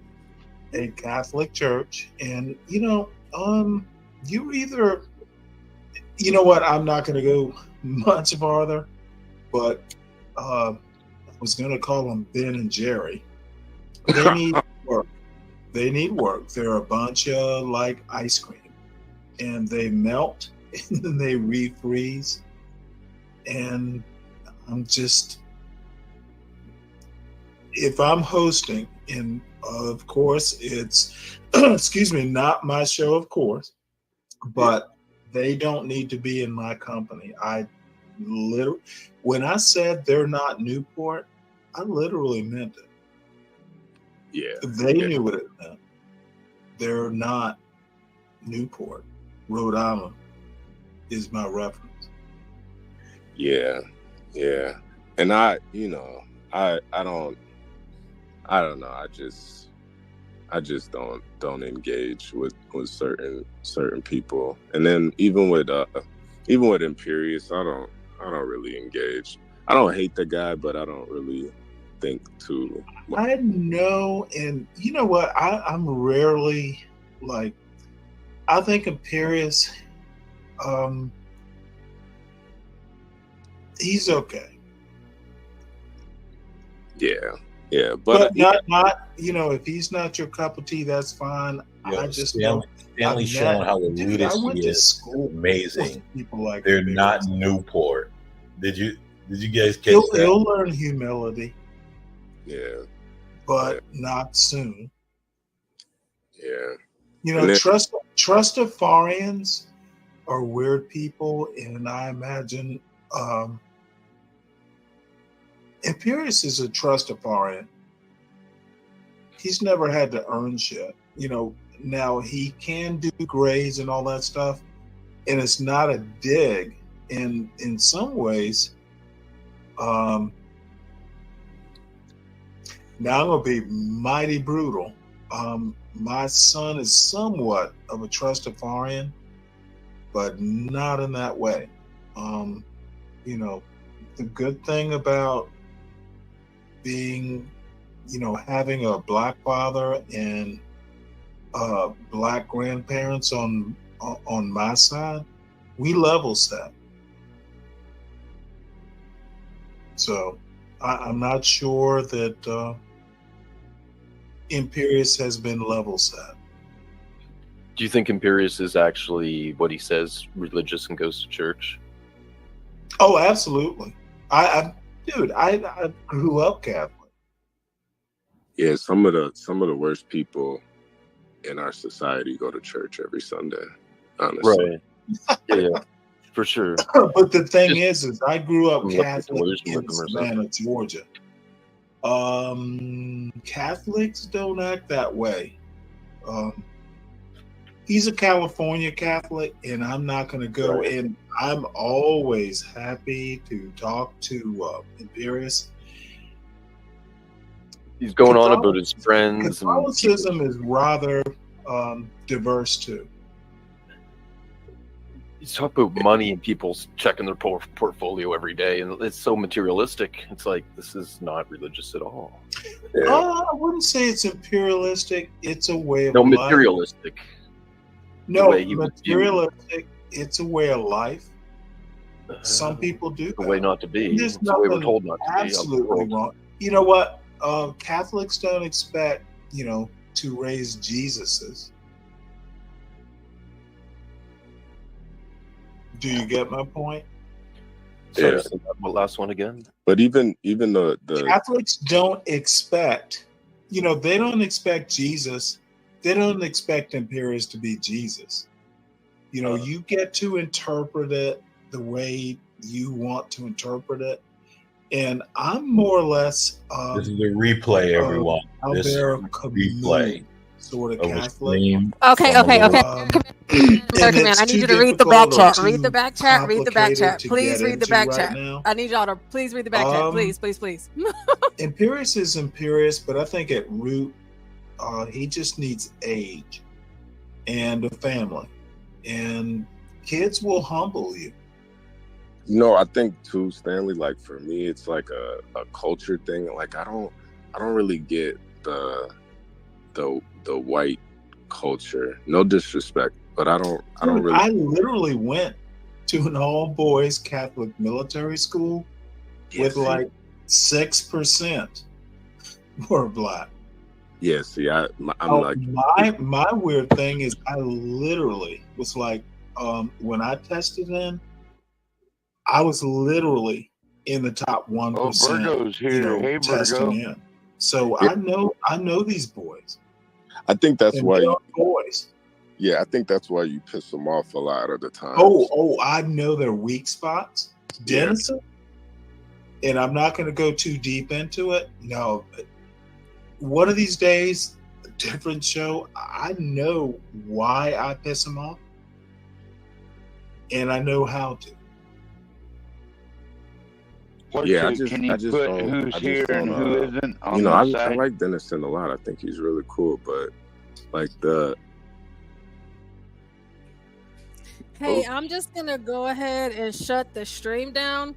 I Uh-oh. see. I mean, I was writing it in the back chat just for the people on the panel to know. Y'all can talk and comment and stuff like that, but I guess everybody can't see the back chat. And then for those in the audience, y'all know it's a replay because you're here all the time, right? But like the comments, different things that y'all say, it's obviously 5 of us, but the only person here right now is me. But what do me have to do? I gotta go. I gotta go to church. I'm in confirmation class, and this is the most important part before I get baptized and confirmed by the bishop. So I have to go. Now, Oh boy. we just play the replays, right? So if y'all have an issue with the replay, I'm sorry. And I'm not talking about y'all on the panel, but like people make comments and stuff like that in the chat. It's not that we're tricking you or that we're hiding something from you. It's just that we don't need to announce that to you, right? So in the back chat, I was telling them, y'all don't have to announce it. Y'all can stay up here if y'all want to, or y'all can leave. Y'all can go. You ain't got to stay on the panel. You can leave or whatever, but we just don't announce it. It's not, again, most of y'all that are here all the time, y'all know what y'all seen before, but we have hours and hours and hours and hours of content. We're the ones that are here 24 hours a day, not you guys for the most part. So there might be something that you missed. There might be a night stream that you didn't get to hear. It might be a day stream you didn't get to hear, so we're just in order for us to keep the show going for you guys, period. We just like to play replays whenever the 5 of us are actually doing something.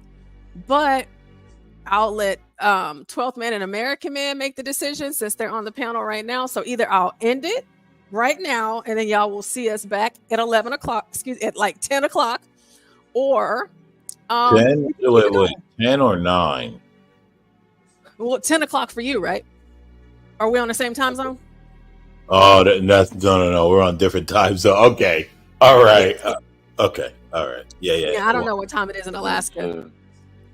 1:15. So Mavit, you always have so many suggestions, and you haven't sent them to me in an email, and you haven't come up on the panel. Oh wait, that's what. Respectfully, until you do that, I'm not even taking it with a grain of salt. But I love you though, Mavit. I do. But I am what I need y'all to understand right now on the panel, what I need y'all to understand, because if this does not go the way that I feel is the best direction for the show, I'm going to end it. Okay. Porsha, honestly, it's probably just best to end it. I'm going to end it. Yeah. So I'm gonna get y'all all up out of here, and I'm gonna end it. So let me just say this real quick. It's unfair for you on you guys' time, and I'm thinking 9 o'clock my time, and I'm like, oh wait, yeah, okay. Jesus Christ, you guys are gonna have the old man dying tomorrow morning. Yeah, so 9 o'clock my time. Yeah. So, all right. What time is it right now in your time, Porsha? It's 5:16 here in Florida. It's 4:16 for me. Yeah, it's 4:16. Oh, okay. My church is over an hour away, and I'm already late. So. Oh, okay. Yeah. Yeah. So I can. I'm just glad you said something because I was lost, and I would have been looking at my time going crazy. All right. Yeah. So I'm just gonna end it, and next time we do a replay, I'm just not gonna bring anybody on the panel. And whatever y'all feel in the chat, y'all can type all of your dreams and wishes and hopes and everything else, and all of that. So so we are gonna come back later tonight. Well, Dwale doesn't want me to end it, and I might just keep it going, because I know what HB would say, to ignore the negativity in the chat, because that's what he would say.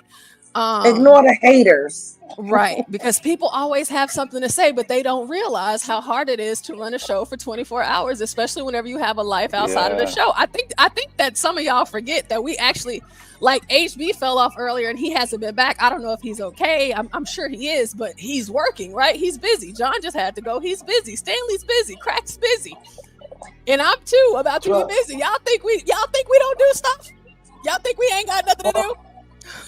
Porsha, Habibi. I think you guys Tuarif man later. can do it, man. Give Tuarif man some time. He can hold the stream.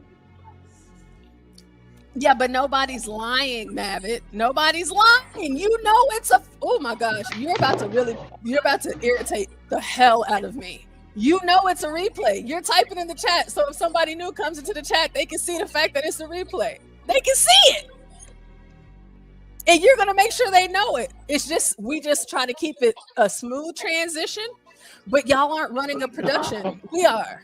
You know what I mean? And I don't really like to clock out like this, but it's just like it's irritating because Well, there's don't get there's irritated. we work so hard for you guys, and it's just like to me that's just like a slap in the face. It's disrespectful.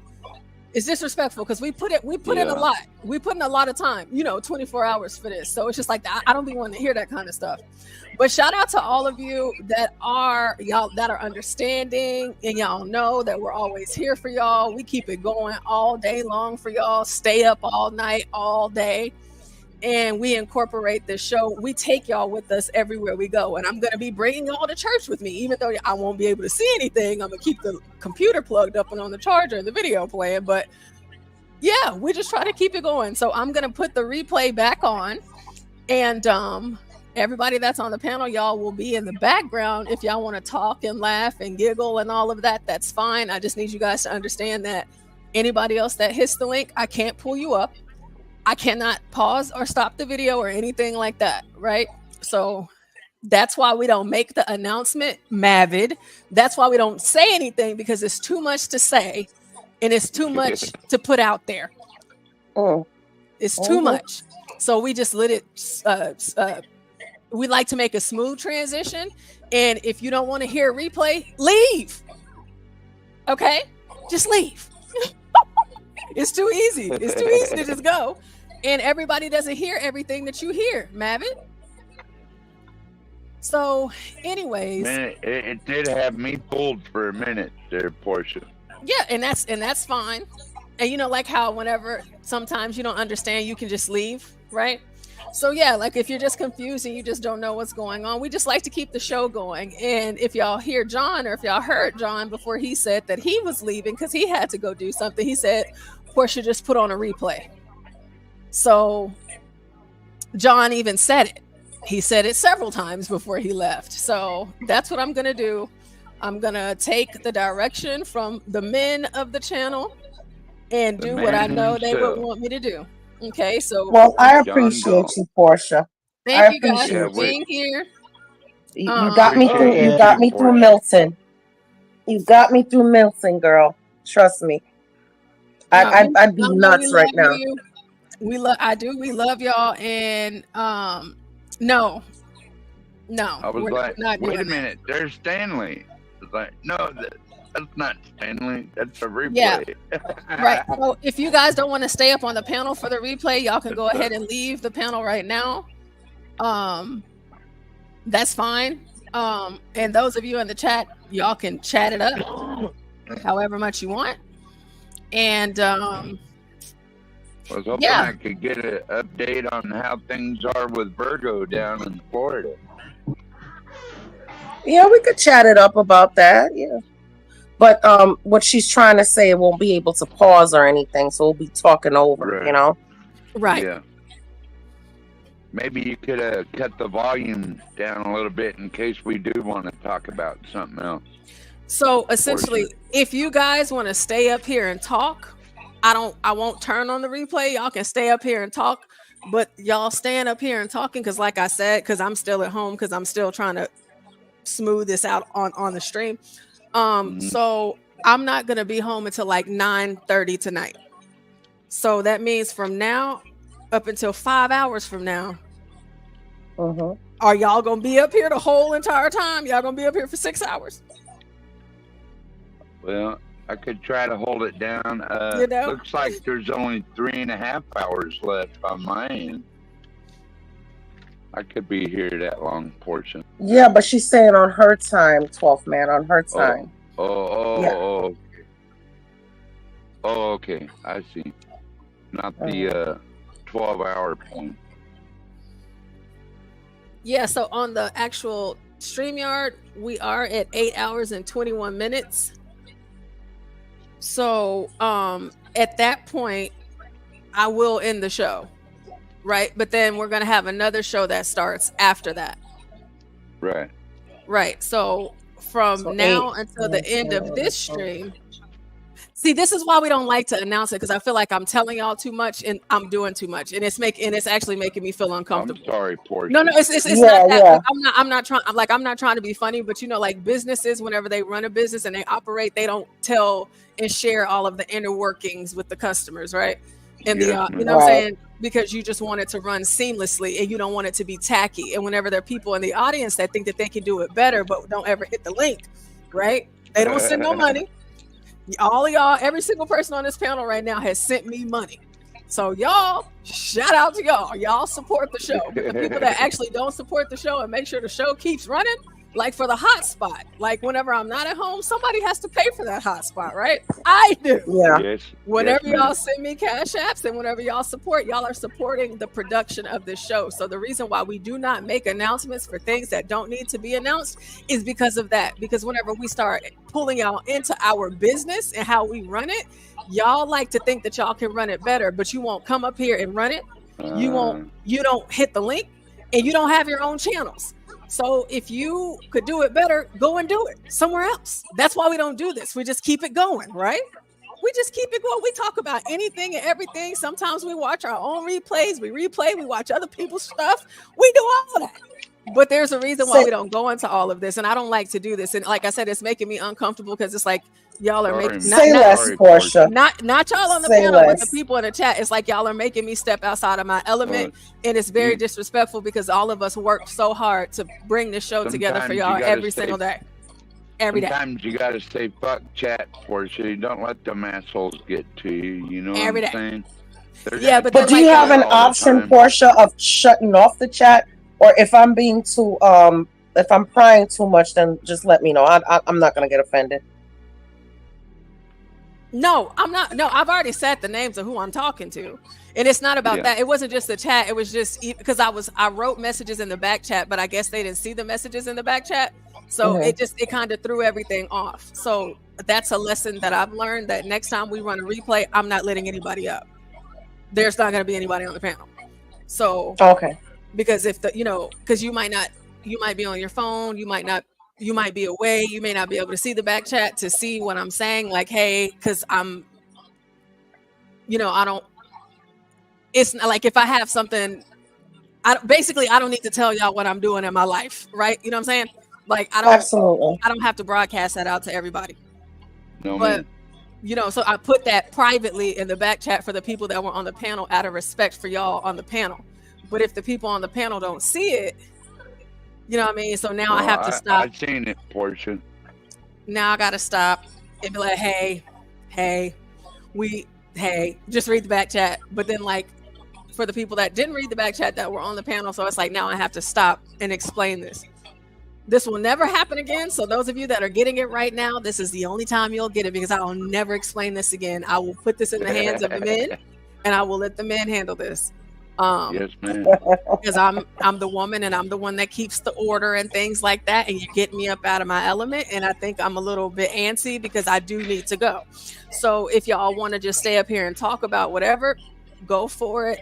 I can chat it up with Virgo and Dwally for a little bit. I can share my screen. Let me go ahead and give him some time, because I don't have time. Uh-oh. Yeah, sorry to make you late, Porsha.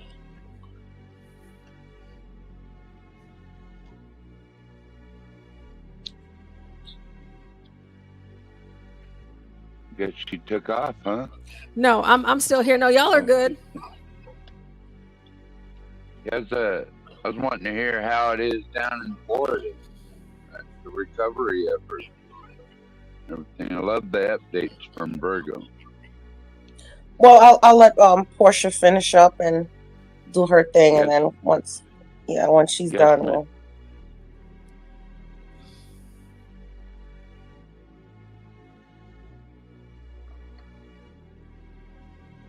Let me see what's because I think I'm just gonna end it.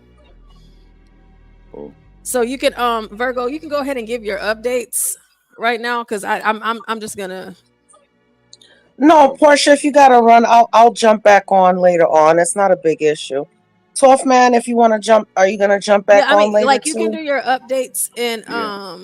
your updates and all of that, and I'm gonna see if I can. Let me see if Stanley is available.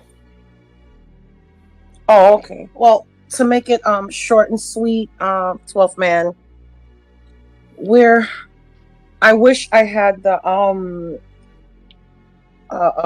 what you call it. My phone is like really messed up right now, so it's hard to like ride through the neighborhoods to show you what's going on. But we are like basically screwed right now. There are trees uprooted throughout my whole neighborhood. It's just devastating. And I don't remember who said, somebody said something about that the storm is one thing, but the aftermath will be something else. And I think that person was correct, because now, every day we're doing this, we're doing that. And I've been trying to, jump on the chat and talk to you guys, but we have to see inspectors, insurance, FEMA, and we're not getting any help. And with insurance, it's going a little bit better, but FEMA's nowhere to be found, man. I don't know what's going on with them. And everything is like uprooted in my neighborhood. What was once a beautiful neighborhood, all the beautiful trees are practically gone. And at every house you pass by, there's a bunch of trees and stuff put out for the county to pick up, and the county hasn't been picking it up. I don't know what they're doing. So we've had to move. I don't know if you've heard me before.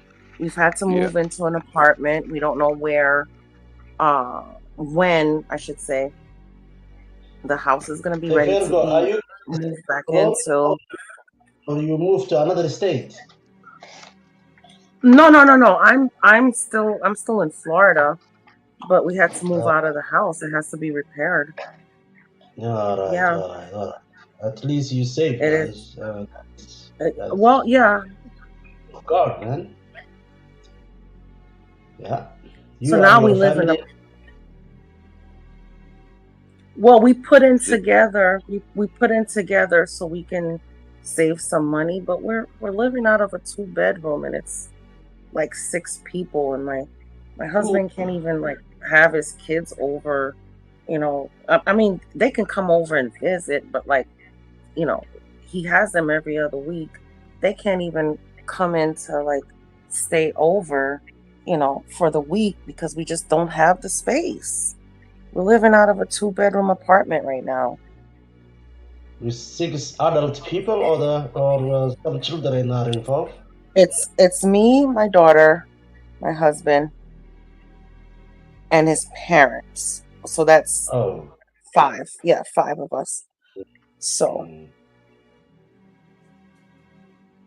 it's crazy. It's really crazy. We lost both of our cars.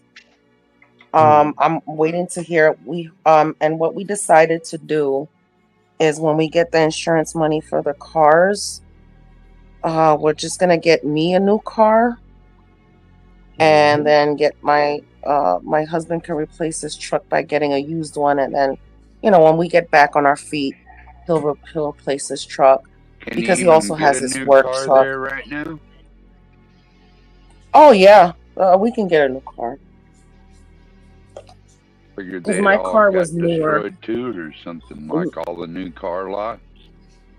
When they got like walked Not away all. too. Or... I have no, you know what? I have no clue. We haven't even been shopping for cars yet. But his parents did get a new car. They drove. His mom drove a Subaru, and she loves Subaru. And she actually went to my I used to work for a Subaru dealership, a Conley Subaru, and she went there and she got a new car, and Those I are spoke good to the little people. cars. Yeah, and I spoke to the people over there. So they're GMC/Subaru dealership, family owned. And so we went over there, and she got she loves her Subaru Outback. Yeah, yeah. So like we're Those are all good functioning cars. on one car right now, and if somebody's using a car, we just got an Uber.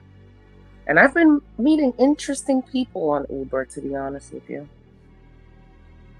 Got a food and fresh water and all that, Virgo. Yes, we finally got food, and water is still scarce. I mean, you can find it, you just have to go around a little bit. Thank God for like the apps like Instacart and like the Walmart delivery, so you can like order stuff to the house or whatever, to the apartment. So I find it kind of amazing that they're up and running already. oh, I don't think Walmart ever shut down, to be honest with you. Maybe the day after.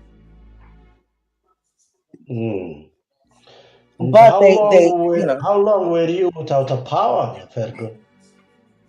I How many days? I just got my power back. Let's see. I think it wasn't it yesterday or the day before yesterday? But the thing is, now I had to turn it off because we're not in the house. So I had to turn it off. Turn off the power, shut off everything, my utilities, everything, because I'm not going to be paying for this stuff while I'm not in the house. Yeah, sure, yeah. So we're trying to put in together so we can spend as least amount of money to get over this. And it just made sense. I mean, I wouldn't say it's insufferable or insufferable or whatever, but I would say it's different. Like I haven't lived with parents for a very long time. Indians, yeah. But they're sweet. They're so sweet. So yeah. Oh, good thing. Another good thing is we've had people from the hospital, because his mom is a nurse trying to retire. She thought she was going to retire this year, but that's not going to happen because of the money we have to spend.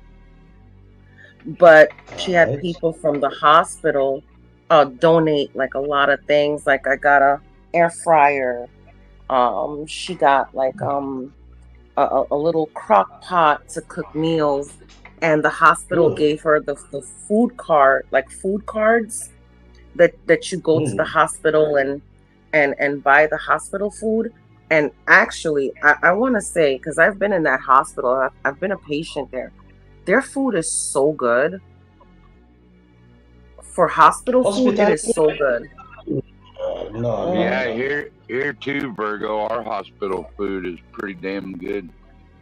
Yeah, Manatee County hospital food is very good. We had beef stroganoff tonight with peas and pierogies, and then they even give you a slice of cake.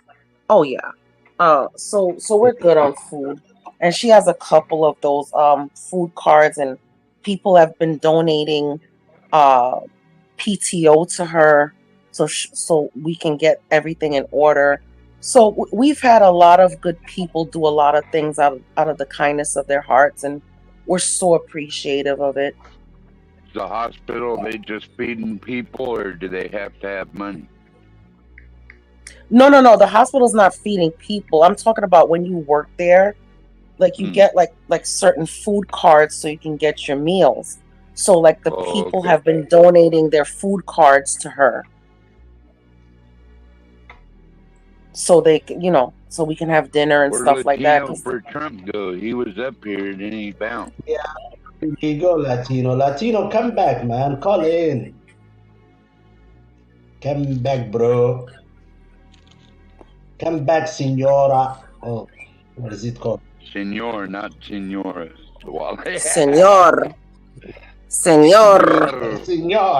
You gotta roll those R's. Puta madre. Senor, not senora. Signore. Come back, Latino. Yeah, I know I've been praying for y'all in Florida, Virgo. Thank you so I was much. praying I for you. appreciate it. Wish there Last was week, more I I could really went to do. the house to pray for you. I really say your Really name. need a new Please say. phone. Wish I could get you a new phone so you could show us what's up around there. I know once I get, oh, trust me, it's going to take a while for us to get all of this cleaned up. So trust me, because all the services has been down. Like my phone is like really choppy right now. And sometimes I'll be on the panel and then it just kicks me off, you know? No, StreamYard does that. I noticed it's never done it to me, I don't think, but I've seen it done that to Arshu or Rashu, I think. Oh yeah, Rashu, G yeah. Garian. I've seen them just be Garian, the lion eater. Yeah. Hello, guys. G Garian kicked off for no reason. Hey, Latino. What's up, Latino for Trump? You there, homie? Hey, Latino. Not much. Give me a second. I gotta quiet down these kids. Uh-oh. Nah. Uh-oh. Get the belt. Pipe Get down the them belt. kids. You gotta pipe down them kids, you hear? Them children. Them children. She's playing on her Pipe down tablet. them It's being children. obnoxious right now. Them children. Children. Latino, Que tú haces, Latino? Que tú haces? No, I just finished helping my daughter with her homework. Oh, okay. Yeah. That's nice. I'm just Good here dad. waiting for dinner time to make up my pizza. What y'all making for dinner, man? Making a Yeah, homemade pizza. I got the pizza dough ready, so I just gotta stretch it out later. Oh, you home making pizza. I'm coming over That to sounds your good. house for dinner. Right? We're gonna bring all our storm-ridden behinds over there to your house, and we're gonna have some homemade pizza. And you know what's weird? You know what's weird? We had a whole bunch of stuff from Amazon, like before the storm. You know, you order things from Amazon, so now we have to come back to the house and like every other day, like when you get the ping that stuff is delivered, because you don't want like looters and stuff. And I don't have an issue with looters in my neighborhood. My neighborhood is pretty chill, but you know, after a storm and like, you know, devastation, you know, things get a little crazy. So yeah, everybody's like first dibs. Exactly, they think that everything is like, you know, free. Man, let me tell you Not knowing something. that you're putting things to the side to make sure these things actually work before you bring them back in. Yeah, Just but take let me your tell shit. you, me and my husband come locked and Well, ready. you're allowed to use lethal force against looters in Florida, right? Absolutely. The Florida's your stand your ground state. And Ron DeSantis already put out the word, I think. Yeah, you're not gonna try anything over here, I'll tell you. If you're looting in our state, then we will come after you with the fullest extent of the law. Florida don't fuck around. They allow their No, we don't. Over here, we got. No, we don't. Florida It's just like fucking somebody shoot breaks your into ass. your house, you can shoot that person if he's facing you, but as soon as he turns his back and you shoot him, you lose. In Florida? Oh, here in Massachusetts. Oh, I was about to say that's when you're supposed to shoot is when they're running, when they're not the threat, because you've already come on my property. As soon as they step out, like the front door, like that line from the front door to the inside of your house. Still trespassing. That's Alaska too, Virgo. It's ridiculous. You're Oh, trespassing. Alaska, as if you turn your back, you can't shoot them. Yeah. No. I'd I still do it anyway and just face the charge. I try to beat the charges, to be honest with you. Threat to your life or property, and say they're running off with your property. If you know where I live and you try to rob me and kill me, I don't want you alive. I'm sorry. No, the first It thing is I'm what it thinking is. my kids. So you coming in my house without my permission, the first thing I'm thinking is you trying to harm my kids. And that's Exactly. That's my reason. And I want to say Texas is probably the same way as Florida.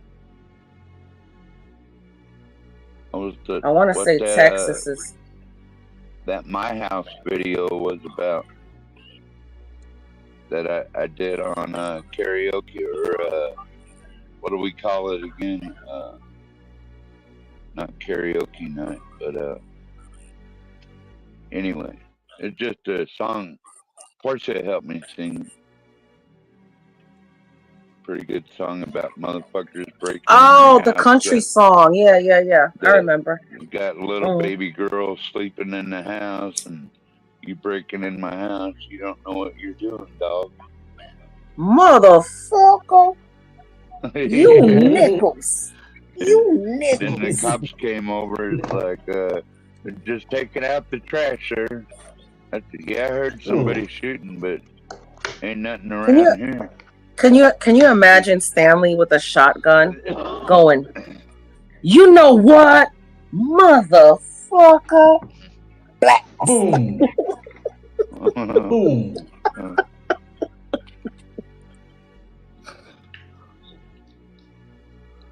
You get your ass blatted. Some states, man. Some states, like Latino states, you have to be careful. Other states, you have to be careful and responsible gun owner, no matter what. But if they're in threat of your life or property in Alaska, well, that's the whole point of it. That's the whole point of owning a gun. That could be your damn chicken. Say you have some chickens outside in the and you know what, 12th man? You could shoot their ass. You know what, You ain't 12th stealing man? my chicken, motherfucker. You know what? A lot of people lost their animals too during the storm. A lot of people had chickens in the coop and my poor neighbor. Yeah, my poor neighbor. They're an elderly couple. They couldn't evacuate because they have a lot of birds. They sell they breed birds and they sell them like cockatoos, cockatiels. Yeah. And she was like, she's not leaving, and I understood, and I kept checking on her, and every time we come back to the house to either get something or see the inspectors, I check on her. Yeah, I feel so bad for them. They're an elderly couple. Yeah. Was it the storm or was it the Haitians who took all the animals? Was it their insurance that took all them? Cerrillo is making jokes in the chat. Who's making jokes? Cerrillo, he said it must have been the Haitians. The Haitianos? No, there's no Haitianos over here. Sorry. Yeah, blame it on the rain. Blame on the climate change. Yeah, well, it's a 100-year storm, Hey, 12th man, are you able to bring anybody up, or is anybody on the panel able to bring anybody up?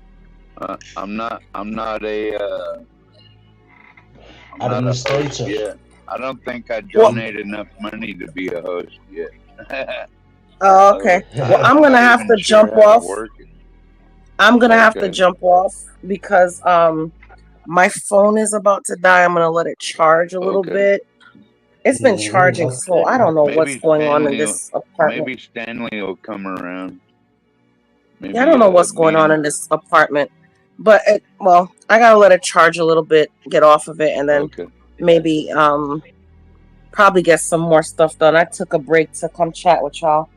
We've been working Appreciate it, Virgo. day and night, man. Thanks for the Come update. back. I appreciate you. Mm-hmm. You're praying welcome. for you. Stay safe. Malaka Nubia. Ah, okay, Habibi. I'll be back. I'll be back. All right. What's going on there, Latino for Trump and Diwali? What y'all got? It's great, just here man. watching the news. Watching I'm the news? just chilling here. What are you watching, Latino? Not even news, but like little clips of Kamala getting roasted over here. So, Latino, are you in Boston, Massachusetts? Not technically, but I am 30 minutes out of Boston. Still a big ass suburb, huh? South of Boston. It's been what? About to go into 4 years in February now that we've been living here in the suburbs. It's been peace.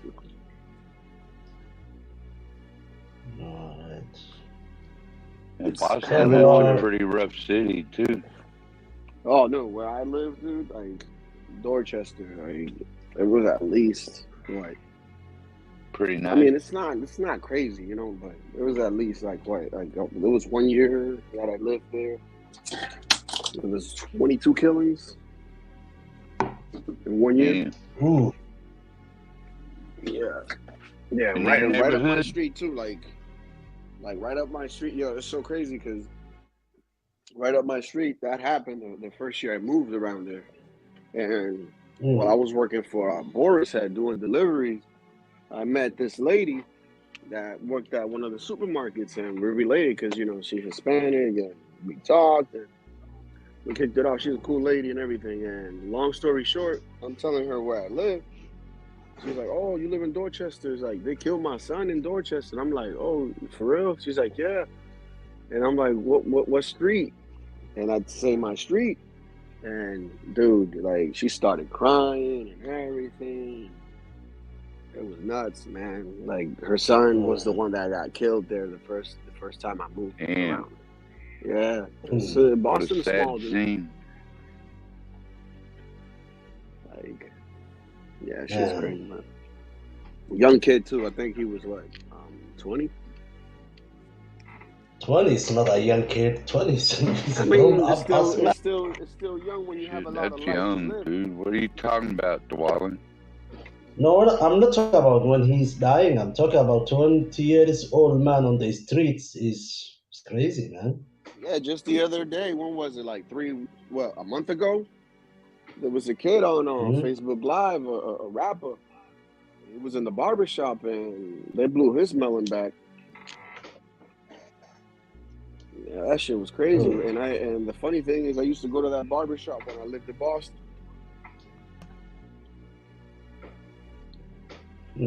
Barbershop is closed. Damn. Yep. That's usually how it works. Gangster shit going on around the barbershop. Yeah, I think that reminds me of a 50 Cent movie. Yeah, it's all that drill rap and stuff, man. Like that's what this generation likes, man. Okay.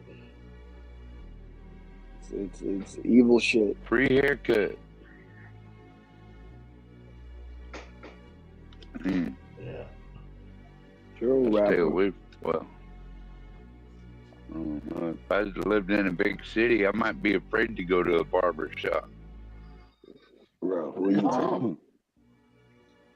I like it here in the suburbs because, like, everything that I can get in the city, I just got to go a little bit further, but it's here. Yeah. So I don't got to worry about it because I have a car, so. Oh, yeah. If I lived in the city and I didn't have a car, then it's just much easier for me to go from I A to live B, in the but country and I have a chauffeur. that's awesome. We know that. We have seen your chauffeur. Man. I don't know why you don't get your pilot's license and get one of those like mini helicopters. That's what I really need, a helicopter. Yeah, get yourself one of those mini helicopters. Build My, yourself a little with my landing box pad. line up, with my Forget box about it, line man. up there, a blunt. You and your dog flying. Driving a helicopter.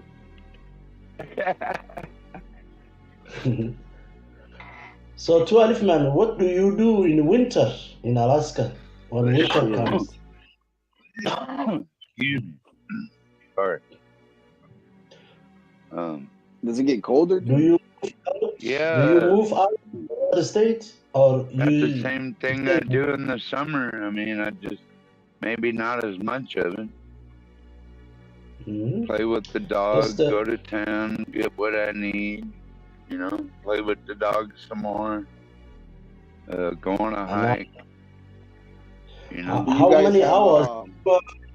Day sun. How many hours you have the sunlight in the winter? See, right now it's like Hot springs.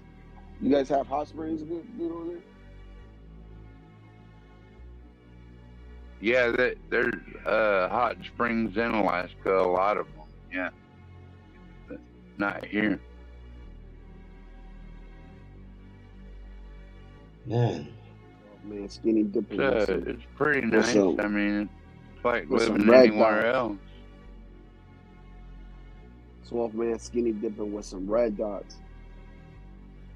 Man, can't believe. Go to the store, go to the 12 local man. cafe, have some coffee, whatever.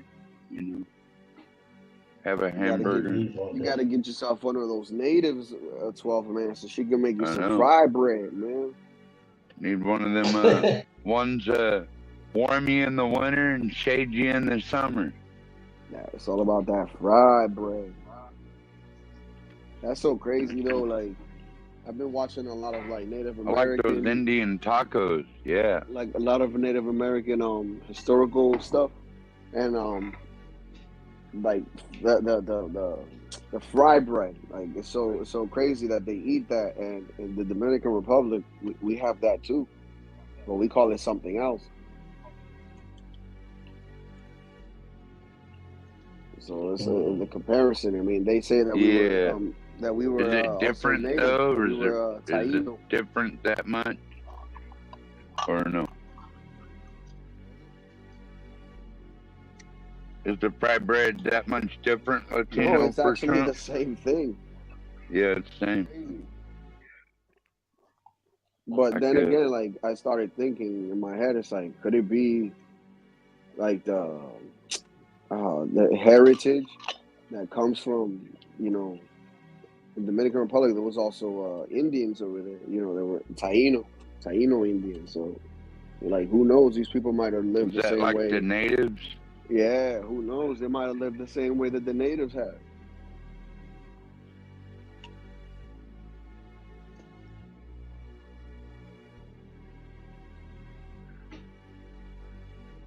Morchila. Have you ever tried morchila, Latino for Trump? That's the question from the chat.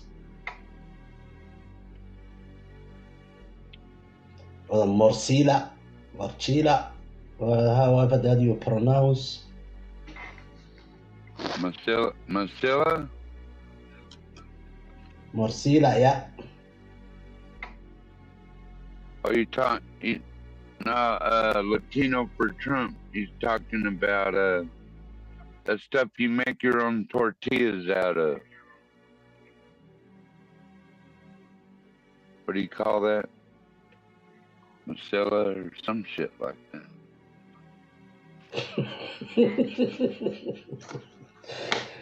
Some shit like that.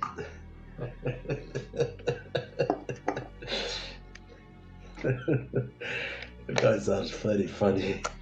I don't know. That's just the way I grew up talking, man. That's it. South Memphis, Midtown slang. Mm-hmm. Oh, Masilla. I think that's what you call it. Morcilla is blood sausage. Oh, It's corn. It's basically this corn you can make tortillas out of.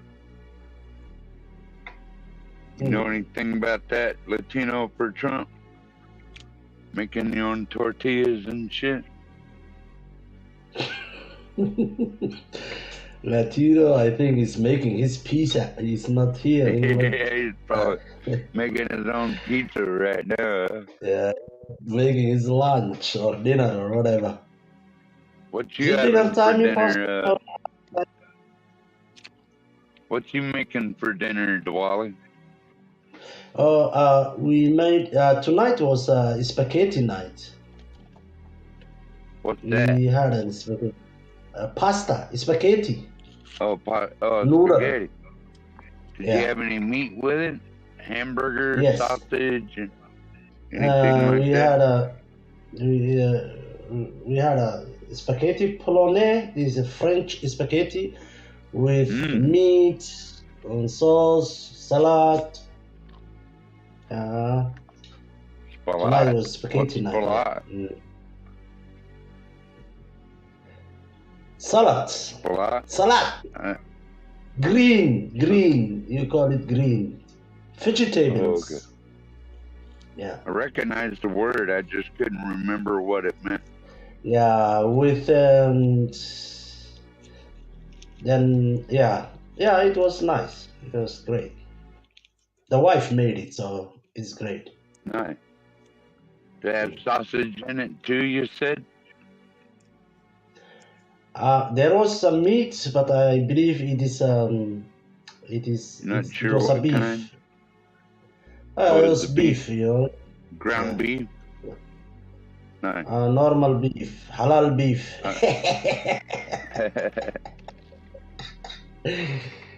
Yeah, I make that kind of spaghetti too. Yeah, it was salad, tomato, We call it hamburger. gurkel, cucumbers, and some yogurt was involved. Some Hamburger was a German word. Knoblauch. Knoblauch was Knoblauch for English. I forgot that, man. So it was nice. It was great. I finished my plate. The children also. And some bread. French bread? Yeah. You said you had French bread. bread. Yeah, definitely French bread was there, yeah. With pulled pork, butter pulled and pork. garlic? With butter and garlic, Diwali, on the bread? Pulled pork, Diwali? No butter. No butter. Garlic. That's what I was looking for. Knoblauch. It's garlic. Yeah. Oh, no at least you had that. We have a bacon, but it is beef. Was it's that not Latino? Latino is trying to say something. I'm just messing with him. I know he don't eat pork. But we eat You everything. ain't put no bacon in your pizza, Diwali? Absolutely not. That's haram, habibi.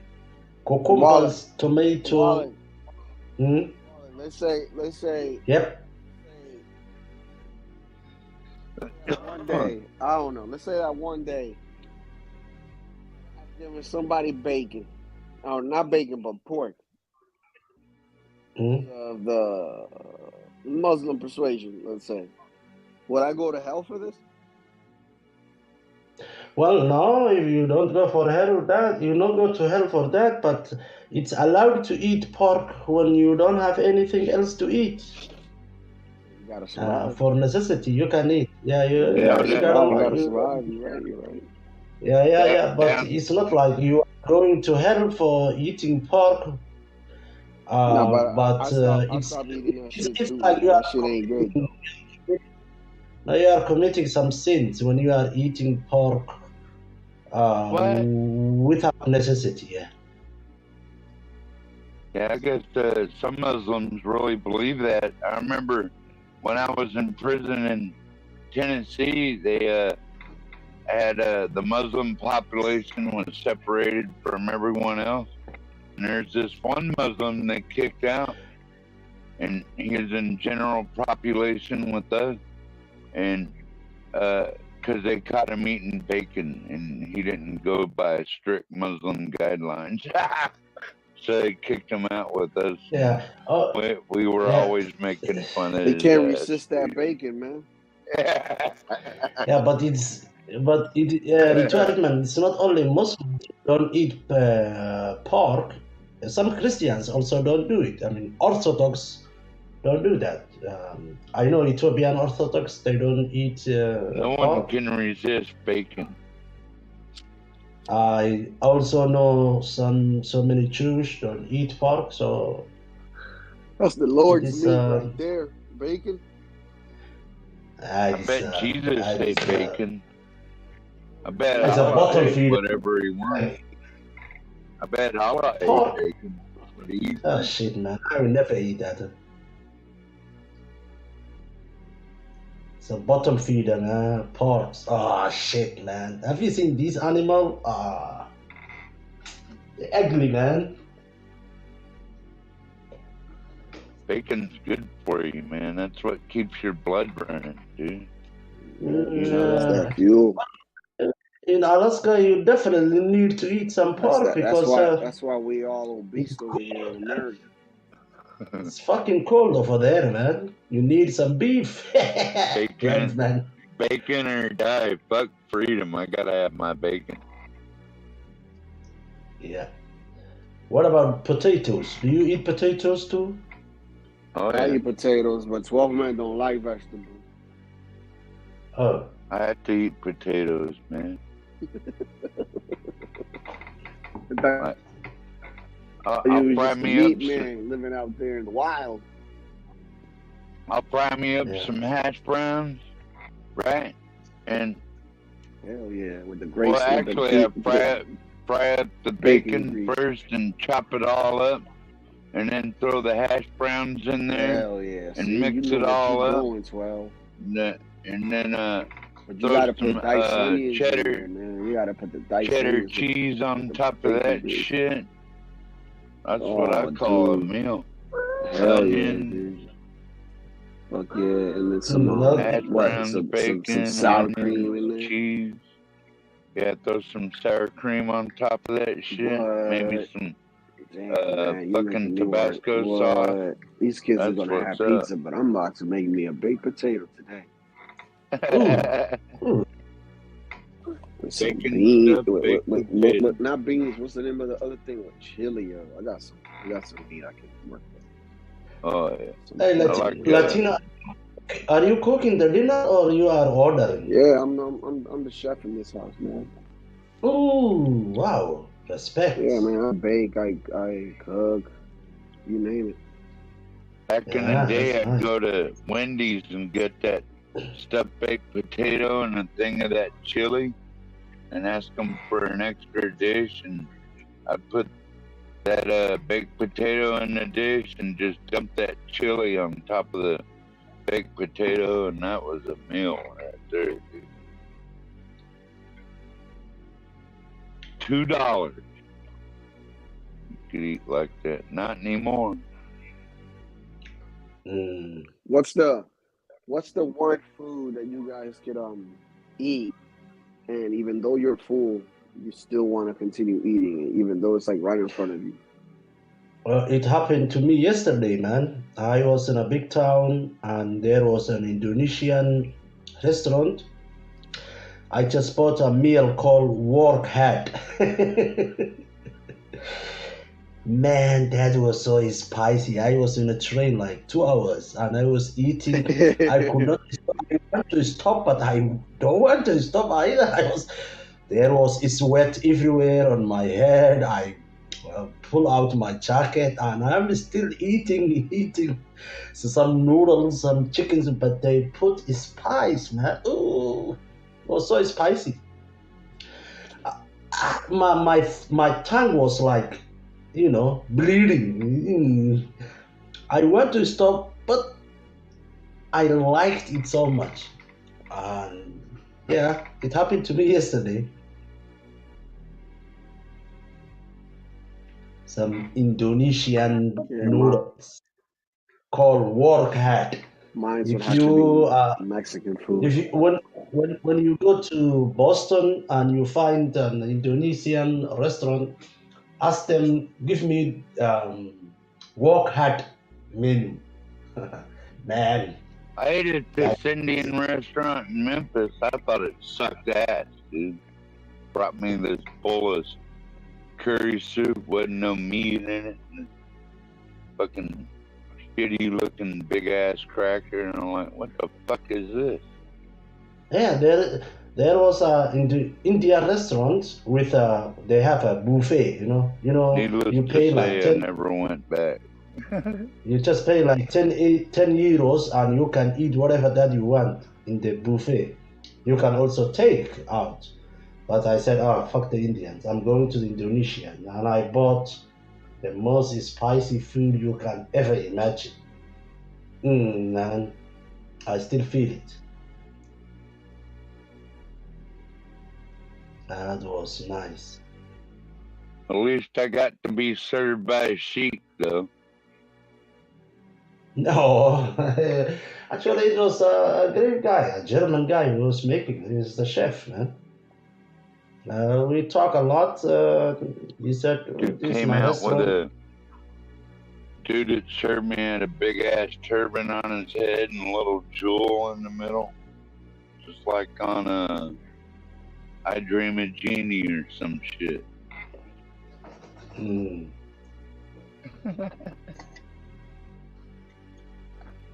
gotta watch them sheiks though; they'll cut your fucking head off, dude. Talk about Sikhs. The guy with yeah. But Oh, I didn't know they were battle-hardened warriors. That's why they always carry that curved knife on their side. That turban they wrap themselves in. They don't fuck around, dude.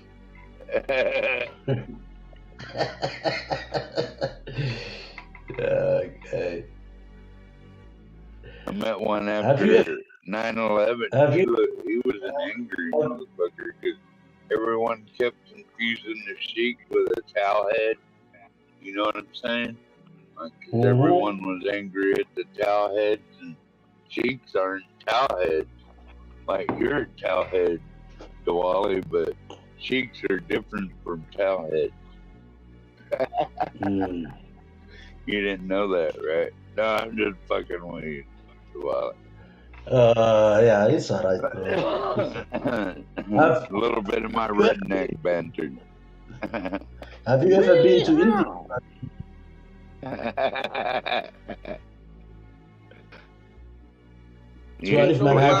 My sister, but mine. A lot of people didn't know there's a difference between sheiks and towelheads, believe it or not. Yeah. You guys deleted some Sikhs after 9/11. I watched the news, yeah. Some American guy just deleted the guys and he's saying, I am a patriot. He deleted some Sikhs, man. What the fuck? And he was like proud. Patriot, I'm a patriot. You motherfucker, you just, what the hell? I said, brother Sheik, why are you so mad? I said, all these dumbass white boys keep calling me a towelhead. White boys be like, God blessed us when He made the earth. That's why we're Oh my God. Yeah. The news were crazy after 9/11, man. Oh fuck. Everybody was like, oh. Man, cowhead. We're locking Even the Sikhs were. Wait a minute, that's even not the a Sikhs cowhead, were not that's a saying. sheik, motherfucker. What the fuck are you talking about? Leave the sheik alone, he's on our side, dumbass.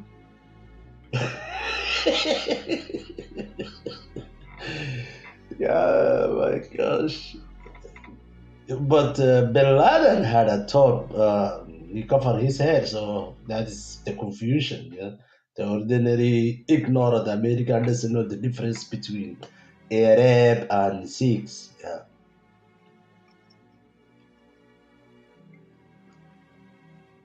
Yeah, they don't fuck around either. Battle-hardened warrior. I couldn't believe I got served by him. He brought me up. But I thought the food sucked. So I was like, come on, man. What the? Like, it looked like tomato soup, except it was curry. And like this pasty-ass cracker. I'm like, $5.95 for this? Of course, this was like 1984, right? But whatever. Pretty cool to meet a sheep. Hey, Latino for Trump, are you there? Making that pizza. Yeah, When I it's asked him, working. is he putting any jalapenos on the pizza?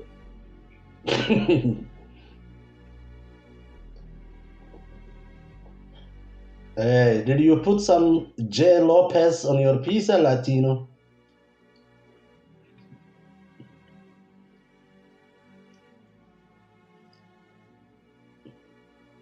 So, what was your what time is it? Jalapenos. 12 minutes. What time No, is go it? ahead, Diwali. I'm sorry. What time is it in Alaska now? 2:14 p.m. So it's not yet dinner time, but you had your lunch. Not yet. Yeah, I'm gonna have some burritos and fries or something like that. Keep it simple. Burritos. You order or you make them? No, you I cook make them? it right here.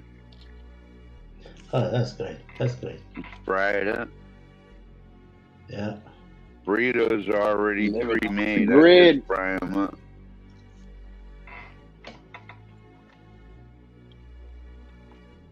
You back, Latino? Yeah. What's up, brother? Latino, did you put jalapenos on your pizza? I gotta know. Unfortunately, I can't do any of that fun stuff when it comes to the pizza. What kind of Latino are you? No, it's because of the kids, man. The kids, dude. Unless we order our Well, own they're different part pie, Latino whatever. too, aren't they? Come on, SA. Oh, man, yeah, I like jalapenos, man. And the bell peppers, oh, dude. Just put them on your slice of the pizza. Oh, yeah. Hey, Latino, what is mimosa? Mimosa. Mimosa. You can, yeah, my pronunciation is not right, but it's like this, mimosa. Isn't mimosas orange juice and champagne? Is it drink or is it some food? Yeah, I thought it was a drink. All right. But mimosa had something to do with a woman or something. Maybe that's a woman. Oh, you mean hermosa. Hermosa. That means, yeah, beautiful. Precious. Okay. Virgo is playing here. She said Latino is not Mexican. He is putting pernil on his pizza. Pernil. Now, I like the bell peppers, though, because they're not that spicy. But, yeah, I had Alright. If you guys ever had the jalapeno pineapple, the Hawaiian one, but with like jalapeno. Yeah. Oh, dude. That's what I was gonna say. Game That's my changer, favorite. man. Yeah, It's sweet and it's with spicy. the Canadian bacon and that sweet jalapeno on there. Oh man, and I like to throw some olives on just for shits and giggles. I like olives.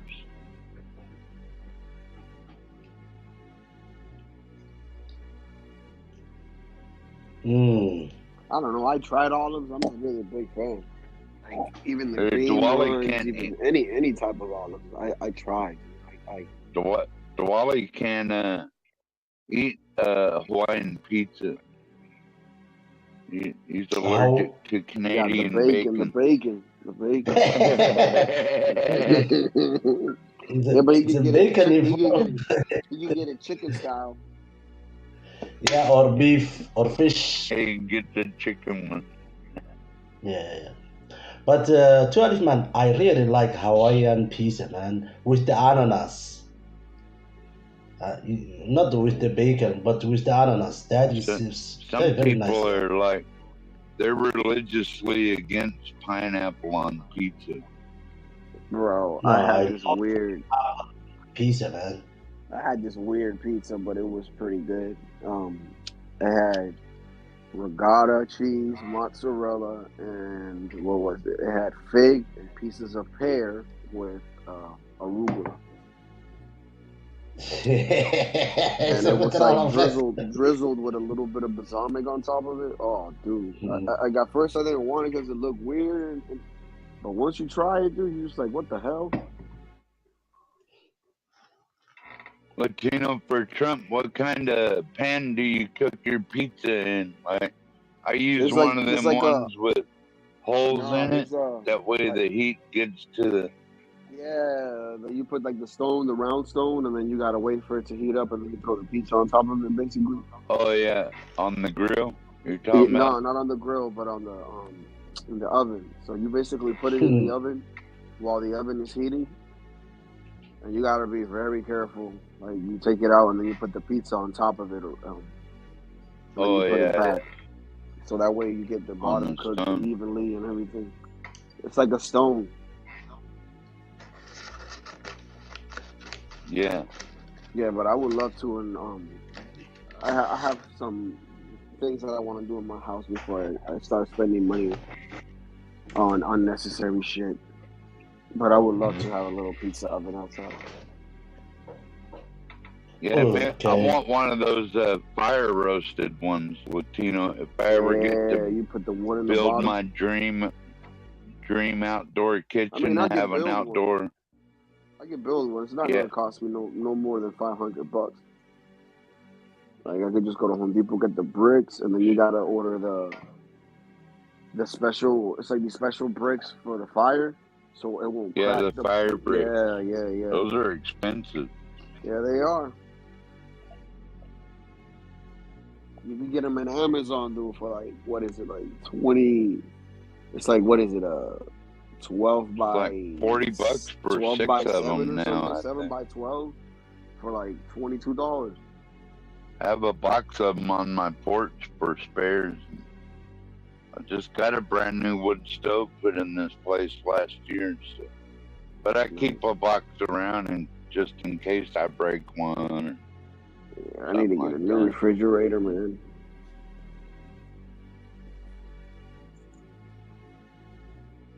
This is always some shit. I'm no. The only thing I miss about living in an apartment was like every time something messed up, all you had to do was call the landlord. John Galt, come fix it. Yep, and it was no cost to you. But now, when you live in your own place, dude, it's like shit. Something breaks, you gotta figure it out. It's hell. Fix it. Yeah. Mm-hmm. But hey, I love it. In the long run, hopefully in the next 20, 30 years, who knows how much this will be worth. So at the end of the day, I see it as an investment. So you have your own place, Latino. My family. Right. Me and my wife and my 2 kids and my dog. Great. Perfect. Nice.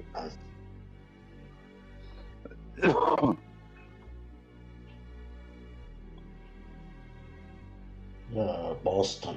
So many universities are there in Boston. Huh?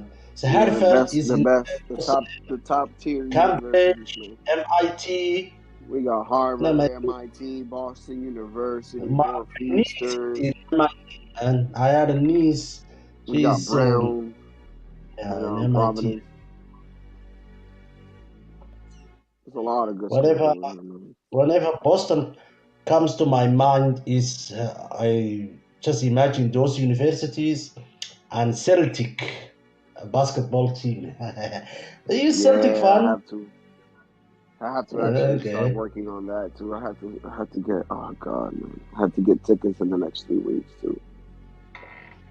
I usually So how go are with you the. guys doing? I usually go with the fam, but The this NBA? time it's just gonna be me and my daughter, man. 'Cause, yeah, Didn't I'm you pretty say sure you the were tickets went having? up. When was Was that you having some health issues also, Latino, for Trump? With sciatica, yeah, but I mean these pills are making me feel good, but like after they wear off, it's pain, but it wasn't like it was on Saturday and Friday. What was that? I've been sleeping on the floor, dude. A pillow, a blanket, and that to me that's been working. So just like how they do it in Japan. You had a stomach problem? You have to go to toilet every time? No, sciatica. It's a nerve, a back nerve, like your lower back. Ah, okay. It's It's like the nerve. surgery It's like for the that, nerve. It's or? like the nerve that grab like with your leg. So on my right All leg. right. Yeah. So I've been limping lately, but today I've been good. Thank God. Try an old chiropractor if you can find one that's really old, knows what they're doing. Been around I don't know, forever. man. I just don't want. I don't want to have my insurance charged to that, and I have to pay the deductible. It's all bullshit. That's the reason why, to be honest, I don't want no chiropractor. Fuck that, man.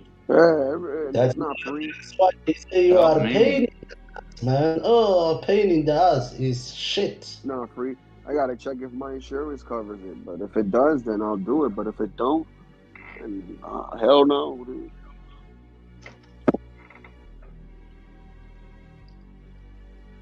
Yeah, my insurance covers chiropractic. Yeah, I gotta check if mine does or not. Because if it does, then I'll go. But if not, You guys, you have problem with insurances. Even My insurance, it sucks, dude. oh, man. Even the Certain dental, things you it can't covers get, certain things you can't. Sometimes your back just needs a certain little twist and a yank, and then you feel good for years after a few appointments. Dude. You know that thing. That's what happened to me. 12 man. You know that thing that the pirates used to have, where they used to like put them in they used to hold the hands, the legs, and it's like crank it up, and they used to stretch you. Yeah. Yeah, I wish I had one of those. Yeah, that's kind of what they do, except it's more gentle than that. Dude. Every bone in your body will crack. That's all it needs. I'm thinking, Latino, but I'm saying it worked for me, dude. You know, I had these bum spurs in my neck. Yeah, I don't. Of course, I'm not gonna get my neck operated on, right? So going to see this chiropractor, and he just hit some pressure points and stretch this and stretch this. After like 4 appointments, I'm like, yeah, fuck, I still feel great. No more brain pain or neck pain, or I mean, I still have a little shoulder pain, but that's another issue. Yeah, my father suffers from his back too. So. Virgo, I hope Porsha can pull you up. Nobody has the admin, control to pull you up. But Porsha is in the church praying. Latino recommended me for host, but it ain't went nowhere yet. I did recommend you for the host, man. You forgetting me, 12 man, motherfucker? No, I said we're not Porsha. forgetting you. Let I'm not 12 a man. host. I can't bring you up. I'm sorry. The wallet, you do have a wrench, don't you? I do have a wrench, but he's not a host. Oh. I'm not an admin. I had a wrench for the. really I have a wrench, but just for the chat. Oh, look, thanks God to Portia's on it, man. Porsha is on it. I wouldn't want any of those responsibilities because I don't know how any of that shit works. So Porsha is the goat, man. Porsha is the GOAT for real. Habibi. Oh, Latino, I wanted to tell you. So you have the sciatica, right? Yeah. Okay, so I had that too because I had like a few herniated discs and bulging discs. So I actually had back surgery for it. This is back in 2003. So I had back surgery for it. And let me tell you, I may not be 100%, but I am about like 90% better. The only thing that bothers me is when the cold hits. I can't take the cold. My back will hurt. But I'm telling you, I feel you, brother, because that pain is like a nerve right at your tailbone. Right now. Yeah, hey, Porsha. Virgo's on the panel right now. She is. Thank you, Porsha. I was listening through my headset. Yeah, I was gonna say I pulled her up. Thank you, Porsha. Oh, love you. Yeah, Virgo on Friday. Porsha on the background. I'm almost there, but well, I'm not. I don't know. I'm probably like 15 minutes away. Traffic is really bad, but yeah, I just. Oh God. Yeah, but y'all are good. Go ahead. Thanks, Porsha. Thank you, Porsha. Thank you. You're not getting nothing over on Porsha. Yeah, what I was about to say about that sciatic nerve, when you get that, people don't understand. Like sometimes you can feel good, but if something rubs that sciatic nerve the wrong way, you can be. When I tell you, like, fall to the ground. I remember I was on my way to work. Yeah, I was on my way to work one time, right? And I had a pen and a pad in my hand because I was writing down something I had to do at work. At the time, I was working at a clinic, so I had to make sure we had certain instruments and make sure we ordered certain instruments. So I'm getting off the train, I'm walking to work, and I'm writing down stuff while I'm walking, and then my pencil fell.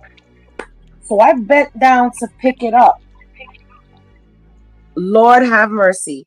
I could have been the spokesperson for I've fallen and I can't get up, because I couldn't even rise. I just stayed in that position, and everybody was like, "Ma'am, are you?" Well, not ma'am, because we were in New York. I was in New York at the time. So, you okay, girl? You okay? Like, gang, are you okay, gang? Damn, you okay? You okay? Shorty. And I just couldn't like stand back up.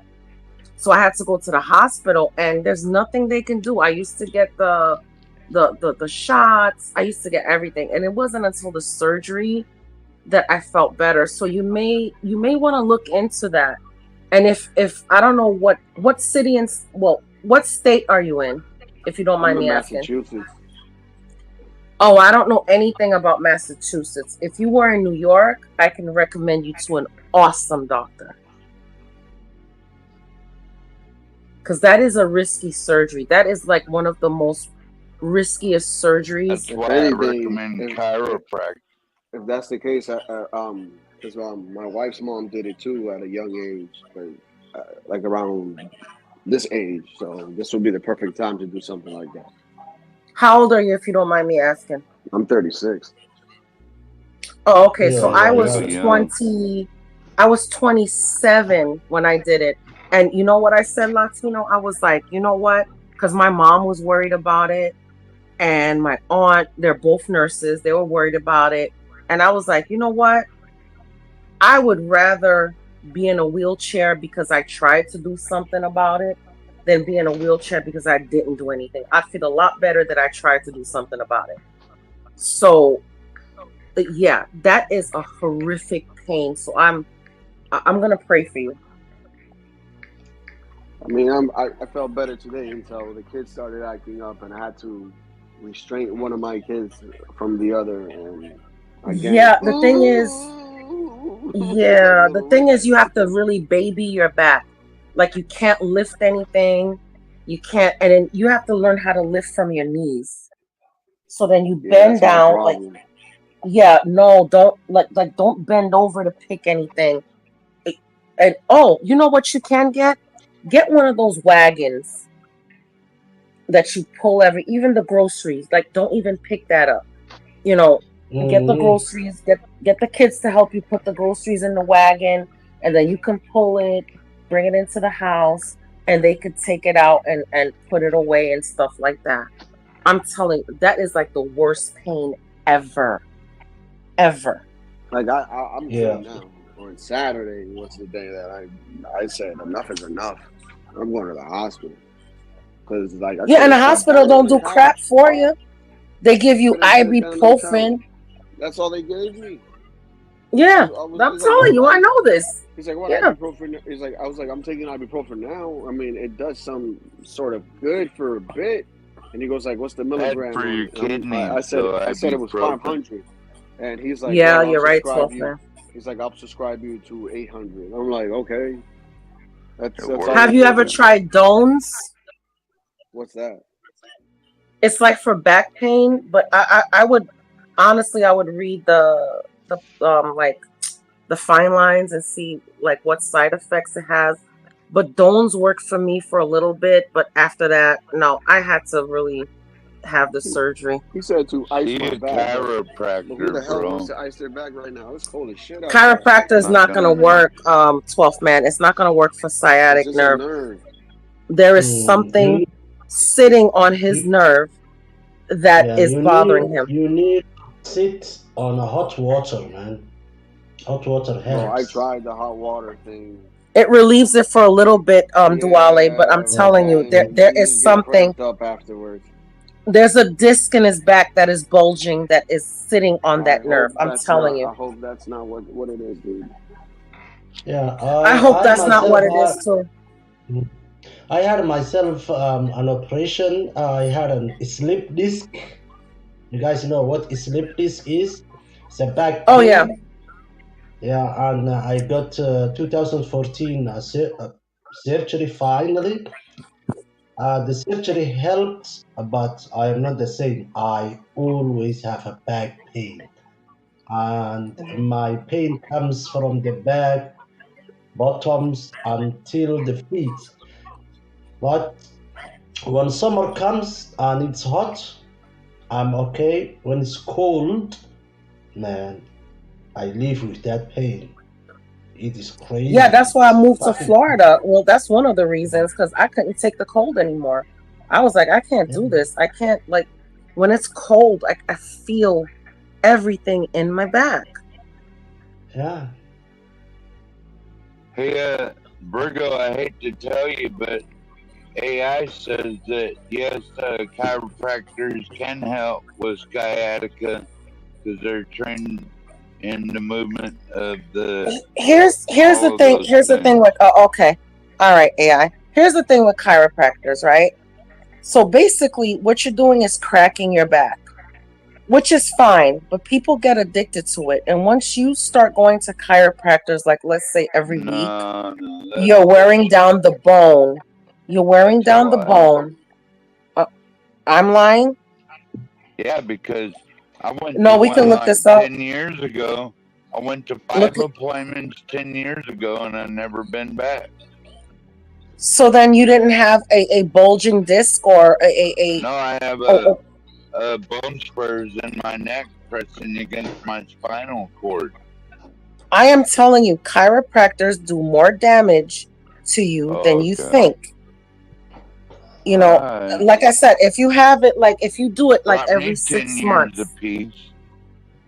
Yeah, if you do it like every 6 months or so, it's fine. You just But don't like a lot of people, chiropractors for every some reason. people, like sometimes people do it like once a week, and that's not good because it's bone rubbing on bone Actually, when you're yeah, cracking. you go for about a month or two, and then you shouldn't have to be going anymore for a long time.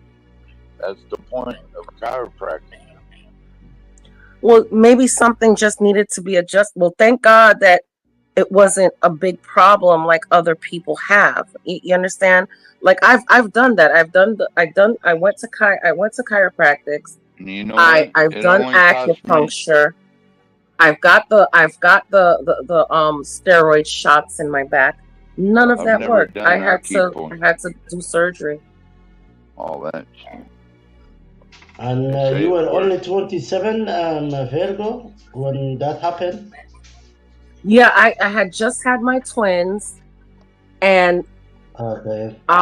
they were only 6 months old. And when I won my settlement, they told me, because I was in a car accident. So Okay. yeah, I was in back of a yellow cab. Yeah, I was in back of a yellow cab. I was like running through the city, doing my New thing, York.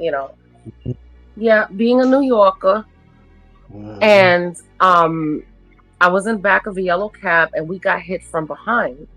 And if anybody has ever tried to sue the city of New York, you already know they are going to do everything and anything to not let you get your money. So my lawsuit went on for 10 10 years, because I was, wait a minute, oh no, not 10 years. So how old was I when I got hit? I was only like 20. Yeah, so the pain would come and go. And then as I got older, it got worse to the point where it was coming more often.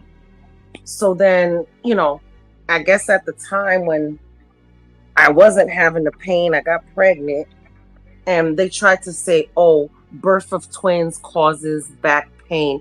And I was like, are you freaking kidding me? So we went into arbitration and everything like that, got my surgery, and I finally won my case.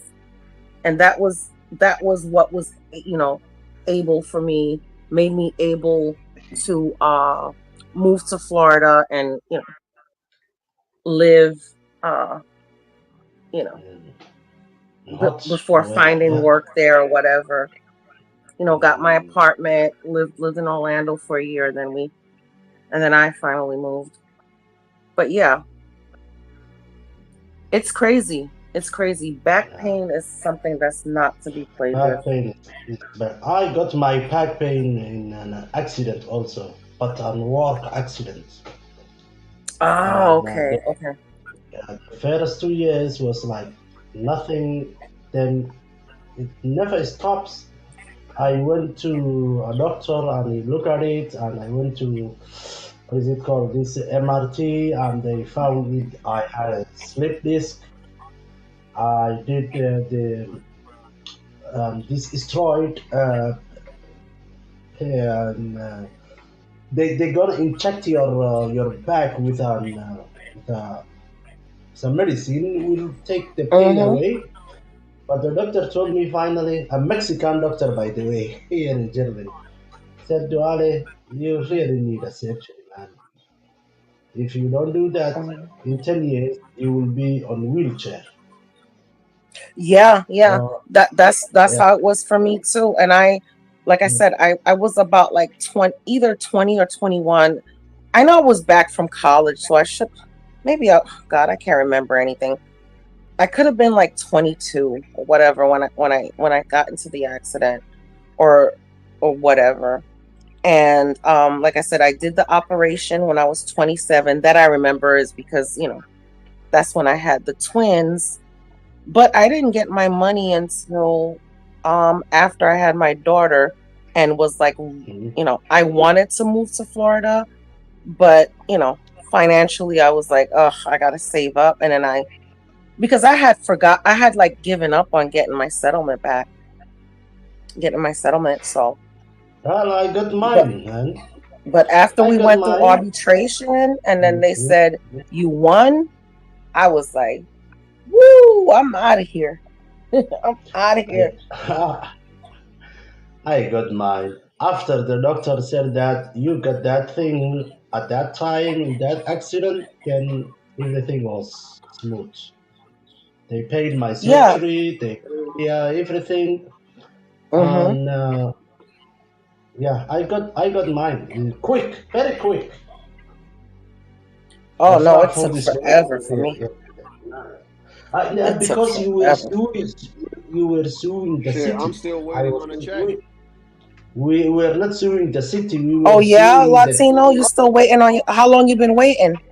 Man, I was done with my therapy, but this is not the reason why I got sciatica. Like I think it's because of some other shit. And Don't tell them that. When I finished, no, because I wasn't reported. It was in June I finished, and I have a stupid ass lawyer because apparently he can't do things on his own, so I had to get my medical records for him. But you know what, Latino? I'll tell you this much, because in the beginning, when I first got hit from behind in the cab, I really didn't have any back pain.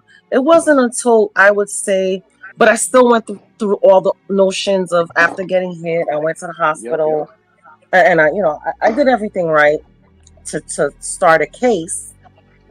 But it wasn't until I would say about a year or two later, almost maybe 2 years, of when the pain started. So that sciatica could be a result of it, because the thing with back pain, it progresses. So like a bulging disc can turn into a ruptured disc. Excuse me. A bulging disc could turn into a slip disc, can turn into a ruptured disc. And all the meantime, when you're not doing anything about it, because all these medications that they Man, give I you, want all to show these you my shots, pictures of the car. yeah, all these shots and stuff, all these Yeah, shots that they give you, all the chiropractor is only medication, a few $100. it doesn't. Imagine that. Yeah, it doesn't heal it. All it does is mask it. It masks the pain, so you feel numb, but it's not healing. So your Man, back is actually getting worse. My father's been having 2 dislocated discs for 15 years now, and he's afraid to have surgery because they tell him there's a 50-50 chance he might never walk. So That's what they told me. That's But what they he's told old, me. So I mean, thing. They told me that exactly, man, and I said, Yeah, "Fuck but it. we had I have to take that chance." We had I'm a walking Mercedes very nice. ML 350, and dude, they sandwiched the shit out that car, man. And I'm glad it was only me there.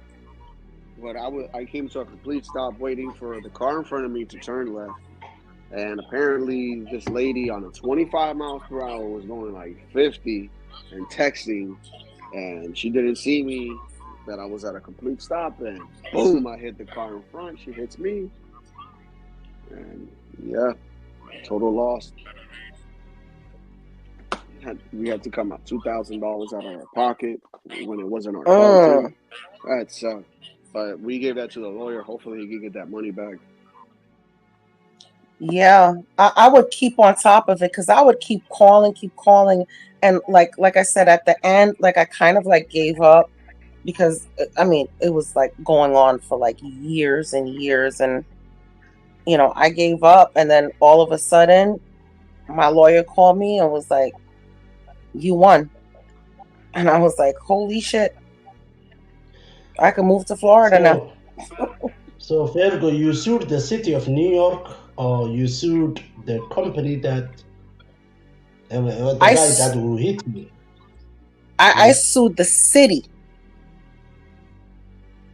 And what does the city have to do with the accident?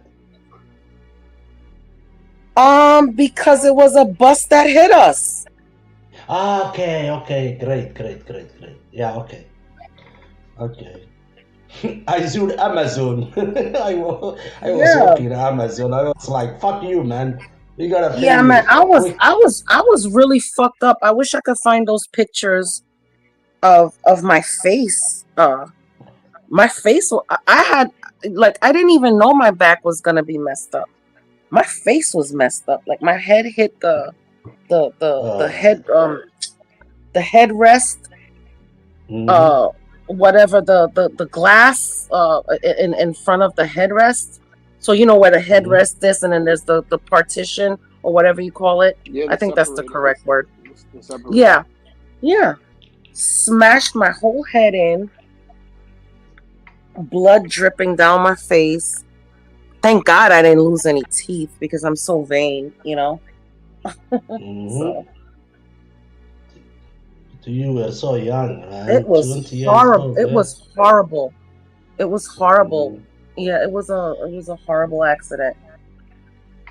I don't know about women, but the pain in the back, pain in the ass for men is really, really shit. You can't work, you can't do exercise, you can't perform good sex. Oh, fuck, man. I really, really Wait, hold up, Duale. Wait. Did you just say group sex? Did I? Wait, hold up. Perform. Sorry. Perform, but you said Perform. group sex. No, I I'm didn't done. say my accent. Come on, Perco. Malaka Nubia. I don't do that shit. You know that. That's what I heard you say. No, I meant perform. Am I the only one? Am I the only one? That's Habibi. Habibi, come on, man. Habibi. You know We me get the better. group sex, Habibi. We get the group sex. Oh my I god. can't. Kick my Bluetooth off. Oh shit. Oh, What the fuck? Can y'all still hear me? Sex anyway. I don't know what does that mean. Group sex? Habibi. Oh, maybe he meant to say. Oh, okay. Because of your accent, maybe you meant to say great sex. Great. No, I said you cannot perform great sex because you have a. Okay. That's okay. That's what I'm thinking. Okay. All right. Of the pain. I heard that. I thought you said group sex. I was like, what the hell? This is Duale, not HP, okay? I was like, Duale, you need to be ashamed of yourself. For real, Duale, you play that song. Let's talk about sex, baby. Oh, we should do that for karaoke night. Yeah, that was. Isn't that the Salt and Pepper song, Latino? Yeah, I believe so.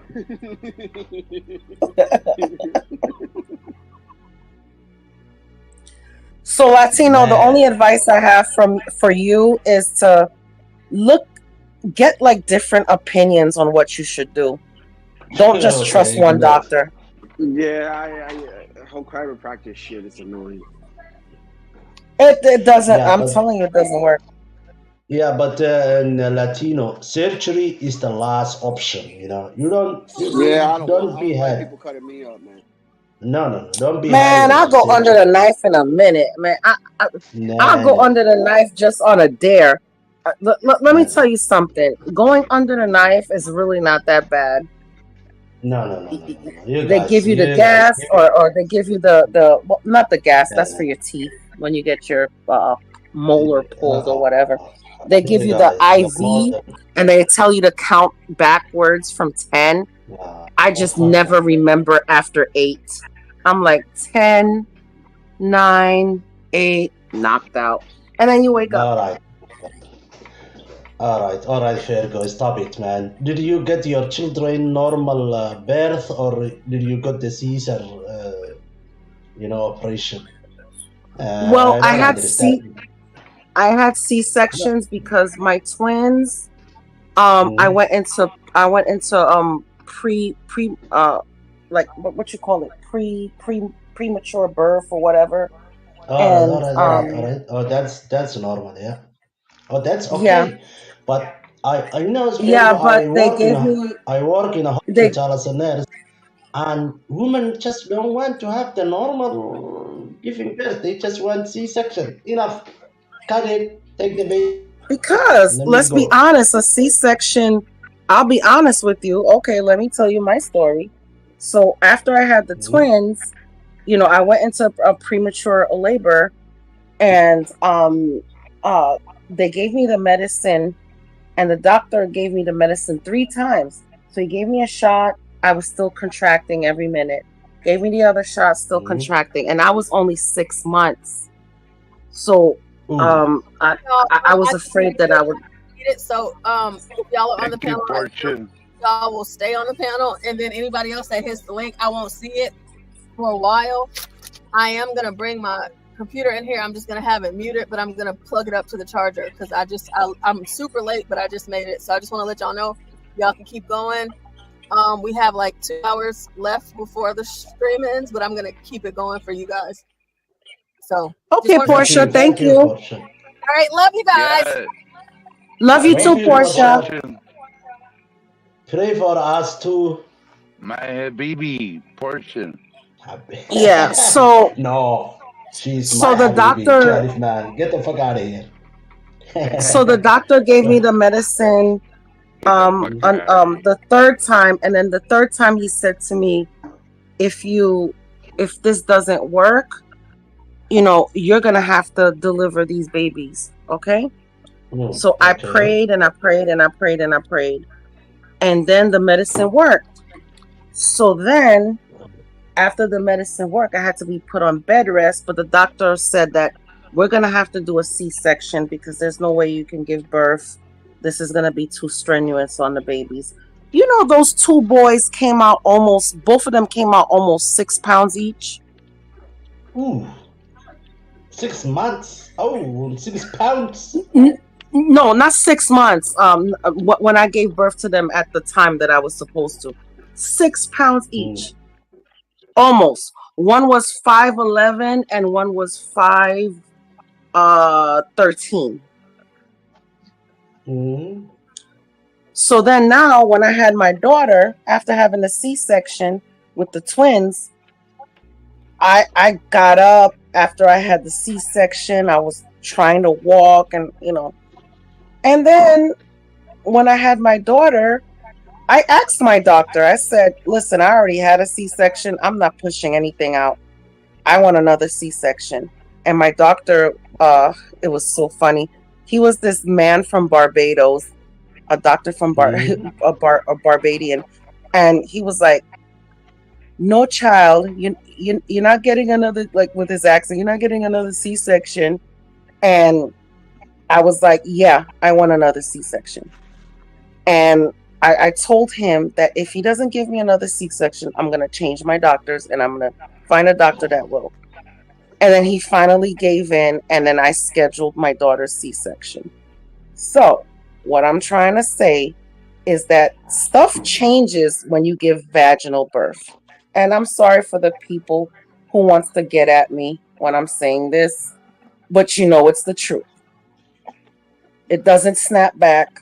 I've heard horror stories. I've seen my best friend give birth and saw her tore like from up and down like a cross.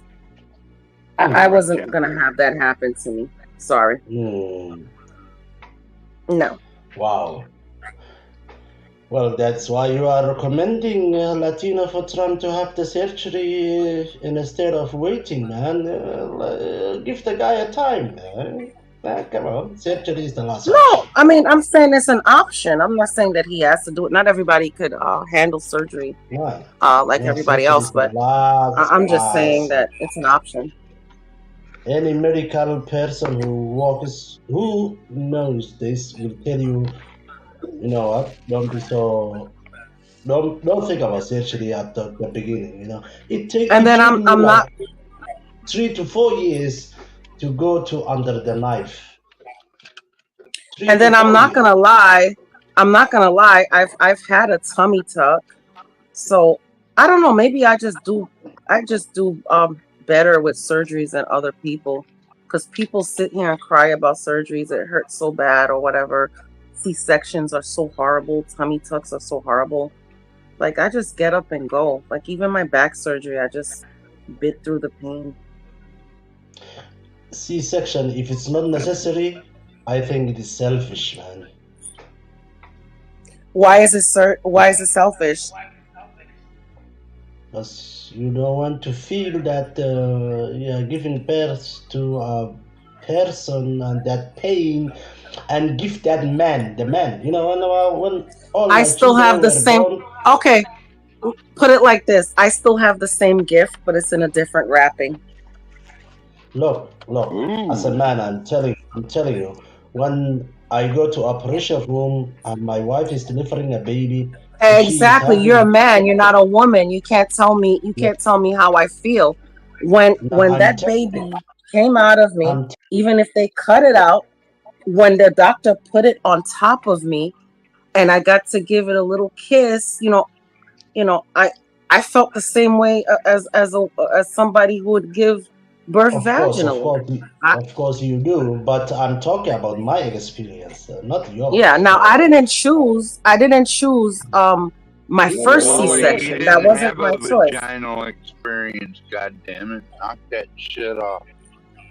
Oh, You talking to me, tough man? Come on. No, Diwali.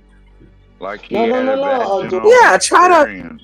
try to push a baby out your stuff, and we'll see how that feels. Out of your pee-pee hole. I really did push babies out. You think the man doesn't feel when his Put wife your is baby giving out your birth? butthole, Diwali. See how Get the it comes out. to our children. You think that, look, if my wife is having a C-section, the doctors and the nurses are going to tell me to get the hell out. I'm not going into the operation room. But when she is having a vaginal birth, Oh, that's not true. That's not true. My husband was in the Doing room. whatever the doctor says. He was in the room. I am going to cut also the, As a matter of fact, not only my husband was in the room, but her godparents were in the room. So that's with the not true. C-section. Yes, for the not for the twins, but for my daughter, the godparents were in the room plus my husband. So Well, that is good. Oh, that's good. But most of the time, the husbands are out in the operation room when the that's when wife it's is an having. emergency. When it's an emergency C-section, it's a little bit different. Only one, and usually they will let the father in there, unless it's like I said, unless it's an emergency. As far as I know, I could be wrong in other states. I don't live in every state, but I had my kids in New You York. don't live in every but- state, Virgo? No, unfortunately, I don't.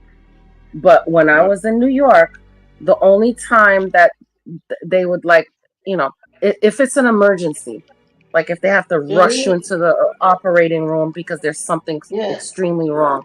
But even then, they would still let the father in there. So I don't know. Look, I mean, if anybody else on the chat could correct me, if their state does it different, but when I was in New York, that's how it happened.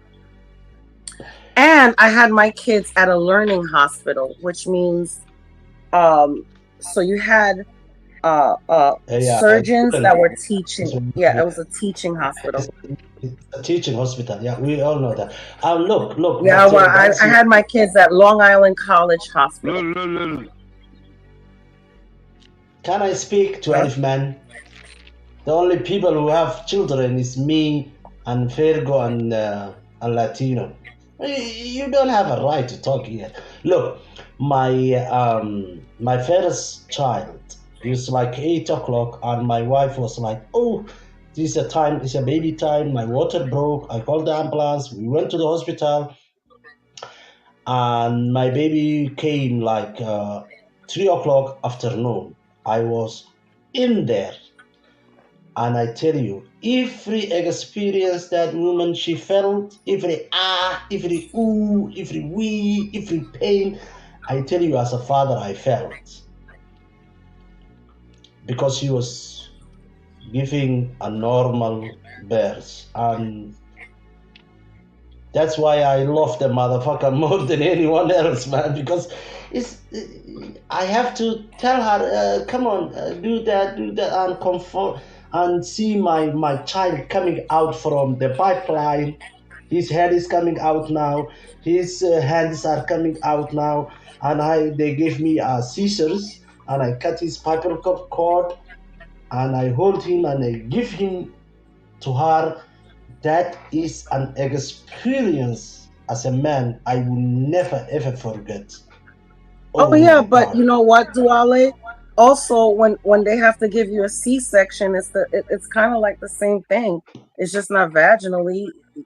They cut you. They put out the sac. They cut open the sac. They take the baby out, and then you still get to cut the umbilical cord. I don't want you seeing something. I don't want my husband seeing something coming out my vag. I'm sorry. You know, that one time when I had to get the C-section. After that, I was like, I'm never going back. I am never. Never. You should give that man the importance of that for JJ. No. Coming out. I mean, come on. You know what importance? You know what importance I give? You know what importance I give? That it's never been stretched out to that max. That's the importance I give. Well, what I got, it was like I was respecting that for JJ more than ever. Look, he's talking. And even though me and my boy, man, what the fuck? Respect. And even though, yeah, but here's the thing, Duale. Even though me and my husband, like my current husband, now we don't have kids together, but he still respects like a woman's body because he says he loves it the way after we have children, our hips spread. Hey, Virgo, did you see the video of that country star? His wife went in labor in the tour bus. He went back there and delivered the baby and then came out and finished the show. That was so cool. No, I didn't. And you know what? I mean, hands down to women who give vaginal birth. I'm not talking down about it, but I'm just saying, I'm glad that I didn't. That's all I'm saying. I'm glad. And here's the thing about student doctors. I don't know what everybody. Let me tell you, New York is bad for a lot of things. But one of the best places you can have surgery is in New York. I'm talking about, now with the storm, I'm going to have to delay my surgery. I was going to go get LASIK surgery. I had paid for this already before the storm, but there's no way I can't afford a plane ticket and stuff to go out there right now. But yeah, I need LASIK surgery. You know, New York has some of the best doctors. My doctor who did my back surgery was this Italian guy. And he was so young, and I'll never, ever forget him. His name was Dr. Marola. Mm-hmm. And he was so young, Italian guy. And even I joke about this with my husband all the time. And I'm like, man, if I ever seen Dr. Marola again, babe, you need to worry. You know, so yeah. So we have the best. And even the learning hospitals, the teaching hospitals, let me tell you, that is the best care. I trust New York hospitals more than I trust Florida. You know why? Because I was so scared. The teaching hospitals are more better than the ordinary hospital because there is a competition in there. These kids are competing, to give the best care. Yes, to learn more. exactly. That's why it's always better, man. If you are I was patient, scared. I was scared when I had my surgery here in Florida. I was so scared. Hey, Virgo, is there an hospital called New Amsterdam in New York? Or Amsterdam Hospital, New York, or New Amsterdam? Something like that? You talking about Maimonides? Yeah. We have a Maimonides. We have Yeah, maybe it's a fictional. I watch on Netflix series on a New York hospital called New Amsterdam. It's crazy. Oh no, that's not a hospital. That's made up. That's a fictional, right? Yeah. But we do have the hospital that I had all my kids at, even my back surgery, was Long Island College Hospital. It was right there in Brooklyn. When I tell you a great hospital, and all the doctors were young and like. What are you drinking, Wally? What do you say, 12 man? Come again, please. What are you drinking? Green tea, my friend.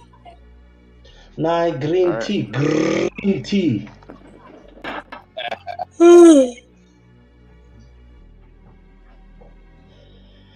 And I don't know who else was talking about.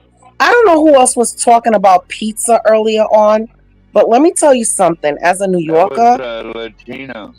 That was Latino. Let me tell you, pineapple on pizza is a freaking crime. Okay, I told you. I will beat the hell out of you if you bring me a pizza with pineapples on it. Like, get the hell out of here. My Malacca movie, I love pizza with pineapple. Oh, hell no. About pineapple on pizza. Oh, New Yorkers don't do pineapple on pizza. All right. We do pepperoni, and it has to be New York style pizza. And then when you fold the pizza up, and then you put it above your head, and that grease drops down your chin. That's it. That is heaven. Okay? That is heaven. Virgo, when we were talking about pineapples, it was Hawaiian toast. And somebody told me Hawaiian Hawaiian this toast. is I don't eat it with salami or the pork, but I like with cheese and pineapple. That's what I said. But Lola, don't start. I love you, Lola. Lolo, don't start. I love you. But if you bring me some pineapple pizza, girl, I'm going to have to kick you out. I'm bringing some pineapple barbecue chicken pizza. I love Lolo. Pizza with pineapple. I'll bring in some pineapple Hawaiian barbecue chicken pizza. Oh, thank you, 12 man. But you know what? You know what's the best pizza I ever had? When we went to Epcot Center. We went to Epcot Center in Orlando. And this was like maybe like 2 years ago.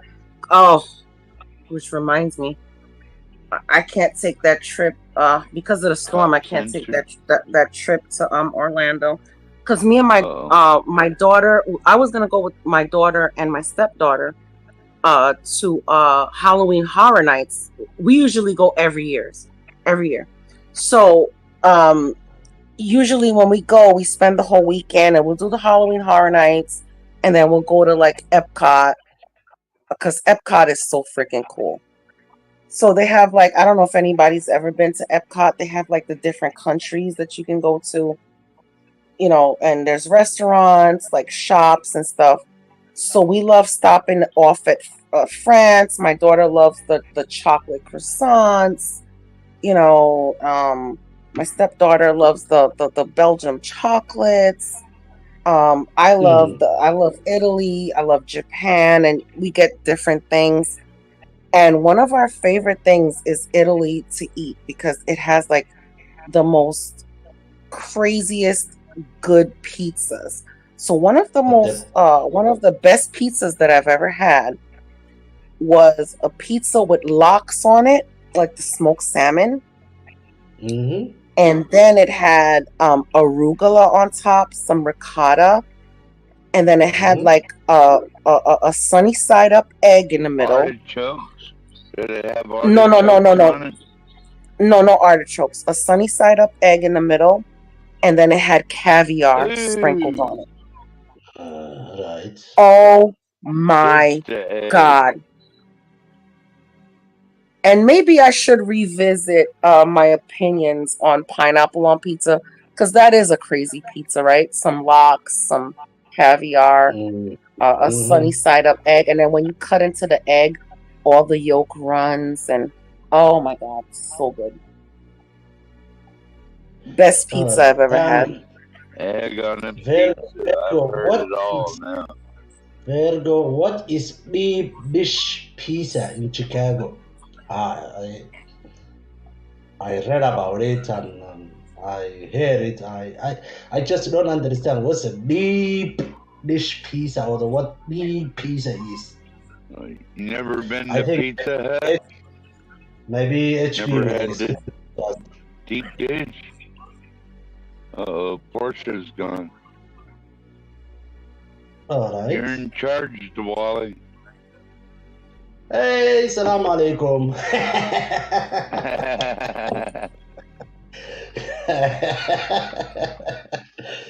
the nuts are loose in the asylum. I was in a pizza hut. But why is it deep dish pizza? I mean, this is what I don't understand. What's the craziest things you guys have ever ate in your life?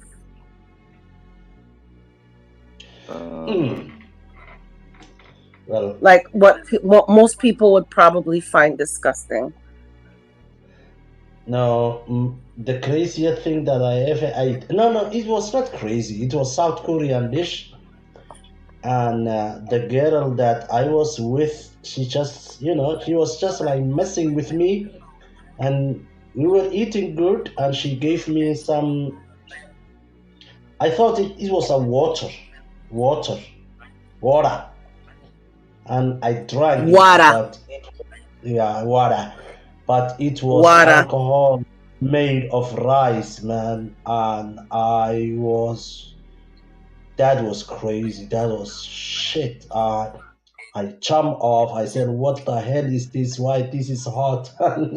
She was all laughing. This is out of right. Me and some buddies of mine caught a possum and roasted that and ate it. We skinned it, gutted it, ate a possum. You're just like the Haitians eating cats, 12 man. We caught it out of the wild though, not somebody's pet. Well, I did know a person that had a pet possum. She raised it. She raised it from a baby because it was abandoned by its mother. Oh, you ate the little possum, 12 man. Oh, that's not nice. Okay, so the wildest thing I've ever ate was that's not possum pie either. Porsha can tell you what possum pie is. The wildest thing I've ever ate was escargot. Escargot? Yeah. What is that? It's actually pretty good. It's snails. Snails? Yeah, it's a French dish. It's pretty good. The possum But tasted like in my shit, defense, I didn't know what it was. I was a kid, and we went to a restaurant, and I was being greedy and wanted something off my parents' Hey, plate. Juan. What up, Juan? Hey, Juan. What's up, lawyer? Not a lawyer yet. Trying to be. Hi, guys. How are you guys doing? How's my mic so far? Is it good? It's good. Yes. It's good, man. We were looking for Juanito. You have Juanito, ¿qué tú haces? Juanito albino burrito. ¿Qué tú haces, Juanito? ¿Qué tú haces? Pues apenas terminé mirando la entrevista entre Brett Baier y Kamala Harris y no, hombre, duele muy fuerte la cabeza de eso. Mira. Ay, Dios. Puta madre. Trabajando mucho. Well, that too, because we got an audit from the State Bar of California, so I have to go over spreadsheets regarding the hours that were billed so that we can submit those to the State Bar by the end of the week. But that interview by Kamala Harris and Brett Baier, good Lord. I think Kamala just lost. Samuel, these are international channel, man. Have to watch that later. It was bad. I'll just put it like that. It was, man. If anybody's voting for her now, no comment. Just no comment. Did you read her love letter? I read Fonnie Willis's love letter telling her boy toy Nathan Wade to not testify in front of the Georgia Supreme Court. That was hilarious. No, I didn't see Kamala Harris's love letter. What I did see, however, it was funny. They were talking about Joe Biden's cognitive decline and how the hell she was able to turn that into a conversation about Trump. I have no idea, but she somehow figured out how to do that.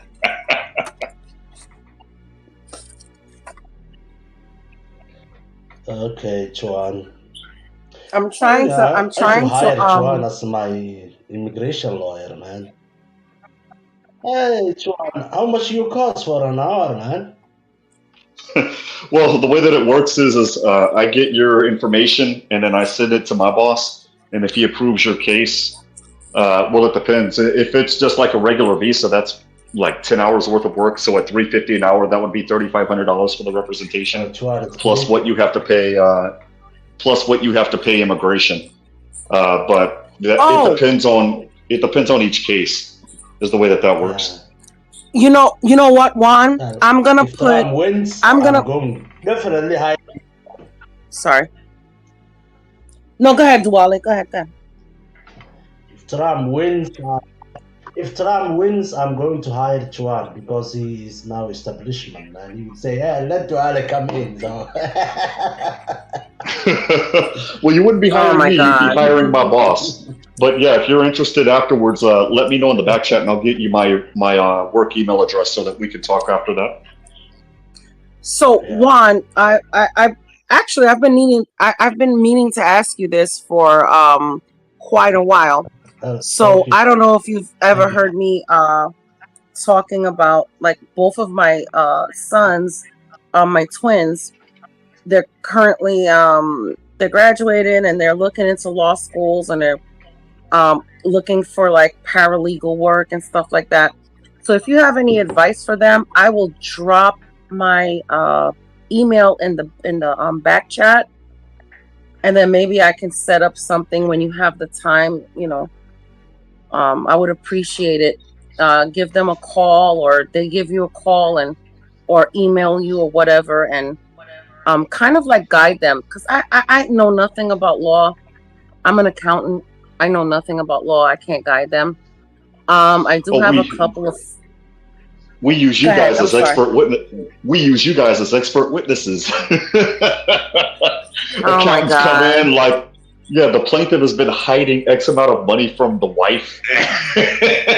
Yeah, we demand that money back plus penalty plus interest. The only advice I can give you, Virgil, or anybody in the chat, is when they're in college, and Stanley knows this with his son, I gave my daughter literally the exact same advice. When you're in college getting your undergrad degree, just look for as many internships as possible in that field. When I was in college, I interned at the 197th District Court.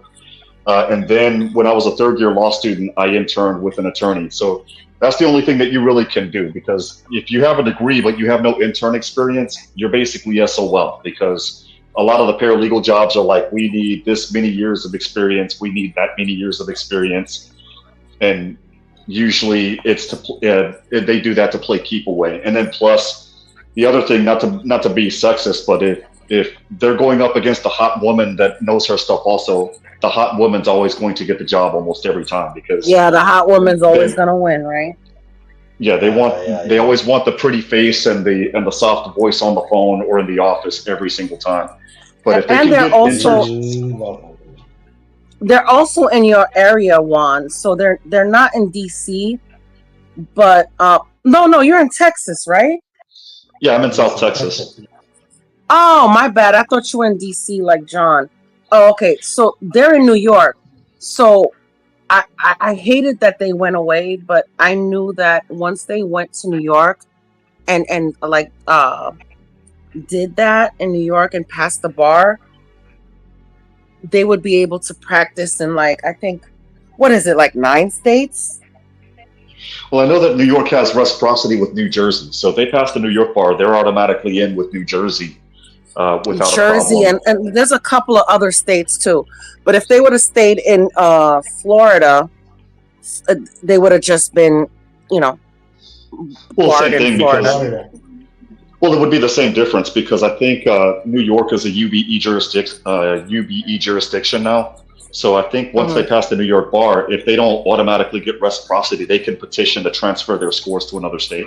So like here in Texas, we're also a UBE jurisdiction as well. It's the same thing. So like if they pass the New York bar and they got 270 points or higher, they just pay $1,000 to the Texas Supreme Court Board of Law Examiners, and then they do the Texas law component, which is stupid easy. And then, they come down here to Austin to get their fingerprints done. And then once that's done, they get their license mailed to them. And congratulations, you're now admitted to practice before the Texas Supreme Court. Yeah, So it's you're not not that hard. barred.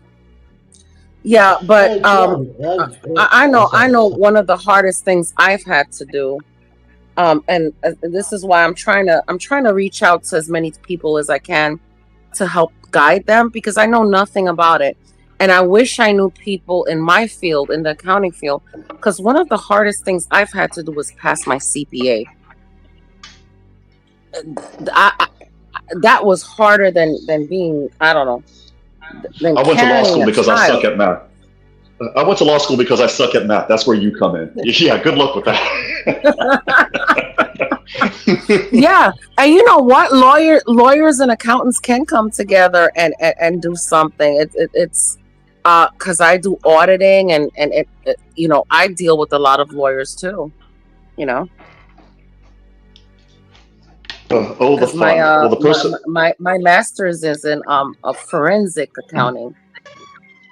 Well, the person that needs. Basically what I do is is audits and. Well, the person that needs to be audited is Kamala Harris. After that interview, again, I'm not to go back to her, but man. Oh yeah. It was. Somebody hire me. I'll do it. Donald Trump, if you're listening to this. Donald Trump, if you're listening to this, hire my friend Virgo. I think you are listening because I listened to his rally a couple of days ago, and he said literally the exact same thing that I've been saying on this channel for like the past month, and what I've been saying on the other channel for like the past 4 months. Like, dude, these people I don't know how to explain it, but they're built different. And then at the rally last weekend, he's like, and these people are built different. And I'm like, somebody said that before. Oh, wait a minute. It was me. Yeah. So Trump, you're listening. Please hire my girl Virgo. Please hire her. Let's get this audit done. And I want to see Biden's son's laptop too. I want to see the Epstein list now that the P. Diddy list came out today. I want to know what politicians were on the Epstein list. As far as the P. Diddy list, Ashton Kutcher, you better get a lawyer, and you better get a good lawyer, and he better be board certified in California when it comes to criminal defense, because you're next, buddy.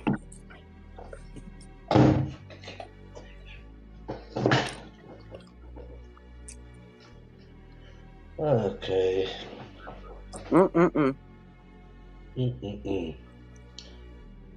Oh Jesus, my phone is going down again. Oh no. And I think Porsha's busy, so she won't be able to bring me back up.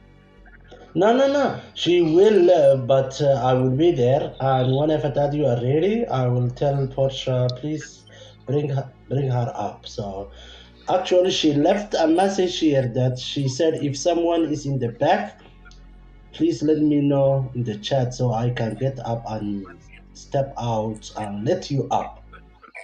I am not. Oh, Porsha's so great. But you know what? I'm gonna bunker down with you guys like I bunkered down with this storm. And when the phone shuts off, I'm not gonna get off until the phone shuts off. Okay, I'm gonna bunker down like I did with the storm. It is what it is. Well, I'll be logging off in about 5 minutes because I'm reading Kamala Harris's Black Talking Points. We're gonna talk about that, myself, Blacks Who Defy, and American Man, at 10 p.m. Eastern Time. So please tune in. But what I can tell you is some of this. Yeah, we're going to have basically like I think the way that Porsha couched it was that it's basically going to be almost like those roundtable discussions that you see on Face the Nation or this week with David Muir or whatever the heck this week with George Stephanopoulos. It's going to be something similar to that later tonight. What I can tell you is we giving free weed to blacks, really? That's your proposal? Says, pardon my language, but says the bitch that locked up how many black and Hispanic people over weed throughout her career as a prosecutor? Really? You're going to try to coax black people and people of color to vote for you because they'll get free weed? Notwithstanding the fact that it takes an act of Congress to remove weed from the Schedule 4 drug list? Really? You think that we're that malleable? You think we're that gullible?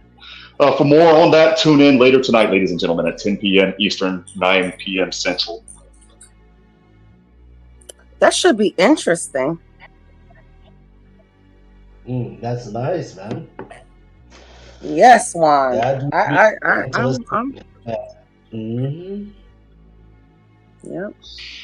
Oh, did he? Oh, I thought. Okay, you're still here. I thought he. No, I got about 4.5 more minutes before I log off. Okay, Chuan. All right. Yeah. So I will be alone, huh? Chuan is leaving. Well, it looks like Porsha's up here twice. I'm looking at the people in the back chat, and I see Porsha up here twice. So either she's on her computer and her phone, or cloning exists. If cloning exists, then you can have one. You can have one Porsha. We can only have one Porsha. We can only have one Porsha. She is the goat. I'm telling you. You know, Porsha, why don't you invite Stanley also? You know, these guys will be the same opinion. We need a different opinion too. Well, Stanley has a different. But other than him trolling, which I fell for a couple of times, he's I would argue that he's center right, even though he claims to be a liberal. I don't think he's a liberal.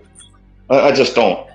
I think, and if he is a liberal, well, guess what? When they start rounding all of us up and doing mass arrests because we're all on the Republican side, he's going to be right there with us. I think Stanley's an undercover Republican. Yeah, he says I'm the centrist. I think Stanley's an undercover Republican. He's like my parents. Like my parents are Caribbean and they vote Democrat, and I'm tired of arguing with them. To be honest with you, they vote Democrat because one time I asked my mom, I was like, "Why do you vote for Democrats?" "Oh, because this is what we're supposed to do." And I'm like, oh, really? Yeah, wow. I'm telling you, and guess what, Juan? Guess what, Juan? Even my husband's, I gotta whisper this now. Even my husband's white parents vote Democrat because I don't know why they do. They just have no explanation for it. And we're both upset, and we both like get so crazy about it. But we have to understand, you gotta respect the parents, you know, whatever. But Jesus Christ, man, I wish we can just like bop them on the head and. Well, respect the parents, but don't respect who they vote for because it was. Oh no! I'm not gonna. Yeah. We're not gonna do that. What I'm saying is just like. Well, because in our cases, I mean, good Lord, I mean, you and I talked about this. Porsha and I talked about this on the other channel.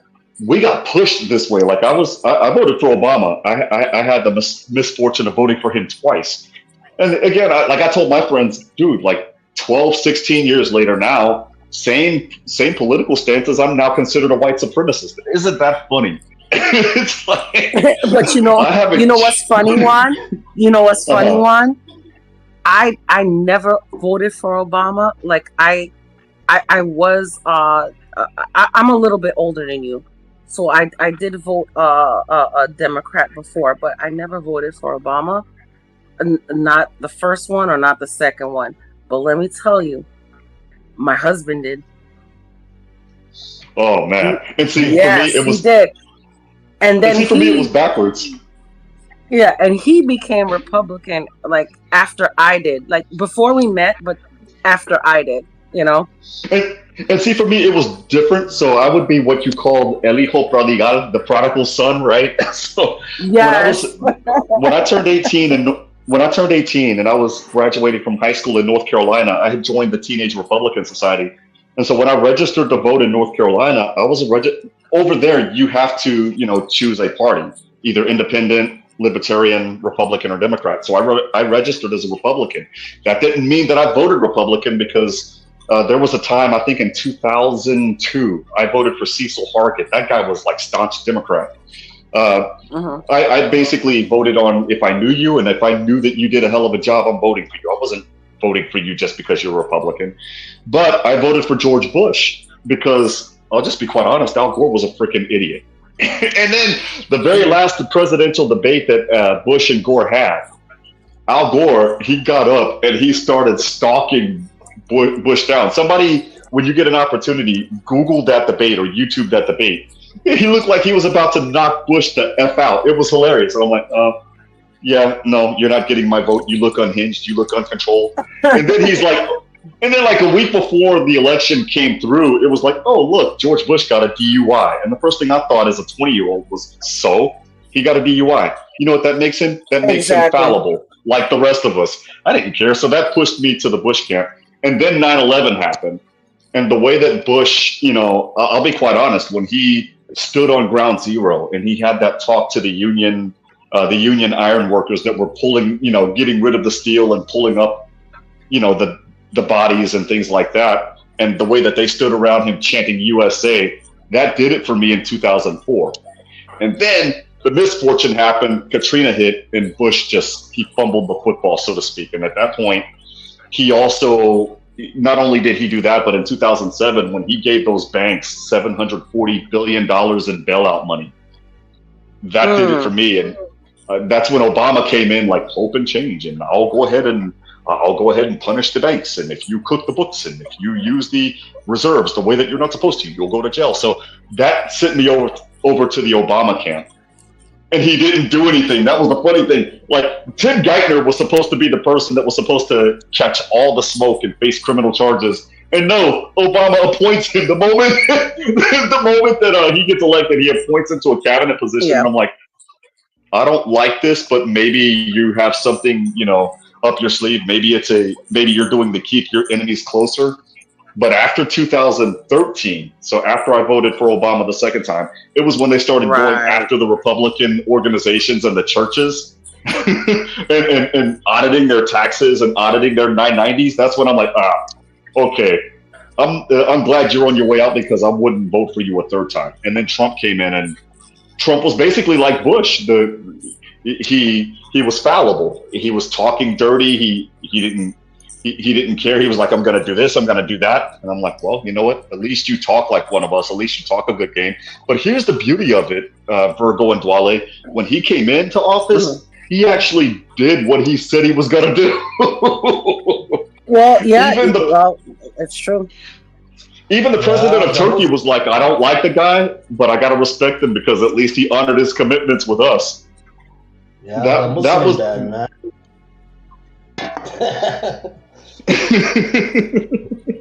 Badass, man. What the fuck? But here's what I hated. Here's what I hated with what happened with Bush, right? When 9/11 happened, he was actually not far from where I'm living now. He was in Sarasota, which I actually work in Sarasota County. And he was in Sarasota at a school. And you know, they made this whole big to-do about it. Like, you know, he didn't do this, and what was he supposed to do in front of children? Like, really think about it.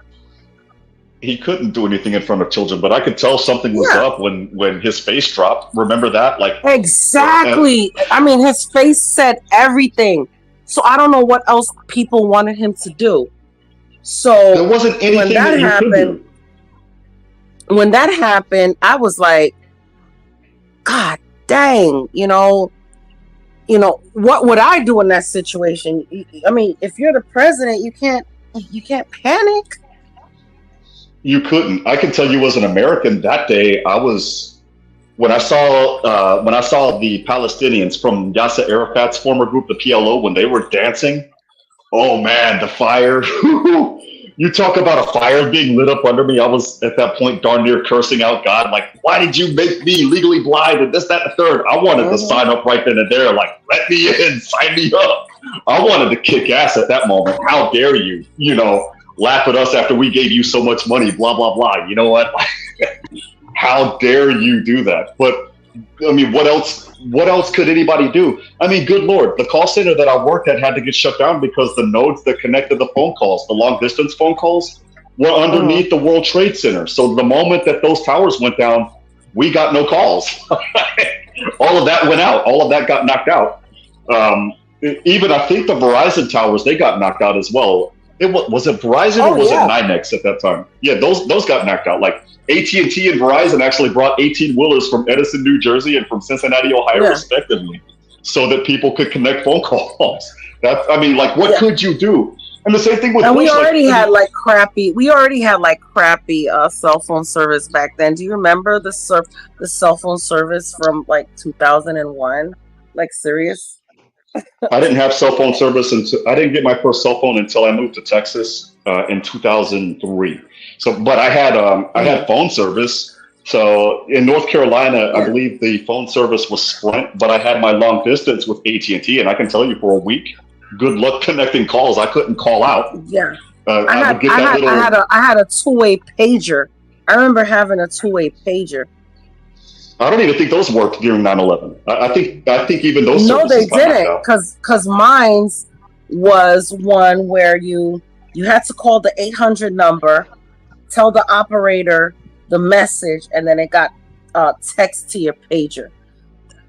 Damn, I'm showing my age, man. I'm showing my age.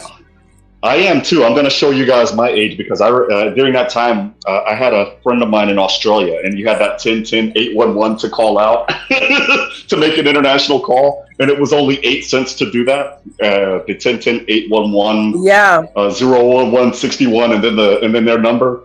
And man, even I couldn't do that because what was it? For like a week and a half, I would get the doo-doo-doo. All circuits are busy. Okay, that means the switch is still down. And you couldn't. How about this one? You couldn't even there was no such thing as like unlimited data or whatever like we have now, right? So everything was paper text. Everything was paper text, paper call. And remember when we used to be like, man, I can't talk to you until after 7 o'clock. Can't talk to you after 7 o'clock because that's when the minutes are free. I remember that because I had America Online at that time, and I ran up my mom's phone bill $200, but I already expected it. Like I was doing the math, I already knew it was going to be like $200 in long distance charges, so I already had the money. My mom calls screaming, and I'm like, "Yeah, I already know, Mom. The phone bill's $247. Here's $250. Keep the change." Yeah.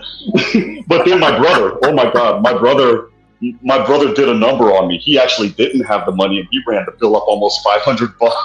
And in the 2000s, $500 was a lot of money. Oh hell yeah! Talk about getting smoke. He got smoked. Especially when you're in college and you're like eating off of Hot Pockets and ramen noodles.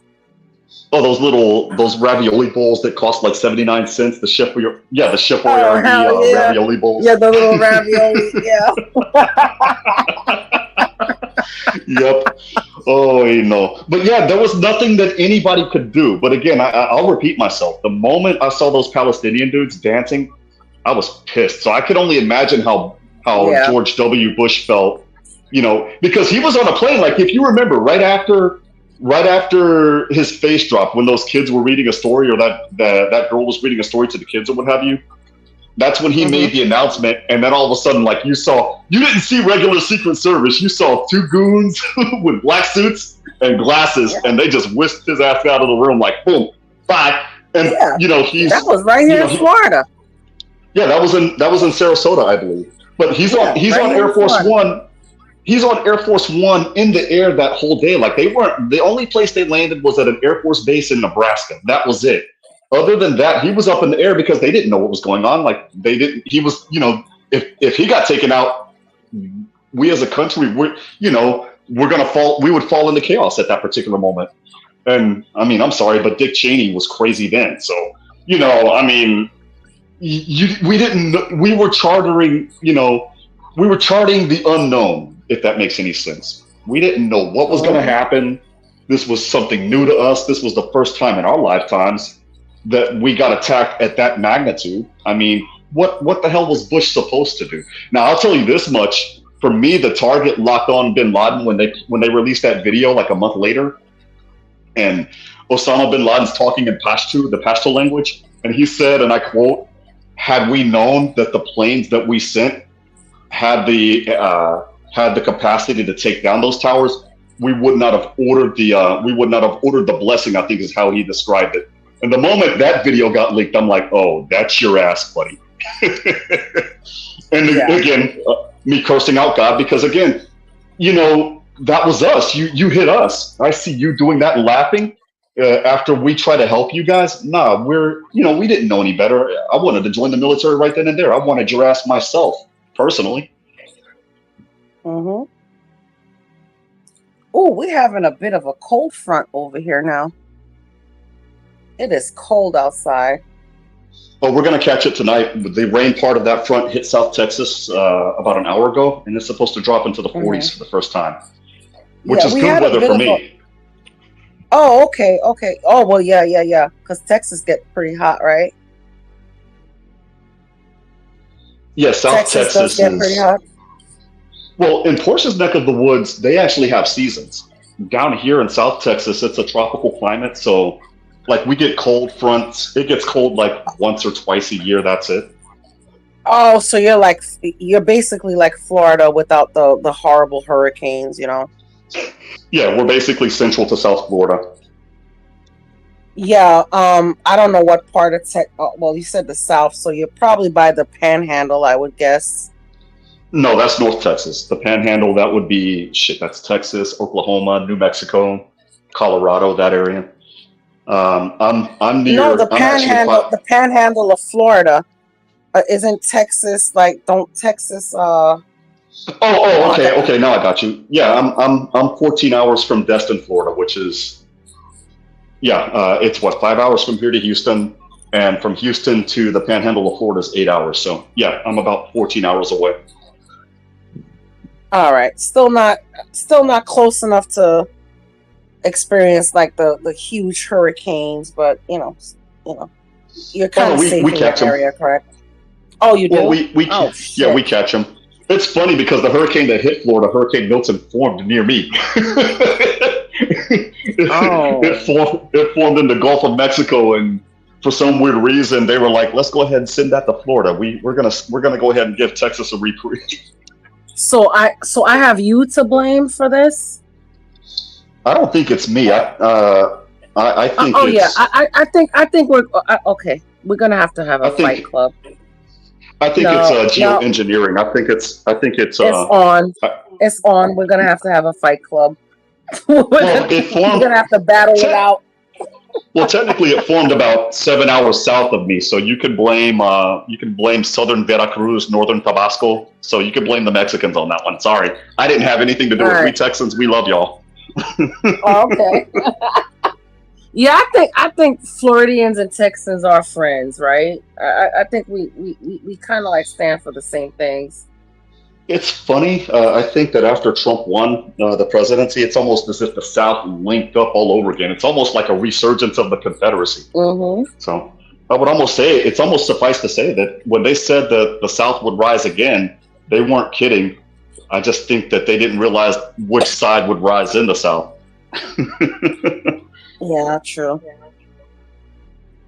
Yeah, but yeah. So, like I said, we're having this little bit of a cold front, and I don't like the cold. I don't. I just don't want it to rain again, because if we have even I think they said Nadine is supposed to miss us and is supposed to go to like Louisiana or something. Did you hear about Hurricane Nadine? I haven't had internet, so I can't like. I have not. I've been seeing basically Kamala Harris try to shuck and jive for the black guys. She's shucking and jiving. Well, from what I see, it's sad. I'll be quite honest.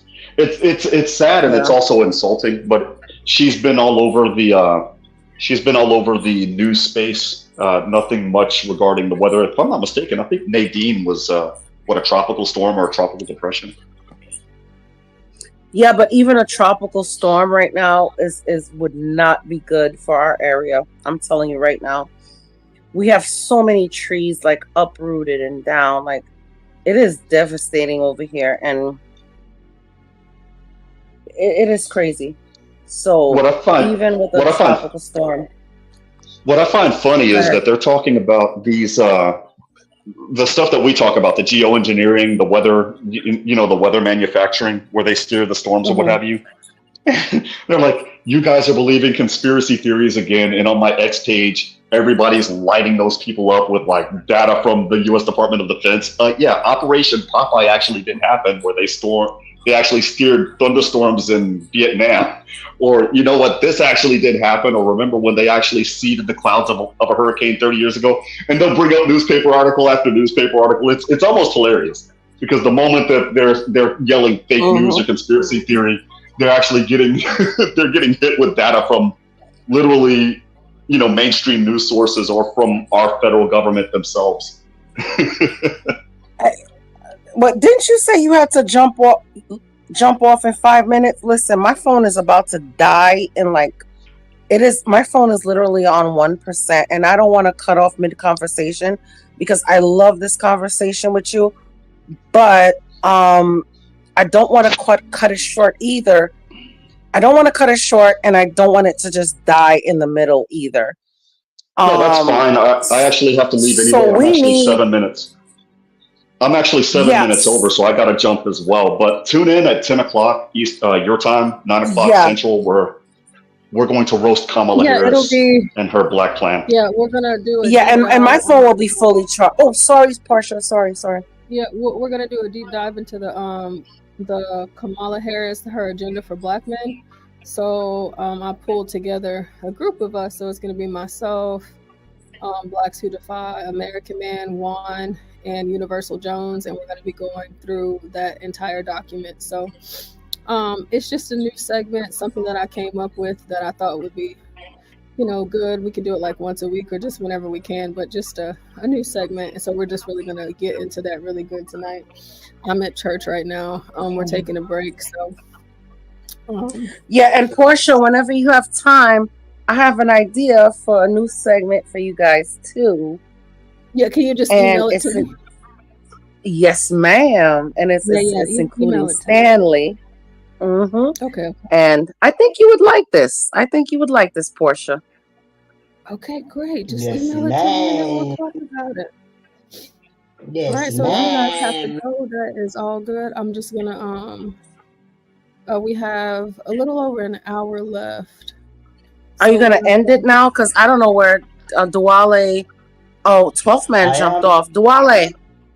I'm here, baby. Yeah, so it's, I'm just gonna play Candace Owens, her video from earlier today, and then I'm gonna. Okay, I can watch that while I let my phone charge. So go ahead.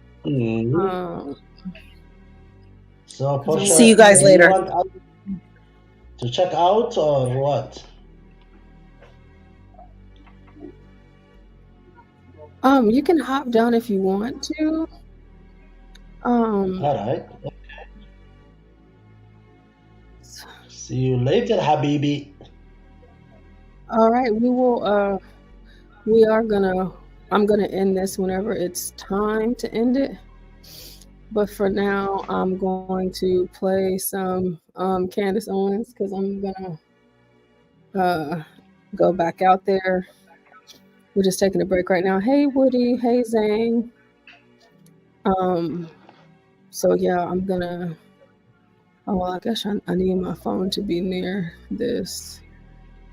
I guess we'll see here.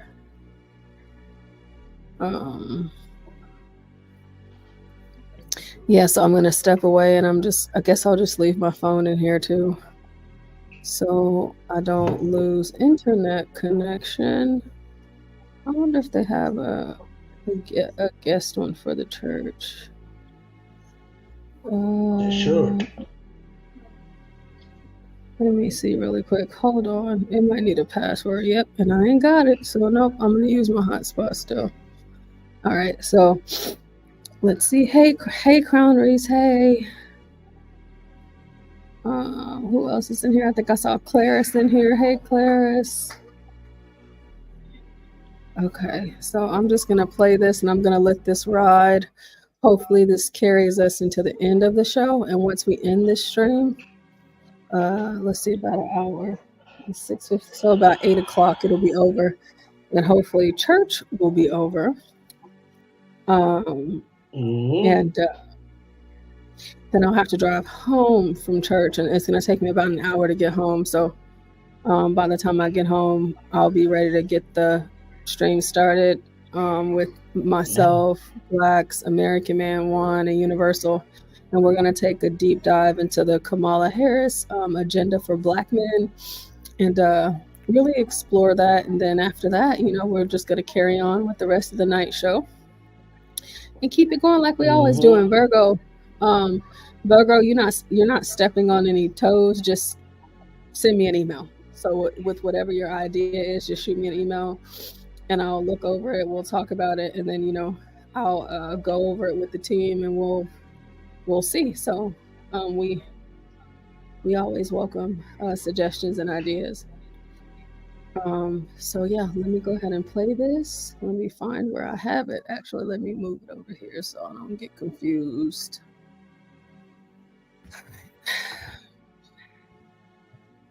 All right, guys, we're getting closer. I am convinced that we are going to be the October surprise, because I am telling you, things are developing on the Kamala front in a very big way.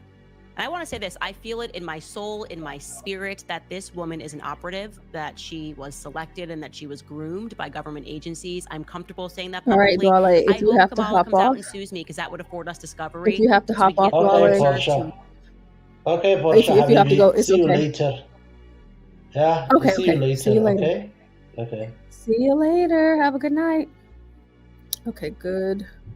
So I don't have anybody in the back. So I'm not gonna. So for those of you listening, please don't hit the link because I won't be here to let you up. So we're gonna listen to some Candace and see what she talked about in the video that she, because she was actually live earlier. This is called "Are They Breeding Politicians?"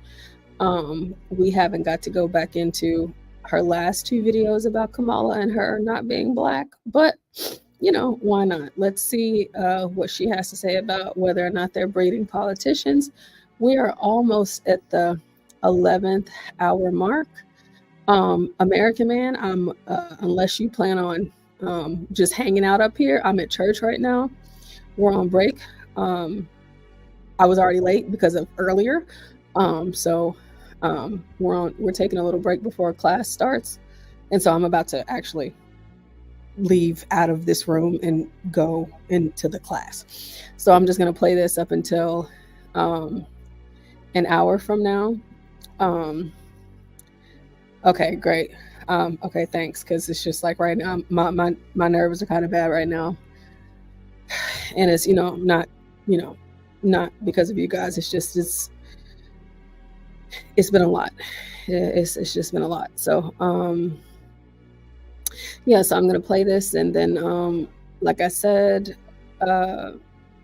I'll be keeping up with the time on my phone or on my watch because I have to leave my phone in here so that it doesn't disconnect because I'm using my hotspot. And I'll come and end it, and then you guys have to give me about an hour or so, so I'm able to get home so I can set up for the show tonight.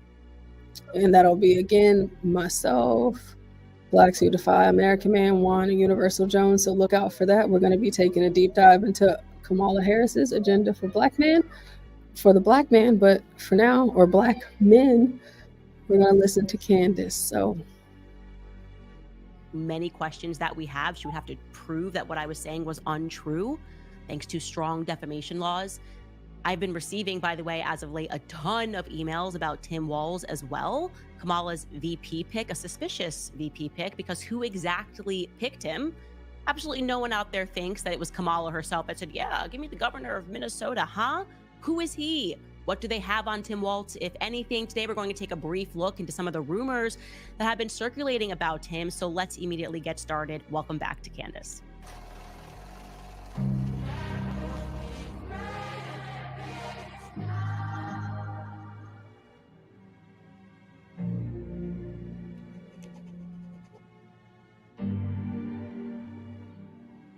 All right, so right at the top, in case you guys missed the update on Instagram, yesterday, obviously, we covered the article that was written by former Japan Times editor Yoichi Shimatsu, who claims that he ran the same circles as Kamala Harris in Berkeley, personally hates her, made that very clear, hates her mother, who he claims was a part of the MK Ultra program. Now, we did not speak much or at length about the MK Ultra program. We have very much on this show. For those of you that are new to listening to this podcast, it is an important program for you to familiarize yourself with, because you do have to become awakened to how tremendously evil our government is, that they engaged in this long period of being quite obsessed with how to brainwash people. And I'm talking brainwash individuals. They were obsessed with being able to delete memories from their brains and being able to insert memories into their brains. Really terrifying stories of people that they were able to convince to commit crimes, people that you thought, when you learned about all these serial killers, oh my gosh, Netflix telling you about serial killers, this must be the story. A lot of these people were government operatives. I mean, I would offer a guess that the concept of a serial killer came out of government operatives. I truly believe government programs like MK Ultra and the Charles Manson murders is a great starting point. It's why I say you have to read that book, Chaos, because it deeply dives into the MK Ultra program, but also makes you aware of the plausibility of a mass psychosis. That's why that book is just so incredible, because it was the Charles Manson murders that ended the hippies generation. And I want to be clear, the hippies generation, they thought like, oh, we just were doing this. No, that too was a government operation. They flooded the streets with LSD. They were even slipping LSD because that was their drug of choice. They thought that LSD would provide the means to brainwash people, and that was proven successful with Charles Manson's little hippie commune, because he was an operative for them. And they were obsessed with getting people on LSD. I believe the reasons for that was because they wanted to crush Christianity in this country. And what better way to do that than via the sexual revolution? Everybody sleeping with everybody, living in a commune, sex, love, rock and roll. The music is adding to that. Music, it's real frequencies. It makes you feel a certain way. Certain bands were involved in this program. It's very clear that there are a lot of government agents that are in Hollywood. Always has been the circumstance. So they're trying to tell you that's all conspiracy, it's all crazy. Guys, read the government documents. They are declassified. Learn the truth about the Charles Manson murders. Fully just be willing to confront how evil your government is. And it wasn't just LSD, by the way, that was being used as a mechanism to control people and to brainwash them. It was also sexual assault. They wanted to experiment with whether or not they could brainwash people via sexual assault. You can look this up, by the way. It's so abundantly obvious and true that even Wikipedia shares that basic information about the MK Ultra program, and it's really shocking to see how many people are on that list. Trust nothing when Netflix is presenting to you a deep story about somebody, you know, oh, let me tell you the truth about Jeffrey Dahmer. I have my own suspicions that he too was somebody that was a part of a government program. Anyways, we're not going to get lost on that. The point is that the government is interested, has always been interested in how to brainwash the masses, how to brainwash individuals. And this is something that I have been rather obsessed with this year, learning about various psychoses. I think most people are joining this program now because we're realizing that COVID, we got to really just see a mass psychoses implemented before our very eyes. Some people who are listening to this podcast fell victim to it. And by the way, that is understandable. It's totally understandable. You have to forgive yourselves because these people are way ahead of the ball. They know how to do it. They know how to use the media. They know how to use repetition. They know how to use gaslighting. You know, Sigmund Freud being the father of these techniques. They are way advanced. But you guys, we are all kind of catching up to this. And there is just something about this man, this journalist, Yoichi, coming out and saying that Kamala Harris's mother was a part of this program that just makes perfect sense. Claiming that Kamala Harris, in that same piece, was previously married to a British-Canadian guy and basically used her connections within the deep state to virtually delete this from the record in preparation for this run. That just passes the sniff test for me.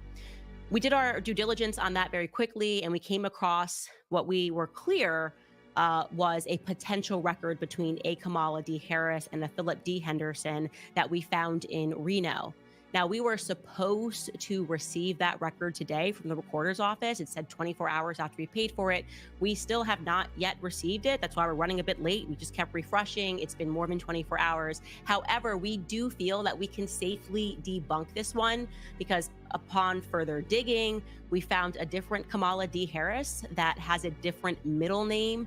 And I think that is the one that married Philip D. Harris. So if you've been sending us information on that, please refocus your attention, refocus your research on trying to find a record of the marriage, which may exist. We don't know if the person's name is Philip. We're trying to find a previous marriage of Kamala, which existed in maybe the UK or in Canada. He says that it was in the society page in Canada. Somebody is collecting newspapers. I've had some emails of people that say that they recall this. They don't have it. We need more than that, and we are still awaiting a response from Yoichi. I feel in my gut he is going to respond, that he will get around to it.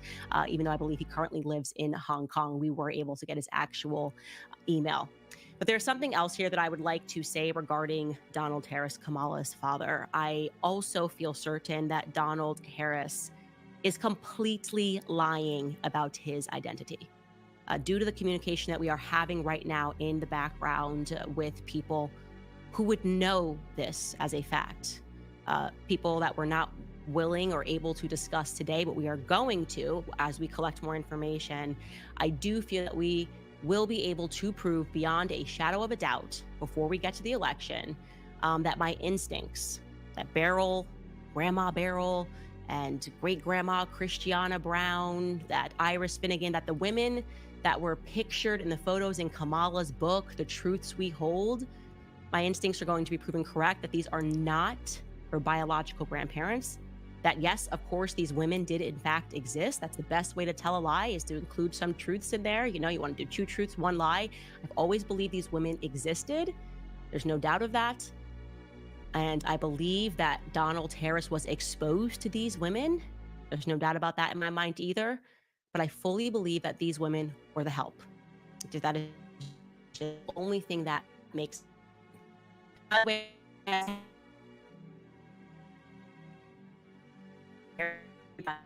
true Beryl death certificate, which shows that Beryl died in 19, showing you that death certificate. I just also want to be clear. I don't know if you've skipped episodes.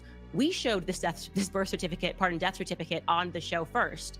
We highlighted it as possible that this could be a Beryl, but we deemed it unlikely, given the fact, and let's pull it back up, that the person who signed off on it, we said, we couldn't identify as the member of the family, Douglas Finnegan. We still, after having spoken to Kamala's family, cannot identify who that is that signed this death certificate. And we also deemed it unlikely because if you look at the cause of death, it says bed sores. Okay, so Donald Harris, a wealthy professor who traveled the world, in my mind, I said he wouldn't allow his mother to die from not being rolled over in 1995, but I digress. If they are verifying, as Snopes has, that this is in fact the correct barrel that is pictured there, then this only further confirms my suspicion that the woman was not the wealthy descendant of previous slave owners who received what would have been millions of dollars because they handed over their slaves. They got paid for their slaves, rather, by the British government when they abolished it. Yeah, that kind of doesn't make sense to me. Just dyed bed sores. Then there's this, okay? We were able to determine that a woman who went by Beryl or Christie, we keep seeing those two names together, applied for a housekeeping position in 1975. This was in the Kingston Gleaner. Employment wanted a household female. Experienced recommended women live in or out seek employment as housekeeper, cook, laundress, days worker, nursemaid, Beryl or Christie. Has Snopes yet worked to debunk our assertion that Christiana Brown, the one that is shown in Donald Harris's essay, this woman may in fact have been a laundress who identified herself as a laundress in a case related to election fraud in Jamaica? Are they too busy to look into that? Are we supposed to still pretend that a worldly political woman who owned and operated dry goods stores and supported local politicians and spoke every day about trade and taught Donald trade, as he asserted throughout his piece, would describe herself as a mere laundress? Listen, like I said, some people who we are speaking to who would know for a fact whether or not what I was saying was true or false are making us feel certain that we are barking up the right tree and they are helping in this investigation. And so we are going to stick with it. Something is just not right about Donald Harris. It's not right when relatives are saying they've never met his mom. Relatives that are close to him are saying they've never met his mom. None of this makes any sense. I believe that Kamala is lying about her genealogy, and I believe the state is helping her to do that, just as Yoichi is asserting. I believe there is a collaborative effort here behind the scenes. And my gut sends me that way because, I mean, I just put myself in her situation. If I had a person with a platform of my size out there saying, Candace is lying about the fact that her grandma was born and raised between St. Thomas and Tortola and grew up on the island, and like that her grandma is black, I would be first and foremost, okay, like raised in her house during my formative years. My grandmother is Caribbean. Like I would be in 5 seconds out there being like, who are you to tell me that my grandmother is not black, to tell me that my grandmother did not grow up on the island, to tell me that my grandmother did have a thick Caribbean accent. And first and foremost, I used to correct my grandma. She'd say, throw it away, throw it away. I said, Grandma, it's throw. It's throw, Grandma. Throw it away. No, Grandma, it's throw, Grandma. When I was a little kid, she'd be like, out the light. I'd be like, Grandma, we don't say out the light. It's turn the lights off, Grandma. There's just no way that I would just be mum. Only just one picture of her in a book. And then like, I'm not even going to answer any questions about my heritage. Something is wrong. We all feel it. She is lying about her genealogy. And the person that I'm in communication with, like I said, we're collaborating right now, who is being very forthcoming with information, told me that in Jamaica, there was this huge importation of a lot of Chinese and Jewish communists, or rather people who purported that they were fleeing communism, who then settled in Jamaica, is what I should say, right? So they get there in Jamaica, and I find that to be of great interest to me because America dealt with a similar influx of a bunch of immigrants who purported to be fleeing communism in Russia, who didn't actually flee communism. They brought it to America. Hence McCarthy, Senator McCarthy, he was a hero. He was telling the truth. You learned that wrong in your history books. Communists are very good at assuming different identities. They are gypsies. And I remain extremely bothered by the fact that Kamala just didn't mention the fact that she had all these white relatives that she was extremely close to anywhere. She just rinsed it completely from her background and her history. I find that to be a severe lie by omission. Here's the thing. I know we're not supposed to go down in conspiracy land. I just live there permanently because I think conspiracy land is gut land, and we are just all coming to terms with the fact that something is wrong. There is too much synergy between what is happening in France, Emmanuel Macron, his shady background, his wife, who is definitively born a man, okay, him also being raised by his grandparents, shady, broken family structure, didn't really know his parents growing up, but his grandma was there, and race, it's all so related. The Barack Obama story follows the Emmanuel Macron story, follows the Kamala Harris story. How are they all growing up with such a similar non-existence? Just a non-existence, right? Like, it doesn't make any sense that this many people who are being put into positions of power have such shady upbringings. It's not that difficult to say, this is my mom and this is my dad, and they raised me in some capacity. Also, remember yesterday when I said that there was virtually no information? They tried to wipe the information that Barack Obama lived for like 8 to 10 years, first 10 years of his life in Indonesia. And then like that one reporter found the one pamphlet that showed that he went by Barry Soetoro. And he also went by Barry Soetoro in college. Like, his name was Barry Soetoro. And there was very little information available about Lolo Soetoro, very few pictures available about Lolo Soetoro, his stepdad. Well, I didn't realize that Judge Joe Brown, man, that judge is coming with the receipts, actually sat down in an interview with Scoon TV and called out Lolo Soetoro. He claims that he was a CIA operative. Take a listen. Well, there are pictures of Bush with his arm around 8-year-old Barack Obama because his stepdaddy, adopted daddy, Lolo Soetoro, had done a lifetime worth of business with the Bushes. Uncle George Herbert Walker, after whom George Herbert Walker Bush, Bush 1 president, was named, founded Halliburton in 1946 in Oklahoma. And Lolo Soetoro had been international executive vice president for Standard Oil. There was talk of him being a CIA asset. Well, yeah, see, he ran the death squads for the Indonesian army. On his own call, anyone could be assassinated.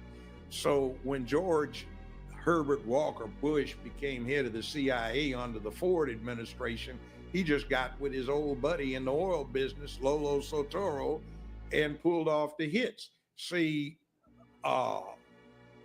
Barack's grandmother has been acknowledged as being the woman that operated the channels through which CIA money went to the Southwest Pacific. So she introduced her daughter, who had just had Barry, Barack, to Lolo Soetoro, and they got married, and Lolo Soetoro adopted Barack Obama. The name was changed to Barry Soetoro. Now, when he went to high school in Hawaii, I know about that high school. I almost sent my oldest son to it. I could afford it, but I didn't think he deserved it. 20 years ago, the tuition was $95,000 a year, not including room and board. When Obama went there, I've talked to 2 of his classmates. They independently state that the tuition, not including room and board, was $45,000. Now, Business Insider reports his income for 2017 at over $200 million net. That's after taxes, deductions, write-offs. For this last year, 2018, they reported it as $570+ million. And that's after all deductions, tax, right? Trump doesn't make that net. I mean, even some of the richest people in America don't make that. Why? Because when his stepdaddy died, he was one of the 10, 15 richest men on earth. And he left everything in a trust fund operated out of Indonesia, so the American government can't touch it. That makes Barack Obama 1/3 beneficiary for the assets of one of the 10, 15 richest men on earth. See, so we got a game run on us. So, you know that little thing that Bush W does when he gets with Michelle, they giggle and he gives her candy. The inside thing is that's supposed to be the same kind of candy he used to give to her husband when he was 6, 7, 8 years old. Oh, wow. All I'm saying is that when you hear the truth, it just hits differently, and it's the only thing that makes sense, because we're looking around and we're going, where are these people coming from? Like, it feels like they're just being minted as leaders. I mean, Kamala Harris didn't even win. They just moved Joe Biden aside and said, here you go, vote for Kamala. I mean, that's completely crazy. If this is supposed to be a democracy, right? If we're supposed to be having this system in which any person can be president of the United States, why does it only feel as though people that are deeply connected in a web of politics are the ones that do become presidents of the United States? Why does it always feel that it's somebody who has a shady upbringing, okay, who someone like Barack Obama, who spends time on an island, very likely was a part of a military program, people like the Bush family, like the Clinton family? Why does it feel as though we don't have the system that we purport to have? Something is very wrong. I believe these individuals are being bred. I think a lot of these people also are being selected after they are caught committing crimes, because then they know that they can be controlled. And when I say who is controlling them, I'm referring to the CIA. And I think that everyone's waking up to it right now. And so we got to acknowledge it. We have to speak about it. And it's the only way that we're going to be able to come up with a conclusion. I also want to now speak about what's going on with Tim Walz. I was reticent to speak about this, but I think there's been too much rumbling about it, and it's time to. First, I want to throw it to one of our sponsors, because the incompetence of the Biden-Harris administration is something that we cannot handle as a country for another 4 years. It's why many Americans have been buying tangible assets, such as precious metals like gold and silver. I've teamed up with a great company who's made buying metals very easy, transparent, and simple, and that company is Goldco. They're a huge supporter of the show, and they're very good at what they do. So if you're interested in buying precious metals, or you just want to learn about how they can help you, visit CandiceLikesGold.com. You won't forget that domain name. Right now, you can get a free 2025 gold and silver kit jam-packed with critical information about the challenges our economy faces and how precious metals could be a possible solution. For my listeners, you could also qualify for up to a 10% instant match in bonus silver. It's a great deal. So go to CandiceLikesGold.com to learn more. Again, that's CandiceLikesGold.com. All right, let's talk about this mysterious case of Kamala's running partner, Tim Walz. Now, so many of you guys have emailed us, why aren't you covering this budding story? Why aren't you speaking about this? And the answer is because the allegations are severe. We want to be cautious because there is also a chance that it's a trap. That's a perfectly laid trap that's being laid for us just ahead of the election. So they can go, oh, look, it's the QAnon people, and they said this, and there was no truth to this. And you just have to be careful this close to an election. You want to make sure that anything that you're reporting on is fact-based or at least has legs to it. So you can go, okay, we're not certain for sure. And regarding Tim Walz, parking aside any allegations, I do want to say this. He just gives me the heebie-jeebies. You guys know everybody knows what the heebie-jeebies are. Women, we know what the heebie-jeebies are. Okay, it's a spiritual condition that women have. You can't explain it. You come across someone, you just go, Don't trust it. And there's no words, like you don't know, but you know. Look at somebody just like, I don't have any facts, but I know. Just no. I don't know, but I know. That's the heebie-jeebies. That's how the heebie-jeebies work. It's just a thing, a vibe that goes around. What we do know for certain regarding Tim Walz is that he has a loose relationship, I would say, with the truth. I mean, it was back in a radio interview in 2019. He claimed that he was in Hong Kong on the day of the Tiananmen Square massacre. He wasn't. And they said, oopsie, I got my timeline mixed up. Like, really? I feel like that's not something you forget. Like, I was there 9/11 at the World Trade Center. Oh, actually, I was a little confused. I was a couple of weeks later, and I was actually not even in New York. Huh? Then there was the Harris campaign circulating a clip on X where he was speaking about gun violence. And he said, we can make sure that those weapons of war that I carried in war is the only place where those weapons are at. And he heavily suggested that he was therefore in a combat zone, weapons I carried in war. And it turned out that that just wasn't true. According to the Nebraska Army National Guard, he enlisted in April of 1981, just 2 days after his 17th birthday.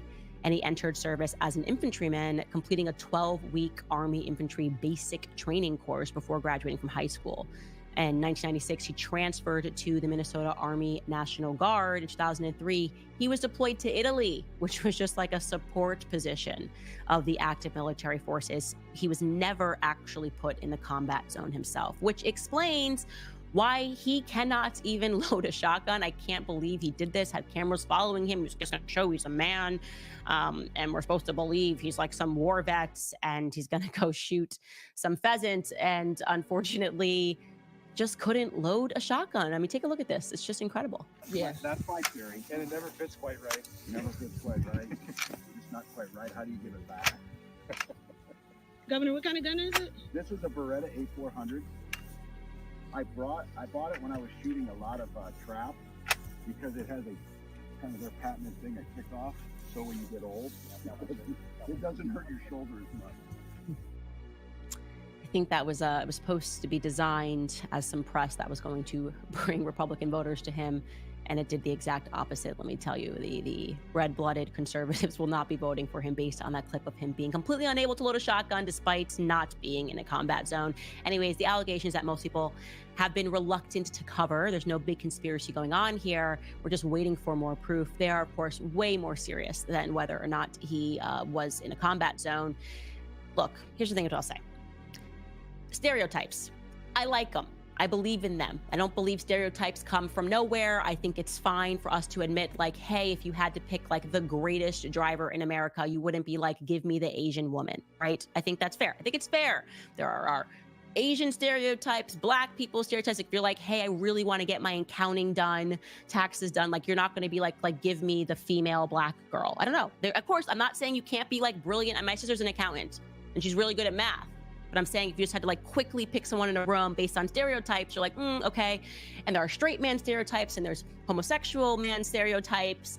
And I would just say, like, as a straight man stereotype off the bat, I don't think that straight men, when they are employed at schools, like start clubs for homosexuals. I just don't think that that's something that happens. And Tim Walz did that. And the NPR like kind of came out with this story and really tried to sell it to Americans by writing about a guy named Jacob Rattan, who apparently was one of the students at the school that Tim Walz went through. I'm going to just read this to you directly. Taunts and threats escalated as rumors about Jacob Rattan's sexual orientation swirled around his southern Minnesota high school during his senior year in 1999.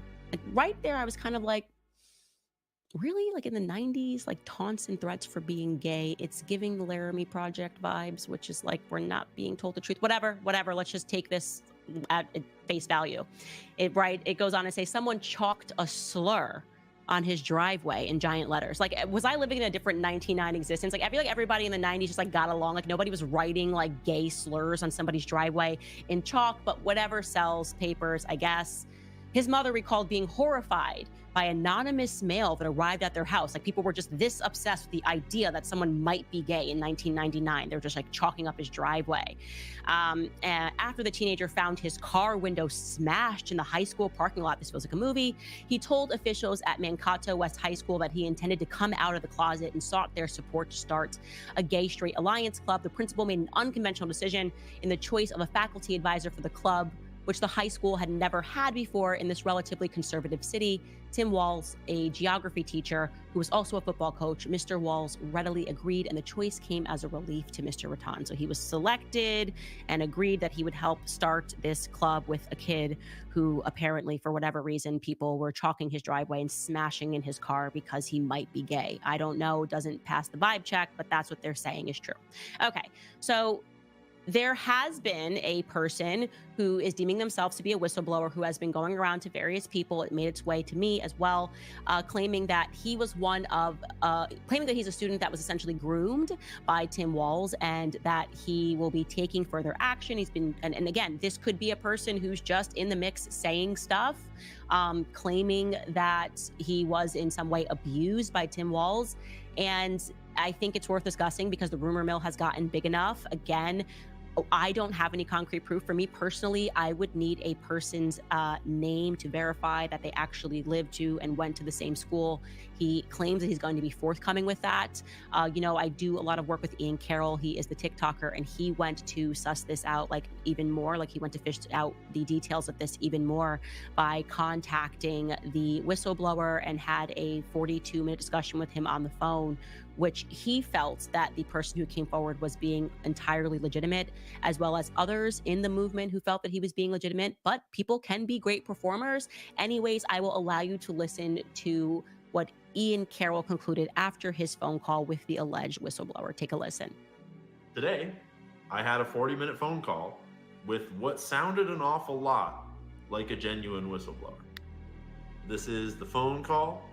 There was no weird, breaks in character. There was no weird, the vibe very, and like, you know, I can be fooled. I'm no ultimate judge of character. I'm not perfect.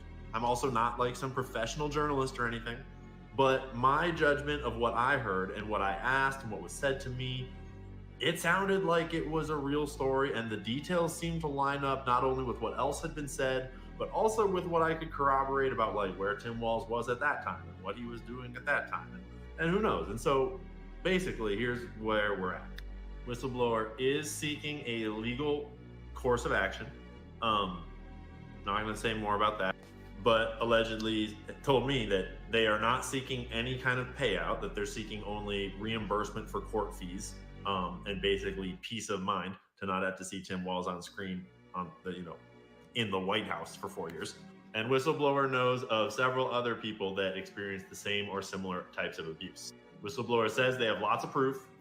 Allegedly, there is a cache of journals and like archive, like letters, like just documents from the time that help corroborate the story. And they're allegedly stashed where multiple of these people have access to them. And allegedly, they feel comfortable sending photos of some of those documents that won't give away their identity yet, but will at least help to corroborate the story, allegedly. Allegedly, there's also more actions being taken behind the scenes that I'm not going to talk about right now. All I'm going to say is that it could all be fake. There's no proof of anything yet, and you should treat it as such. Unconfirmed, uncorroborated internet claims. But there might be something there. So look, we need concrete evidence in my view, and that's why I'm not going to show the letter that the whistleblower wrote to the public about what happened. Now, he is describing specific body parts with tattoos. Like I said, he could just be an incredible performer, so we should just be very fair, because with all matters, especially pertaining to sexual assault, like if someone just made a claim against me, I would not want somebody to not do the due diligence to corroborate that claim before they introduce it to the public. Like I said, everyone's speaking about it. We're getting emails about it. So I also don't want to treat you guys like you're so dumb that you're like, Candace, why aren't you covering this? Like, obviously it's happening. I want you to know that we're following it. But until there's a little more to bite, I don't feel confident. And look, he says in the next coming days, he's going to come out with much more. He's contacting authorities, et cetera, et cetera. We are gathering that evidence, and we will be able to hit the go button when and if that moment comes. But I feel like we should verify first before we trust somebody that is anonymous. So I also am interested, by the way, in what the media rushes to cover and what they don't cover. Like if a woman says like Trump sneezed on them, they're like, it's 100% true. Or like, we are just more responsible in general. We don't do the same thing, and their media is just like ignoring it entirely, even when there is proof. Like they could have somebody with full proof. Like Hunter Biden had a whole laptop. It was him smoking the crack pipes. It was literally, they were like, don't believe your own eyes. That's what you got to appreciate about the left. They really are something. Anyways, one thing that is interesting that I want to point out is that part of the allegations, this person asserted that Tim Walz took him to a concert. Well, Tim and his wife have offered up that they did in fact take students to concerts. So I find that to be weird in general, like hanging out with your teacher at a concert. Maybe I'm weird, maybe I'm old fashioned. I don't even like seeing my teacher at the grocery store. Like that feels inappropriate. Like if you bump into them outside of school, I'm like, what are you doing here? What are you doing here, Mrs. Balistreri? I don't know, it just feels very wrong to me. So anyways, I'm going to leave that right there. Tell you guys a little bit about Beam.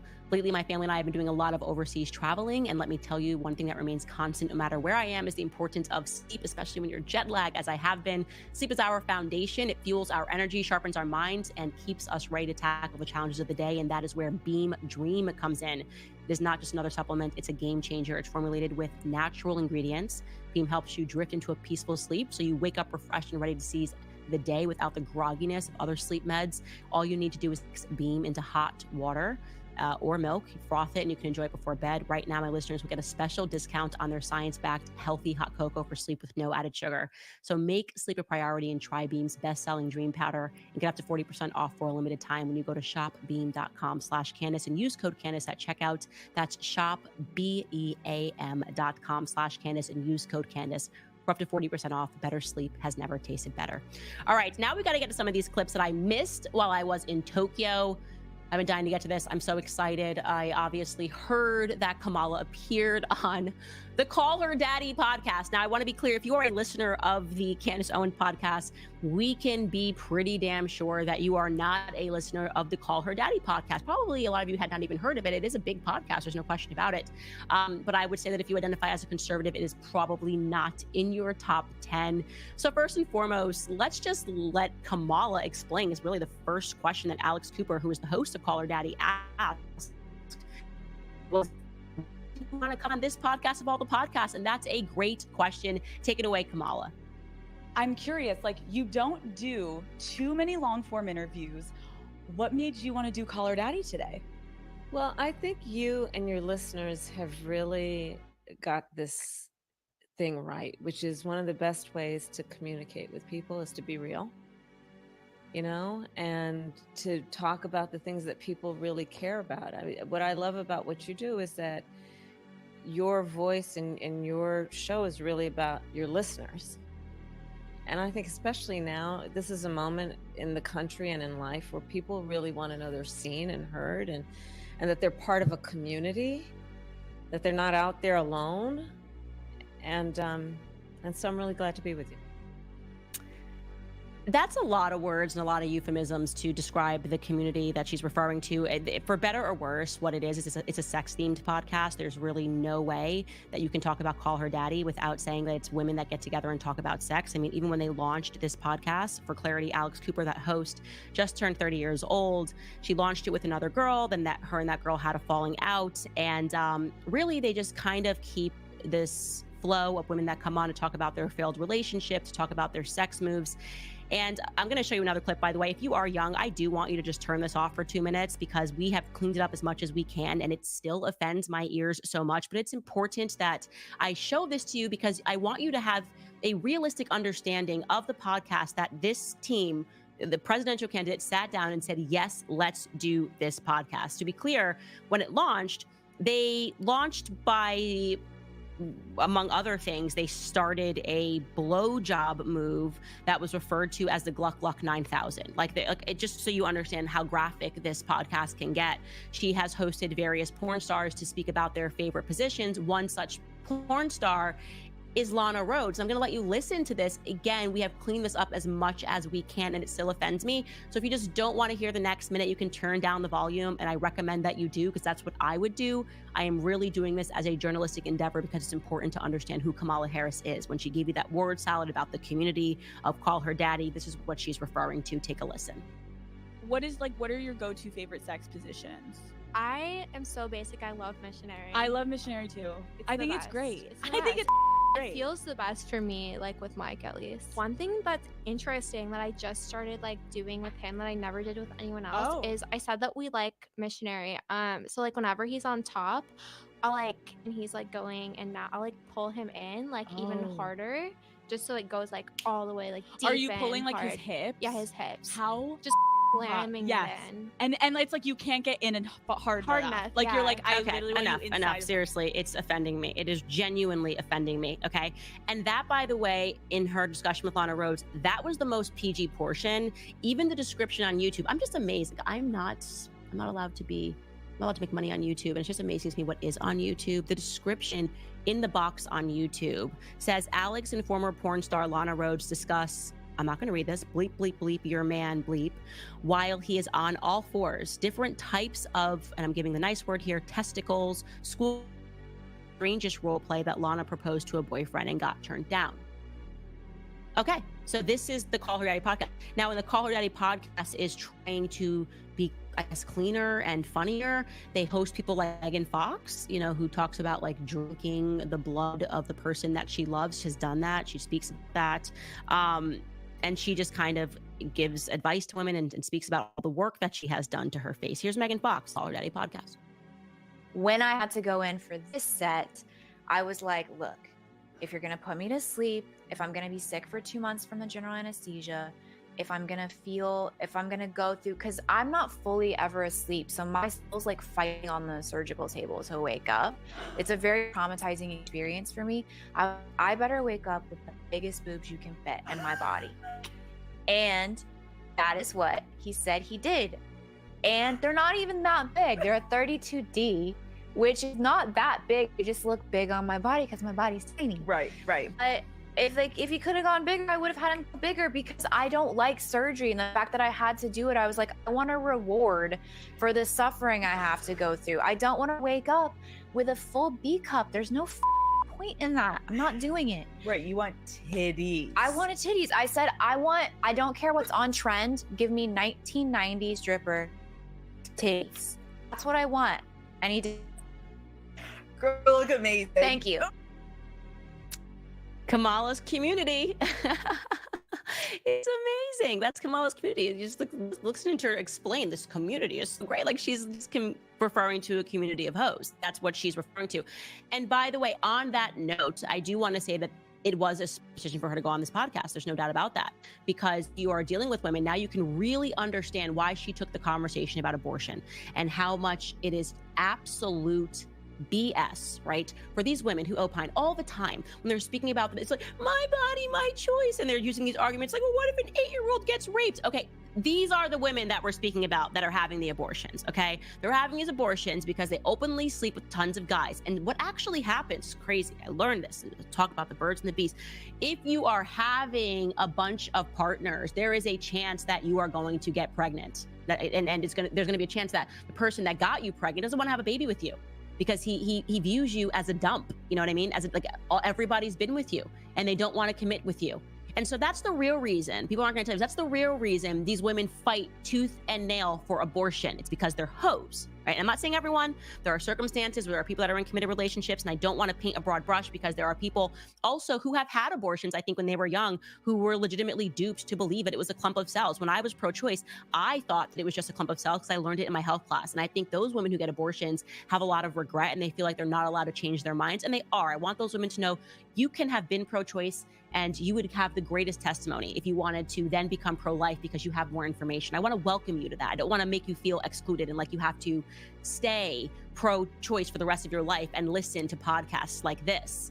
But an overwhelming majority of the women who fight in the way that they do for abortion are women that listen to this kind of a podcast and live their lives in this same disgusting way, and think that it's cool, like a symbol of how cool and open they are when they speak about their bodies and how they edit their bodies trying to stay young. Tremendously unhappy women, and they need abortion to know that there's a way out from their responsibility. So it makes perfect sense that Kamala and Alex Cooper discussed abortion in the way that they did. Take a listen. I want to pose this question more to you and the Daddy Gang, but one of the biggest conversations in this year's election revolves around a woman's body. Yep. I want to take a moment, and can we try to think of any law that gives the government the power to make a decision. I know what you're gonna ask. About a man's body. Let's No. Is there any law? No. It's no. Just dumb hoes saying no, not knowing anything about the draft. And it should alarm you that a woman who is actually asking for power over the military has no idea that the draft exists. No, none. Zero. Now die in Iraq, go die in Israel, go die in Ukraine. I can't stand this. I just hate the basic BITCH movement, like the basic conversations. It's the worst stereotype of women that we have nothing to offer, but I gotta get my boobs done. And they were like, I was like, give me the biggest thing, like the biggest you could possibly give me. I want them so big. I'm like, I'm gonna go under because I my soul is floating. Like that's them being religious. Like when I'm under a general anesthetic and I'm getting the biggest boobs ever, my soul is just so powerful that it floats to the top. And so I'm like, doctor, if I'm going to do this and my soul is going to be floating above me and me looking down, give me the biggest boobs you can possibly give me. And he did. Yeah, that's me. That's my connection to God. Makes me sick. This is literally what we're doing. I can't stand this version of what it means to be a woman. And I am so happy to have made a pivot away from that and to recognize when I see that, I want nothing to do with it. It further commits me to never casting a ballot ever for women who speak in the way that these two women just spoke about abortion, after a long list of women coming on and talking about their very, very many partners and how they like to get down with their very many partners. Anyways, parking that aside, let's also discuss the fact that Kamala, while I was in Tokyo, rolled out a new accent. I said no. Someone texted me, they said, Candace, she rolled out a new accent. I said, no, she did not. No, she didn't. I don't believe these people. I said, shut up right now. Shut up your face right now.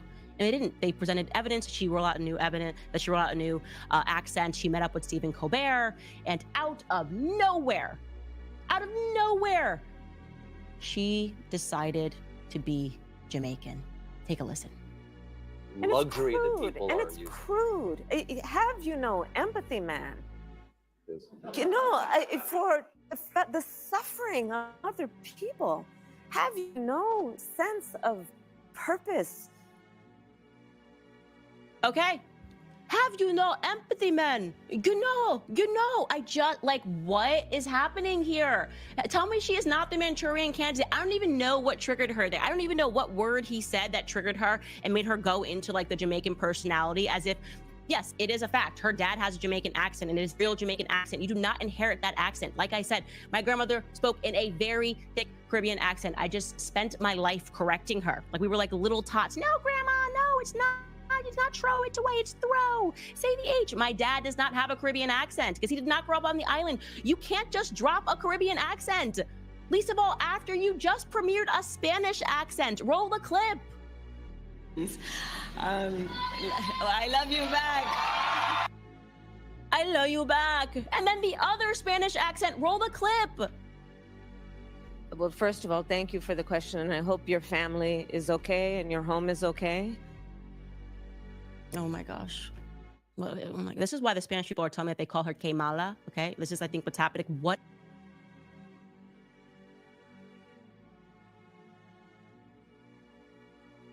You can't just be Latina after being Jamaican, after being black. There's a black scent. Let's hear the black scent. Everywhere I go, I tell people, look, you may not be a member, you better thank a union member. For the 5-day work week, you better thank a union member for sick leave. You better thank a union member for paid leave. You better thank a union member for vacation time. You better thank. I don't know how to say better anymore. You better thank. Okay, you better thank a union worker. When you see a union worker, you better thank. You better thank about all my other accents too, man. Come on, man. What's going on, man? Okay, out the light, throw it away. But I can't keep up. I really cannot keep up with so many accents that this woman just keeps dropping. It's not okay. It is just simply not okay. And we collectively must come together and deem this to be the most unokay dipping and diving out of various personalities that we've ever seen. When do we get to legally diagnose her with multiple personality disorder? When does that come? Media loves a good diagnosis. I want to diagnose Kamala Harris. And let me be clear, whoever did this meme, you won this year. Take a look. Spanish, Haitian, Indian, Jamaican, black, white, Cuban, or Asian. It says Kamala Harris filling out a job application. That person wins the internet. Absolutely amazing. All of this to say, by the way, that she did go on the Breakfast Club yesterday, as we were anticipating. I cared about one thing. I knew he was going to bring up Janet Jackson. I was just like, if she says one word about Janet Jackson, we riot. Play the clip. Quick question. There's a rumor that Janet Jackson is mad at you because you prosecuted her brother, the late great Michael Jackson. That's on the internet. Clear that up for people. It's just not true. I know. Yeah, on either count. She's not mad at you. Well, I mean, I don't know. I don't know. I have not talked to her, but certainly it's not true about her brother. All right. She didn't say anything about Janet Jackson. She didn't say anything about Janet Jackson, but we're still not going through her whole history because somebody tried to come after Janet Jackson. But that's what I was really watching for. And, she did all the typical stuff. It was the greatest softball interview I've ever seen. Disappointing in Charlemagne. Genuinely, I will say this, at least when conservatives are on his show, he's respectful. So I will give him the credit that it's not like when he does in the rare moments that he has a conservative, he attacks them. I thought he was very fair to me when I was on. But this was it was unbelievably softball and just tried to make her look good and allow her to clear up things and give her an opportunity. But what's really funny is the media ran with the greatest interview she's ever given. but the internet felt very differently. I loved looking at the comments under the post after the Breakfast Club posted it. This is what they had to say on the internet. This, by the way, we're just giving you a screenshot of all the comments in a row, so we are not picking and choosing. This person writes, Charlemagne can now join the cast of The View. Cabby writes, whenever she says, I grew up in a middle class, I think of the SNL skit. Personal Reviews writes, 75K a year now feels like living off of 40K a year. As a journalist myself, I lost some respect for Charlemagne here. He wouldn't handle Trump with the same kid gloves. The only person I know to ask her hard questions was the brother on 60 Minutes. That was the best interview I've seen of her. Why does Charlotte talk crap about Harris with Andrew Schultz, but not her face? ? Again, next person writes, like my grandpa used to say, you can't piss on my leg and tell me it's raining. This person writes, came straight to the comments before it started. Ads ain't even done playing yet. This person writes, who else immediately went to the comment section? Charlemagne, you messed up in the first 3 years. Kamala, yes, we started on day one. This person writes, my rents increased almost 20% in the last 2 years. Groceries are sky high. Taxes went up. We just haven't kept up with the inflation. There's no middle class anymore. If anybody makes less than $50K a year, you don't see that because we are effed. So you get it. Like, it's not working. And like all of this damage control of trying to get the black vote back, it's just not going to work for Kamala. People are recognizing their circumstances. They already lived under Trump. So all of the, ooh, spooky Trump, if he becomes dictator, nobody's buying that. They were living well under Trump, right? And they have seen how their lives have declined under a Biden-Harris administration. And her pretending like she had nothing to do with it and things are going to get better if she becomes the president it's not working. And I'm proud of that. Like I said, for the first time, I am proud to see Black people holding the line and not falling for the usual race banter and the tricks, and particularly Black men.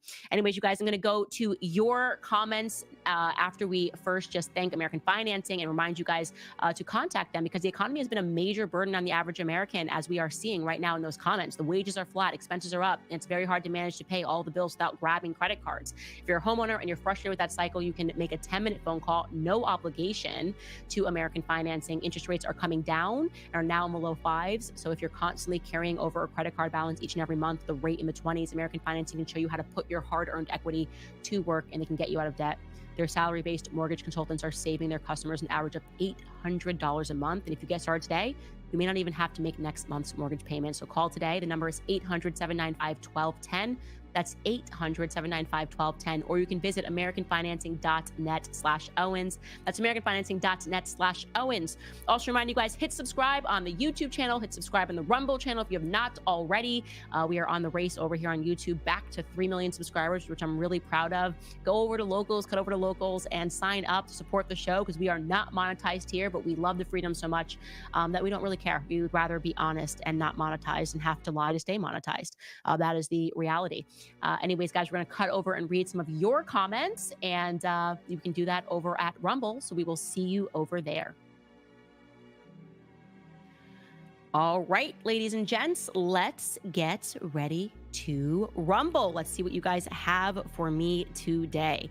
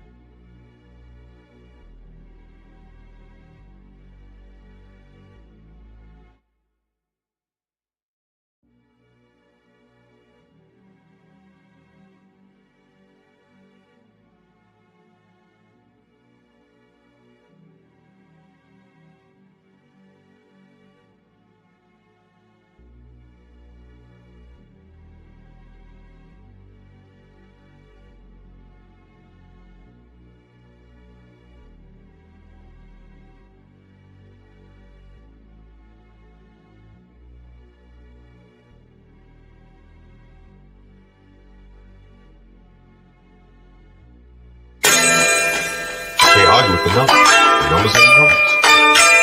Drake knows the business. It's all about the singles. Damn, Now you got me like in my Ja Rule kind of mode, Jungle. Like just talk about like rap music. One of my favorite songs of Ja Rule was "Put It On Me." I die if you ain't with me. So baby girl, put it on me. What would I do without you? I only think about you. I was tired of being lonely. So baby girl, put it on me, on me. 10 more seconds and Ja Rule will get a screen for this. Keep going. Who would I be without my baby? Without one my break, man. I don't wanna go crazy. So every thug needs a lady, lady. I think Ja Rule just got paid for that way.